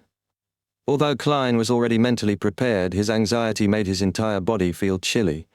Ammon had clearly appeared in his original form, but after stealing the rat demigod's destiny, he appeared as a grey rat in everyone's eyes without incurring any suspicion. He and his brother Adam have certain powers which are similar, but intrinsically different. If not for the grey fog and my deeper control of this place, I wouldn't have discovered it either. Klein felt a mix of joy and alarm as he expanded his vision to seek out Ammon's other avatars. Compared to the grafting of destiny, the signs of parasitizing were a lot clearer. However, Klein didn't notice anything this time. Be it the other passengers, the horses, or the surrounding air, there wasn't any sign of parasitizing. This is different from what Leonard's grandpa said. Shouldn't the appearance of one Ammon mean the accompaniment of many more? He is clearly aware that he was discovered by a bizarro sorcerer of the Church of Evernite and suspects that Bokeland Street is under surveillance. Therefore, he only sent a single avatar to investigate. Klein frowned as he came up with theories. He recalled Palez Zorast mentioning that as long as one avatar was resolved, he could eliminate all the Ammons in the street. Now there was only one Ammon, a perfect time to take action. I'll first hear what the expert's opinion is, Klein thought, immediately conjuring the World Gammon Sparrow's figure at the other end of the long bronze table. He made him reverently pray, "Honourable Mr. Fool, please inform Leonard Mitchell that Ammon has appeared at 39 Bokeland Street, but there's only one." While Gammon Sparrow made the prayer, Klein didn't stop monitoring the carriage. He saw Hazel in a light-coloured dress alight and enter her foyer. Ammon, wearing a monocle, walked behind her with complete composure. Despite not having any concealment, the servants didn't notice him at all. Occasionally, the female servants would look at the ground and jump in fright, but just as they were about to scream, they would forget what they were about to do. Ammon passed through the foyer and walked up the stairs, pinching his crystal monocle. Ringed, transparent worms began squirming out of his body, crawling in every direction before vanishing. This left Klein's scalp tingling, recalling Palez's description of Ammon's parasitizing power, a plague-like infection. Hazel had been in an excellent mood recently because her teacher hadn't truly gone mad. Everything that happened previously was only a test, and she had passed it with flying colours, gaining plenty of knowledge about the supernatural world and the opportunity to advance to cryptologist. She was currently a Sequence 7 Beyonder. "I wonder when I can become a demigod and shake off my mortal coils," she thought. She glanced at the wall clock, rubbed her tummy, and decided to get her mother to bring forward the high tea session. At noon, she had used the excuse of heading out for a meal to bring her teacher back, and hadn't had anything to eat. She then glanced at her teacher, the grey rat, who was sprawled on a leather cushion on the sofa. "Do you need any food?" Hazel asked reverently. The rat lowered its front paw and answered unhurriedly, "There's no need." "All right, teacher." Hazel turned and walked out of her bedroom. Her lady's maid was standing along the corridor, leisurely looking at the balcony. Hazel frowned. "Guard this place. Don't let anyone in." The lady's maid shot one glance at her and smiled. "Yes, miss." Only then did Hazel leave and head for the activity room on the second story, where she found her mother, Ma'am Rihanna. This lady, with the same black-green hair, received a pair of gem-embedded glasses with a gold chain from her lady's maid. "Don't tell me that you don't like it?" Hazel asked in puzzlement. The corners of Ma'am Rihanna's mouth curled slightly. "I like it now." As she said that, she wore the glasses. Just as Hazel was about to say something, she heard footsteps approaching. She turned to find her father, Member of Parliament Mucht, coming home early. "Father, didn't you say that you'd be at the military veterans' mess?" she asked. "There wasn't anyone there today," Mucht said, raising his right hand and pinching the two sides of his eyes. Hazel thought nothing of it. Perfect. We haven't had high tea together in a long time. That's right. Member of Parliament Macht and Mam Rihanna laughed at the same time, a faint smile on their lips. At 7 Pinster Street, Leonard, who had just returned, threw himself onto the sofa. Having not received any news, he believed that the punishment operation had come to a perfect end. Old man, didn't you say that the Sanguine Viscount had many mystical items on him? Can you tell me what they are? He asked. In his mind, Palais Zoroast harumphed. Items of that level aren't worth my notice. Leonard was just about to press further when his vision suddenly blurred.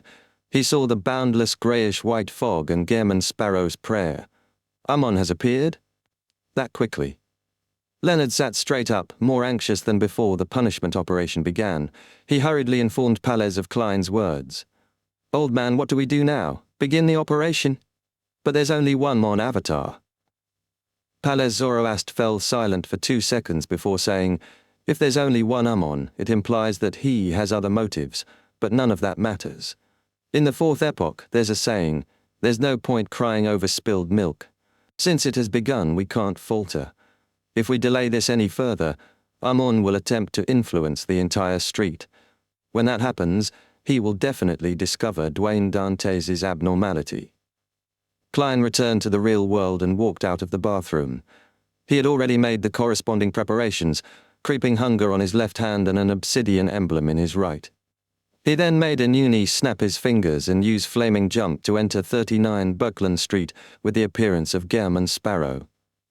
The control of the spirit body threads was instantly transferred to Klein, but this only seemed to sink into the vast ocean without any reaction. He had lost control of his marionette. Klein's eyelid twitched as he heard the door to the master bedroom creak open.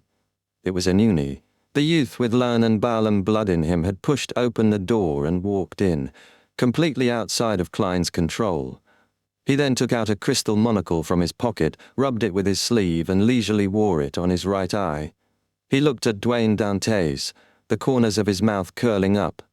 Found you. The mood in the bedroom froze as Anuni, pinching the monocle, continued. Flora Jacobs' destiny was filled with too many abnormalities, and they mainly came from this street. This piqued my interest, and I spent some time to distinguish and seek out the source. It took me so many days to find you. I'm no stranger to this mirror and I can control it, but I've never seen it ingratiate itself so much towards one person.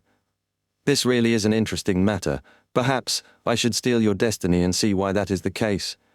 All right, you likely do not know of its origins. It's in no way simple. Chapter 1005, 4th movement. Wearing a monocle, Ammon, in the appearance of Anuni, didn't seem like an infiltrator or assailant.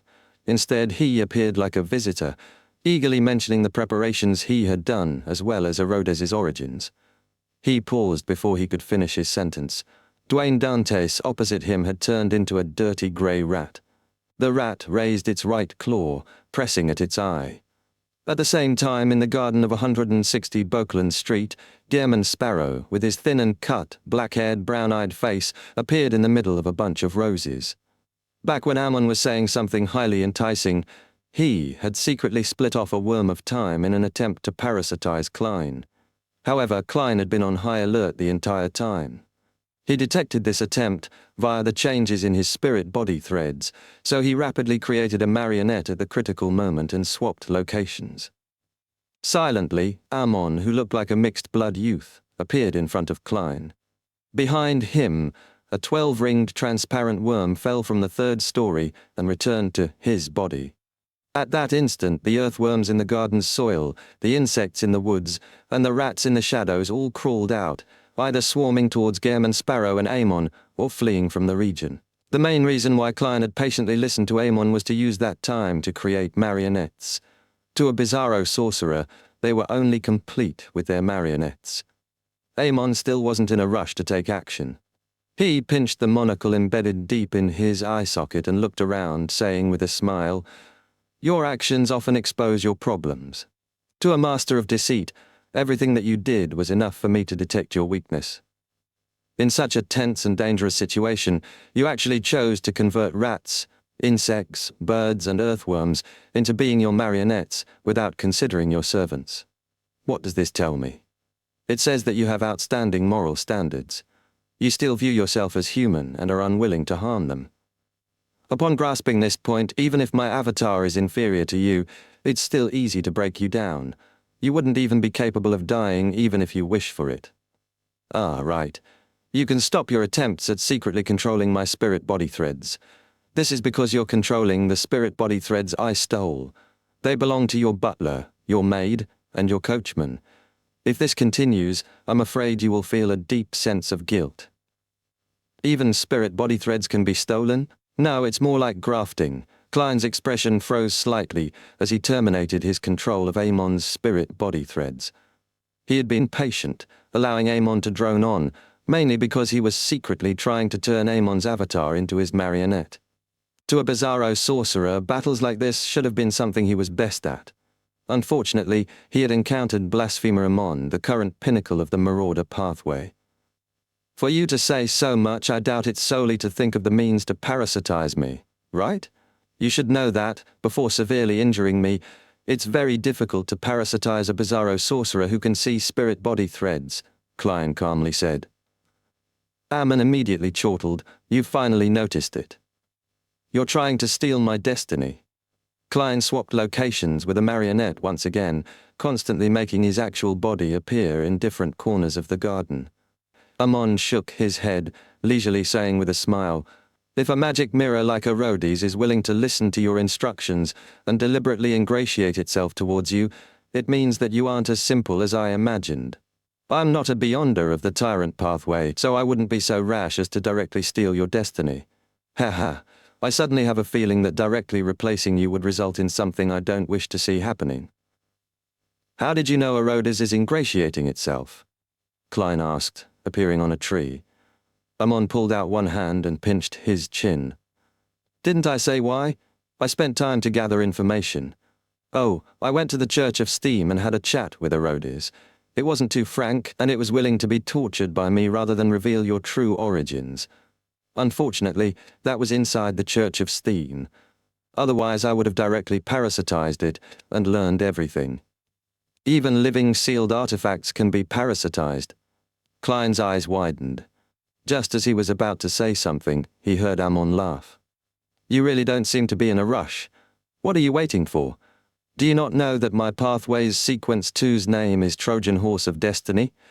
Although I'm only an ordinary avatar, I do have some powers that I can use, such as tinkering with your destiny, making certain errors appear for a certain period of time.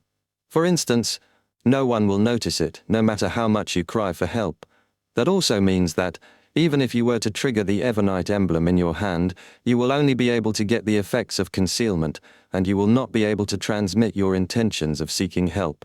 This is the reason why I was talking so much. For an ordinary avatar, certain matters take time. All right, it's your turn to answer my question.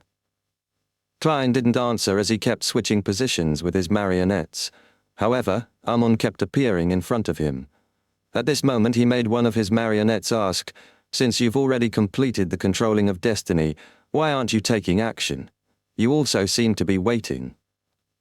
Before this German sparrow could finish his sentence, there was a strong gust of wind from afar. Leonard, in a black trench coat, flew to Buckland Street. Klein, who had appeared to Amon's side, immediately said, "This is what I've been waiting for." As he said that, he triggered the Evernite emblem that he had been clasping tightly. Simultaneously, he snapped his left hand's fingers, igniting the tallest tree in the garden, making its scarlet flames soar into the sky. And this huge, obvious bonfire was noticed by no one, be it the maids on the first story or the pedestrians on the street.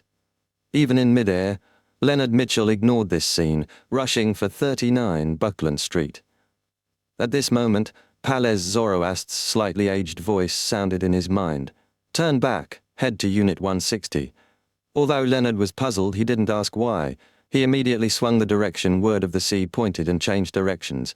In the garden of 160 Buckland Street, Amon raised his head as he pressed the crystal monocle on his right eye, chuckling.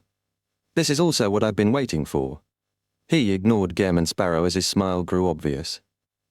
He continued speaking in irresistible delight. To be able to discover the abnormalities of fate in this region, it's him, Palais. As he spoke, this blasphemer adjusted his monocle. At this moment, a strange gloom fell over the entire street. In the activity room of 39 Bokeland Street, Hazel looked out the window and muttered in puzzlement, "Is it about to rain?" She retracted her gaze and reached out her hand onto the 3-layered tray for high tea. Then, she saw her father, Member of Parliament Mucht, strangely open his right palm. Glimmers of light condensed out of thin air, forming into a crystal monocle in his palm. Mucht then wore this monocle on his right eye. Hazel had already sensed something amiss as she frantically looked at the others in the room. Her mother, Ma'am Rihanna, took off the accessory on her nose and wore a monocle. The servants standing beside her all took out a similar monocle and wore it on their right eye. Thud! Hazel stood up instinctively as she retreated repeatedly, toppling the chair over. This sound alarmed everyone in the room. Mucht, Rihanna, and the servants turned their heads to look at Hazel. Bit by bit, a smile suffused the corners of their lips. "Ah!" Hazel broke down as she let out a shrill scream. This scream passed through the house and drew the attention of the pedestrians on the streets. At this point, Armon had already lowered his right hand from his monocle. Looking at the figure in midair, he said with a smile, "Palais, it's already 1350 of the Fifth Epoch. The technique of relying on the gathering of avatars to raise one's level is already outdated." Behind him, Klein didn't waste any time. He reached into his pocket as though he was drawing a gun while he made creeping hunger turn transparent. A transparent book condensed in front of him. However, Amon simply raised his hand and the glove vanished. But along with the human-skinned glove's disappearance, Gehrman Sparrow also did. Pah! Landing in Amon's palm wasn't a glove but a rat that had died after becoming a marionette. On the other side of Amon, Klein, who wasn't wearing a hat but was wearing a shirt and vest, appeared. He then threw out the item he had previously taken out, and he threw it at his target. It was a paper crane. Chapter 1006, Finale and Ending. It was an ordinary paper crane bursting into scarlet-red flames just as it flew out, scattering ashes in the process. Amon, who had been looking up into the sky, suddenly turned his head and looked at the paper crane. He then raised his palm again. A cold glint had lit up in the eye beneath the monocle. Suddenly, the flames on the paper crane's surface vanished. Klein and his ability to swap locations with his marionette vanished, likewise for flame controlling, flaming jump, and air cannon. In that instant, he had 6 Beyonder powers stolen, 4 of which were rather important ones. This was theft at the angel level. Amidst the extinguishing flames, the paper crane slowly floated. In Backland, in Dr. Aaron's house, inside a black pram, Will Septon, wrapped in silver silk, rubbed his mouth and eyes, grumbling, "Life is just so hard." Before he finished his sentence, he took out what looked like a cane from somewhere. It was embedded with clear gems. Pure bright light lit up, illuminating the calendar in the room clearly. Today was Tuesday. At 160 Bokeland Street, inside Dwayne Dante's garden, the charred and incomplete paper crane suddenly froze in mid-air. Complicated chrome-colored symbols appeared out of it, instantly taking on the form of a huge, illusory, scaleless snake. The dense patterns and symbols on the surface of the gigantic silver snake formed a wheel that was connected to each other.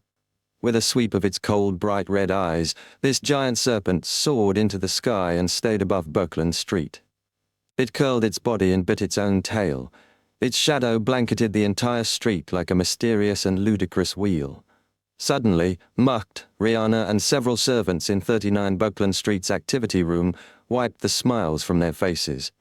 They raised their hands in unison, taking off the monocles on their faces, allowing them to turn incorporeal and transform into beams of light.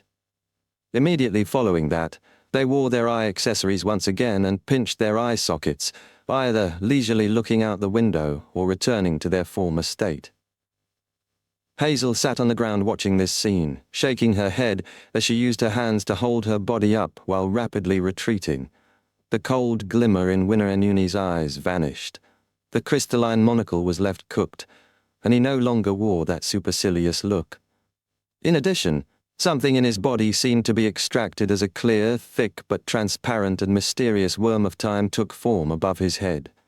Amidst concealment, This worm of time quickly transformed into a figure with black hair, black eyes, a broad forehead, and a thin face.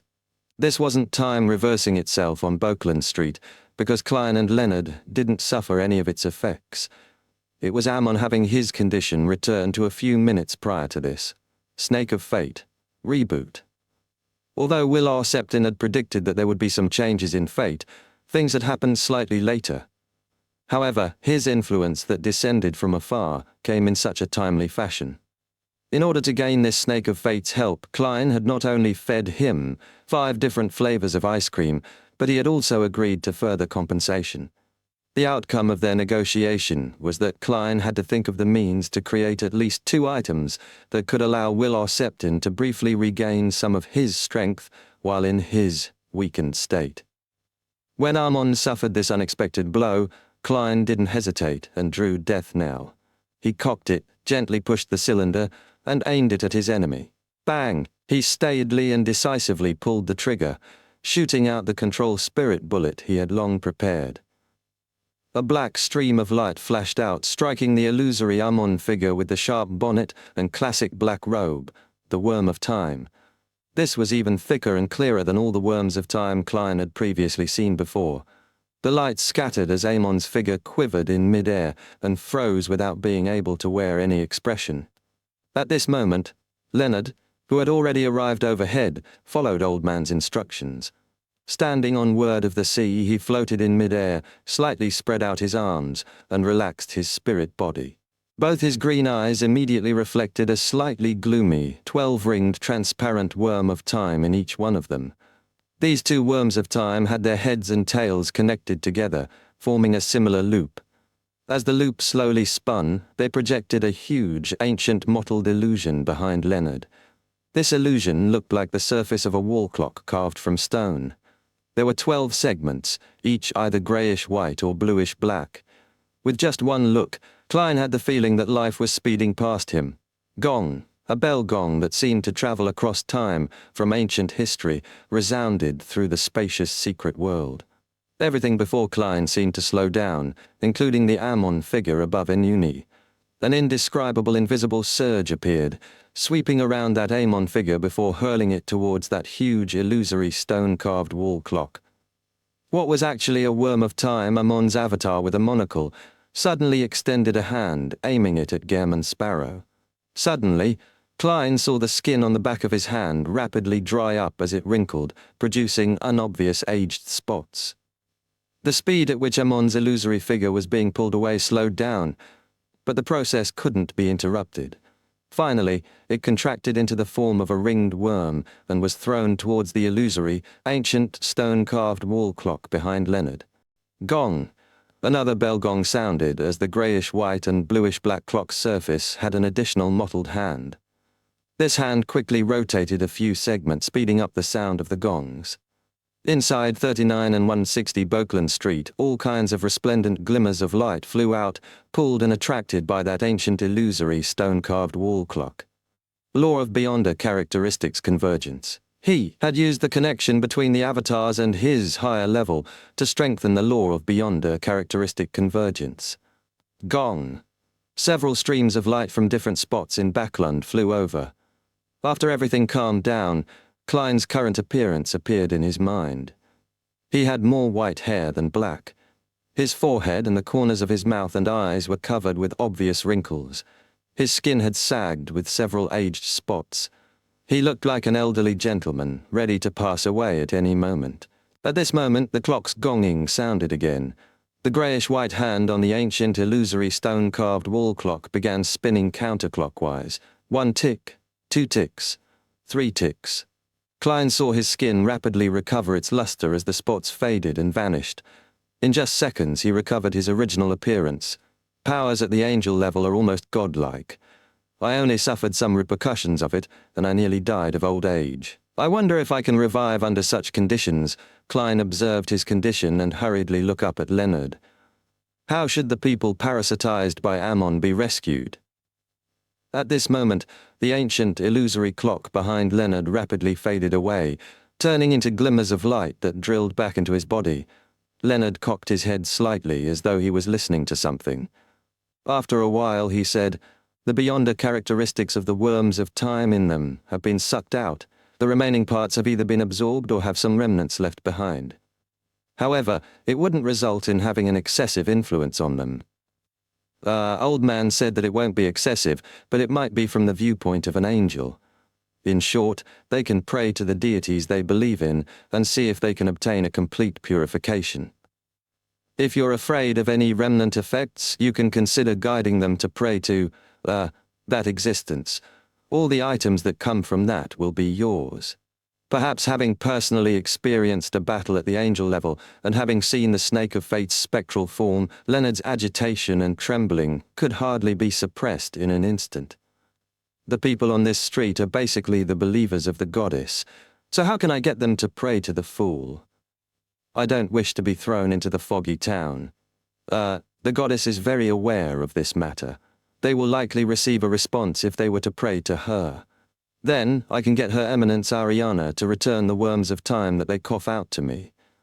I can give her some. Klein's thoughts raced as he secretly heaved a sigh of relief. He then asked in passing, will there be any side effects after a complete purification? After listening for a moment, Leonard said, a little. As it's a deeper level of parasitizing, even if ordinary people were to experience a full recovery, there will be some level of influence left on them, such as them liking to wear monocles. All right, head back first. Leave the rest to me. Klein nodded, glad that the parties involved in this battle weren't the kinds with obvious destructive might. In Pritz Harbor, a black-haired, black-eyed, thin-faced young man wearing a monocle rode on a bicycle as he leisurely returned home. He wore an obvious smile as he opened the letterbox and took out the newspapers and letters inside. After entering the house, the young man pinched the monocle on his right eye while tearing open the letters, reading their contents as he walked. This continued until he found a letter without any name on it. If all connection to us in Backland is lost, it means that Palais Zoroast might very well be hidden in the vicinity of North Borough's Buckland Street. Don't ask us why we're taking such risks. Life often requires some excitement, joy, and anticipation. Author's note, to make the plot run smoothly, the details of a tarot gathering was skipped. As for Will's prediction, a deviation happened because of Amon's ability to bore through fate. Chapter 1007, Dealing with the Aftermath. On the 160 Buckland Street, after watching Leonard fly out of the world of concealment, Klein turned his attention back to his surroundings. He first observed Winner Enuni. He originally imagined that he couldn't use the marionette that had been parasitized by Amon, but to his surprise, he realized that he could control his spirit body threads again. Klein was stunned before he came to a realization. When the Snake of Fate, Will or Septin, used Reboot to reverse Amon's condition, it also made the things he parasitized experience similar changes. Hence, Enuni had turned back into his marionette. As expected of the strongest power of a Monster Pathways Sequence 1, Klein heaved a sigh of relief before his figure faded away. He teleported back to his master bedroom, leaving a bunch of marionettes around to defend against any accidents. Following that, Klein entered the bathroom and headed above the grey fog. Using Enuni's prayer light and the sea god's scepter, he began observing the entire street. Without a doubt, his focus was on his residence and Unit 39. He found Butler Walter, Housekeeper Tanasia, Member of Parliament Mocked, Mam Rihanna, and many servants with remnant signs of being parasitized. They appeared somewhat in a daze. As for Hazel, she was on the brink of total collapse. Her hands were on the ground, having pushed herself backwards into a corner. Her back was leaning close to the wall as she huddled into a ball, trembling. Macht and the others had noticed something was wrong with her and surrounded her in concern. However, Hazel would scream loudly whenever they attempted to approach, resisting violently. All they could do was stand meters away, looking panicked and helpless. During this process, they would from time to time nudge their glasses or pinch their eye sockets, which only left Hazel even more horrified. Klein felt horrified when he saw this scene from above the grey fog. He imagined a scene: Daddy Amon, Mommy Amon, Maid Amon, and Footman Amon circling around Hazel, trying to soothe her nerves but being helpless. They wore the same expression and the same monocle with different clothes. Even if Hazel were to hold out and not lose control, she would definitely develop mental problems. At the very least, she would be in a half-crazy state. Klein's thoughts raced as he lowered the sea god scepter and returned to the real world. Bokeland Street and the several surrounding streets remained enshrouded in darkness, exuding a serene and tranquil feeling. This was a world that had turned into a secret. Klein took down a hat, put it on, and teleported to a director's office in the Lone Charity Bursary Foundation. Audrey had already changed into a light green dress and was daydreaming with a fountain pen in hand, reminiscing over the punishment operation from the afternoon. Suddenly, she sensed something and looked up. A black-haired, brown-eyed, thin-faced figure with cut facial features was rapidly reflected in her emerald, limpid eyes. This figure wore a white shirt, black vest, and a top hat. His body bent slightly as he held it. Audrey was taken aback before she recalled who this person was, Gehrman Sparrow. Although she had never met him before, she had seen his extremely lifelike picture on wanted posters. Klein realized from Miss Justice's reaction that he hadn't changed back to Dwayne Dantes. However, he wasn't too mindful of that. He released his hand from his top hat and straightened his body, saying with a nod, "There's something that requires your help." His disguise had also been stolen by Amon, but after the reboot, it was returned to him. He just didn't have the time to change back.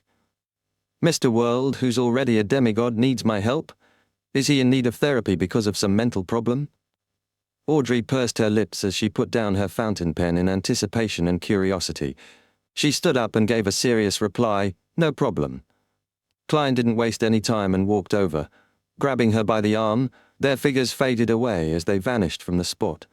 Instantaneously, they appeared outside the activity room at 39 Bokeland Street. "This is teleportation?" Audrey's eyes turned slightly as she instinctively wanted to ask something. However, when she felt the heavy atmosphere and the screams, her face immediately wore a solemn look.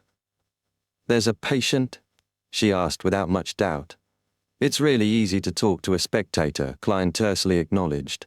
"Yes, she encountered a supernatural incident and suffered a terrible fright. She's on the brink of losing control. Do you have the means to not be seen by the people inside?"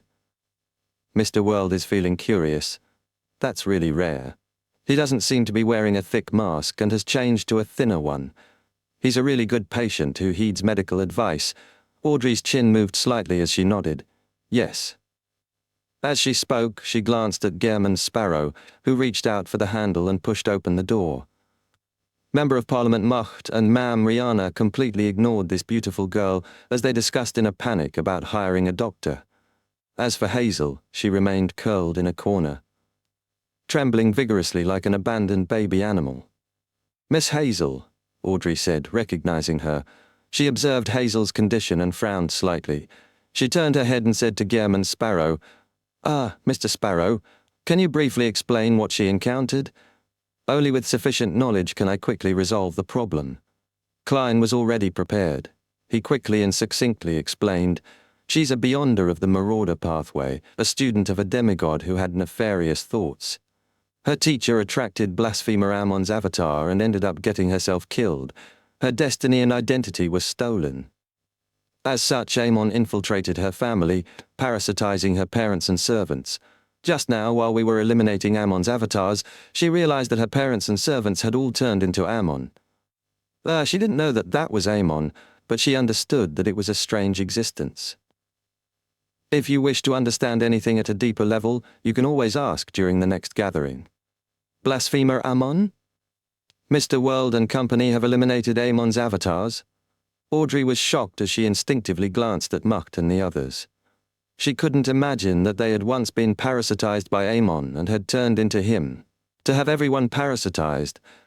Audrey recalled Mr. World's words and felt more afraid the more she thought about it.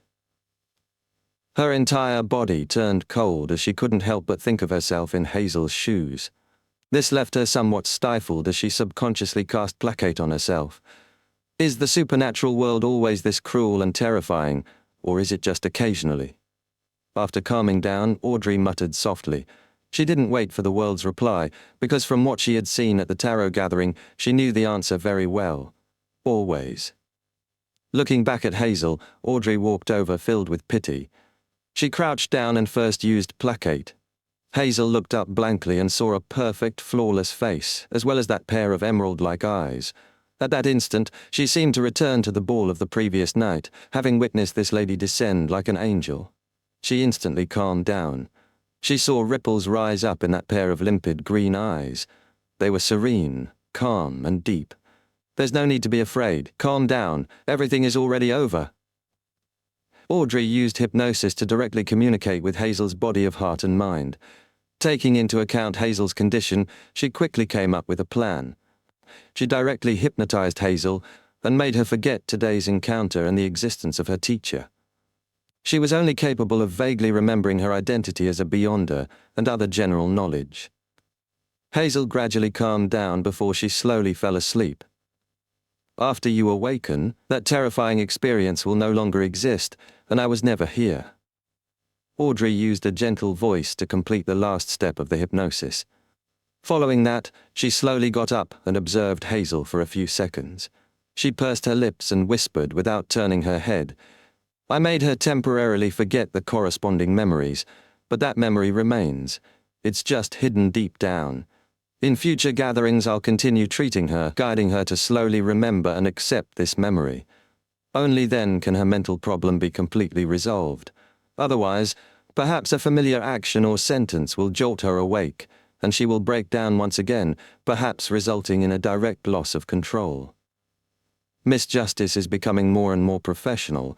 Klein sighed as he asked cautiously, Then you will have to hypnotize all the people who were parasitized.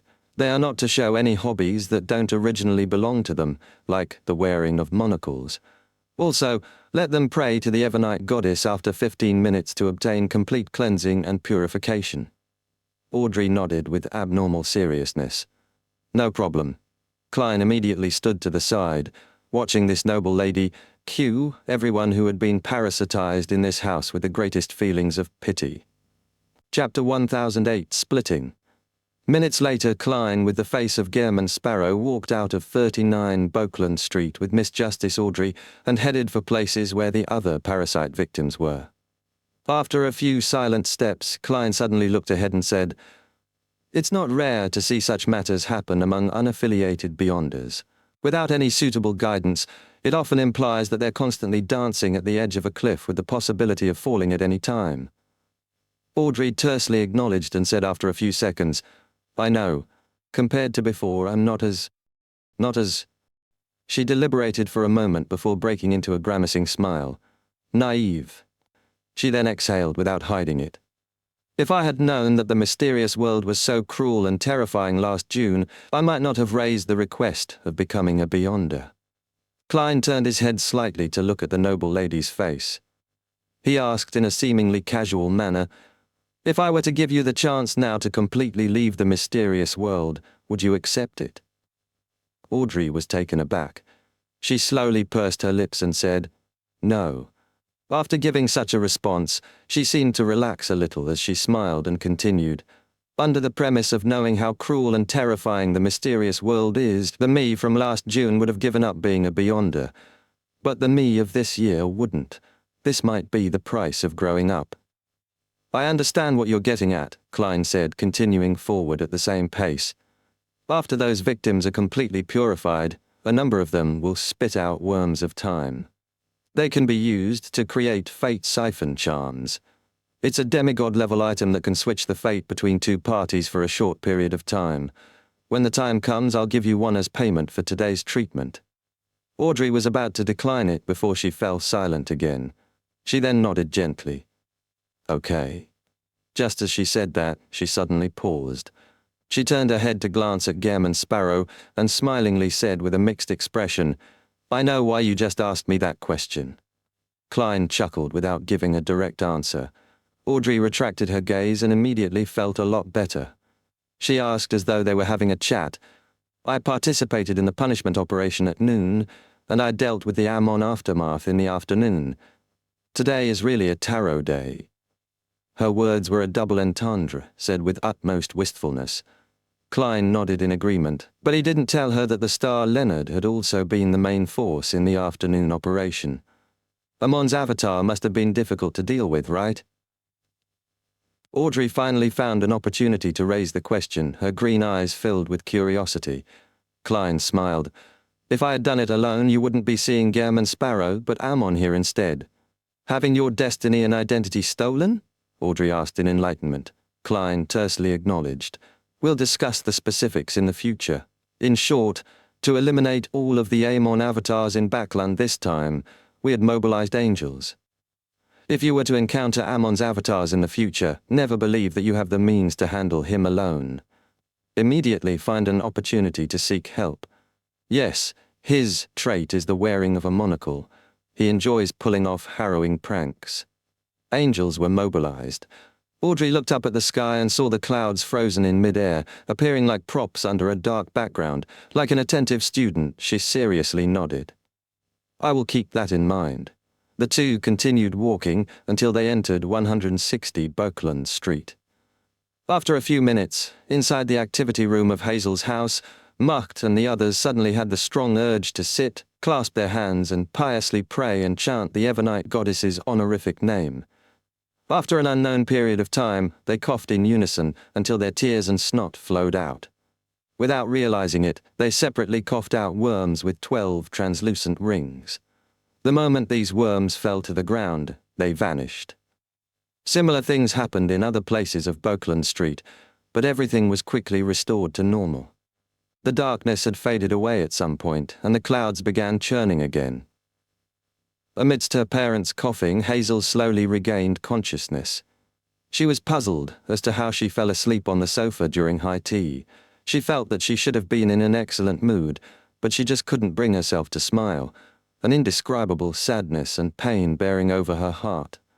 Upon seeing her parents' concerned gaze, not only wasn't she touched, she even felt a little fearful. She knew that this wasn't her personality, but she couldn't control herself. However, she didn't find it weird as she continued enjoying the pastries. Macht and Rihanna felt the same. They had a nagging feeling that there was something hazy about their memories, but they just couldn't recall what. At 160 Bokeland Street, in the master bedroom, a figure suddenly outlined itself across the coffee table. It was the barefooted Ariana, leader of the ascetics, matron of the Evernite cloister, head of the 13 archbishops. She wore a Spartan robe with tree bark as her belt. In her eyes, the grey sideburn Dwayne Dantes was about to leave the sofa. On the coffee table in front of him were 9 transparent ringed worms. "Good afternoon, ma'am Ariana," Klein said with a solemn bow. "Thanks to your help, Armand's avatars in Backland have all been eliminated. You can choose a portion of these spoils of war." He had previously prepared a marionette beside every person who had been parasitized and used an illusion to bring these worms of time back. After hearing him, Ariana tapped her chest 4 times in a clockwise fashion. "Praise the lady." She didn't decline the offer. She reached out her right hand and 2 worms of time flew up and landed in her palm. "Ammon must have certain guesses about this. You still have to be careful in the future," Ariana said simply before her figure vanished. Watching the Archbishop leave, Klein sat down and picked up a pen and paper, writing to Leonard Mitchell. He wanted to ask what other effects the worms of time had other than creating fate siphon charms. He believed that he couldn't turn all the remaining worms into the same charm, as it would be too monotonous. With the worm of time as a vessel, he could use the powers stirred from other symbols to create different effects, and this was something Pallas Zorast was an expert at. After writing his letter, Klein took out the adventurer's harmonica and blew at it. Raynette walked out of the void with 4 blonde, red-eyed heads in hand. The 8 eyes paused before looking at the remaining 7 worms of time on the coffee table. Miss Messenger looked at them for 3 full seconds before retracting her gaze. She then bit on the letter and gold coin which Klein handed over. "Still 7 Pinster Street," Klein said succinctly. Raynette Tinneker's remaining 3 heads replied, "In the future, you can seek my help in such matters. The payment will be the spoils of war." Klein was taken aback. "All right." After Miss Messenger vanished from his room, he frowned and muttered, "Since she can recognize the worms of time, it means that she knows that this battle might have escalated to the level of angels. She wasn't afraid at all. Miss Messenger is stronger than I imagined." At 7 Pinster Street, Leonard received Klein's letter from Raynette Tinneker's mouth. He still felt a hint of excitement as he eagerly unfolded the letter. After the messenger left, he immediately asked with a suppressed voice, "Old man, there should be other ways to create charms, right?" Just now, Palais had given him 2 worms of time as today's reward. In Leonard's mind, the slightly aged voice replied with a smiling tone, "Of course, once I sleep for a while and digest what we received this time, I'll teach you. It wouldn't take too long. Also, do not go to Buckland Street anytime soon." "Why?" Leonard asked in surprise. Palais Zoroast chuckled. "All of Amon's avatars in Backland have been eliminated, and it is in no way a trivial matter. The number of people who can do that is just a handful. So do you think he will have some guesses?" This Leonard's nerves tensed up again. Palais continued, "However, there's no need to be too worried. His true body wouldn't be able to enter Backland, and having recovered quite significantly, I don't have to be too worried about his avatars. In addition, I found a piece of information from Flora Jacob's memory fragments. Somewhere in Backland hides the treasure of the Jacob family. We shall wait until the end of the year for the gathering.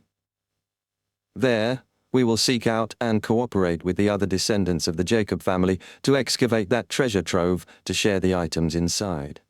When that happens, even if Amon gathers a large number of avatars, raising it to almost the level of a Sequence 1, there's no way he can truly defeat me. Haha, to ensure balance, Dwayne Dantes can also be involved in it. Chapter 1009, payment is always exacted for what's bestowed. Leonard immediately felt very relieved when he heard Old Man Palais. He cast his attention back to the angel-level battle that happened in the afternoon and asked rather curiously, "Which Pathways angel does that giant serpent phantom belong to?" Palais Zoroast fell silent for a moment before saying with a sigh, "Snake of Fate, the counselor of the Life School of Thought, a Sequence 1 angel. I never expected him to join them." Counselor of the Life School of Thought? He has also become a blessed of Mr. Fool? The corresponding card is the Wheel of Fortune? Leonard's eyes widened as he realized that Mr. Fool's faction seemed comparable to the 7 Orthodox churches.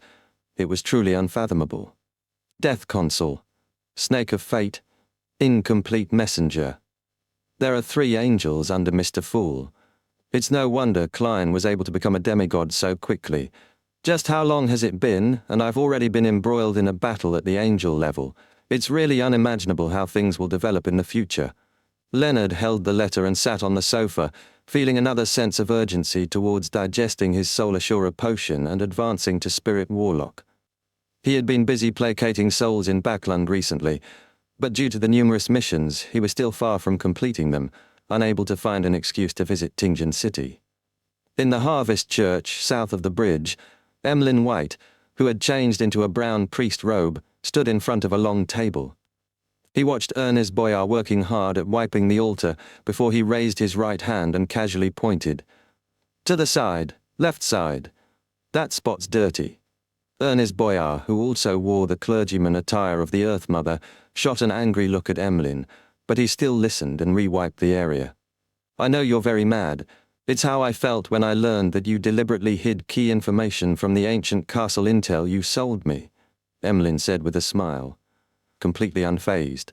"Also, I forgot to inform you, I'm also a Viscount. It happened last week." Sanguine Viscounts corresponded to the Moon Pathways Sequence 5 Scarlet Scholar. The advancement ritual required the illumination of the full moon and was rather complicated. However, Emlyn had long obtained the promise from the sanguine upper echelons that a free advancement ritual would be held for him. As for the digestion of potions professor, he had completed it without putting too much effort into it. This was because he often taught commoners at the Harvest Church about herbs and medicine. "You're a Viscount?" Ernest Boyar abruptly stood up straight, a flabbergasted look on his face. Among the sanguine, advancing was a very difficult endeavor. Emlyn White had only been a baron for half a year. Of course, Emlyn's smug smile grew obvious. "I obtained a Sequence 5 Beyonder characteristic from artificial vampires."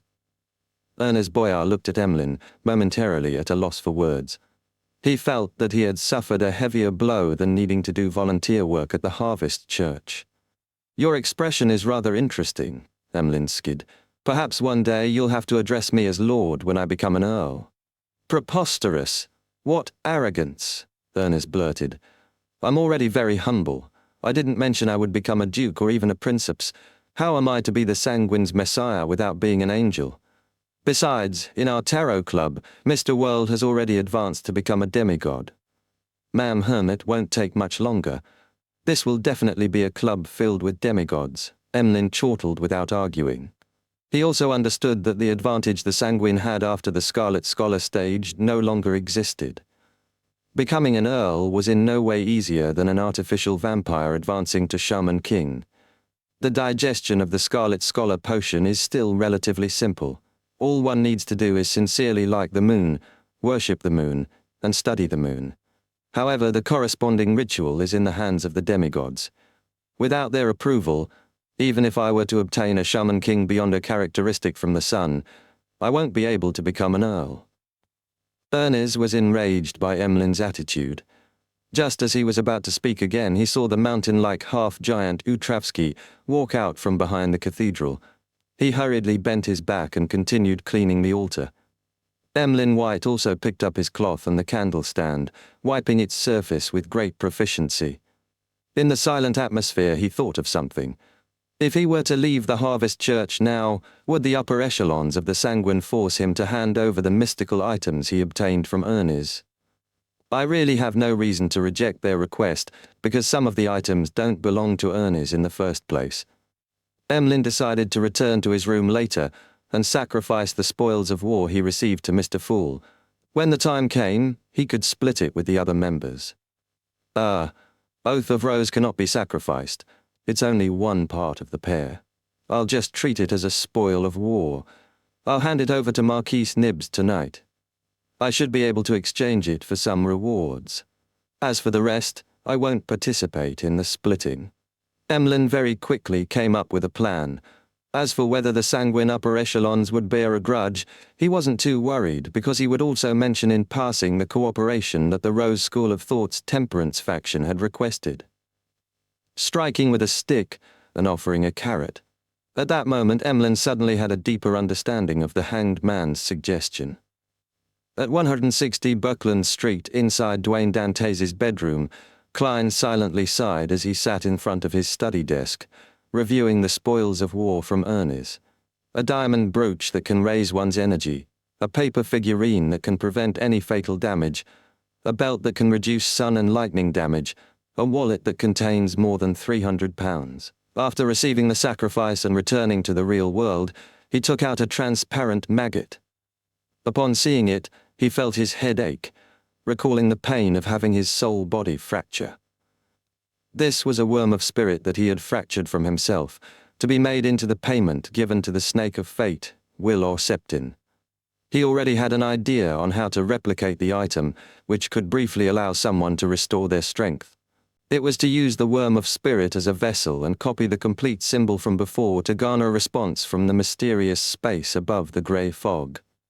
For this, the outcome of his divination was that it would be rather successful. That item's true essence is actually one of the powers of the Seer Pathways, Sequence 3, Scholar of Yore. To borrow a portion of one's power from one's past self. Responding with the Fool's identity would definitely work. The only problem is that the corresponding dimensionality, mystery, complexity, and danger of the symbols cannot be directly engraved on different metal plates. According to Will or Septin, I have to use cogitation and draw on my spirituality to draw it on the worm of spirit. If it succeeds, I'll make myself one.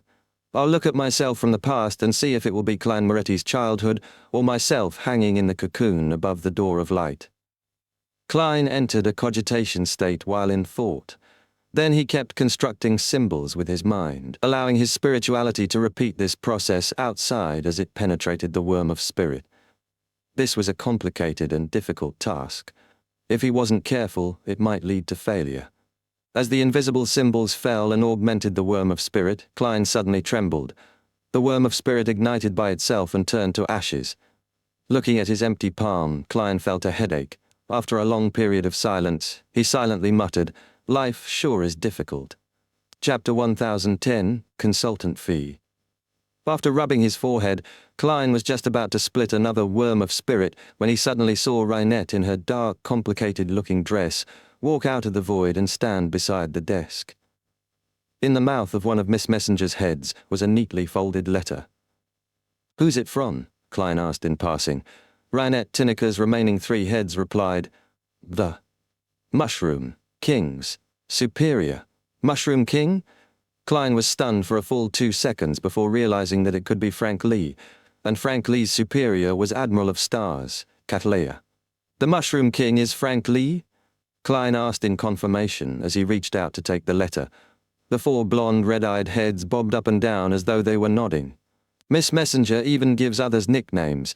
It's because Frank has had a breakthrough in his mushroom experiments. So Miss Messenger saw a boat full of mushrooms." Klein couldn't help but draw a breath as he hurriedly unfolded the letter, worried that it was Ma'am Hermit's plea for help. Of course, he wasn't too anxious because, at the most critical juncture, an experienced pirate like Admiral of Stars would definitely choose to pray to Mr. Fool. This letter did come from the future's Captain Cattleya. On it were neatly written words. "The Queen has already confirmed the time and place. Wednesday 11 p.m., same place. I've no idea what you said to Frank Lee, but I can tell that he has been very excited recently. He has done many experiments with the artisan. He said that he would be able to produce another phase of results in 3 to 6 months' time. He also made it clear that if he were to obtain the Druid potion, he could save on making many intermediary objects and directly produce the final outcome. All I can say is that I wish you the best. I hope that everything will come to an end before the artisan completely breaks down. He has already begun regretting his faith in the primordial moon. Should I be happy that the securing of the City of Silver's food supply has progressed, or should I be worried about accidents?" Klein rubbed his temples and decided to put the matter aside. He flicked his wrist, burning the letter in scarlet-red flames. After watching Miss Messenger leave, he continued splitting a worm of spirit when he suddenly frowned. He felt that the desk and the letter's ashes in the trash can were abnormally off-putting. Subconsciously, he got some tissue and wiped the desk before covering the trash can. After doing all of this, he looked at his dirtied hands and headed for the washroom. As he washed his hands, he caught sight of the toilet beside him and frowned again. Today's cleaning wasn't done well enough, Klein softly muttered, suddenly sensing something wrong with him. His spiritual intuition quickly explained why he was feeling this way. This was a side effect of using Death Knell. As he was already a demigod, the corresponding negative effects had been reduced by more than 90%. The terrifying weakness of germophobia had ended up becoming a trait of cleanliness OCD. Likewise, the period of weakness dropped from 6 hours to 1 hour, and the thirst it gave him was no longer as obvious. Thankfully. Klein heaved a sigh of relief as he skillfully pulled out the toilet brush from the side. At 11 in the evening, above the grey fog due to Emlyn White's request, all the members who had involved themselves in the punishment operation, Justice, the Star, Judgment, the Magician, and the Hanged Man, appeared inside the ancient, magnificent palace. "These are all the spoils of war." Emlyn threw £3,000 that he had just sacrificed in the middle of the table and explained, "One of the mystical items was Oath of Rose. It's a paired ring, allowing the wearers to be able to share their senses and thoughts with one another within a normal-sized city. It's very valuable, but only one of the rings was acquired. It would spell danger for anyone who takes it. Therefore, I handed it over to the sanguine upper echelons and received £3,000 in return." After a pause, he introduced the other items, listing their uses and negative side effects, adding knowledge stemmed from his penchant for sanguine history. He is doing it with the intent of flaunting. Audrey watched as a bystander without saying which item she wanted. Alger glanced at the spoils of war and said to Emlyn, "Have you met the sanguine upper echelons? Has the hunting of the key members of the Rose School of Thought been confirmed?" "Pretty much. I've also established contact with a member from the Temperance faction. However, he wishes to carry out the operation after September." Emlyn didn't hide the truth. Indeed, Alger nodded. "It has to be after September?" This means that they are waiting for something that will drastically change the situation. Klein, who was waiting for the mini-gathering to end somewhere else in the ancient palace, suspected that it had something to do with Miss Sharon's advancement when he heard that. According to Miss Sharon, she should have been able to attempt the demigod ritual in July. Don't tell me that this ritual will last at least a month? Possibly. Emlyn thought for a while before agreeing with Mr. Hangman's words. Following that, he surveyed the area and said with a smile, "You can begin choosing."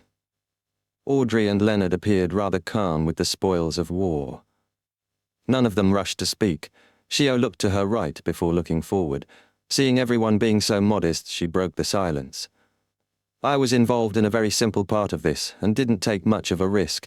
Furthermore, Mr. Moon has already paid £60 in advance. I'll just take the cash in the wallet." As she spoke, she took the handcrafted wallet, took out the cash and counted it. £335.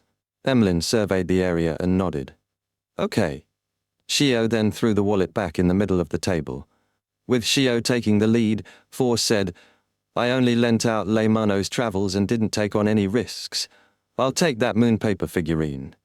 Compared to the mystical items, such expendable Beyonder items were relatively lower in value. However, to Force, an expendable item that could take a fatal blow and psychic piercing once couldn't be recorded, and was definitely her first choice. After no one objected, she took the moonpaper figurine. Emlyn then cast his gaze at Miss Justice. Leonard extended his hand and said with a smile, "Ladies first." Audrey didn't decline. She swept her gaze across the items on the table and pointed at the diamond brooch. "I'll take this." She had heard Mr. Moon mention that its name was Alcohol Nemesis.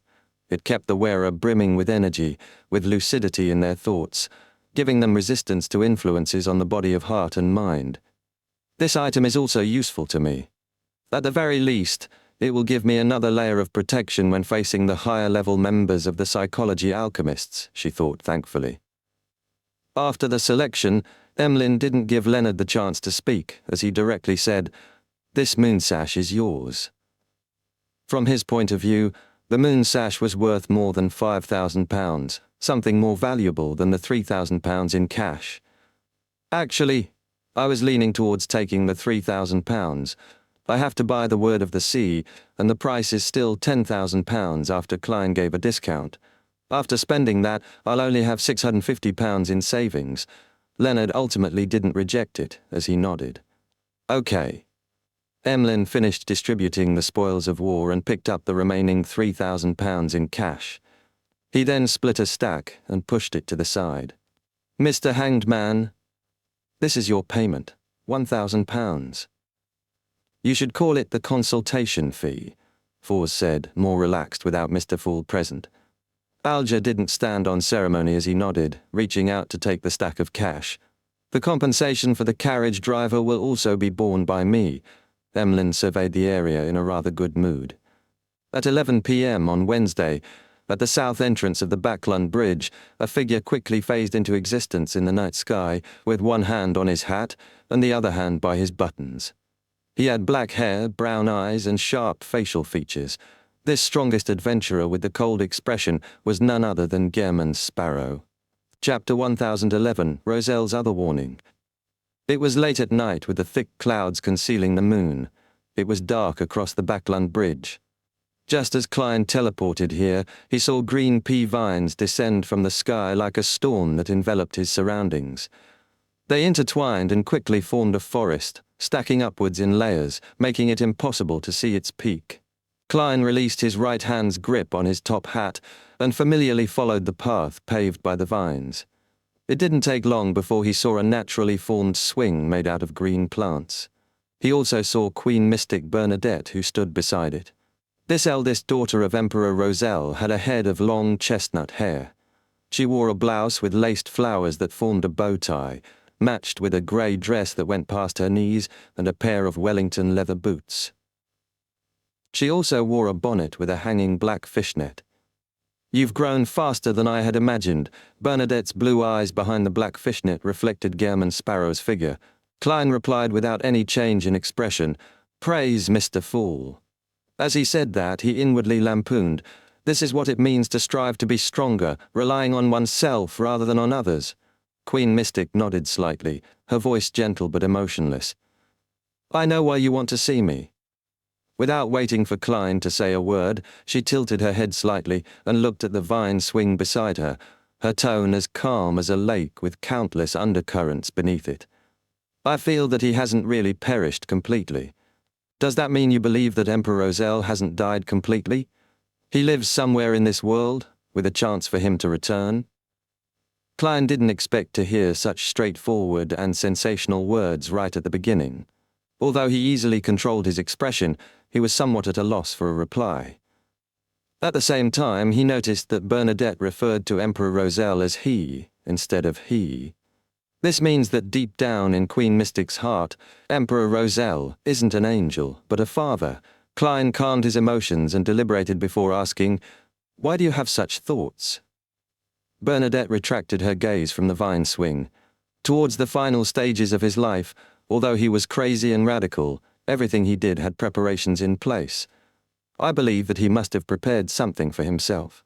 You should know that he attempted to switch pathways in his later years and tried for the vacant Black Emperor throne. This required him to build 9 secret mausoleums in the form of pyramids. After he died in the White Maple Palace, the churches of the Eternal Blazing Sun and Steam jointly found 8 mausoleums and destroyed each one of them. However, the 9th mausoleum remains to be discovered. No one knows where it's hidden. If he had already become Black Emperor, he can definitely awaken inside that mausoleum. If he fails, I believe that there's a possibility of using it for his resurrection.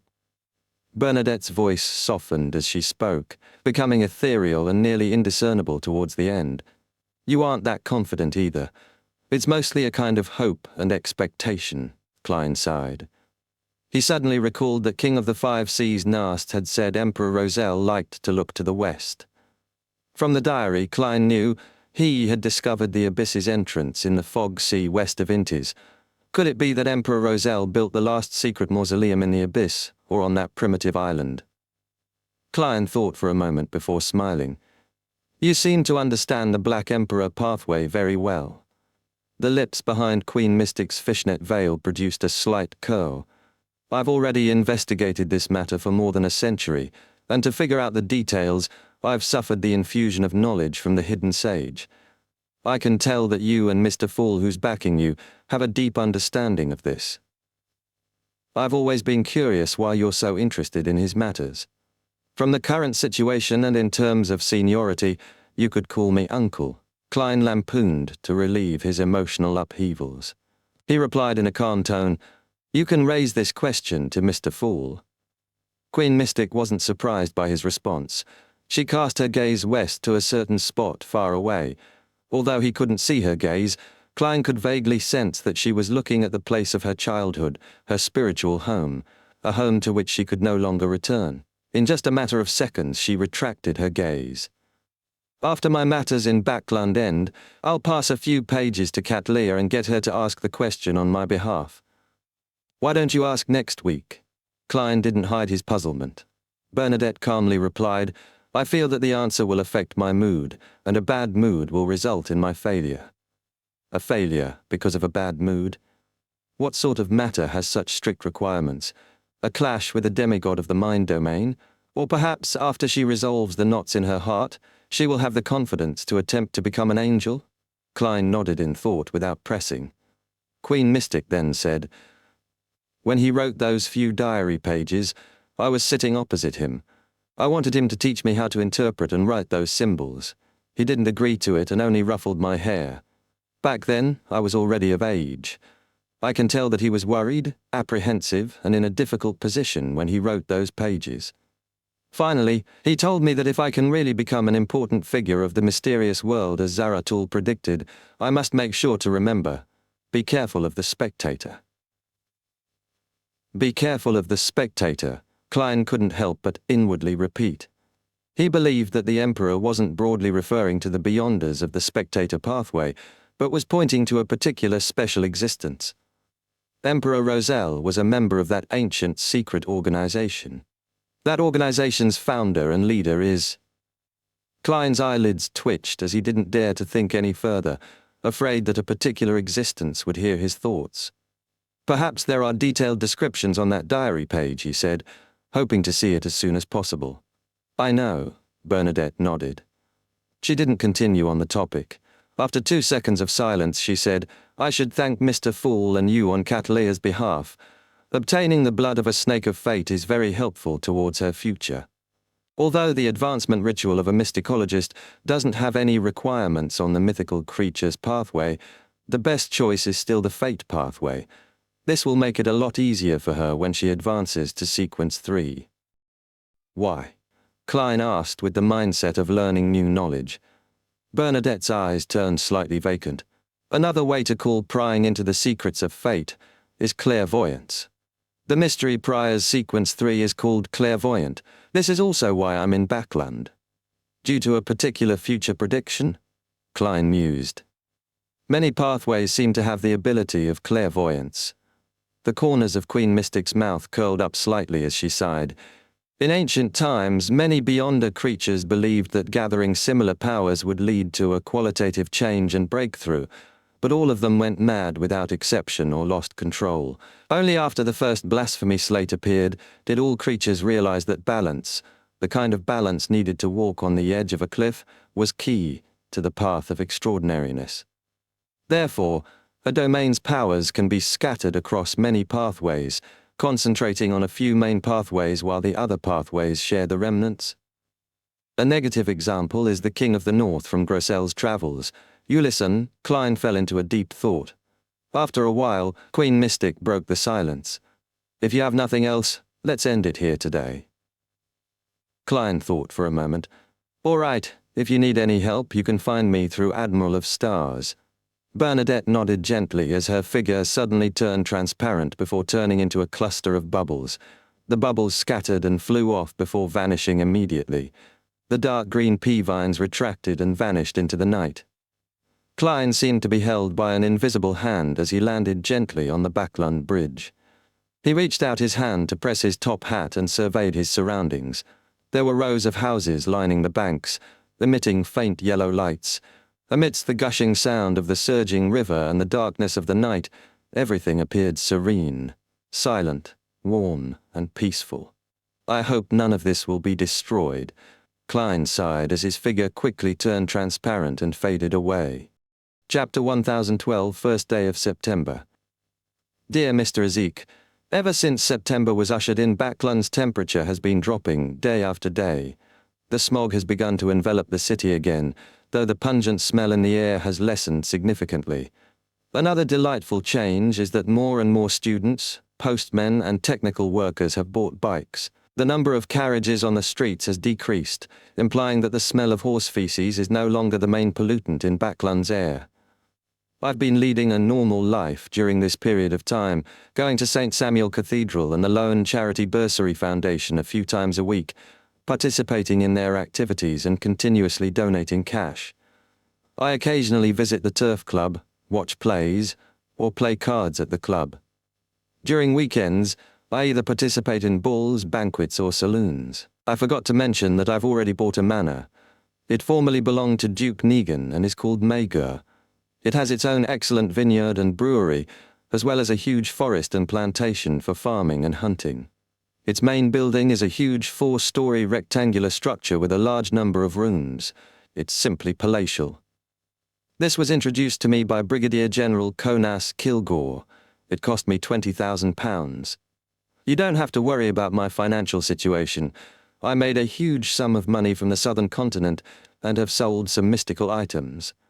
Currently, I still have more than £17,000 in cash and £15,000 worth of gold bars.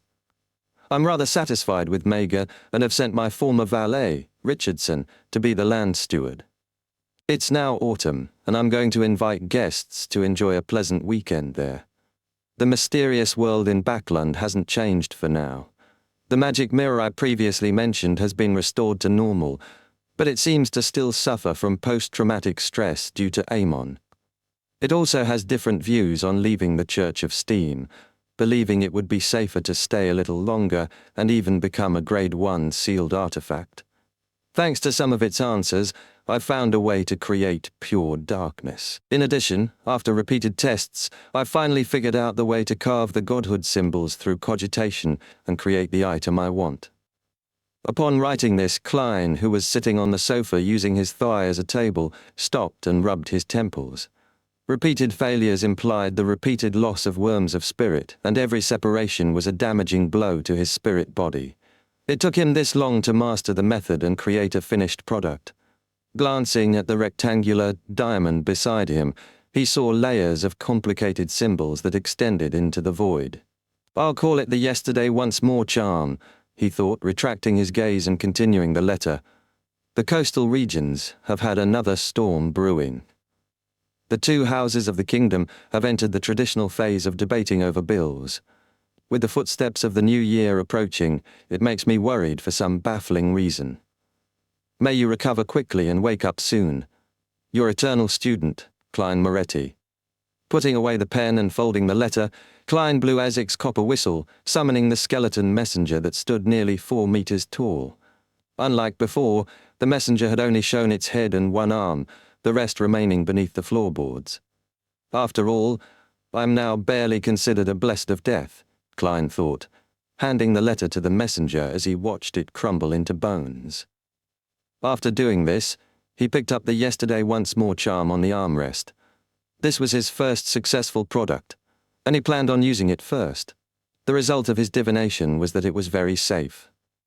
After staring at the diamond-like charm for a few seconds, Klein opened his mouth and said a single word in ancient Hermes: "History." Amidst the echoing of the jarring word, he injected his spirituality into the charm. Light that appeared like scattered fur lit up, and vaguely a scene flashed past his eyes. It was him dancing leisurely with Daily Simone beside Ince Zangwill's corpse. It was the grey sideburned and exceedingly handsome Dwayne Dantes. It was Gehrman's sparrow pressing down on his top hat while landing on the black tulip. It was the Sherlock Moriarty who struggled during the descent of the meteor. It was Klein Moretti who summoned sunlight when he heard the baby's cry in the Blackthorn Security Company. It was the pale university graduate who raised the revolver and aimed it at his temple. Beyond this, all the scenes vanished. All that was left was the greyish-white fog. Only when the powers of the charm were exhausted did Klein find himself at the end of that fog. Indeed, my transmigration is related to the grey fog, that mysterious space, and that strange door of light. I was sleeping in a cocoon in the past, hanging above the door of light. Compared to his first time seeing the door, Klein, who had made the confirmation, remained calm, as though he had long expected it. Phew. Next, I'll make 2 yesterday once more charms for Will. This charm isn't of much use to me. I won't be visiting him this week. It will incur suspicion if I feed him ice cream every week. Also, since I've mastered the cogitation engraving method, I can bring forward the creation of the extraordinary bullets made with the worms of time. Yes, Leonard said that he will be visiting Tingen in the next few days. Let's see if the power of the mutated sun sacred emblem can be stolen, Klein thought, rubbing his forehead. At a previous tarot gathering, Leonard had informed him of the 4 types of godhood symbols he learned from Palais Zoroast. They came from the Marauder domain. 1 for misdirection, 1 for stealing 3 previously used Beyonder powers, 1 for aging the enemy, and 1 for creating temporary worms of time to parasitize a target. Among the 7 remaining worms of time that Klein had, he had already made 3 into Fate Siphon charms, leaving 4 to try out each of the 4 effects. As for Leonard's 2 worms of time, 1 had been made into a Fate Siphon charm, and the other, with Pally's help, had been made into a Parasite charm. After busying himself with a series of tasks, it was evening. Klein had 5 successes and 1 failure. He obtained 2 yesterday once more charms, 1 parasite bullet, a deceit bullet, and a deprivation bullet. The only failure was the aging bullet, seemingly due to the inability to use sufficient powers from the mysterious space. Looking at the 3 similar-looking bullets that were a mix of transparency or translucency, Klein heaved a sigh of relief. He took out Death Knell and loaded the bullets. After clearing the altar, he walked out of the room and headed for the 2nd floor. Upon entering the dining hall, he said to butler Walter, "Invite the guests to a hunting trip over the weekend in the city outskirts, using the name list." "Yes, sir," Walter replied, stern and serious. In Tingen City at 36 Zoutland Street, Leonard got off the carriage. He looked at the newly built building with a mixed expression, momentarily forgetting to enter. Chapter 1013, Individual Growth. The 36 Zoutland Street of the past was just filled with a cement foundation, with each floor's 2 windows forming the shape of an arch, their covers shut. After its reconstruction, the bottom floor had a small sheltered porch with 2 oriel windows that extended to the second floor. This was a 3-story architectural style that had been made popular in recent years. His thoughts seemingly going adrift, Leonard had a feeling that he had come to the wrong place. After falling into a daze for about 10 seconds, he stepped into 36 Zoutland Street with a silver inlaid cane. Following that, he walked up the stairs, turned around a bend, and saw the black door and vertical signboard, Blackthorn Security Company. When he arrived, he seemed to gradually find a sense of familiarity. He sped up his pace and pushed open the ajar door. A brown-haired girl, who held the Tingen City Honest paper up on the desk, moved the papers to the side when she heard the footsteps, revealing a smooth forehead, light brown eyes, and a pretty face. "Good afternoon, Roseanne," Leonard greeted somewhat hesitantly. Roseanne first wore a look of surprise before her expression fell. She said in an abnormally cold tone, "Good afternoon. Congratulations on avenging Captain and Klein." Leonard widened his mouth at a loss for a response. He forced a smile and nodded slightly. Then he went forward in silence, passing Roseanne, planning to enter the door beyond the partition. Just as he was about to enter, he suddenly heard Roseanne say rather softly behind him, "Live well." Leonard slowed his pace slightly before nodding his head heavily. When he entered the interior, he instantly saw Fry standing by the captain's office. This corpse collector still had a paleness that resulted from not being under the sun for a long while. Leonard solemnly looked at him for a few seconds before exhaling, trying hard to coolly smile. "Long time no see." "Good afternoon, long time no see," Fry pointed to the captain's office. "I've already received the telegram and know of your request. I'll get 2 team members to carry out the operation with you. Also, you need to fill in a sealed artifact request form." Slightly surprised, Leonard said with a smile, "You're the captain now? You aren't as silent as before." He had actually finished digesting his Soul Assurer potion and could advance, but to obtain the power of that drop of the eternal blazing sun's blood, he deliberately kept it a secret, finally finding an opportunity to come to Tingen. "Yes," Fry said with a gentle nod. "Actually, I don't like to speak much, but I have to do so as the captain." Leonard nodded slightly. "When did you become a captain? Why haven't I heard of it?" "Recently," Fry succinctly replied. "Shortly after you left, I became a Sequence 8 gravedigger. I finally advanced to Spirit Medium last month, and it just so happened that the previous captain was transferred away." "That's fast." Before Leonard could finish his sentence, he had punched himself in the head. "Look at my memory. I forgot that Klein had already shared some experiences with everyone." He lowered his right hand and said to Fry with a smile, "In that case, you still have room and time to make further progress. Perhaps you might become a deacon." Fry shot a look at him and retracted his gaze. "I'll likely not choose to continue advancing." "Why?" Leonard took a few steps out and came to Fry's side, asking in puzzlement. Fry looked up at the ceiling and said in a calm and heavy voice, "I wish to stay here, protecting this place, always." Leonard fell silent. He observed his surroundings and felt that there were quite significant changes, but there were also many things that remained immutable. Fry fell silent for a while before saying, "I'll dispatch 2 members to follow you." As he spoke, he headed for the basement. Leonard then subconsciously followed by the side. The office right at the bottom had its door open. A few Nighthawks were in there playing fighting evil. When they sensed their captain approaching, they hurriedly put down their poker cards and stood up. Leonard swept his gaze across them and saw 2 familiar faces, Royale, with her smooth black hair, and the white-haired, black-eyed Seeker. For a moment, he felt his mind adrift as his vision blurred up. In the Rorstead archipelago waters, in a small harbour neighbouring a fishing village, at the bottom of the future, Frank Lee rolled up his sleeves and crossed his arms, seriously looking at the mushroom in front of him. The mushroom stood at a height of 1.8 metres. Its white surface had a few bright red spots that resembled eyes, a nose, and a mouth. Its stem had protruding spores with thick, strong-looking white hyphae that resembled tentacles. Frank sized up this gigantic mushroom and surveyed the area before saying to Artisan Sea Elf, "Not bad. This experiment has made progress again. This mushroom has a strong inclination to reproduce, and this will make it hungry, making it eager to replenish itself with monster flesh and blood. Be it roasting or boiling, these can cease its activity, making it not as dangerous. How does it taste? Didn't you try it? The offspring that it produces have random flavors: beef, fish, and malt. Some are even filled with milk. One of them is enough to satisfy any requirements for breakfast. See, the crew no longer enjoy drinking anymore. I believe that when out in the wilderness one has to carry dry rations and hunt wild beasts. That's just too troublesome. If we can let our bodies grow mushrooms, wouldn't it save the hassle?" Artisan Sea Elf was a lot thinner than back when he was in Bayonne. His eye sockets were deep and his eyes vacant. Upon hearing Frank's words, his body trembled. He silently crouched down and opened his mouth, producing retching noises. "Are you okay? I know it was tough on you. I'm really grateful for all you've done recently," Frank said sincerely to the artisan.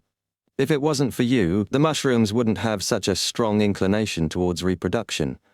Also, they have obtained abnormally strong vitality under the moonlight, allowing themselves to purify themselves. This effectively eliminated the poison that accumulates from devouring monsters. The only problem is that there's no moonlight in pure darkness. This is the next problem that we need to resolve." Sea Elf didn't say a word. After he finished vomiting, he immediately stood up and turned to rush outside. However, a thick and strong white hyphae reached out and pulled him back. "Return my mystical items to me. I want to die with these mushrooms," he yelled frantically, his voice softening as his mouth was covered. At this moment, green vines rapidly retreated from a certain spot of the fishing village, as though growing in reverse. Cattleya walked out of it, her eyes dark purple with some silver hints to them. Her ears continued resounding with the illusory ravings of the hidden sage. However, she no longer found it terrifying. Wherever she looked, there were countless indescribable figures, looking as if they were shadows stacked upon each other, like an invisible gaze that was cast over from an unknown location. Compared to the past, she could already see the unknown existence hidden behind the curtains. She could see the moons high up in the sky that were of different colors, resembling eyes that looked down upon the land. Cattleya's mind hummed as she hurriedly retracted her gaze, afraid to look further. She had already dissected the snake of fate's blood and completed the ritual. Through that, she had obtained godhood, becoming a sequence 4 mysticologist of the mystery prior pathway. However, she remembered the Queen's warning. Among all the sequence 4 beyonders, mysticologist was the job that encountered danger the easiest, because they often saw things that they shouldn't see, heard things they shouldn't hear, and were aware of secrets they shouldn't be aware of. Therefore, a mysticologist needed to know how to curb their curiosity and control their respective actions in order to live long. Removing the heavy glasses she hung on her clothes, Cattleya wore them, but all the various things she saw didn't vanish. She curled her lips in satisfaction in a self-deprecating manner. She knew that the item could no longer seal her ability of prying into secrets. She closed her eyes before opening them. Her eyes had turned black, no longer having the mysterious dark purple and silver hues. Phew, Cattleya heaved a sigh of relief and slowly walked to the future. She didn't wish to announce her becoming a demigod, and she had no intention of quickly becoming the 5th pirate king. To her, this was a trump card in this dangerous world, one that she had to keep close to her chest. South of the bridge on Rose Street, the carriage that Emlyn was on drove down the street when he saw a blurry figure in a white shirt and black vest with slightly messy hair appear opposite him. It was that wraith-like young man. "Long time no see, Mr. Marie," Emlyn said with an unsurprised smile. Marie nodded slightly. I'm here to tell you that we've already made the preparations. We can discuss the actual operation. Chapter 1014, The Growing Group. All right, Emlyn replied very calmly. Marie didn't speak further as his figure vanished. He knew that it was impossible to come up with a specific plan in an instant. Emlyn White had to first seek the opinion of the upper echelons of the Sanguine. This might be a chance for me to obtain godhood and become an earl. Emlyn smiled as he watched the wraith leave. He had yet to digest the Scarlet Scholar characteristic.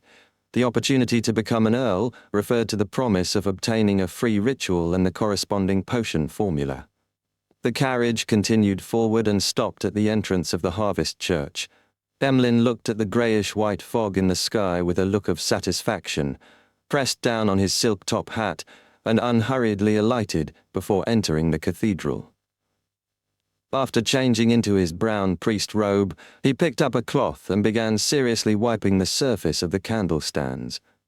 After Father Utravsky finished his morning sermon, Emlyn stopped working and grumbled. Why was Ernest allowed to return?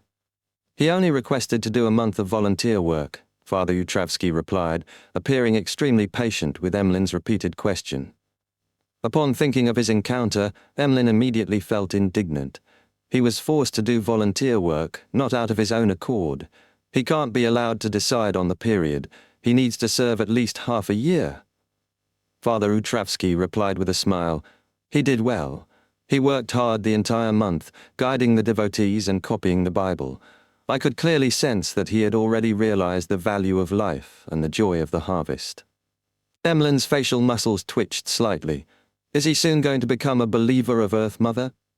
No, I didn't force him to change his faith, Father Utravsky said gently. I only taught him the teachings of Earth Mother. I hope that he will recall the home for the soul, the mother's embrace, whenever he feels lost. Emlyn's lips quivered, but he ultimately didn't say a word, lowering his head and continuing to wipe. In an apartment in Sherwood Borough, Fors sat on a high-backed chair, her gaze focused on an empty glass bottle on the desk in front of her. She had finally digested the astrologer potion some time ago. Today, under Shio's watch, she had concocted the Asmon's brain and the ancient wraith's cursed item into the scribe potion. She mustered her courage and drank it. At this moment she felt her brain rapidly expanding. The grand folds and white matter increased as her body gradually blurred, separating into individual cells. Those cells formed a haloed door that circled her brain. Fors subtly heard the familiar ravings, but they were indistinct and blurry. To the experienced her, it didn't affect her in any way.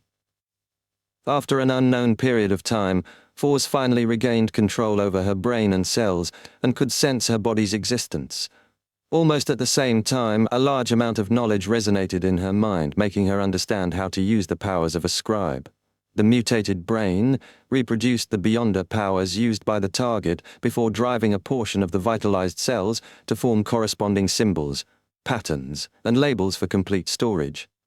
This was I came, I saw, I record, which used one's soul as a pen and one's spirit body as the paper. At present, I can only record one beyonder power that has the influence of godhood. The higher the target's sequence, the higher the chances of failure. I can record 8 sequence 5 and 6 beyonder powers, with the effects being half of the original. I can record 20 sequence 7 to 9 powers, with their effects being almost like the original, Fors concluded.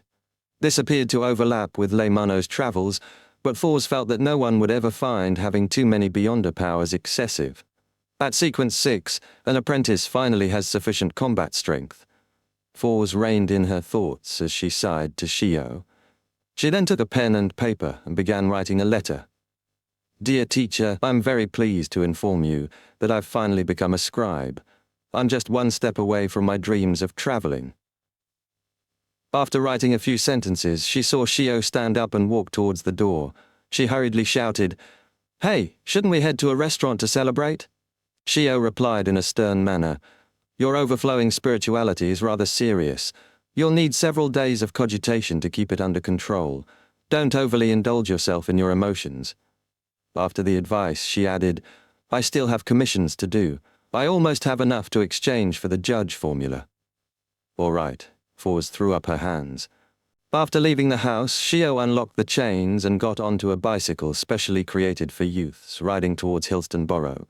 According to the intelligence she had previously obtained, Viscount Stratford had reserved lunch at a luxurious restaurant. Upon reaching the restaurant, she secured the bike to a street lamp and found a secluded corner to observe. After an unknown period of time, a carriage with a coat of arms drove through the thin fog. Shio's focus intensified as she watched the carriage stop. She saw the grizzled Viscount Stratford get off first, then extend his hand to the passenger behind him, a lady draped in a dark red cloak. Shio couldn't see her face, only that her jaw was soft and her skin fair. On the Blue Avenger at the northern Sonia Sea, Alger Wilson's feet left the ground as he floated behind the window of the captain's cabin, staring at the deck and distant waves. Having already digested a portion of the Ocean Songster potion, he had reported to the Church of Storms 2 weeks ago and had accumulated enough contribution points to obtain a wind-blessed potion and successfully consumed it. This meant he was officially a Sequence 6. The biggest problem was that the commotion created from digesting the Ocean Songster potion was too obvious. I should have bought that Word of the Sea and blamed the singing on it every time, he sighed silently, but he didn't feel too much regret, as he didn't have the money for it back then.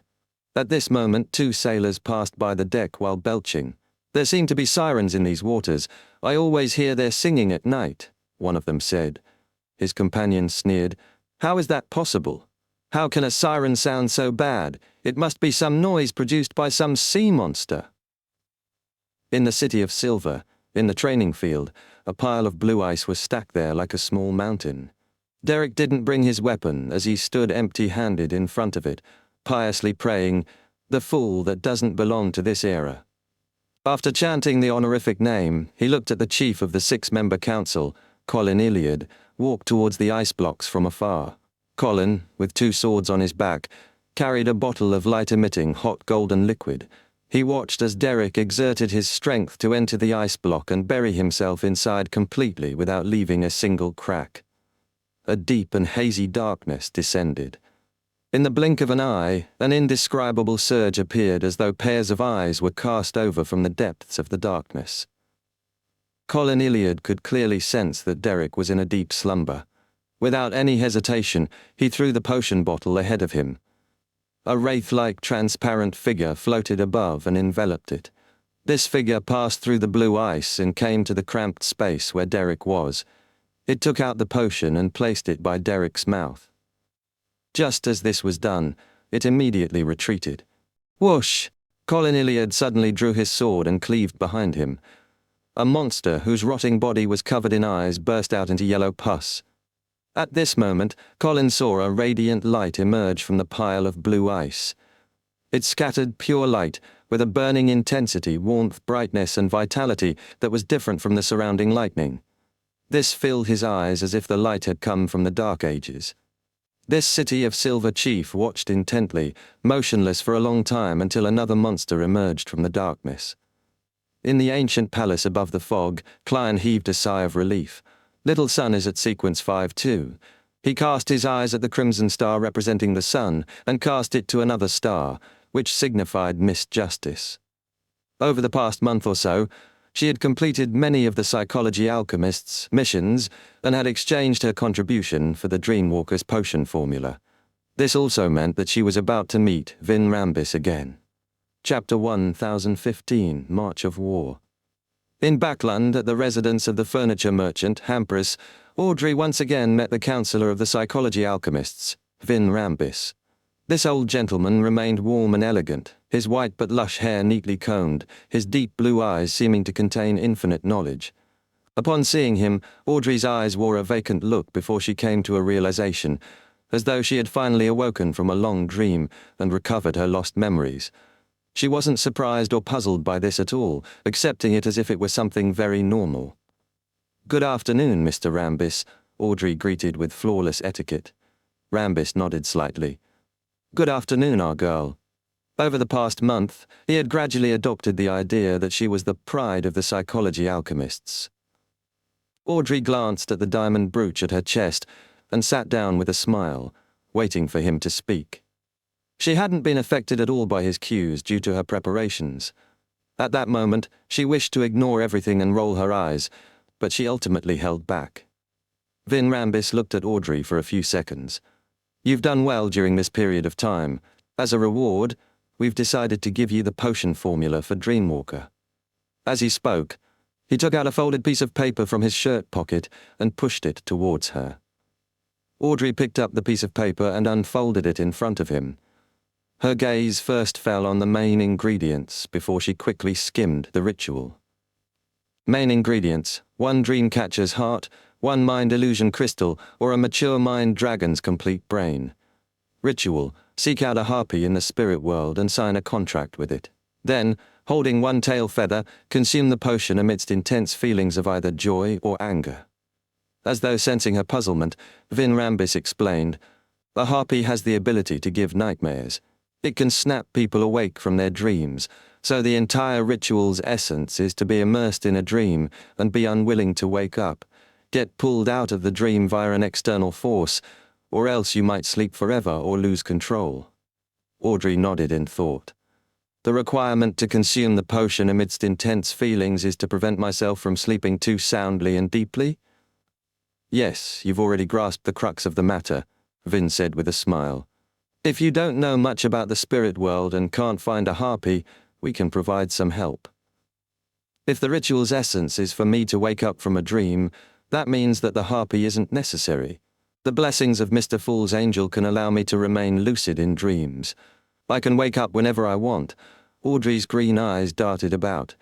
She said with a look of anticipation, I can try it myself first. All right. Vin didn't mind. He paused and said, I have another matter for you.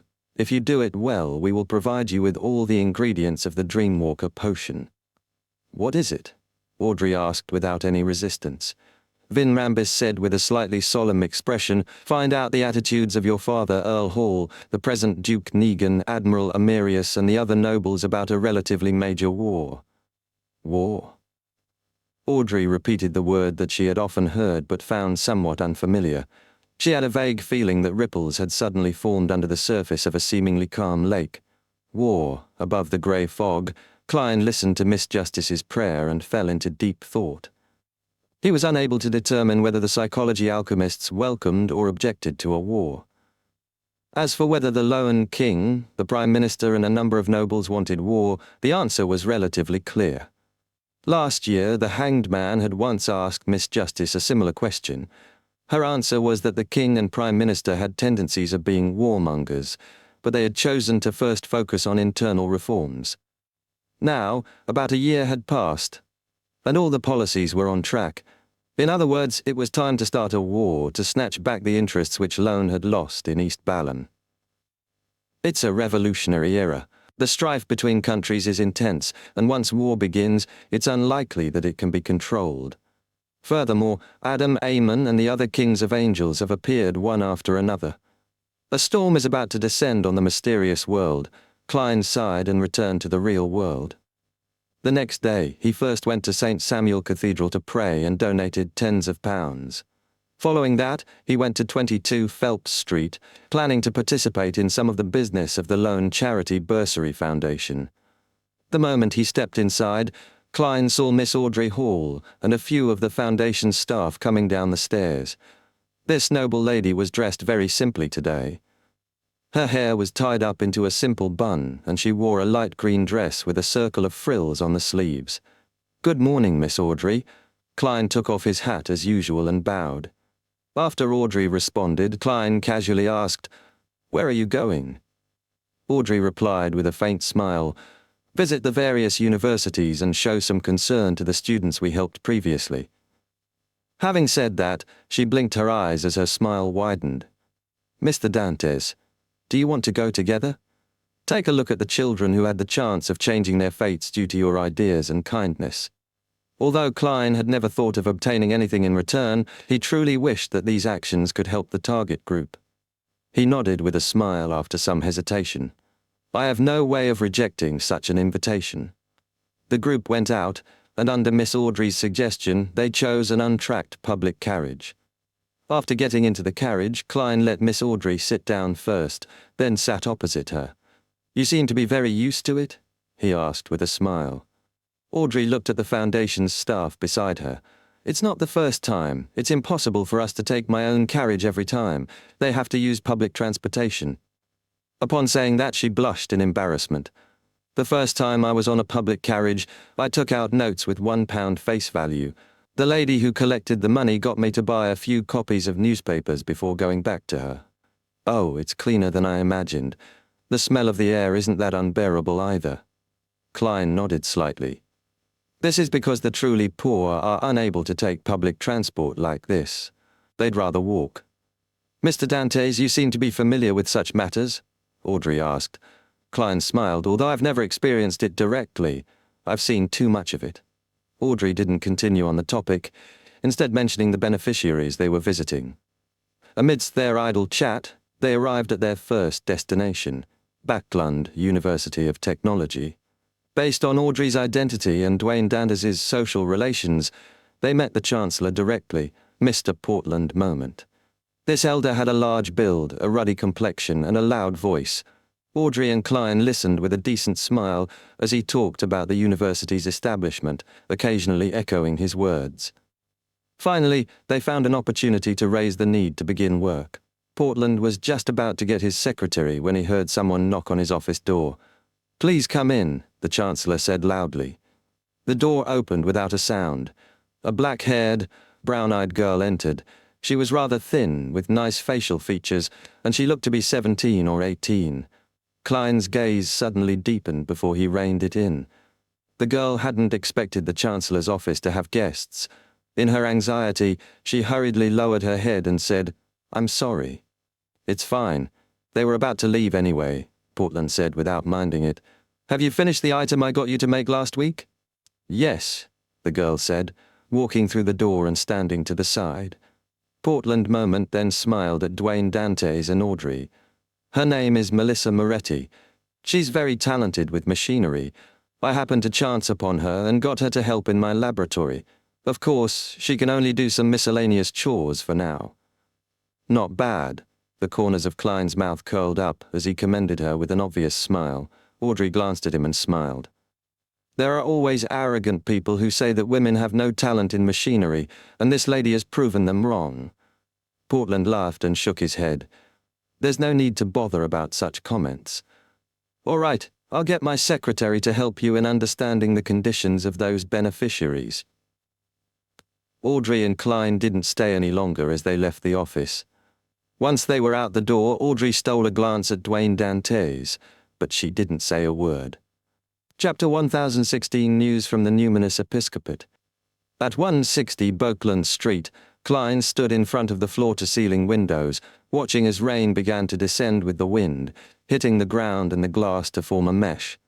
Ever since autumn, Backlund had started to rain again, bringing with it a lingering coldness and humidity. Klein stood there motionless for a long time, watching silently into the distance through the blurry scene, his eyes unfocused. Only when his spiritual perception was triggered did he stop his wandering thoughts and turn his head. Ryanette, with the 4 blonde, red-eyed heads in her hand, had a letter as she walked out of the void. "Who is it from this time?" Klein asked out of habit. The last letter he received came from Sharon, who had told him that she had successfully advanced to Sequence 4 Puppet. Klein had sincerely congratulated her and apologetically informed her that he didn't need to visit Calderon City anytime soon. At that moment, Ranette Tinneker's 4 heads replied one after another, "From." That. Undying. Idiot. Patrick Bryan of the Numinous Episcopate's Artificial Death faction, Klein easily understood who Miss Messenger was referring to. Patrick was the one who wrote to him the most over the past 2 months, reporting almost anything of slight importance. After a few times, Ryanette had given him a nickname. Miss Messenger never showed interest in such matters before. "I wonder when it began," Klein silently mumbled as he unfurled the letter. In the letter, Patrick Bryan said that the Southern Continent's orders were no longer about getting him to make various attempts to awaken death. Instead, they got him to prepare a special ritual to help the Death Domain angel inside the mausoleum, Haita, recover. It was to allow him to temporarily leave the land in which he sealed himself. Such an order didn't seem problematic on the surface, but it was a little sudden. Klein sensed something amiss. The artificial death faction had previously made Patrick continue the strange but dangerous rituals to awaken death. I managed to trick them by instructing him to use excuses such as the inability to gather the materials or the ultimate failure of the experiment. Now they've finally suspected that there's something wrong with Patrick? Klein nodded in thought. He suspected that this was a test directed at Patrick Bryan, a test that pointed towards an angel. An angel's response to rituals covers the entire world. It's good as long as they don't suspect there's a problem with artificial death itself. After all, they've inherited a huge inheritance from the ancient Balam Empire. Who knows if they have a way to affect the goddess's progress in controlling the death pathway's uniqueness. As for the test by the death domain angel, he didn't think much of it. The fool could also direct power at the same level. With Angel's embrace, a disruption effect could be made. As long as the high priest named Haita didn't descend in person and only exerted influence remotely, he could carry out misdirections. After figuring this out, Klein flicked his wrist, igniting Patrick Bryan's letter with scarlet flames. He returned to his desk, took out a pen and paper, and wrote, "You may proceed according to your teacher's instructions, but before the actual ritual, you must report this to me and gain my permission." Klein then blew the adventurer's harmonica and handed the folded letter to Reinette Tinnecker.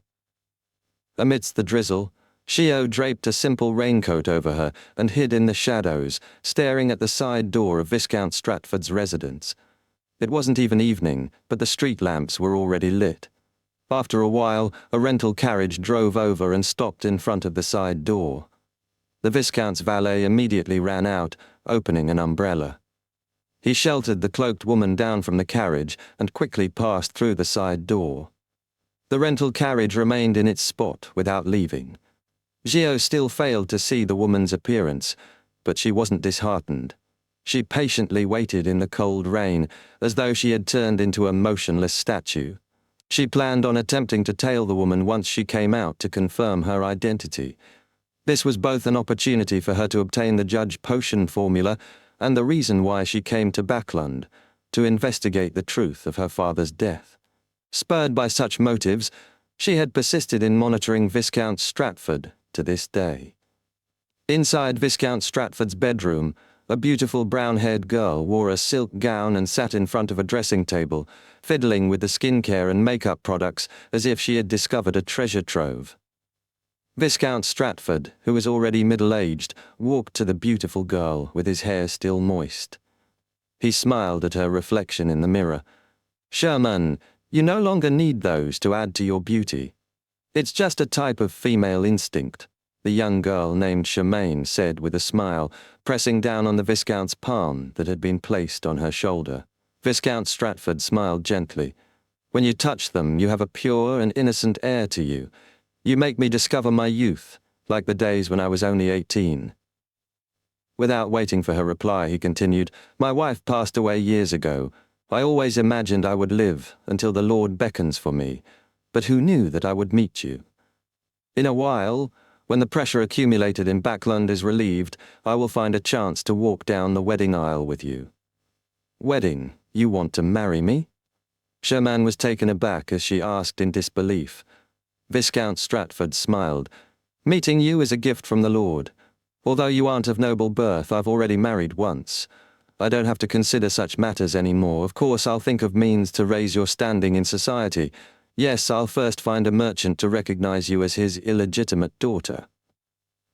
He droned on about his plan until he saw Sherman's eyes filled with tears in the mirror's reflection. "The most precious thing about you is that you treat me 10 times better than how well I treat you. And you don't hide it," he smiled, lowering his head and kissing the top of her head. Charmaine opened her mouth, seemingly crying and laughing. Only when the drizzle stopped and night fell did Shio finally wait for the woman in a dark red cloak to walk out and board the carriage. After memorizing the carriage's traits, Shio tailed it from afar, using her Beyonder powers as a sheriff and the empty streets to follow the target simply by walking or running. She went all the way from Empress Borough to the Backlund Bridge area. Even with her stamina, she was almost at her limit, but thankfully the carriage finally came to a stop. Shio brightened up as she switched her target from the carriage to the cloaked woman and continued tailing her. During this process, she was surprised that the woman had very good anti-tracking abilities, occasionally taking detours and pausing. However, this didn't stump Shio. She patiently tailed from afar without coming too close. Just as she sensed that the woman wasn't too far from her final destination, she suddenly caught the scent of a sweet, ethereal fragrance. Shio's mind went into a daze before she completely lost track of her target. Inside a rental apartment, Trissy, with a gentle and sweet face, looked at the mirror reflecting Sherman and said, "You seem to be in a good mood. How was it? This final mission isn't too unacceptable, right? Once you complete it, you can leave Backlund and start your own life." Shermaine was taken aback as her expression turned complicated, as though she had suddenly snapped out of her dreams. She didn't turn her head as her lips quivered while replying, "He said that he wishes to marry me." Trissy immediately raised her brows. "You mustn't believe a man's words during those times. You and I should know this very well. If he really wishes to marry you, he wouldn't be wary of you. He will wish to have a child with you." Did he do so? Upon hearing her question, Sherman's mood turned sullen. Trissy stood up and said with a smile, "I'm not stopping you from pursuing your love. If you wish to turn this temporary mission into a permanent one, you should think about what needs to be done." After ethereally finishing her sentence, she walked to the door and left. While heading down the staircase, Trissy suddenly noticed her shoes.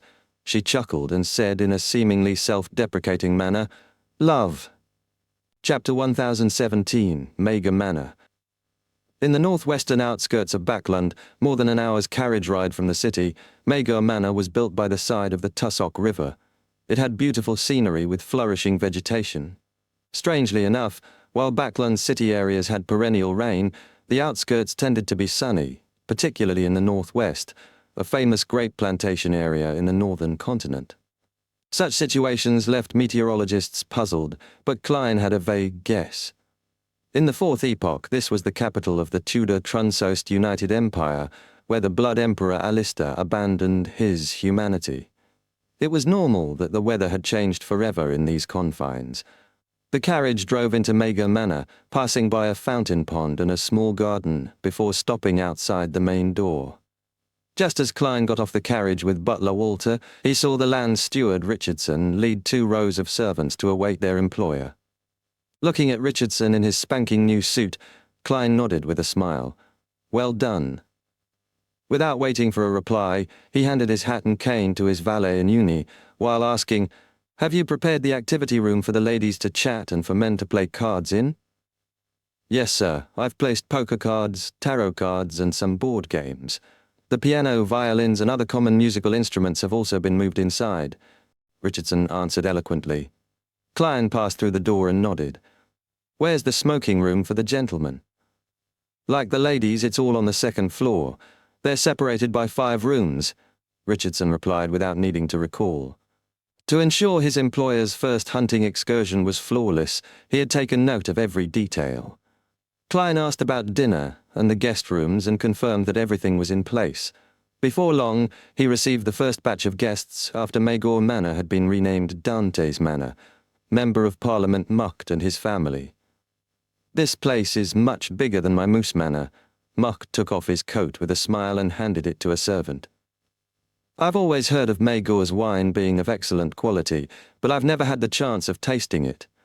I can finally have my curiosity satisfied today." "I hope you won't be disappointed," Klein smiled modestly. As a famous area for grape plantations, the wine here was considered the finest. However, for Klein to be able to buy this manor for £20,000, he naturally had to agree to certain conditions. All the wine from certain years were to be taken away by Duke Negan's servants. Mucht was rather clear about this. He said with a laugh, "You can open a few bottles and pour a small glass of each for me. Let me decide which of the remaining wine is most spectacular." As a member of the new party, he had never tasted the wine of Mager Manor, as the previous owner, Duke Negan, was the main sponsor of the Conservative Party. No problem. Klein immediately agreed as his gaze swept across Hazel's face. Compared to July and August, this girl had clearly cheered up. She no longer felt apprehensive when facing strangers. This was all thanks to Audrey, who had mentioned meeting Hazel twice at different balls and banquets and had treated her. After getting Mukt's family settled in, Klein welcomed the second batch of guests. Brigadier General Konas Kilgore, who had come with a friend, the steam car mogul Framis Cage. Klein went forward with a smile and hugged them. "Welcome." He then stepped back and said to the portly Framis, "I heard your steam car is very famous. Why didn't you drive it over?" Before Framis could answer, the manly Konas Kilgore said with a smile, "No, you don't understand him. He will never give up the chance to showcase his steam car. However, the car's too heavy. On the way here, it fell into a ditch and couldn't be pulled out. Thankfully, I never believed his claims and rode on a carriage myself, following behind him. The main problem is that our roads are terrible. They need to be renovated," Framis retorted and threw his hands up. "I was planning on seeking some investments from you. Haha, we can talk about it later. You were the one who invested in us previously, but now you're asking me for an investment." Only then did Klein realize that he was a rather famous tycoon in the upper class.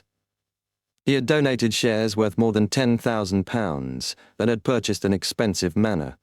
But in fact, my current net worth is only £50,000 to £60,000, perhaps a tenth of Miss Justice's wealth. Klein thought in a self-deprecating manner. He said, "It's fine. I'm very interested in the fusion of machinery and steam. When I'm free, I can take a look at your steam car." "Spectacular," Framis immediately said with a smile. Klein didn't continue on this topic, afraid that Konas would discover his intentions. He pointed to the staircase. "Why don't you head to the smoking room to try some of the prized cigar collections here? As you know, I can smoke, but I don't like it." "Not bad. Do you have Chieftain?" Konas Kilgore's face suffused a smile. "Of course," Klein gave a positive answer. There was only one goal in organizing this hunting trip, to hunt this Brigadier General. Therefore, he had taken into consideration all his preferences. However, Klein wasn't in a hurry. He still lacked an understanding of Konas Kilgore's actual strength as a hidden demigod. He needed more gatherings to figure out his preferences, level of alertness, and the items he brought with him. As a magician, Klein didn't perform unprepared. In an apartment in Sherwood Borough, Fours put down her book and looked at Shio, who was pacing around the activity room. "What are you troubled about?" she asked. Shio shot her a glance. "I'm frustrated over whether to inform MI9 about Viscount Stratford's close relationship with an unknown woman, or to keep it from them until there's further development." "Why are you keeping it from them?" Fours asked before giving her own answer. "Viscount Stratford is related to your father's death, but you normally lack the opportunity or strength to confront him. And now, he might encounter an accident because of that unknown woman. He's in a relatively easy-to-deal-with state. This is your opportunity, so you're being hesitant, right?" Shio fell silent for a moment before saying yes. Fours closed the book, stared at her friend, and said in a serious manner, "Since you're hesitating, it means you're already inclined towards one option." Shio slowly nodded. "Yes." Fours fondled her slightly long curly hair and stood up, extending her right hand. "I already know your decision. Well, do you need help?" Seeing Shio hesitant, she laughed. "I'm a Sequence 6 Beyonder." Without waiting for an answer, she looked around. "If you're worried, we can still seek additional help." She was implying they could get help from the members of the Tarot Club. Shio thought about it and exhaled. "Not for now. Let's try it first. Let's head out now and continue monitoring Viscount Stratford." "Now?" Fours was taken aback. "All right, but before that, let me use the crystal ball to do some astromancy to confirm the level of danger." After some work, she held the pure crystal ball in one hand. "There's a certain level of danger." Chapter 1018, Unexpected. In Empress Borough, by the side of Viscount Stratford's mansion, Fours and Shio, dressed in black, hid in a dark corner. They stared intently at the tightly closed metal gates, patiently waiting. It wasn't raining tonight, and the carriage that remained parked by the street lamps made it clear that their patience would be rewarded. After an unknown period of time, the gates produced a heavy metal groan as they slowly opened. A figure in a black cloak appeared with its head bowed, nimbly boarding the carriage. "Is that her?" Fours lowered her voice and asked Shio. Shio nodded in affirmation. "Yes." As they quietly conversed, the rental carriage sped up and left. Shio immediately left her hiding spot, prepared to use her sheriff powers to lock onto her target while jogging. "What are you doing?" At that moment, Fours pressed down on her shoulder. "Track her." Shio looked back at her friend in puzzlement. Fours looked at the departing carriage and asked thoughtfully, "Why are you tracking her? Didn't you say that the target has a rather powerful beyonder protecting her once you enter the Backland Bridge area?" "That's right," Shio answered. "Your question is very odd. The reason you track someone is to determine their appearance, identity, and motives." Fours shook her head and smiled. No. We need to change our way of thinking. Since the target is protected, it will be difficult for us to complete the tracking. Once the battle begins, it will alarm the target, which is the same as stopping the carriage and confronting her directly. It will foil your primary objective and prevent Viscount Stratford from falling into a predicament that will offer you a chance to take action. We should first attempt to figure out the target's appearance. After daybreak, we can use her appearance to perform normal investigations. Your choice of words is very professional, Shio said in thought. Of course. I've written detective novels before, Fours answered without modesty. But how do I figure out what the target looks like without alerting her? Shio raised the most critical question. Prepared, Fours took out Leymano's travels. Elementary, using the psychological invisibility Miss Justice recorded. By using the beyonder powers on this page, Shio would be placed in the sensory blind spots of all surrounding creatures. That way, you can directly board the carriage and stand in front of the target, openly taking in her appearance. Don't make too much noise later, or else you will garner attention. How do I prevent the target from discovering the sudden opening of the carriage door? Shio asked. Before Fours could reply, she pressed, "Did you record the door opening beyonder power?" "Guess," Fours smiled, handing the notebook to her friend and telling her which pages the powers were on. With this in mind, Shio immediately ran amidst the shadows, chasing after the rental carriage. Before long, she saw her target. Her right hand trembled as she made the bronze-green notebook reveal a yellowish-brown goatskin page. She slid her fingers gently, and it felt as though she saw countless rippling lights. When her vision returned to normal, she sped up and rushed to the side of the carriage. After confirming the effects of psychological invisibility by running in front of the horse without being noticed, she came to the side of the carriage. After a brief observation, she flipped through Leymano's travels and pressed her right hand on the surface of the carriage. Her figure instantly turned transparent as she appeared inside. The woman in a black cloak was sitting diagonally opposite her, staring at the glass window where Shio had just been, but she didn't notice the bounty hunter who had suddenly infiltrated. At such a close distance, Shio was able to see her face clearly. Instantly, her appearance was reflected in Shio's eyes, overlapping with a face that still had some male characteristics. This was a beyonder power of a sheriff. Shio's eyes widened as she couldn't help but shout, "Sherman?" She could foresee that the woman was rather beautiful, but she never expected her to be her friend Sherman, who was once a young man. A man who wasn't considered androgynous, now looked beautiful and had the charm of a woman. If it wasn't for her sheriff powers confirming it, Shio would have imagined she had made a mistake. Upon hearing the surprised question, Sherman realized that there was another person in the carriage, the familiar bounty hunter, Shio Derecha. Having already changed her name to Sherman, she was first alarmed, but the words Trissy often mentioned instinctively appeared in her mind. You cannot meet people you used to know.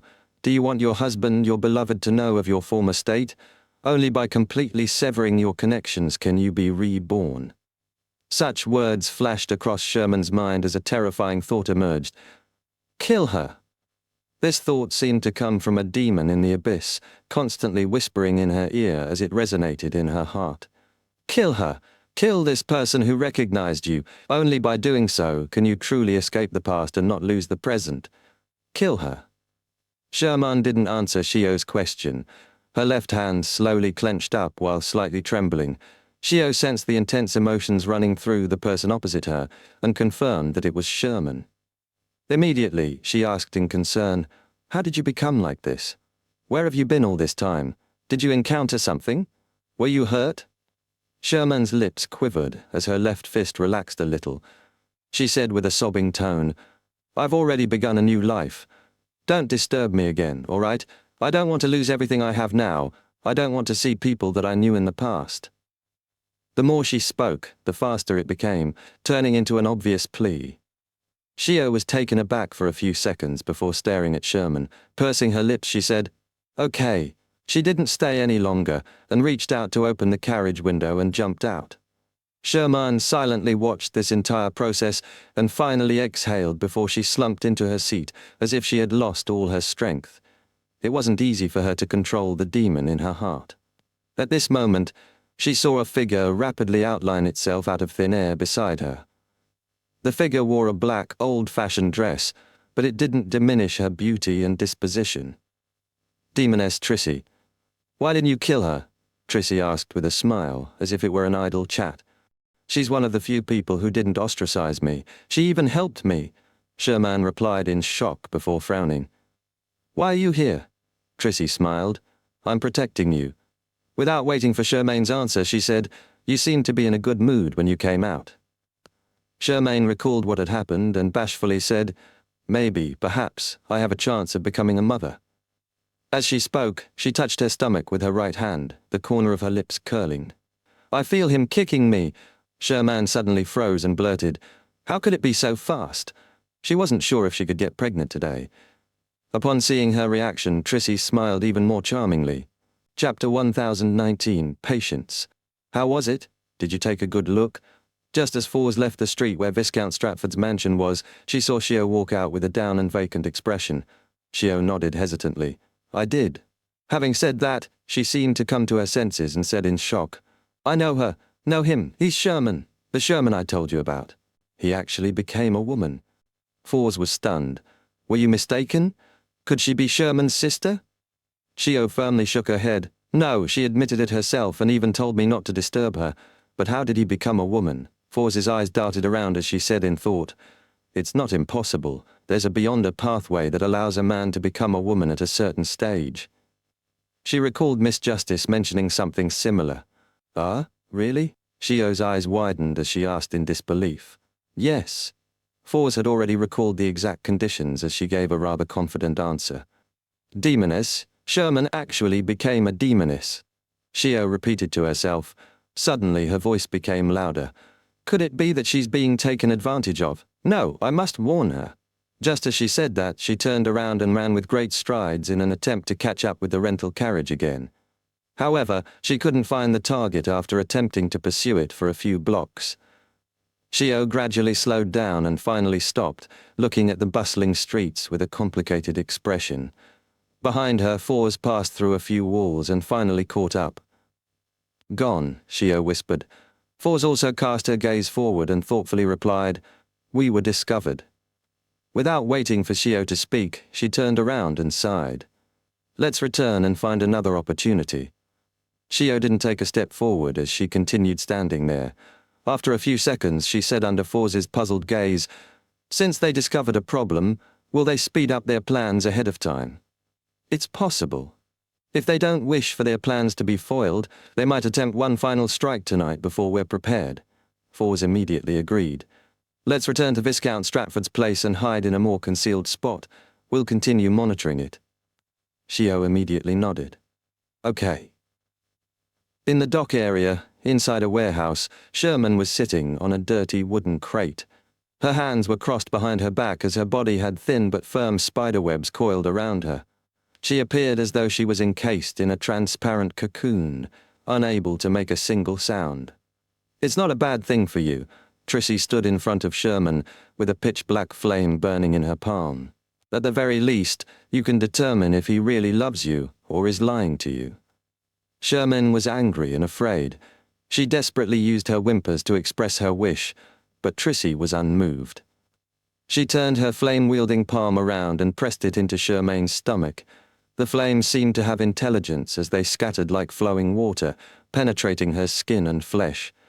Trissy's smooth black hair flared up in defiance of the laws of nature, pulled by invisible hands as they extended out, staining the surrounding air with a peculiar smell.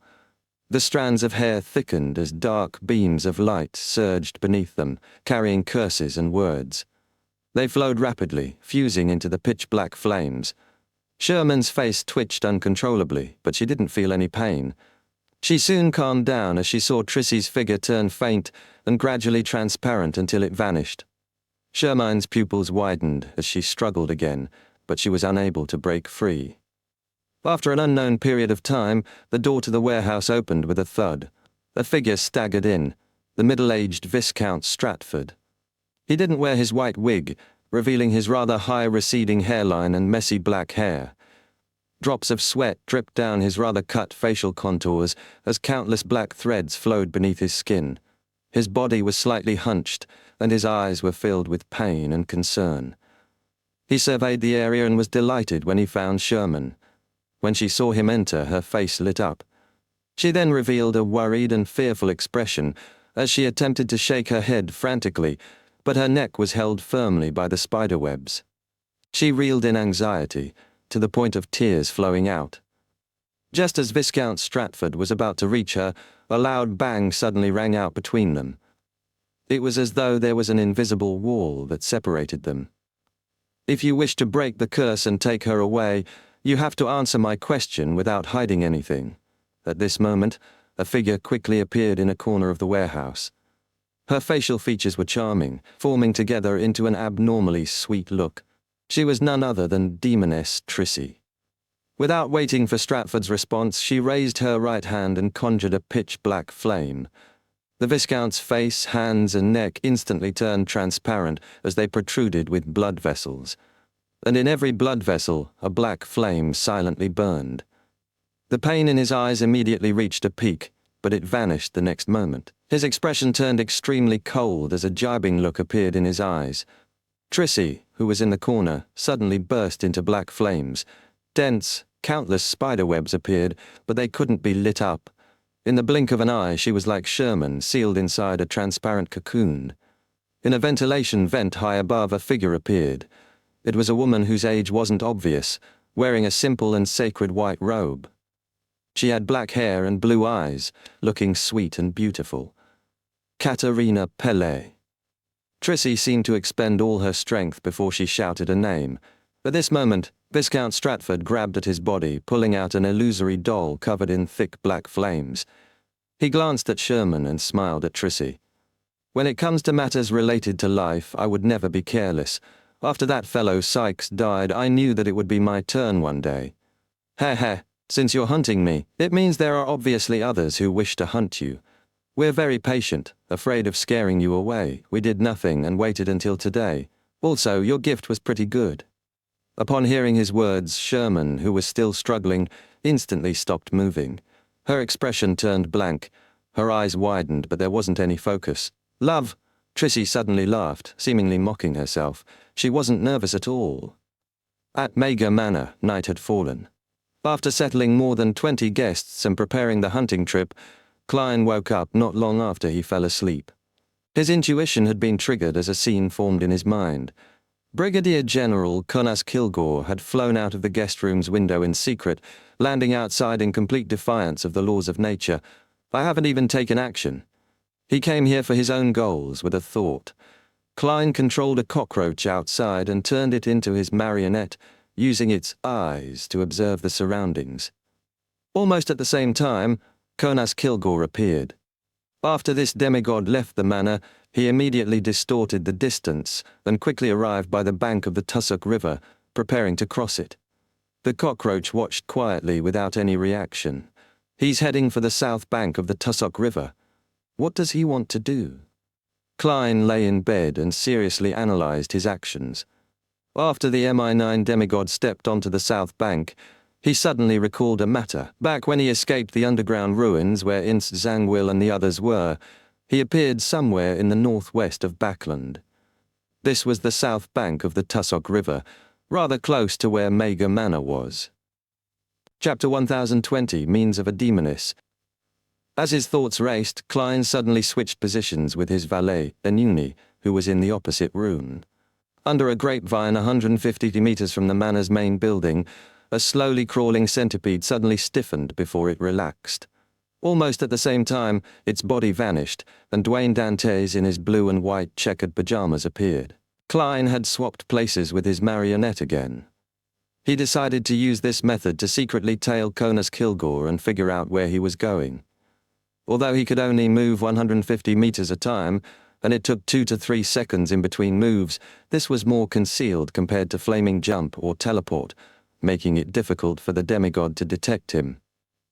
By the same logic, Klein didn't rely on creeping hunger to hide in the shadows.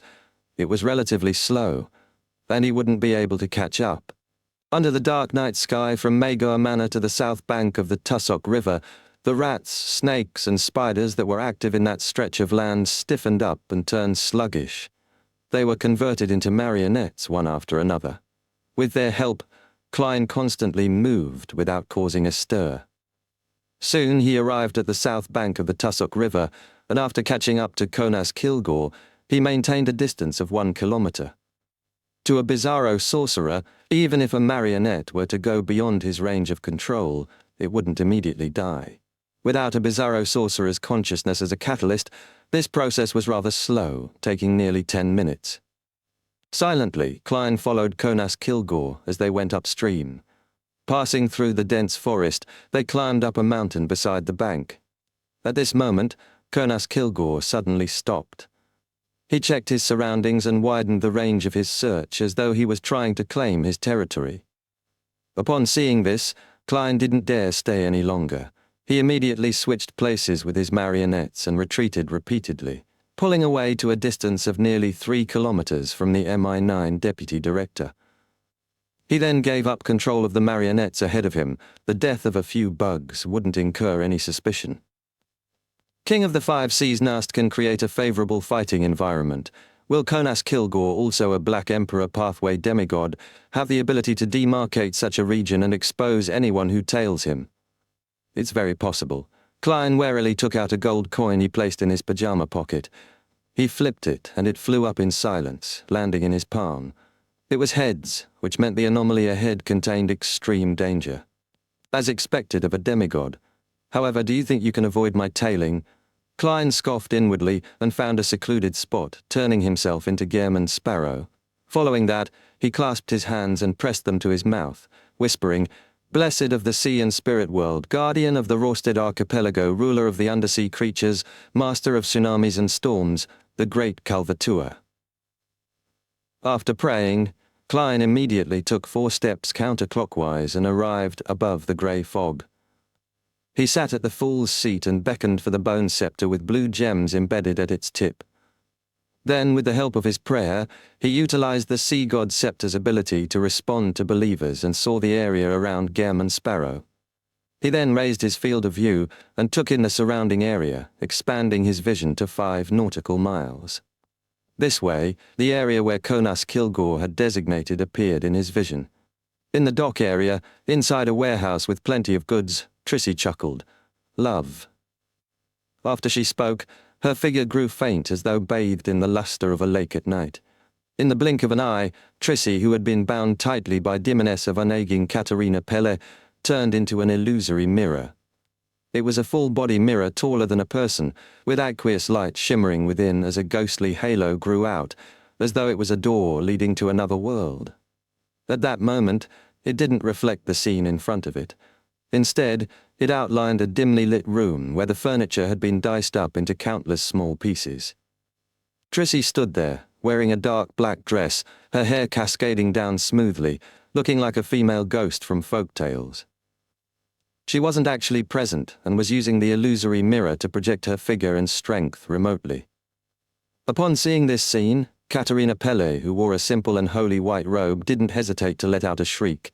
Invisible waves quickly spread out as her hair flared up, each strand thick and dyed with a greyish-white colour. The illusory full-body mirror suddenly vibrated as though on the brink of breaking, and in the messy room it reflected, the fragments of the furniture turned greyish-white, losing their lustre. The brownish-yellow floor in front of Trissy turned into greyish-white rocks as it quickly extended towards her like a surging tidal wave. Trissy didn't attempt to resist. She turned around and waved her hand back while leaping towards the open window.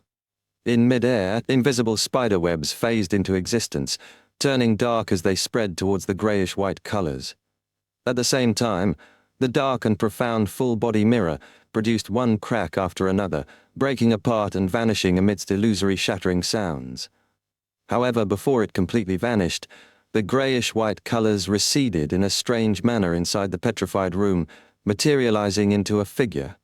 The figure wore a simple holy white robe and had luscious raven black hair. It was Demoness Ivanagine Katerina, who had just been inside the warehouse a moment ago. Viscount Stratford could no longer see the situation inside the opposite room once the ghostly glow dissipated. He retracted his gaze and cast it onto Sherman. He wore a mixed look in his eyes before he recovered. Trissy really was patient. To deal with me, she actually spent months to nurture a new demoness. He shook his head with a chuckle. What did she want you to gain from me? At that moment, with Trissy's connection severed, the spider webs around Sherman had loosened. This beautiful girl wore a blank expression as she replied with a vacant look in her eyes. She wanted me to know who you are truly loyal to. Without waiting for Viscount Stratford to say a word, she asked hesitantly, "How many of those promises that you made to me were real?" Viscount Stratford was taken aback before he chuckled. "You're probably the most silly and most naive demoness I've ever met." Sherman's expression froze on her face as the glimmer in her eyes that she found so hard to regain faded bit by bit. Outside the warehouse, Shio and Fours were hiding in the shadows, observing the silent target area. They had followed Viscount Stratford here. Their patience had paid off, as they discovered him secretly leaving his mansion in the dead of the night. Using Shio's power as a sheriff, they followed him all the way here, confirming that he had entered the warehouse. In addition, they also sensed that his condition had worsened as though he had been injured. "Actually, we had the opportunity to take action while on our way here," Fours murmured. Shio replied without looking at her, "But you said it yourself that you have a nagging feeling that things aren't that simple and wanted to wait." This might be the intuition of an astrologer. It might also be an act of procrastination, Fours replied in a self-deprecating manner. They didn't say anything more as silence ruled once more. At this moment, a pitch-black flame was ignited on the round earth in front of them. The strange flames rapidly dispersed and kept close to the ground as it swept away, outlining a row of Lonese text. "This is the chance you've been longing for." Shio's and Fours' pupils dilated at the same time. Then they looked at each other, at a loss for words. After a few seconds, Fours finally couldn't help but ask, "What do we do?" Chapter 1021, Cross. Shio hesitated when she heard Fours' question. "We were discovered." They had said something similar before, but it didn't have the same meaning. Previously, it referred to being discovered by the Guardian when she recognized Sherman. Now, the crux of the matter was that their choice and actions were expected and arranged by the person behind the scenes. This meant that the chance Shio had been longing for might have really appeared, but what lay behind it was inconceivable. If we follow the intention behind this message, the final outcome will depend on whether she has good intentions, but that's not something under our control, Shio added from a rational angle. Fours listened quietly and nodded. "Yes, we're too passive in this matter. The best option is to leave this place." As soon as she finished speaking, she looked at the warehouse. She was reminded of the possible situation Sherman was in and suspected that he was in grave danger. However, she deliberately ignored it. To her, Sherman was a person who existed in Shio's descriptions, no different from a character in a novel. If she had the strength to save him in passing, she was willing to do so, but to bear the risk for that and allow her friend to be rash was not something with her considerations. Shio nodded. "All right, we'll leave now. However, the person who left that comment definitely wouldn't be happy to see us do so. She will definitely hinder us. Let's do it this way. We'll escape in different directions and make that person choose one person. Whoever successfully leaves this area will immediately cause a commotion and attract the official beyonders. Why don't we directly cause a commotion here? Fours subconsciously raised a question. It will definitely be stopped or foiled. Shio gave her excuse. Fours nodded thoughtfully. Makes sense. All right, let's not delay it any further. Let's begin. Shio didn't say another word as she took out her transparent, nearly invisible triangular blade. With her back bent, she leaped out of her hiding spot and ran out of the harbor amidst the shadows. The triangular blade was a mystical item she had spent £500 through Mam Hermit to get the artisan to forge with the ancient wraith's powder and remnant spirituality. It was called Wintry Blade. Anyone hit by this weapon would be frozen stiff, even losing control of their thoughts, as though possessed by a wraith.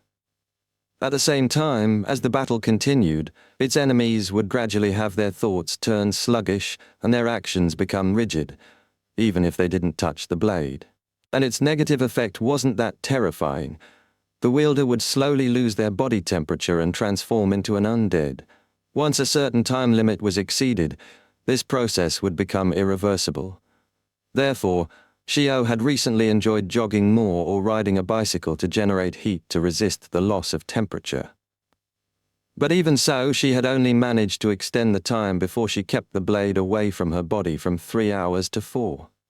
After running a certain distance, Shio turned back and realized that Fours had already passed through a wall and departed. After staring for 2 seconds, Shio bit her lip and suddenly turned around, changing direction. She headed straight for the warehouse. Soon, she arrived beside her destination, but she wasn't in a rush to enter. She looked up, trying to find another passageway. At that moment, her keen senses made her turn her head and see a figure appear around the corner of the wall. It was Four's wall. "Didn't you leave?" Despite being surprised, Shio didn't forget to lower her voice. Fours curled her lips. "Weren't you fleeing too?" Shio was momentarily at a loss for words. After a few seconds, she asked, "How did you notice it?" "You didn't even mention Sherman. That's completely unlike you. I've already prepared a reason to persuade you," Fours quickly replied. Shio was taken aback. "You didn't have to come back." Fours ignored her and pressed on the wall of the warehouse. "If we keep talking, perhaps we will no longer need to be stumped because it would already be over. Man, I actually didn't think of such a good idea just now. I should have immediately insisted on going with you to save her. You definitely would have persuaded me otherwise and would think of doing it yourself. If we repeated the conversation a few times, everything would have ended on its own." Shio gave her friend a look, and without any hesitation, stood by her side with Wintry Blade in hand. Fours immediately flipped Lemano's travels and augmented her friend with beyonder powers. Then, she put away the spellbook and grabbed Shio's shoulder with one hand, pressing the other on the wall again. This best-selling author took a deep breath. "After entering, we'll hide and observe. After confirming that there's a chance to do something, we'll take action. If there's really no chance, we'll leave as soon as possible. That way, we can at least avenge Sherman and not be buried alive with him. Only by being alive will all kinds of possibilities open up for us." Shio immediately nodded. "Okay." In the dock area, inside a warehouse, Sherman was sitting on a dirty wooden crate. She instinctively crouched down and pulled out Lemano's travels, flipping to a particular page. Shio similarly bent down and moved her eyes to a gap between the crates, observing the empty region. The female-looking Sherman was sitting on a wooden crate without any signs of anger, her brown hair gently fluttering in the wind. Standing in front of her was Viscount Stratford. "Unfortunately, you're only a demoness. Don't worry, I will let you die without any pain. You will be completely purified." As he spoke, he took out an item from his inner pocket. Shio used her enhanced vision from the interrogator potion and clearly identified it. It was a cross accessory covered in bronze, with a few sharp, jagged protrusions. It exuded ancient vibes. "Very good. You know that resistance is futile," Viscount Stratford said as he pressed one of his fingers onto a spike. His bright red blood immediately flowed out and was absorbed, seeping into the object. The mottled bronze on the cross's surface disintegrated, revealing a corporeal form beneath that was a blob of light. In a second or two, the item had turned into a resplendent cross. It emitted a pure and flawless glow, illuminating the surroundings. The wooden crate's shadows quickly receded as the dark splotches on the wall evaporated. Beside Charmaine, the countless spiderwebs that originally belonged to Trissy floated up and melted in the light. Black flames burst out of Charmaine's body along with crystalline ice, turning dim transparent and eventually vanishing. Within the range of the resplendent cross, not 1 inch of darkness remained. Seeing Sherman's expression slowly distort, Xiao couldn't help but shoot Fours a glance. She could clearly sense the terror of the cross and was beginning to waver. Fours also noticed what was happening and pointed to Lemano's travels. She raised her left index finger and whispered into Xiao's ear, "There's only one chance. I will work hard to create it for you. If it's not successful, or if you can't be certain of it, we will give up." Xiao didn't hesitate as she nodded solemnly. Fours immediately straightened her body and flipped Lemano's travels to the charred yellow page. This page was filled with complicated, twisted, indescribable symbols and labels, giving one the feeling of a strong gust of wind. Sailor Pathways, Demigod Power, Hurricane. After observing her surroundings once again and confirming that there weren't any other enemies, Fours' gaze penetrated through the gap between the wooden crates and locked onto Viscount Stratford. She then slid her finger gently across the page. With an exploding whoosh, a visible hurricane soared up beneath Viscount Stratford's feet. He wasn't able to maintain his balance from this sudden attack. He was lifted up and slammed into the warehouse's ceiling. Boom! The ceiling was torn apart as portions of it collapsed. Viscount Stratford nearly fainted and failed to hold on to the resplendent cross, allowing it to fly out of his palm. When the spike with a sliver of his blood left his finger, the mottled bronze covered the cross's surface once more. The flawless light vanished in turn. Upon seeing this, Xiao didn't hesitate to rush out of her hiding spot. Her eyes first reflected Viscount Stratford's figure before 2 blinding bolts of lightning lit up. Psychic Piercing. Chapter 1022, Answer. Amidst the violent hurricane, Viscount Stratford was like a helpless leaf, pitifully thrown about as though he could be torn to pieces at any moment. He originally believed that the hunt had succeeded and that Trissy's capture was at hand, but to his surprise, he had suddenly become the prey. Upon realizing that the hurricane was beginning to weaken and that he had only suffered some damage from the impact, he hurriedly tried to regain control of his body. At that moment, he felt a stabbing pain in his head, as though a sharp dagger had been impaled into it. This was one of the Beyonder powers he was most proficient with. Psychic Piercing. Bang! Upon being attacked, Viscount Stratford slammed into the ground hard as the bronze cross loudly fell several meters away. Tap, tap, tap. Xiao held wintry blade and dashed straight for him as he struggled to get up. As for Fours, she had already flipped through Lemano's travels to a page that resembled a goatskin parchment. As her fingers slid across the page, Viscount Stratford's shadows came to life, condensing into black chains that wrapped around him, binding him tightly. He had just managed to catch his breath when he once again lost his freedom. Bang! At this moment, he suddenly unleashed a power that surpassed his previous strength, tearing the shadow chains apart. He had chosen the bindings restricting him to be the target of punishment. But at that moment, Xiao had already rushed in front of him, thrusting that transparent triangular blade. Amidst a splotching sound, the wintry blade stabbed into the target's abdomen. Viscount Stratford's body stiffened once again, his eyes glazing over as though he had turned into an ice sculpture. Xiao released her hand and allowed the blade to remain stabbed into him, then swung her arm and slammed a punch right below his ear. After 2 heavy blows, he fainted without even letting out a grunt, his stiff body collapsing once again. After completing this strike, Xiao left her back to Fours and immediately moved past the staggering Viscount Stratford, dashing to Sherman, who remained sitting on a wooden crate. Fours, in turn, used other Beyonder powers to add another layer of restrictions onto the Viscount's body. Then she walked out and first approached the bronze ancient cross. The scene she saw made her suspect that it was an item at the demigod level, a grade 1 sealed artifact. As a former astrologer, she took out a pure crystal ball as she walked, quickly doing a divination. There are no problems. Fours glanced at the outcome and quickened her pace. At this moment, Xiao had already rushed in front of Sherman. This demoness's hair was floating up with each strand turning thick as if they were tiny snakes. On the ends of the snakes, some had eyes or mouths. On Sherman's face, a black, paint-like mysterious pattern suffused out of her skin and was rapidly spreading. Her slightly vacant eyes quickly reflected Shio as she gradually recovered her spirit, along with a little confusion and pain. She opened her mouth and stuttered, "Shio, I'm in so much pain." Shio's vision instantly blurred. She knew that Sherman was beginning to lose control, a process that was irreversible. Sherman seemed to sense her state as she gasped for breath, revealing a weak smile. "Kill me. I've done too many unspeakable sins. I've also obtained what I've wanted." Shio's tears dripped down. Without hesitation, she flipped her hand, drawing her backup weapon, an ordinary revolver, and placed it at Sherman's forehead.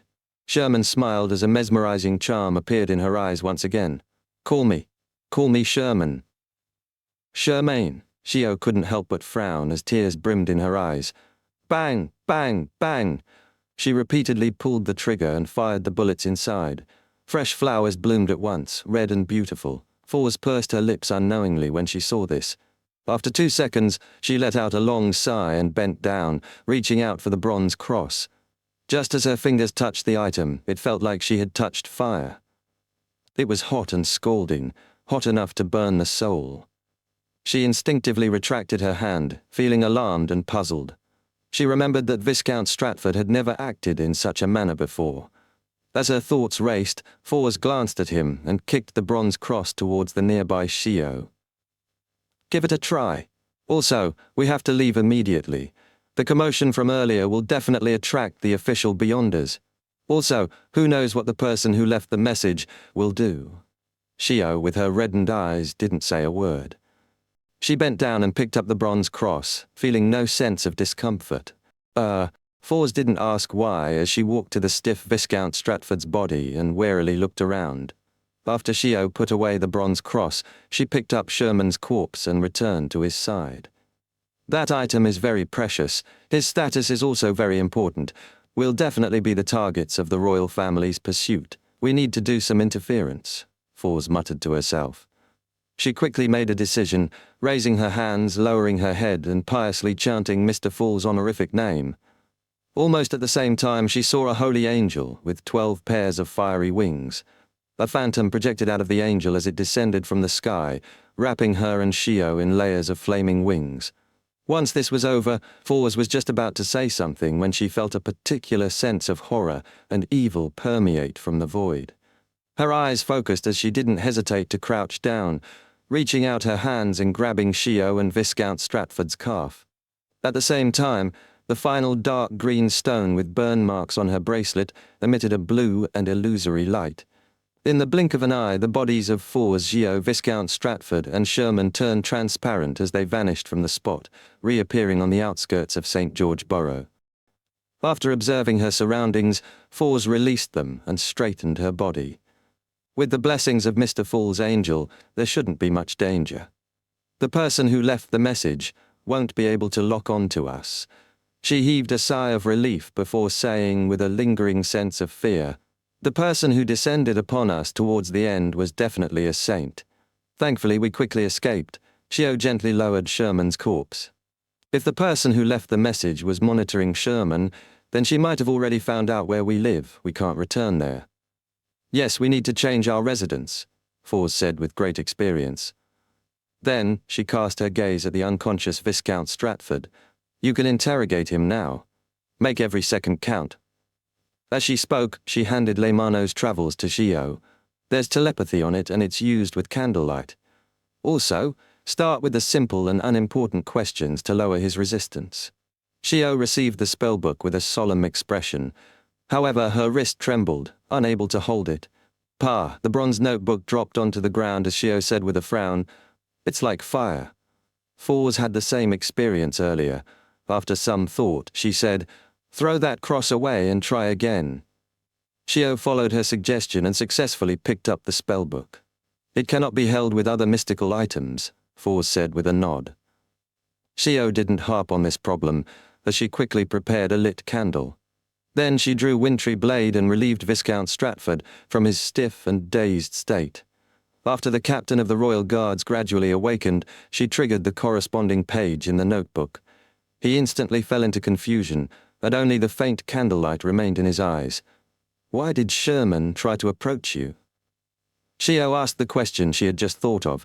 Viscount Stratford replied blankly, "She was investigating who I'm loyal to." Shio was taken aback as she instinctively asked, "Who are you really loyal to?" Viscount Stratford slowly said, "His Majesty, of course." Chapter 1023, Mason Dare's Death. His Majesty. Shio was a little confused when she heard Viscount Stratford's reply. She found it inexplicable that Sherman would approach this captain of the Royal Guards just to investigate where his loyalties lay. As for his answer, it was very normal. Sherman paid with her life for such an answer. Shio originally wished to press for the reason, but she immediately realized that it might involve key intel too soon and cause the Viscount to put up resistance. She thought for a moment and asked, "Do you know Mason Dare?" "Yes," Viscount Stratford answered blankly. Shio continued asking simple questions. "Who is he?" "He's the former captain of the Royal Guards," he answered simply. At this moment, Fours took out the pure crystal ball and placed it in Shio's pocket. She then bent down once again and carefully attempted to pick up the bronze cross. This time, the soul-burning feeling didn't assault her. It allowed her to easily pick up the spiky item. As expected, this cross cannot coexist with other mystical items. I still have the moon paper figurine and the remnant spirituality of the ancient wraiths, but it didn't react. This means that it can coexist with items that don't contain Beyonder characteristics, but won't resist spirituality. Fours had a general idea about the cross and warily stored it away. After doing this, she looked down at the silver bracelet on her wrist. It was completely empty. She had used up all 5 stones that allowed her to use teleport. However, she no longer felt as anxious as before.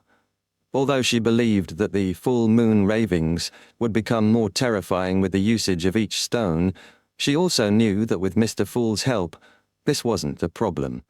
Over the past year, if not for her need to spend some time above the grey fog during every full moon, she would have almost forgotten about the torment. "I hope that the curse will be lifted one day," she sighed, sincerely thanking Mr. Fool in her heart.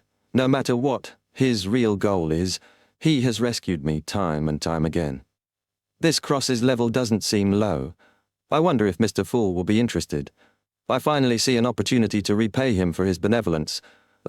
This is a common spoil of war. I only own half of it. No, Shio has also been rescued by Mr. Fool before.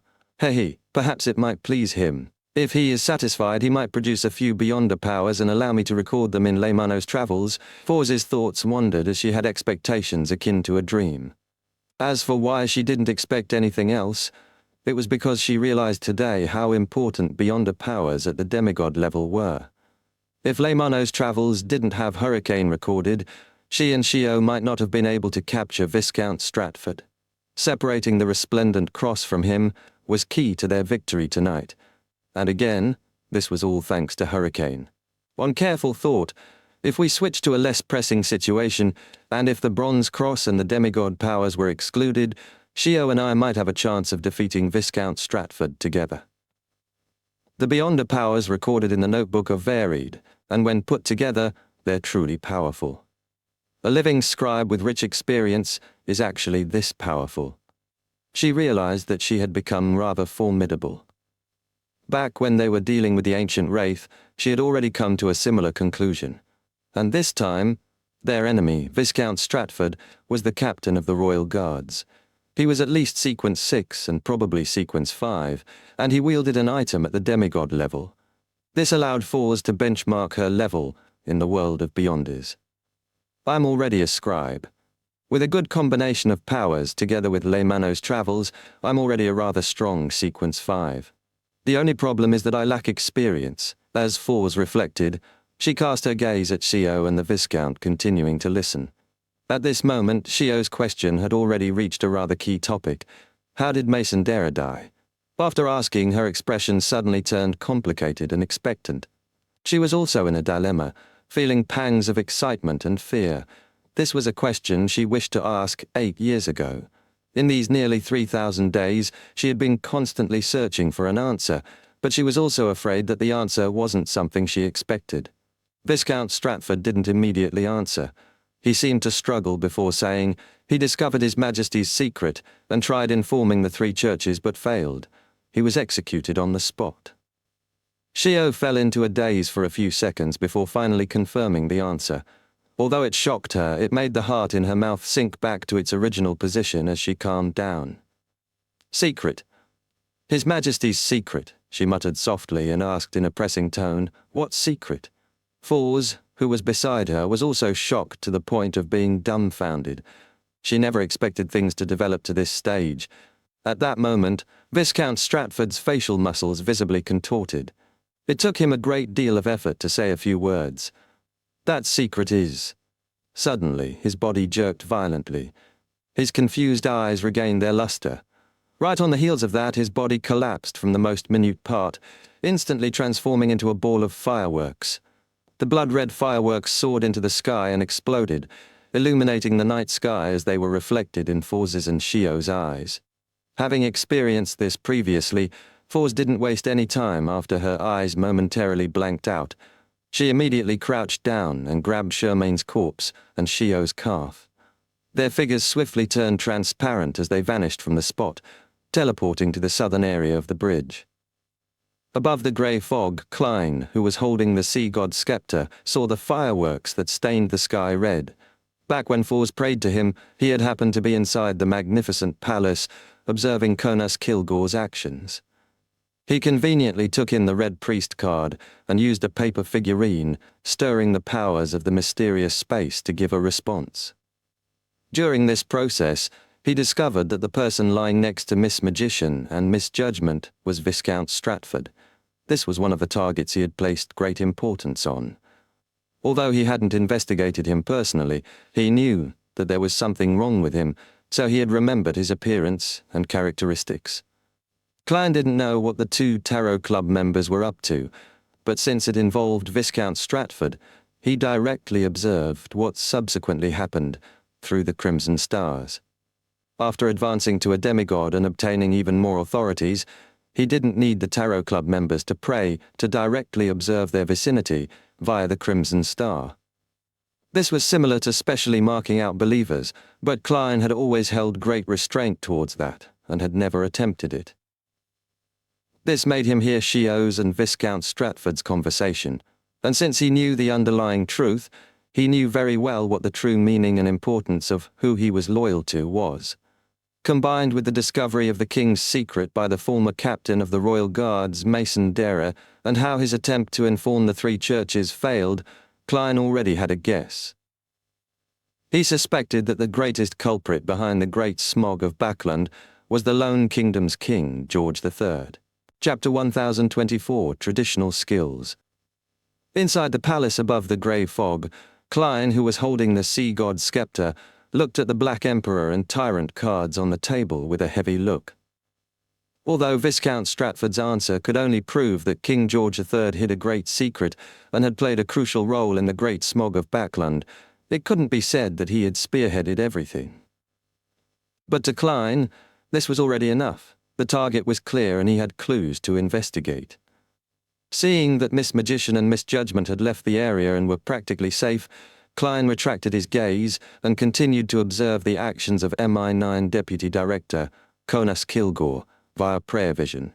After a while, after securing the territory and confirming that no one was tailing him, Conas Kilgore walked to a mountain wall and took out an object. His entire body was tainted with a ghostly blue glow as he gradually became hazy. Then he disappeared into thin air. A rather special form of traveling via corporeal ritual or item that allows him to teleport from point to point within a very short distance. Back when I came out from the underground ruins where Int Zangwil was, I also passed through a similar door. This place isn't too far from the mountain where Mr. A pursued me. This setup needs a very suitable and secretive region. Once something happens, destroying the corresponding ritual can prevent enemies from entering. Klein nodded in enlightenment. Combining the information which Viscount Stratford had just revealed, he came to the initial conclusion that the king's secret and the ploy by the three factions were all hidden deep within the underground ruins. However, the difficulty in performing the investigations became apparent.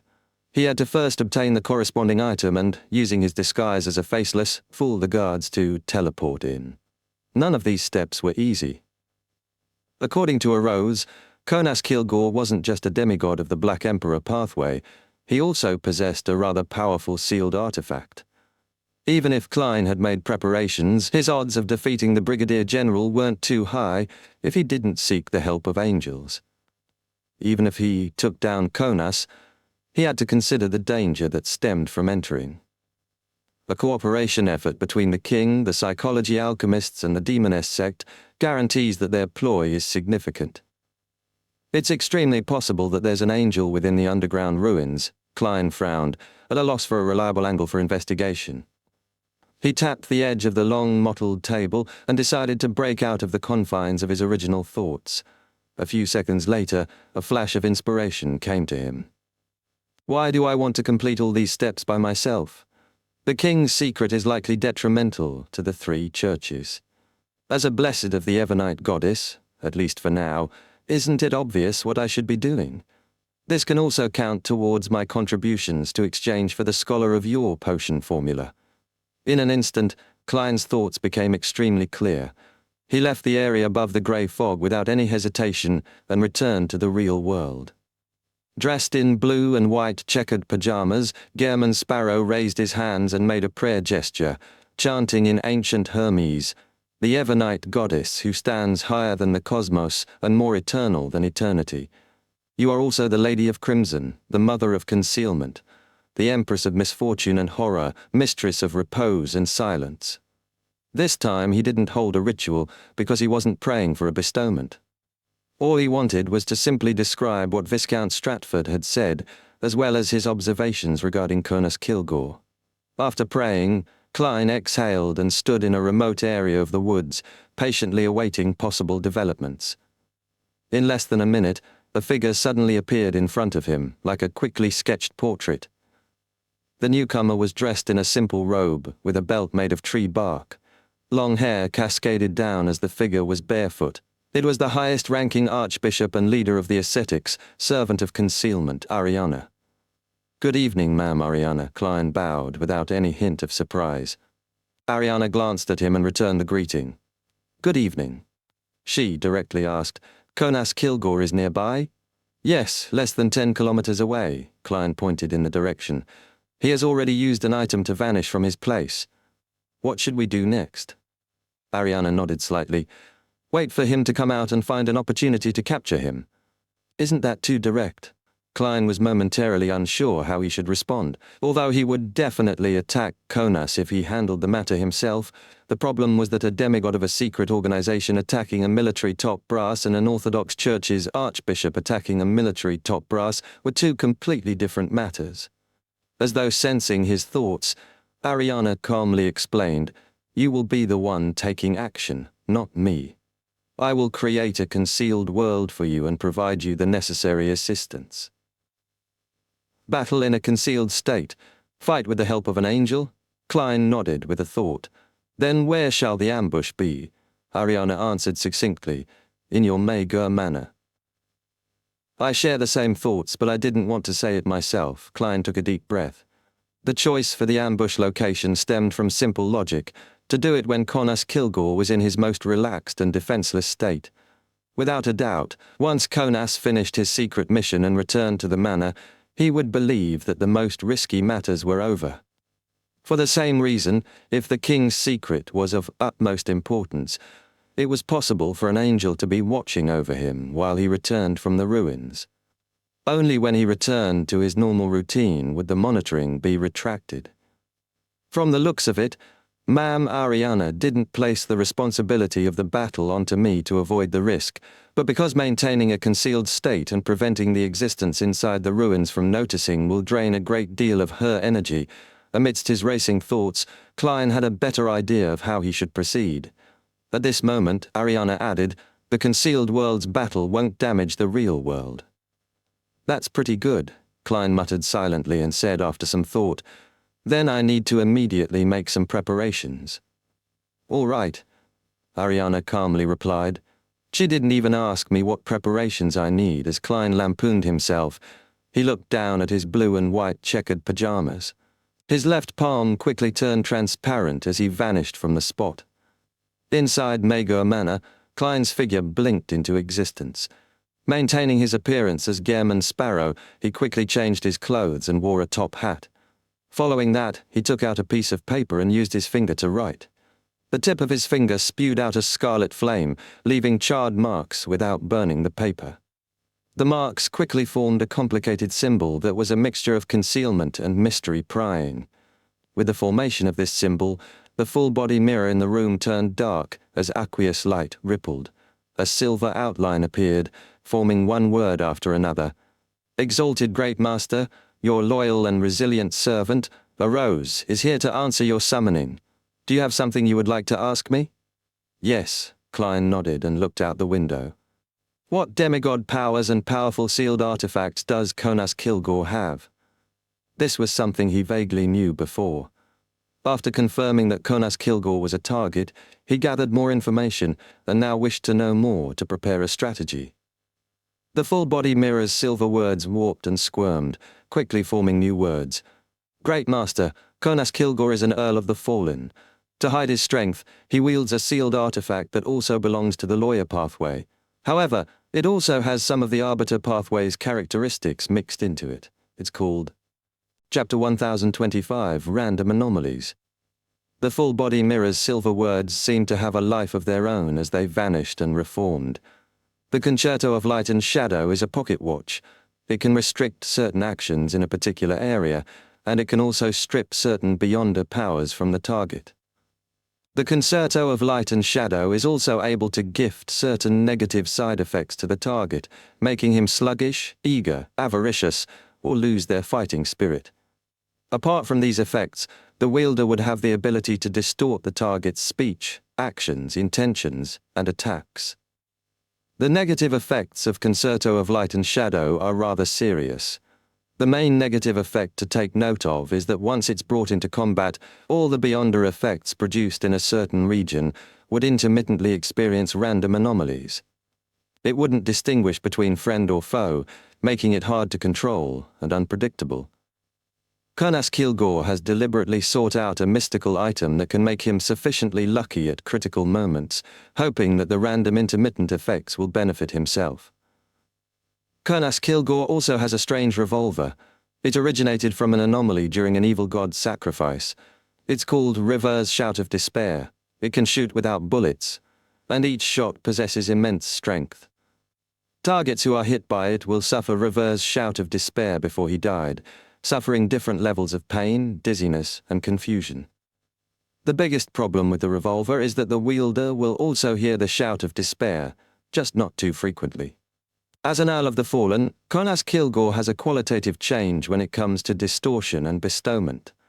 In addition, he can also exploit laws, magnify effects, and use disorder to disrupt order. Exploit can extend certain states for longer periods of time or end it ahead of time. Magnify can boost the effects of his actions. Disorder will influence the structure of objects, the standards of measurement, and the accuracy of attacks. Through these, Beyonders of the lawyer pathway can achieve certain things that only Beyonders of the Arbiter pathway can accomplish. Of course, low and mid-sequence powers like bribe are equally possessed by an Earl of the Fallen and are even stronger. Great Master, I've finished answering your question. Is that okay? Your answer is like a guidebook, Klein lampooned and nodded slightly. That's right. After answering the Rhodes's question, he quickly got into the zone, analyzing the powers of the demigod. An Earl of the Fallen is indeed a Sequence 4. There are qualitative changes in various aspects. Rather, disorder isn't terrifying. It's basically an enhanced version of the Sequence 5 Mentor of Disorder's power. The Concerto of Light and Shadow does have traits of the Arbiter domain, and the most frustrating aspect about it is the negative side effects. To a Beyonder of the Seer pathway, my combat style is one of preparation, precision, and control. Once the battle begins, if a random deviation were to happen, the entire plan can easily be messed up. It's very dangerous. As he thought, Klein discovered that the main problem stemmed from the sealed artifact named Concerto of Light and Shadow. As a Beyonder who liked setting up traps, he didn't wish that after throwing himself into a perilous situation through his painstaking planning, he would realize that the item would summon a rabbit just as he was using the Fate Siphon charm to switch fates with his target. Kurnas Kilgore can reduce the effects by raising his luck, but I can't do it. Fortune or misfortune that's not at the angel level won't be effective on me. However, I have the marionette, winner in uni, Klein thought, giving Arose the second question: how can the intermittent random anomalies of that sealed artifact be avoided? Silver words appeared out of the ripples of the deep mirror. There's no need to avoid it. Kurnas Kilgore just needs to become unlucky, and for this, the demigods of the Evernight pathway are experts. Makes sense. According to the theory of relativity, as long as Kurnas Kilgore is more unlucky than me, I'll be the lucky one.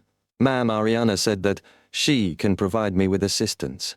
To her, secretly slipping some misfortune onto Kurnas before creating the concealed state should be very simple. Klein immediately nodded cheerfully. Very good. That's it for today. Yes, Master. No problem, Master. Goodbye, Master. On the full-body mirror's surface was a simple drawing followed by silver words.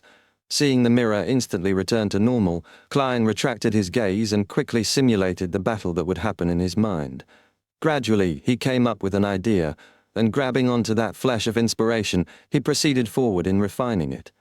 After having a few tentative plans, Klein walked to the balcony and looked at the garden in the night sky, whispering, "Can you inflict misfortune onto Kurnas Kilgore before the battle?" After a brief silence, a calm and ordinary female voice rang in his ears. "Yes." "Then it's fine on my side," Klein immediately replied. Tranquility quickly returned to his surroundings. A rather cold breeze blew by, and Klein expressionlessly stared at the manor for a few seconds.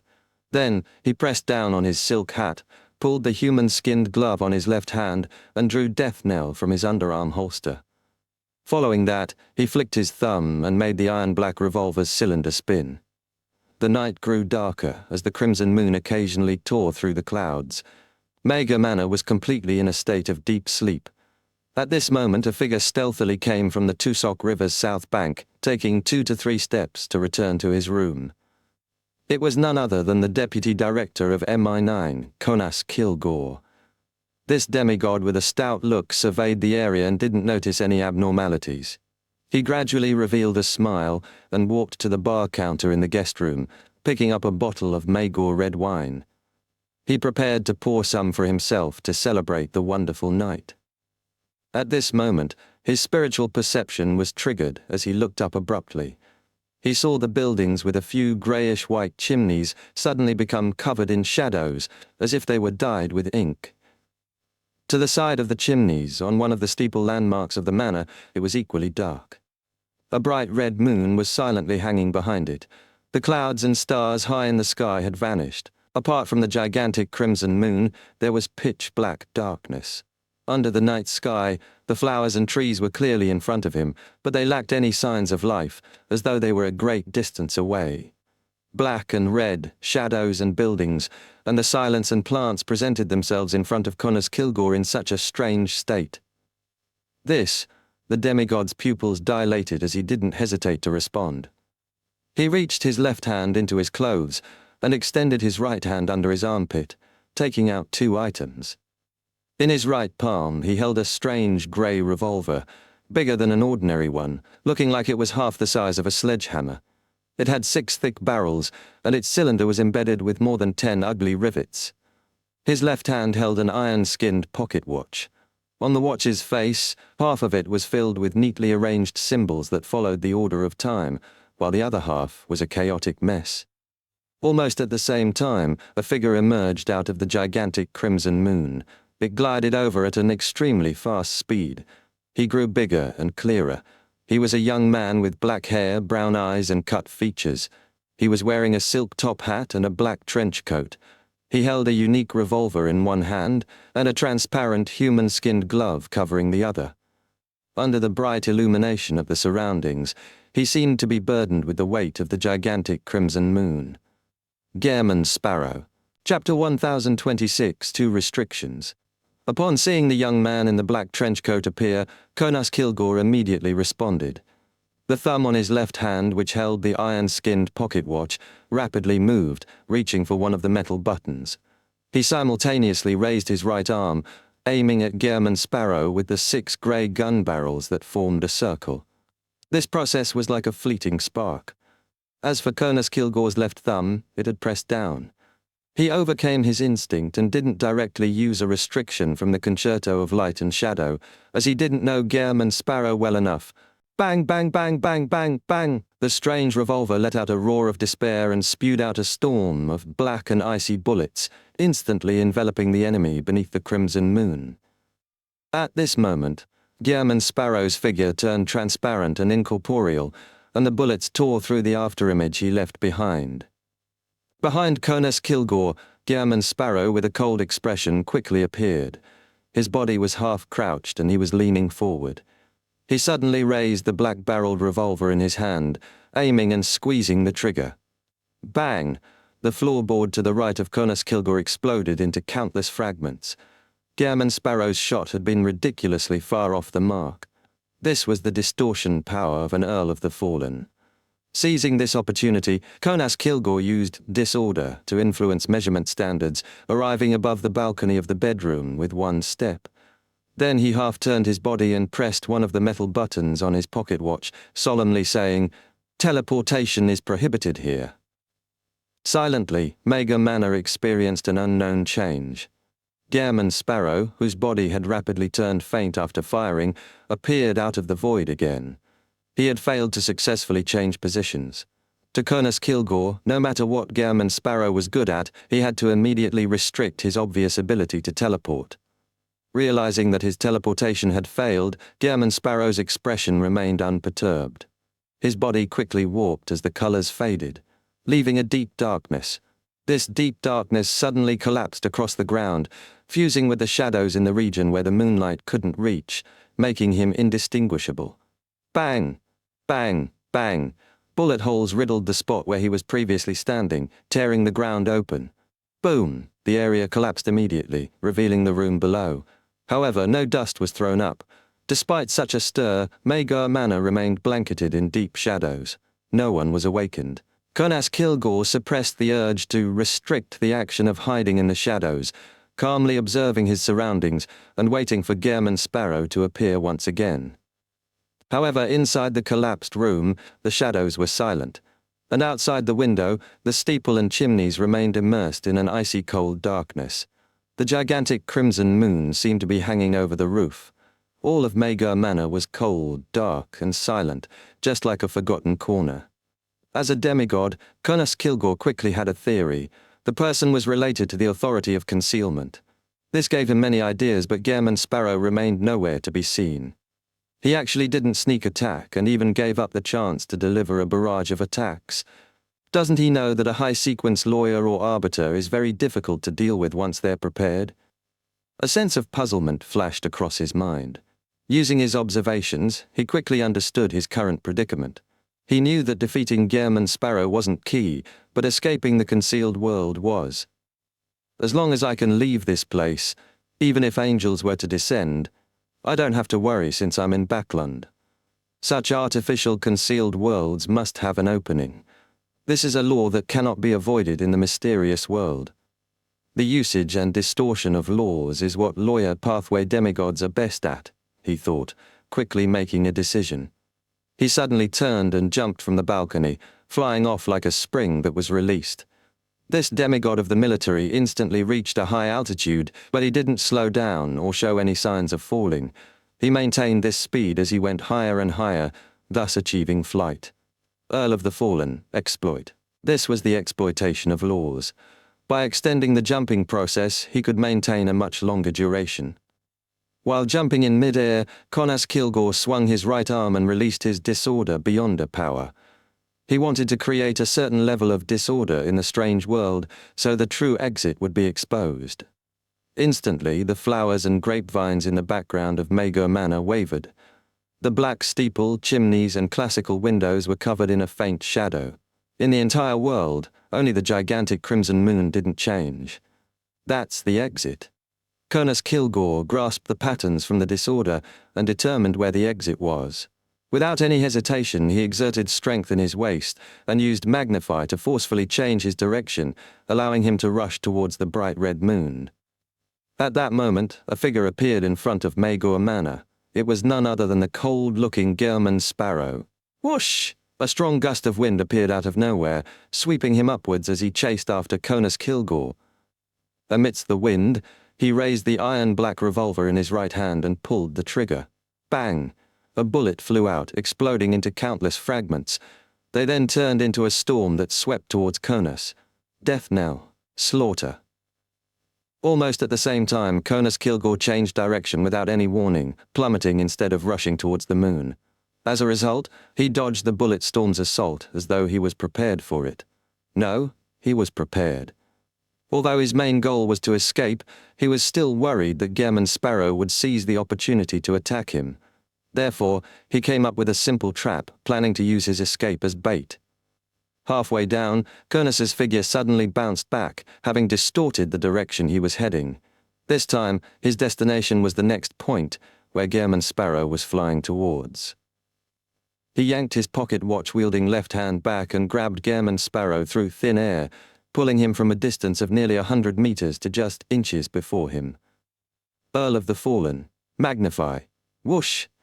Amidst the howling winds, Cronus Kilgore grabbed Gehrman Sparrow's clothes and pressed his strange revolver forward. Bang, bang! Reva's shout of despair released countless bullets, instantly tearing Gehrman Sparrow's body into fluttering pieces of paper. Cronus Kilgore's gaze froze slightly as he immediately moved his left finger and pressed one of the metal buttons on his pocket watch.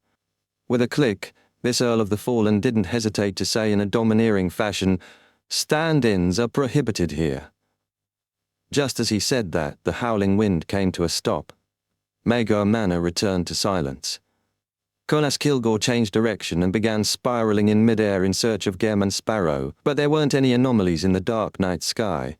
He hesitated for a moment before preparing to continue rushing towards the gigantic crimson moon. At this moment, figures appeared in the garden, vineyard, and manor's main building. They either grew or became taller, rapidly taking form. They all had black hair and brown eyes with sharp facial features, wearing silk top hats and black trench coats. They were all Gehrman Sparrows. The only difference was that some of them were of normal build, some with their backs sunk inwards, and the rest were bloated while others were just a thin layer. Upon seeing this scene, Cronus Kilgore immediately recalled a dangerous enemy he had once encountered, one of the leaders of Intiz's intelligence department, a bizarro sorcerer. Chapter 1027, Deceit. After Cronus Kilgore realized which Beyonder pathway his enemy belonged to, all the Gehrman Sparrows in the garden, vineyard, and main building raised their left hands, forming the simple shape of a gun. The index fingers that represented barrels aimed at Cronus Kilgore in the air before their respective arms jerked up. Bang, bang, bang!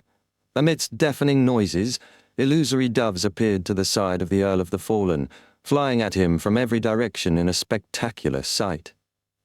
This was the random anomaly from the concerto of light and shadow, which had turned the air cannons into doves of peace. Having used disorder to disrupt the enemy's volley, Cronus Kilgore wasn't surprised, as he was already mentally prepared, having endured the negative effects of the sealed artifact for years. Taking advantage of this opportunity, he didn't hesitate to raise his hands, which held the iron-skinned pocket watch and revolver, doing so in a bid to make them collide. This was distortion, one that targeted all the Gehrman Sparrows beneath him. To Cronus Kilgore, what frustrated him the most when fighting a bizarro sorcerer was his inability to tell if the enemy he faced was a marionette or the actual person. As such, he had many Beyonder powers he didn't dare use because they were ineffective against marionettes. A large-scale prohibition effect was still all right, but a single-target deprivation was meaningless in actual combat. No matter how many powers of a marionette were deprived, it didn't affect the actual body. Therefore, Cronus Kilgore decided to first resolve the problem of identifying the marionettes and the actual body. In this aspect, the high-sequence Beyonder of the lawyer pathway definitely didn't have such worries, as they were good at finding whatever loopholes there were to exploit. Together with his combat experience fighting other Bizarro sorcerers, he was quite certain that distortion could suppress his enemy. He knew that Bizarro sorcerers could seamlessly switch between their actual body and marionettes. He planned on distorting this, making the Bizarro sorcerer only be able to switch to 2 to 3 marionettes. This way, the difficulty of identifying the actual body would be minimized. Pa! Connus Kilgore smashed the revolver and pocket watch together as though he was compressing a large area to a small area. Earl of the Fallen, distortion.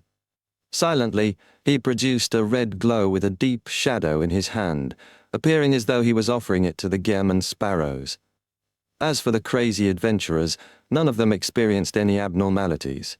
Connus Kilgore had also suffered a random anomaly. It had changed the distortion effects to summoning a flower from the garden below. At that moment, the air cannons that had turned into illusory doves continued. The battle between two demigods turned ludicrous and comical. Of course, neither Gehrman Sparrow nor Connus Kilgore thought that was the case, especially the latter. He once again felt a familiar sense of helplessness. He didn't hesitate as he slammed his palms together again, completing the distortion, wanting to rely on quantity to resist the random anomaly. However, Gehrman Sparrow wasn't a dead person who would abide by the etiquette of turn-based combat. The large swath of crazy adventurers either raised their hands in firing stances or used a death knell with questionable authenticity, aiming at the Earl of the Fallen in mid-air. Meanwhile, Connus Kilgore's heart stirred. He turned his head slightly to look up and saw that a figure had appeared once again inside the gigantic crimson moon. The figure was wearing a silk top hat, a black trench coat, a human-skinned glove, and an iron-black revolver. He had a cold expression and a deep outline. He was another Gehrman Sparrow. The crimson moon seemed to weigh down on his shoulders as he glided down. As for the revolver in his hand, he had already lifted it and aimed it at Connus Kilgore. Bang! Bang! A bullet that had transparent and translucent sections shot out, heading straight for Connus Kilgore. This was a deprivation bullet, created using a worm of time that Amon's avatar had left behind. It was different from an Arbiter Pathway's deprivation. In essence, it was theft. It could steal the last 3 Beyonder powers the target had used. Klein had given up on a sneak attack and had stalled for time because, on the one hand, he wanted Connus Kilgore to use up all his powers on Beyonder powers that appeared important to him. On the other hand, he was also waiting for the first random anomaly to happen. Then, he would seize the gap in between to steal Connus's 3 most powerful powers with the deprivation bullet. For these 2 goals, he even handed Death Knell and Creeping Hunger to Winner in Uni and made him appear like the real Gehrman Sparrow. From the current developments, Connus was about to lose Distortion, Disorder, and Magnify. Bang, bang, bang. The Gehrman Sparrows underneath collectively fired shots. Suddenly, the air cannons and the deprivation bullet exploded, turning into red, purple, yellow, or green fireworks. The Concerto of Light and Shadow had once again created a random anomaly, having produced its effects several times in a row. Connus Kilgore immediately smiled and slammed his hands together again. All of a sudden, the young men wearing silk top hats and black trench coats turned gloomy. Only 2 maintained their previous states. The Earl of the Fallen's distortion had taken effect. This meant that Gehrman Sparrow could only switch places with those 2 normal marionettes. Following that, Connus Kilgore didn't hesitate at all. He swung his arm and threw out the flower that was held together with the pocket watch. The flower sped up and seemed to gain weight of unknown origins, shooting towards one of the normal marionettes like an arrow. This attack had been magnified and also came with the effects of bribe, weaken. Boom! The flower was like a cannon that crashed heavily into the ground, causing a violent quake. The surging waves it stirred up threw up the ordinary and unordinary humans in the vicinity, tearing or severely injuring them. The 2 marionettes which Gehrman Sparrow could swap with had been reduced to pieces of meat. Connus Kilgore maintained his calm.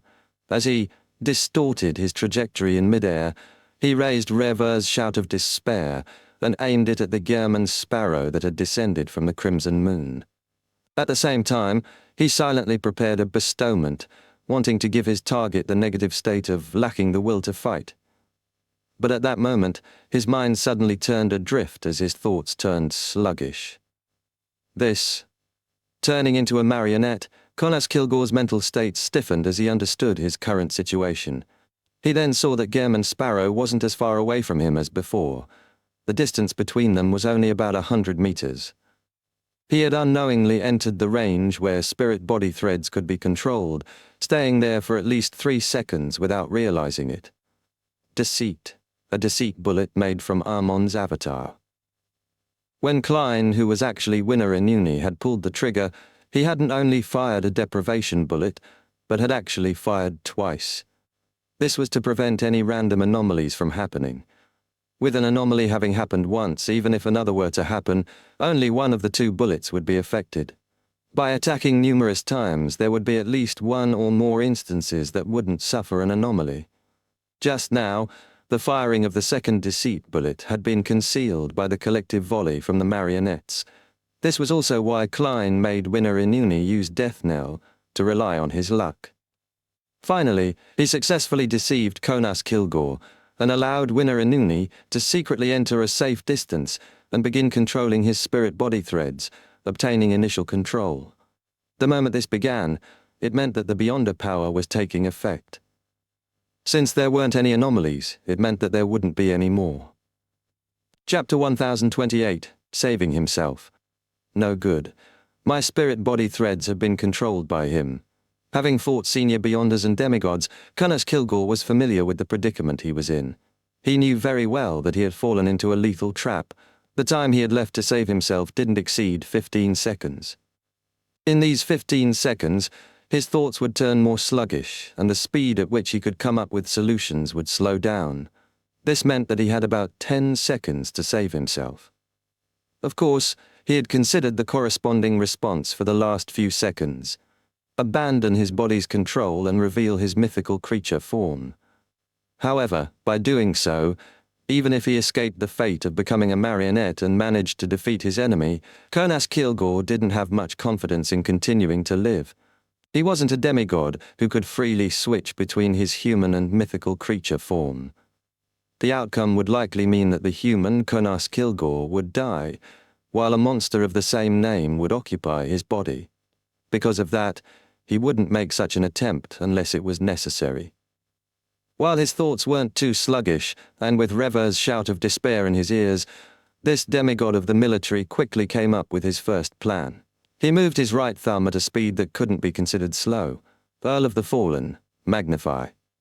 Conas Kilgore didn't wish to magnify a particular state of his or the attack of a sealed artifact. Instead, it was used to magnify Rever's shout of despair's side effects. At sequence 4, the effects of the roar were greatly mitigated once his body possessed the characteristics of a mythical creature.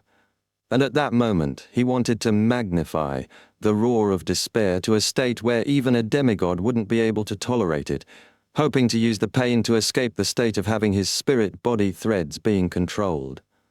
As Magnify didn't need any obvious actions, it was quick to show its effects. Opposite him, Gehrman Sparrow, who held Death Knell, was floating in mid-air with strong gusts of wind swirling around him. He didn't make it in time to stop the Earl of the Fallen. But in the next second, what Conas Kilgore met in response wasn't a terrifying roar, but silence. The ordinary roar that was originally present had vanished. This was a random anomaly brought about by the concerto of light and shadow. Seriously. How unlucky, Conas Kilgore's thoughts slowly flashed past his mind. He didn't have the luxury of time to feel disheartened, as he immediately made a second attempt. He raised his right hand in an unsteady manner, aiming Rever's shout of despair at Gehrman Sparrow, who stood 150 meters from him, and was about to pull the trigger. At the same moment, the strong winds that blew at his right hand suddenly disintegrated, turning into scattered eddies. Earl of the Fallen, disorder. Conas had used this to withstand Gehrman Sparrow's interference. Following that, like a machine gun, Rever's shout of despair spewed out dangerous bullets without stopping. Gehrman Sparrow's black trench-coat-covered body jerked repeatedly, but he wasn't hit. The bullets grazed his outline and flew into the distance, shattering the windows and walls, causing one of the buildings to collapse in silence. Bang, bang, bang. The subsequent bullet storm continued their barrage, and finally, Gehrman Sparrow was struck repeatedly. Amidst splattering blood, he kept struggling and shaking in the strong gust of winds like a paper figurine. The strange revolver finally stopped its roar, and apart from his head, Gehrman Sparrow was riddled with nasty gaping holes. Typically, this was a state that only the dead had. However, Gehrman Sparrow continued controlling the spirit body threads as though he was unaffected. The ridiculous wounds on his body slowly but resolutely healed. This was the effect of Flower of Blood. This Gehrman Sparrow was actually Enuni. The reason he didn't die was because he had released all his accumulated luck, and because Conas Kilgore was sufficiently unlucky. Seeing that the violent attack failed to achieve the desired effect, and that the amount of time he had left dwindled, Conas Kilgore followed his plan and slowly relaxed his 5 left fingers without any thought. The iron-skinned pocket watch left his palm and dropped to the ground. At such a critical moment, he decisively gave up the concerto of light and shadow to avoid the effects of its random anomalies. Next, he might only have 1 or 2 chances to save himself. If another anomaly were to happen, the outcome was irreversible. Whoosh!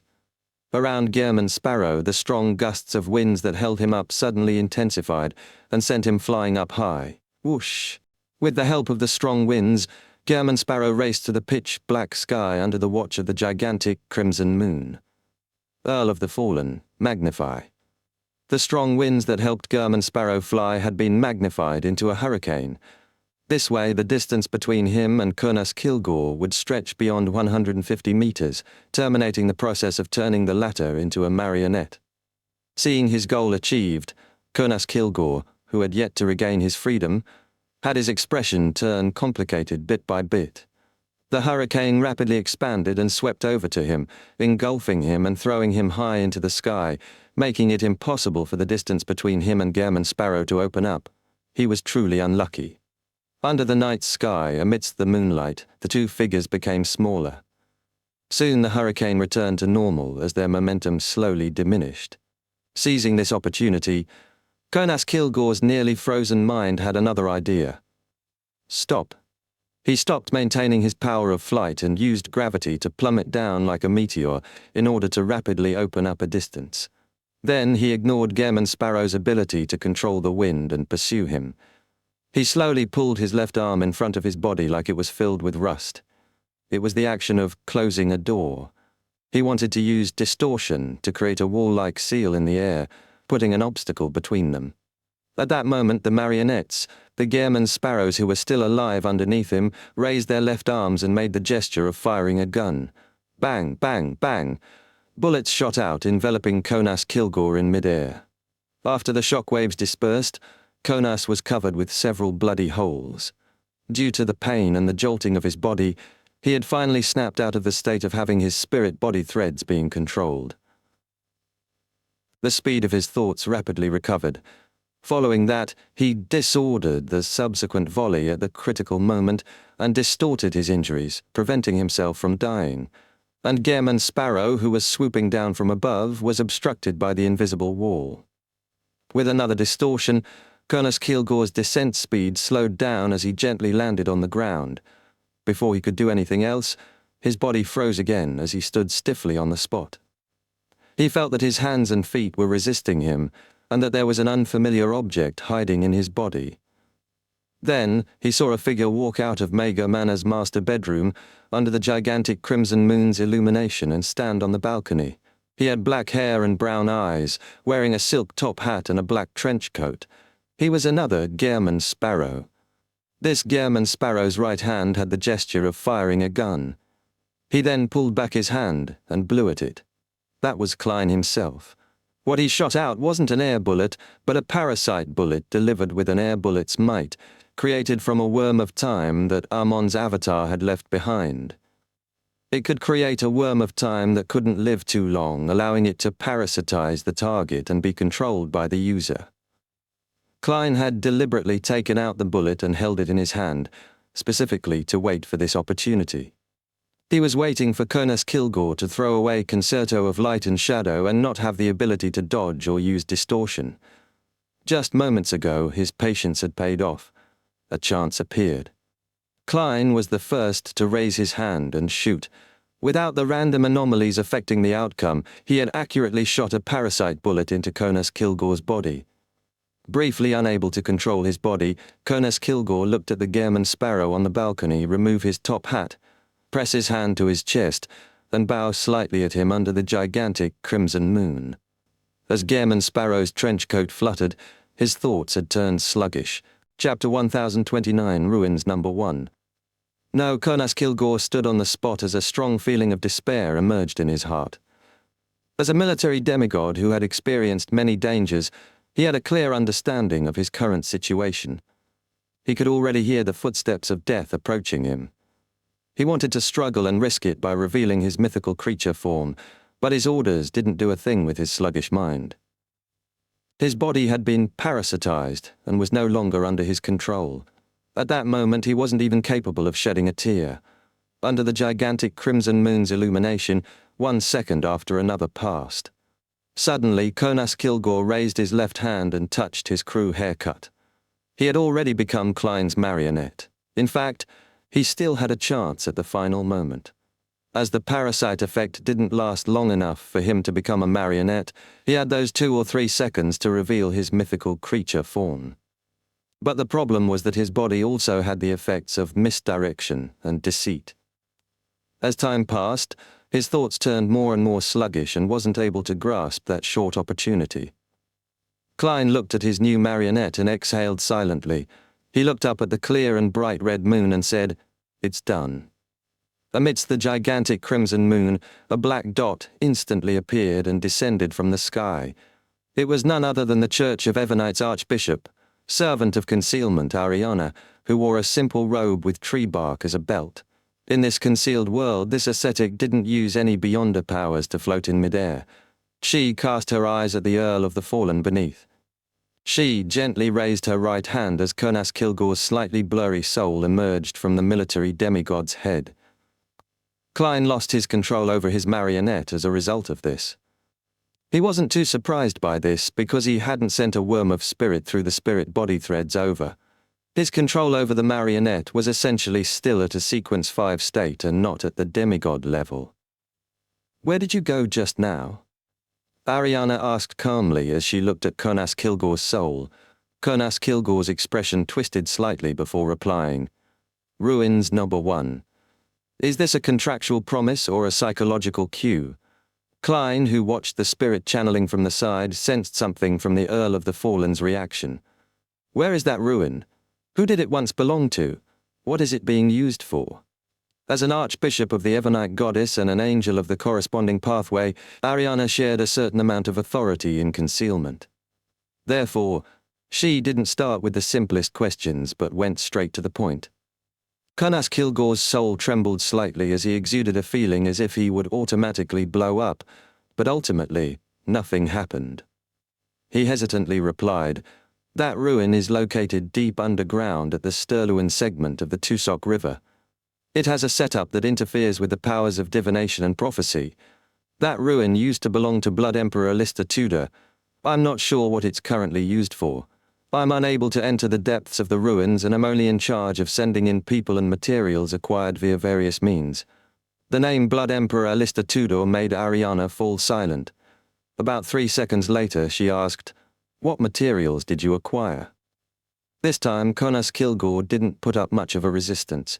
He listed them down, including large amounts of mercury, iron ore, and ritual materials of different domains. Klein was unable to obtain any effective information from that because it was too well-rounded. It was possible to do anything. They really are very careful, using large amounts of sundries to hide what they're truly searching for. This is very in line with the way a spectator pathway beyonder works. It was designed by the psychology alchemists? Klein nodded indiscernibly. Ariana didn't seem to notice anything. "Do you have any guesses on what they're doing?" "Yes. I suspect that they're digging up something and attempting to make sacrifices." Conas Kilgore voiced out his judgment. Ariana silently looked down at him for a while. "Who got you involved in the underground ruins? Who are the people who can enter the depths?" Conas Kilgore struggled once again, but there were no anomalies. He said hesitantly, I received His Majesty's orders. I was able to become a demigod because he provided me with the formulas, ingredients, and the opportunity. He even bestowed me with the Concerto of Light and Shadow. Apart from His Majesty entering the depths of the ruins, only 2 other demigods of the royal family can enter. One of them is Prince Grove, and the other is Duchess Georgina. They both have Augustus as their last names, but the royal family doesn't only have 2 demigods. Miss Justice doesn't know much of these 2, and mentioned that they seldom participate in social events. Klein tried hard to recall, but he failed to gather anything else. Ariana was silent for a few seconds before suddenly asking, "Have you met Corrans in the underground ruins?" "Who is he?" Conas Kilgore asked in confusion. Ariana didn't answer and continued, "Besides them, who else have you met in the underground ruins?" Conas Kilgore maintained his sluggish state. People from the demonist sect and psychology alchemists. The former was originally represented by Despair Nightingale Panatia, but was changed to Saintess of White Katerina. The latter is Vin Rambis. "Did they enter the depths of the underground ruins?" Ariana asked meticulously. "I don't know. I wasn't following them all the time." Conas Kilgore shook his head. "At least when I met them, they were all in the periphery." Ariana asked other questions, but it was obvious that George III's arrangements were flawless. Even a demigod like Conas Kilgore only knew about the mission that he was responsible for. After some thought, Ariana flipped up her right hand and gently pressed down, pushing Conas Kilgore's soul back into his body. Klein's control over his marionette was restored. This made him sigh inwardly. The authority of concealment is really impressive. Even if Ma'am Ariana were to question my marionette one day, I wouldn't even know. At this moment, Ariana turned and spoke to the Gairman Sparrow on the balcony.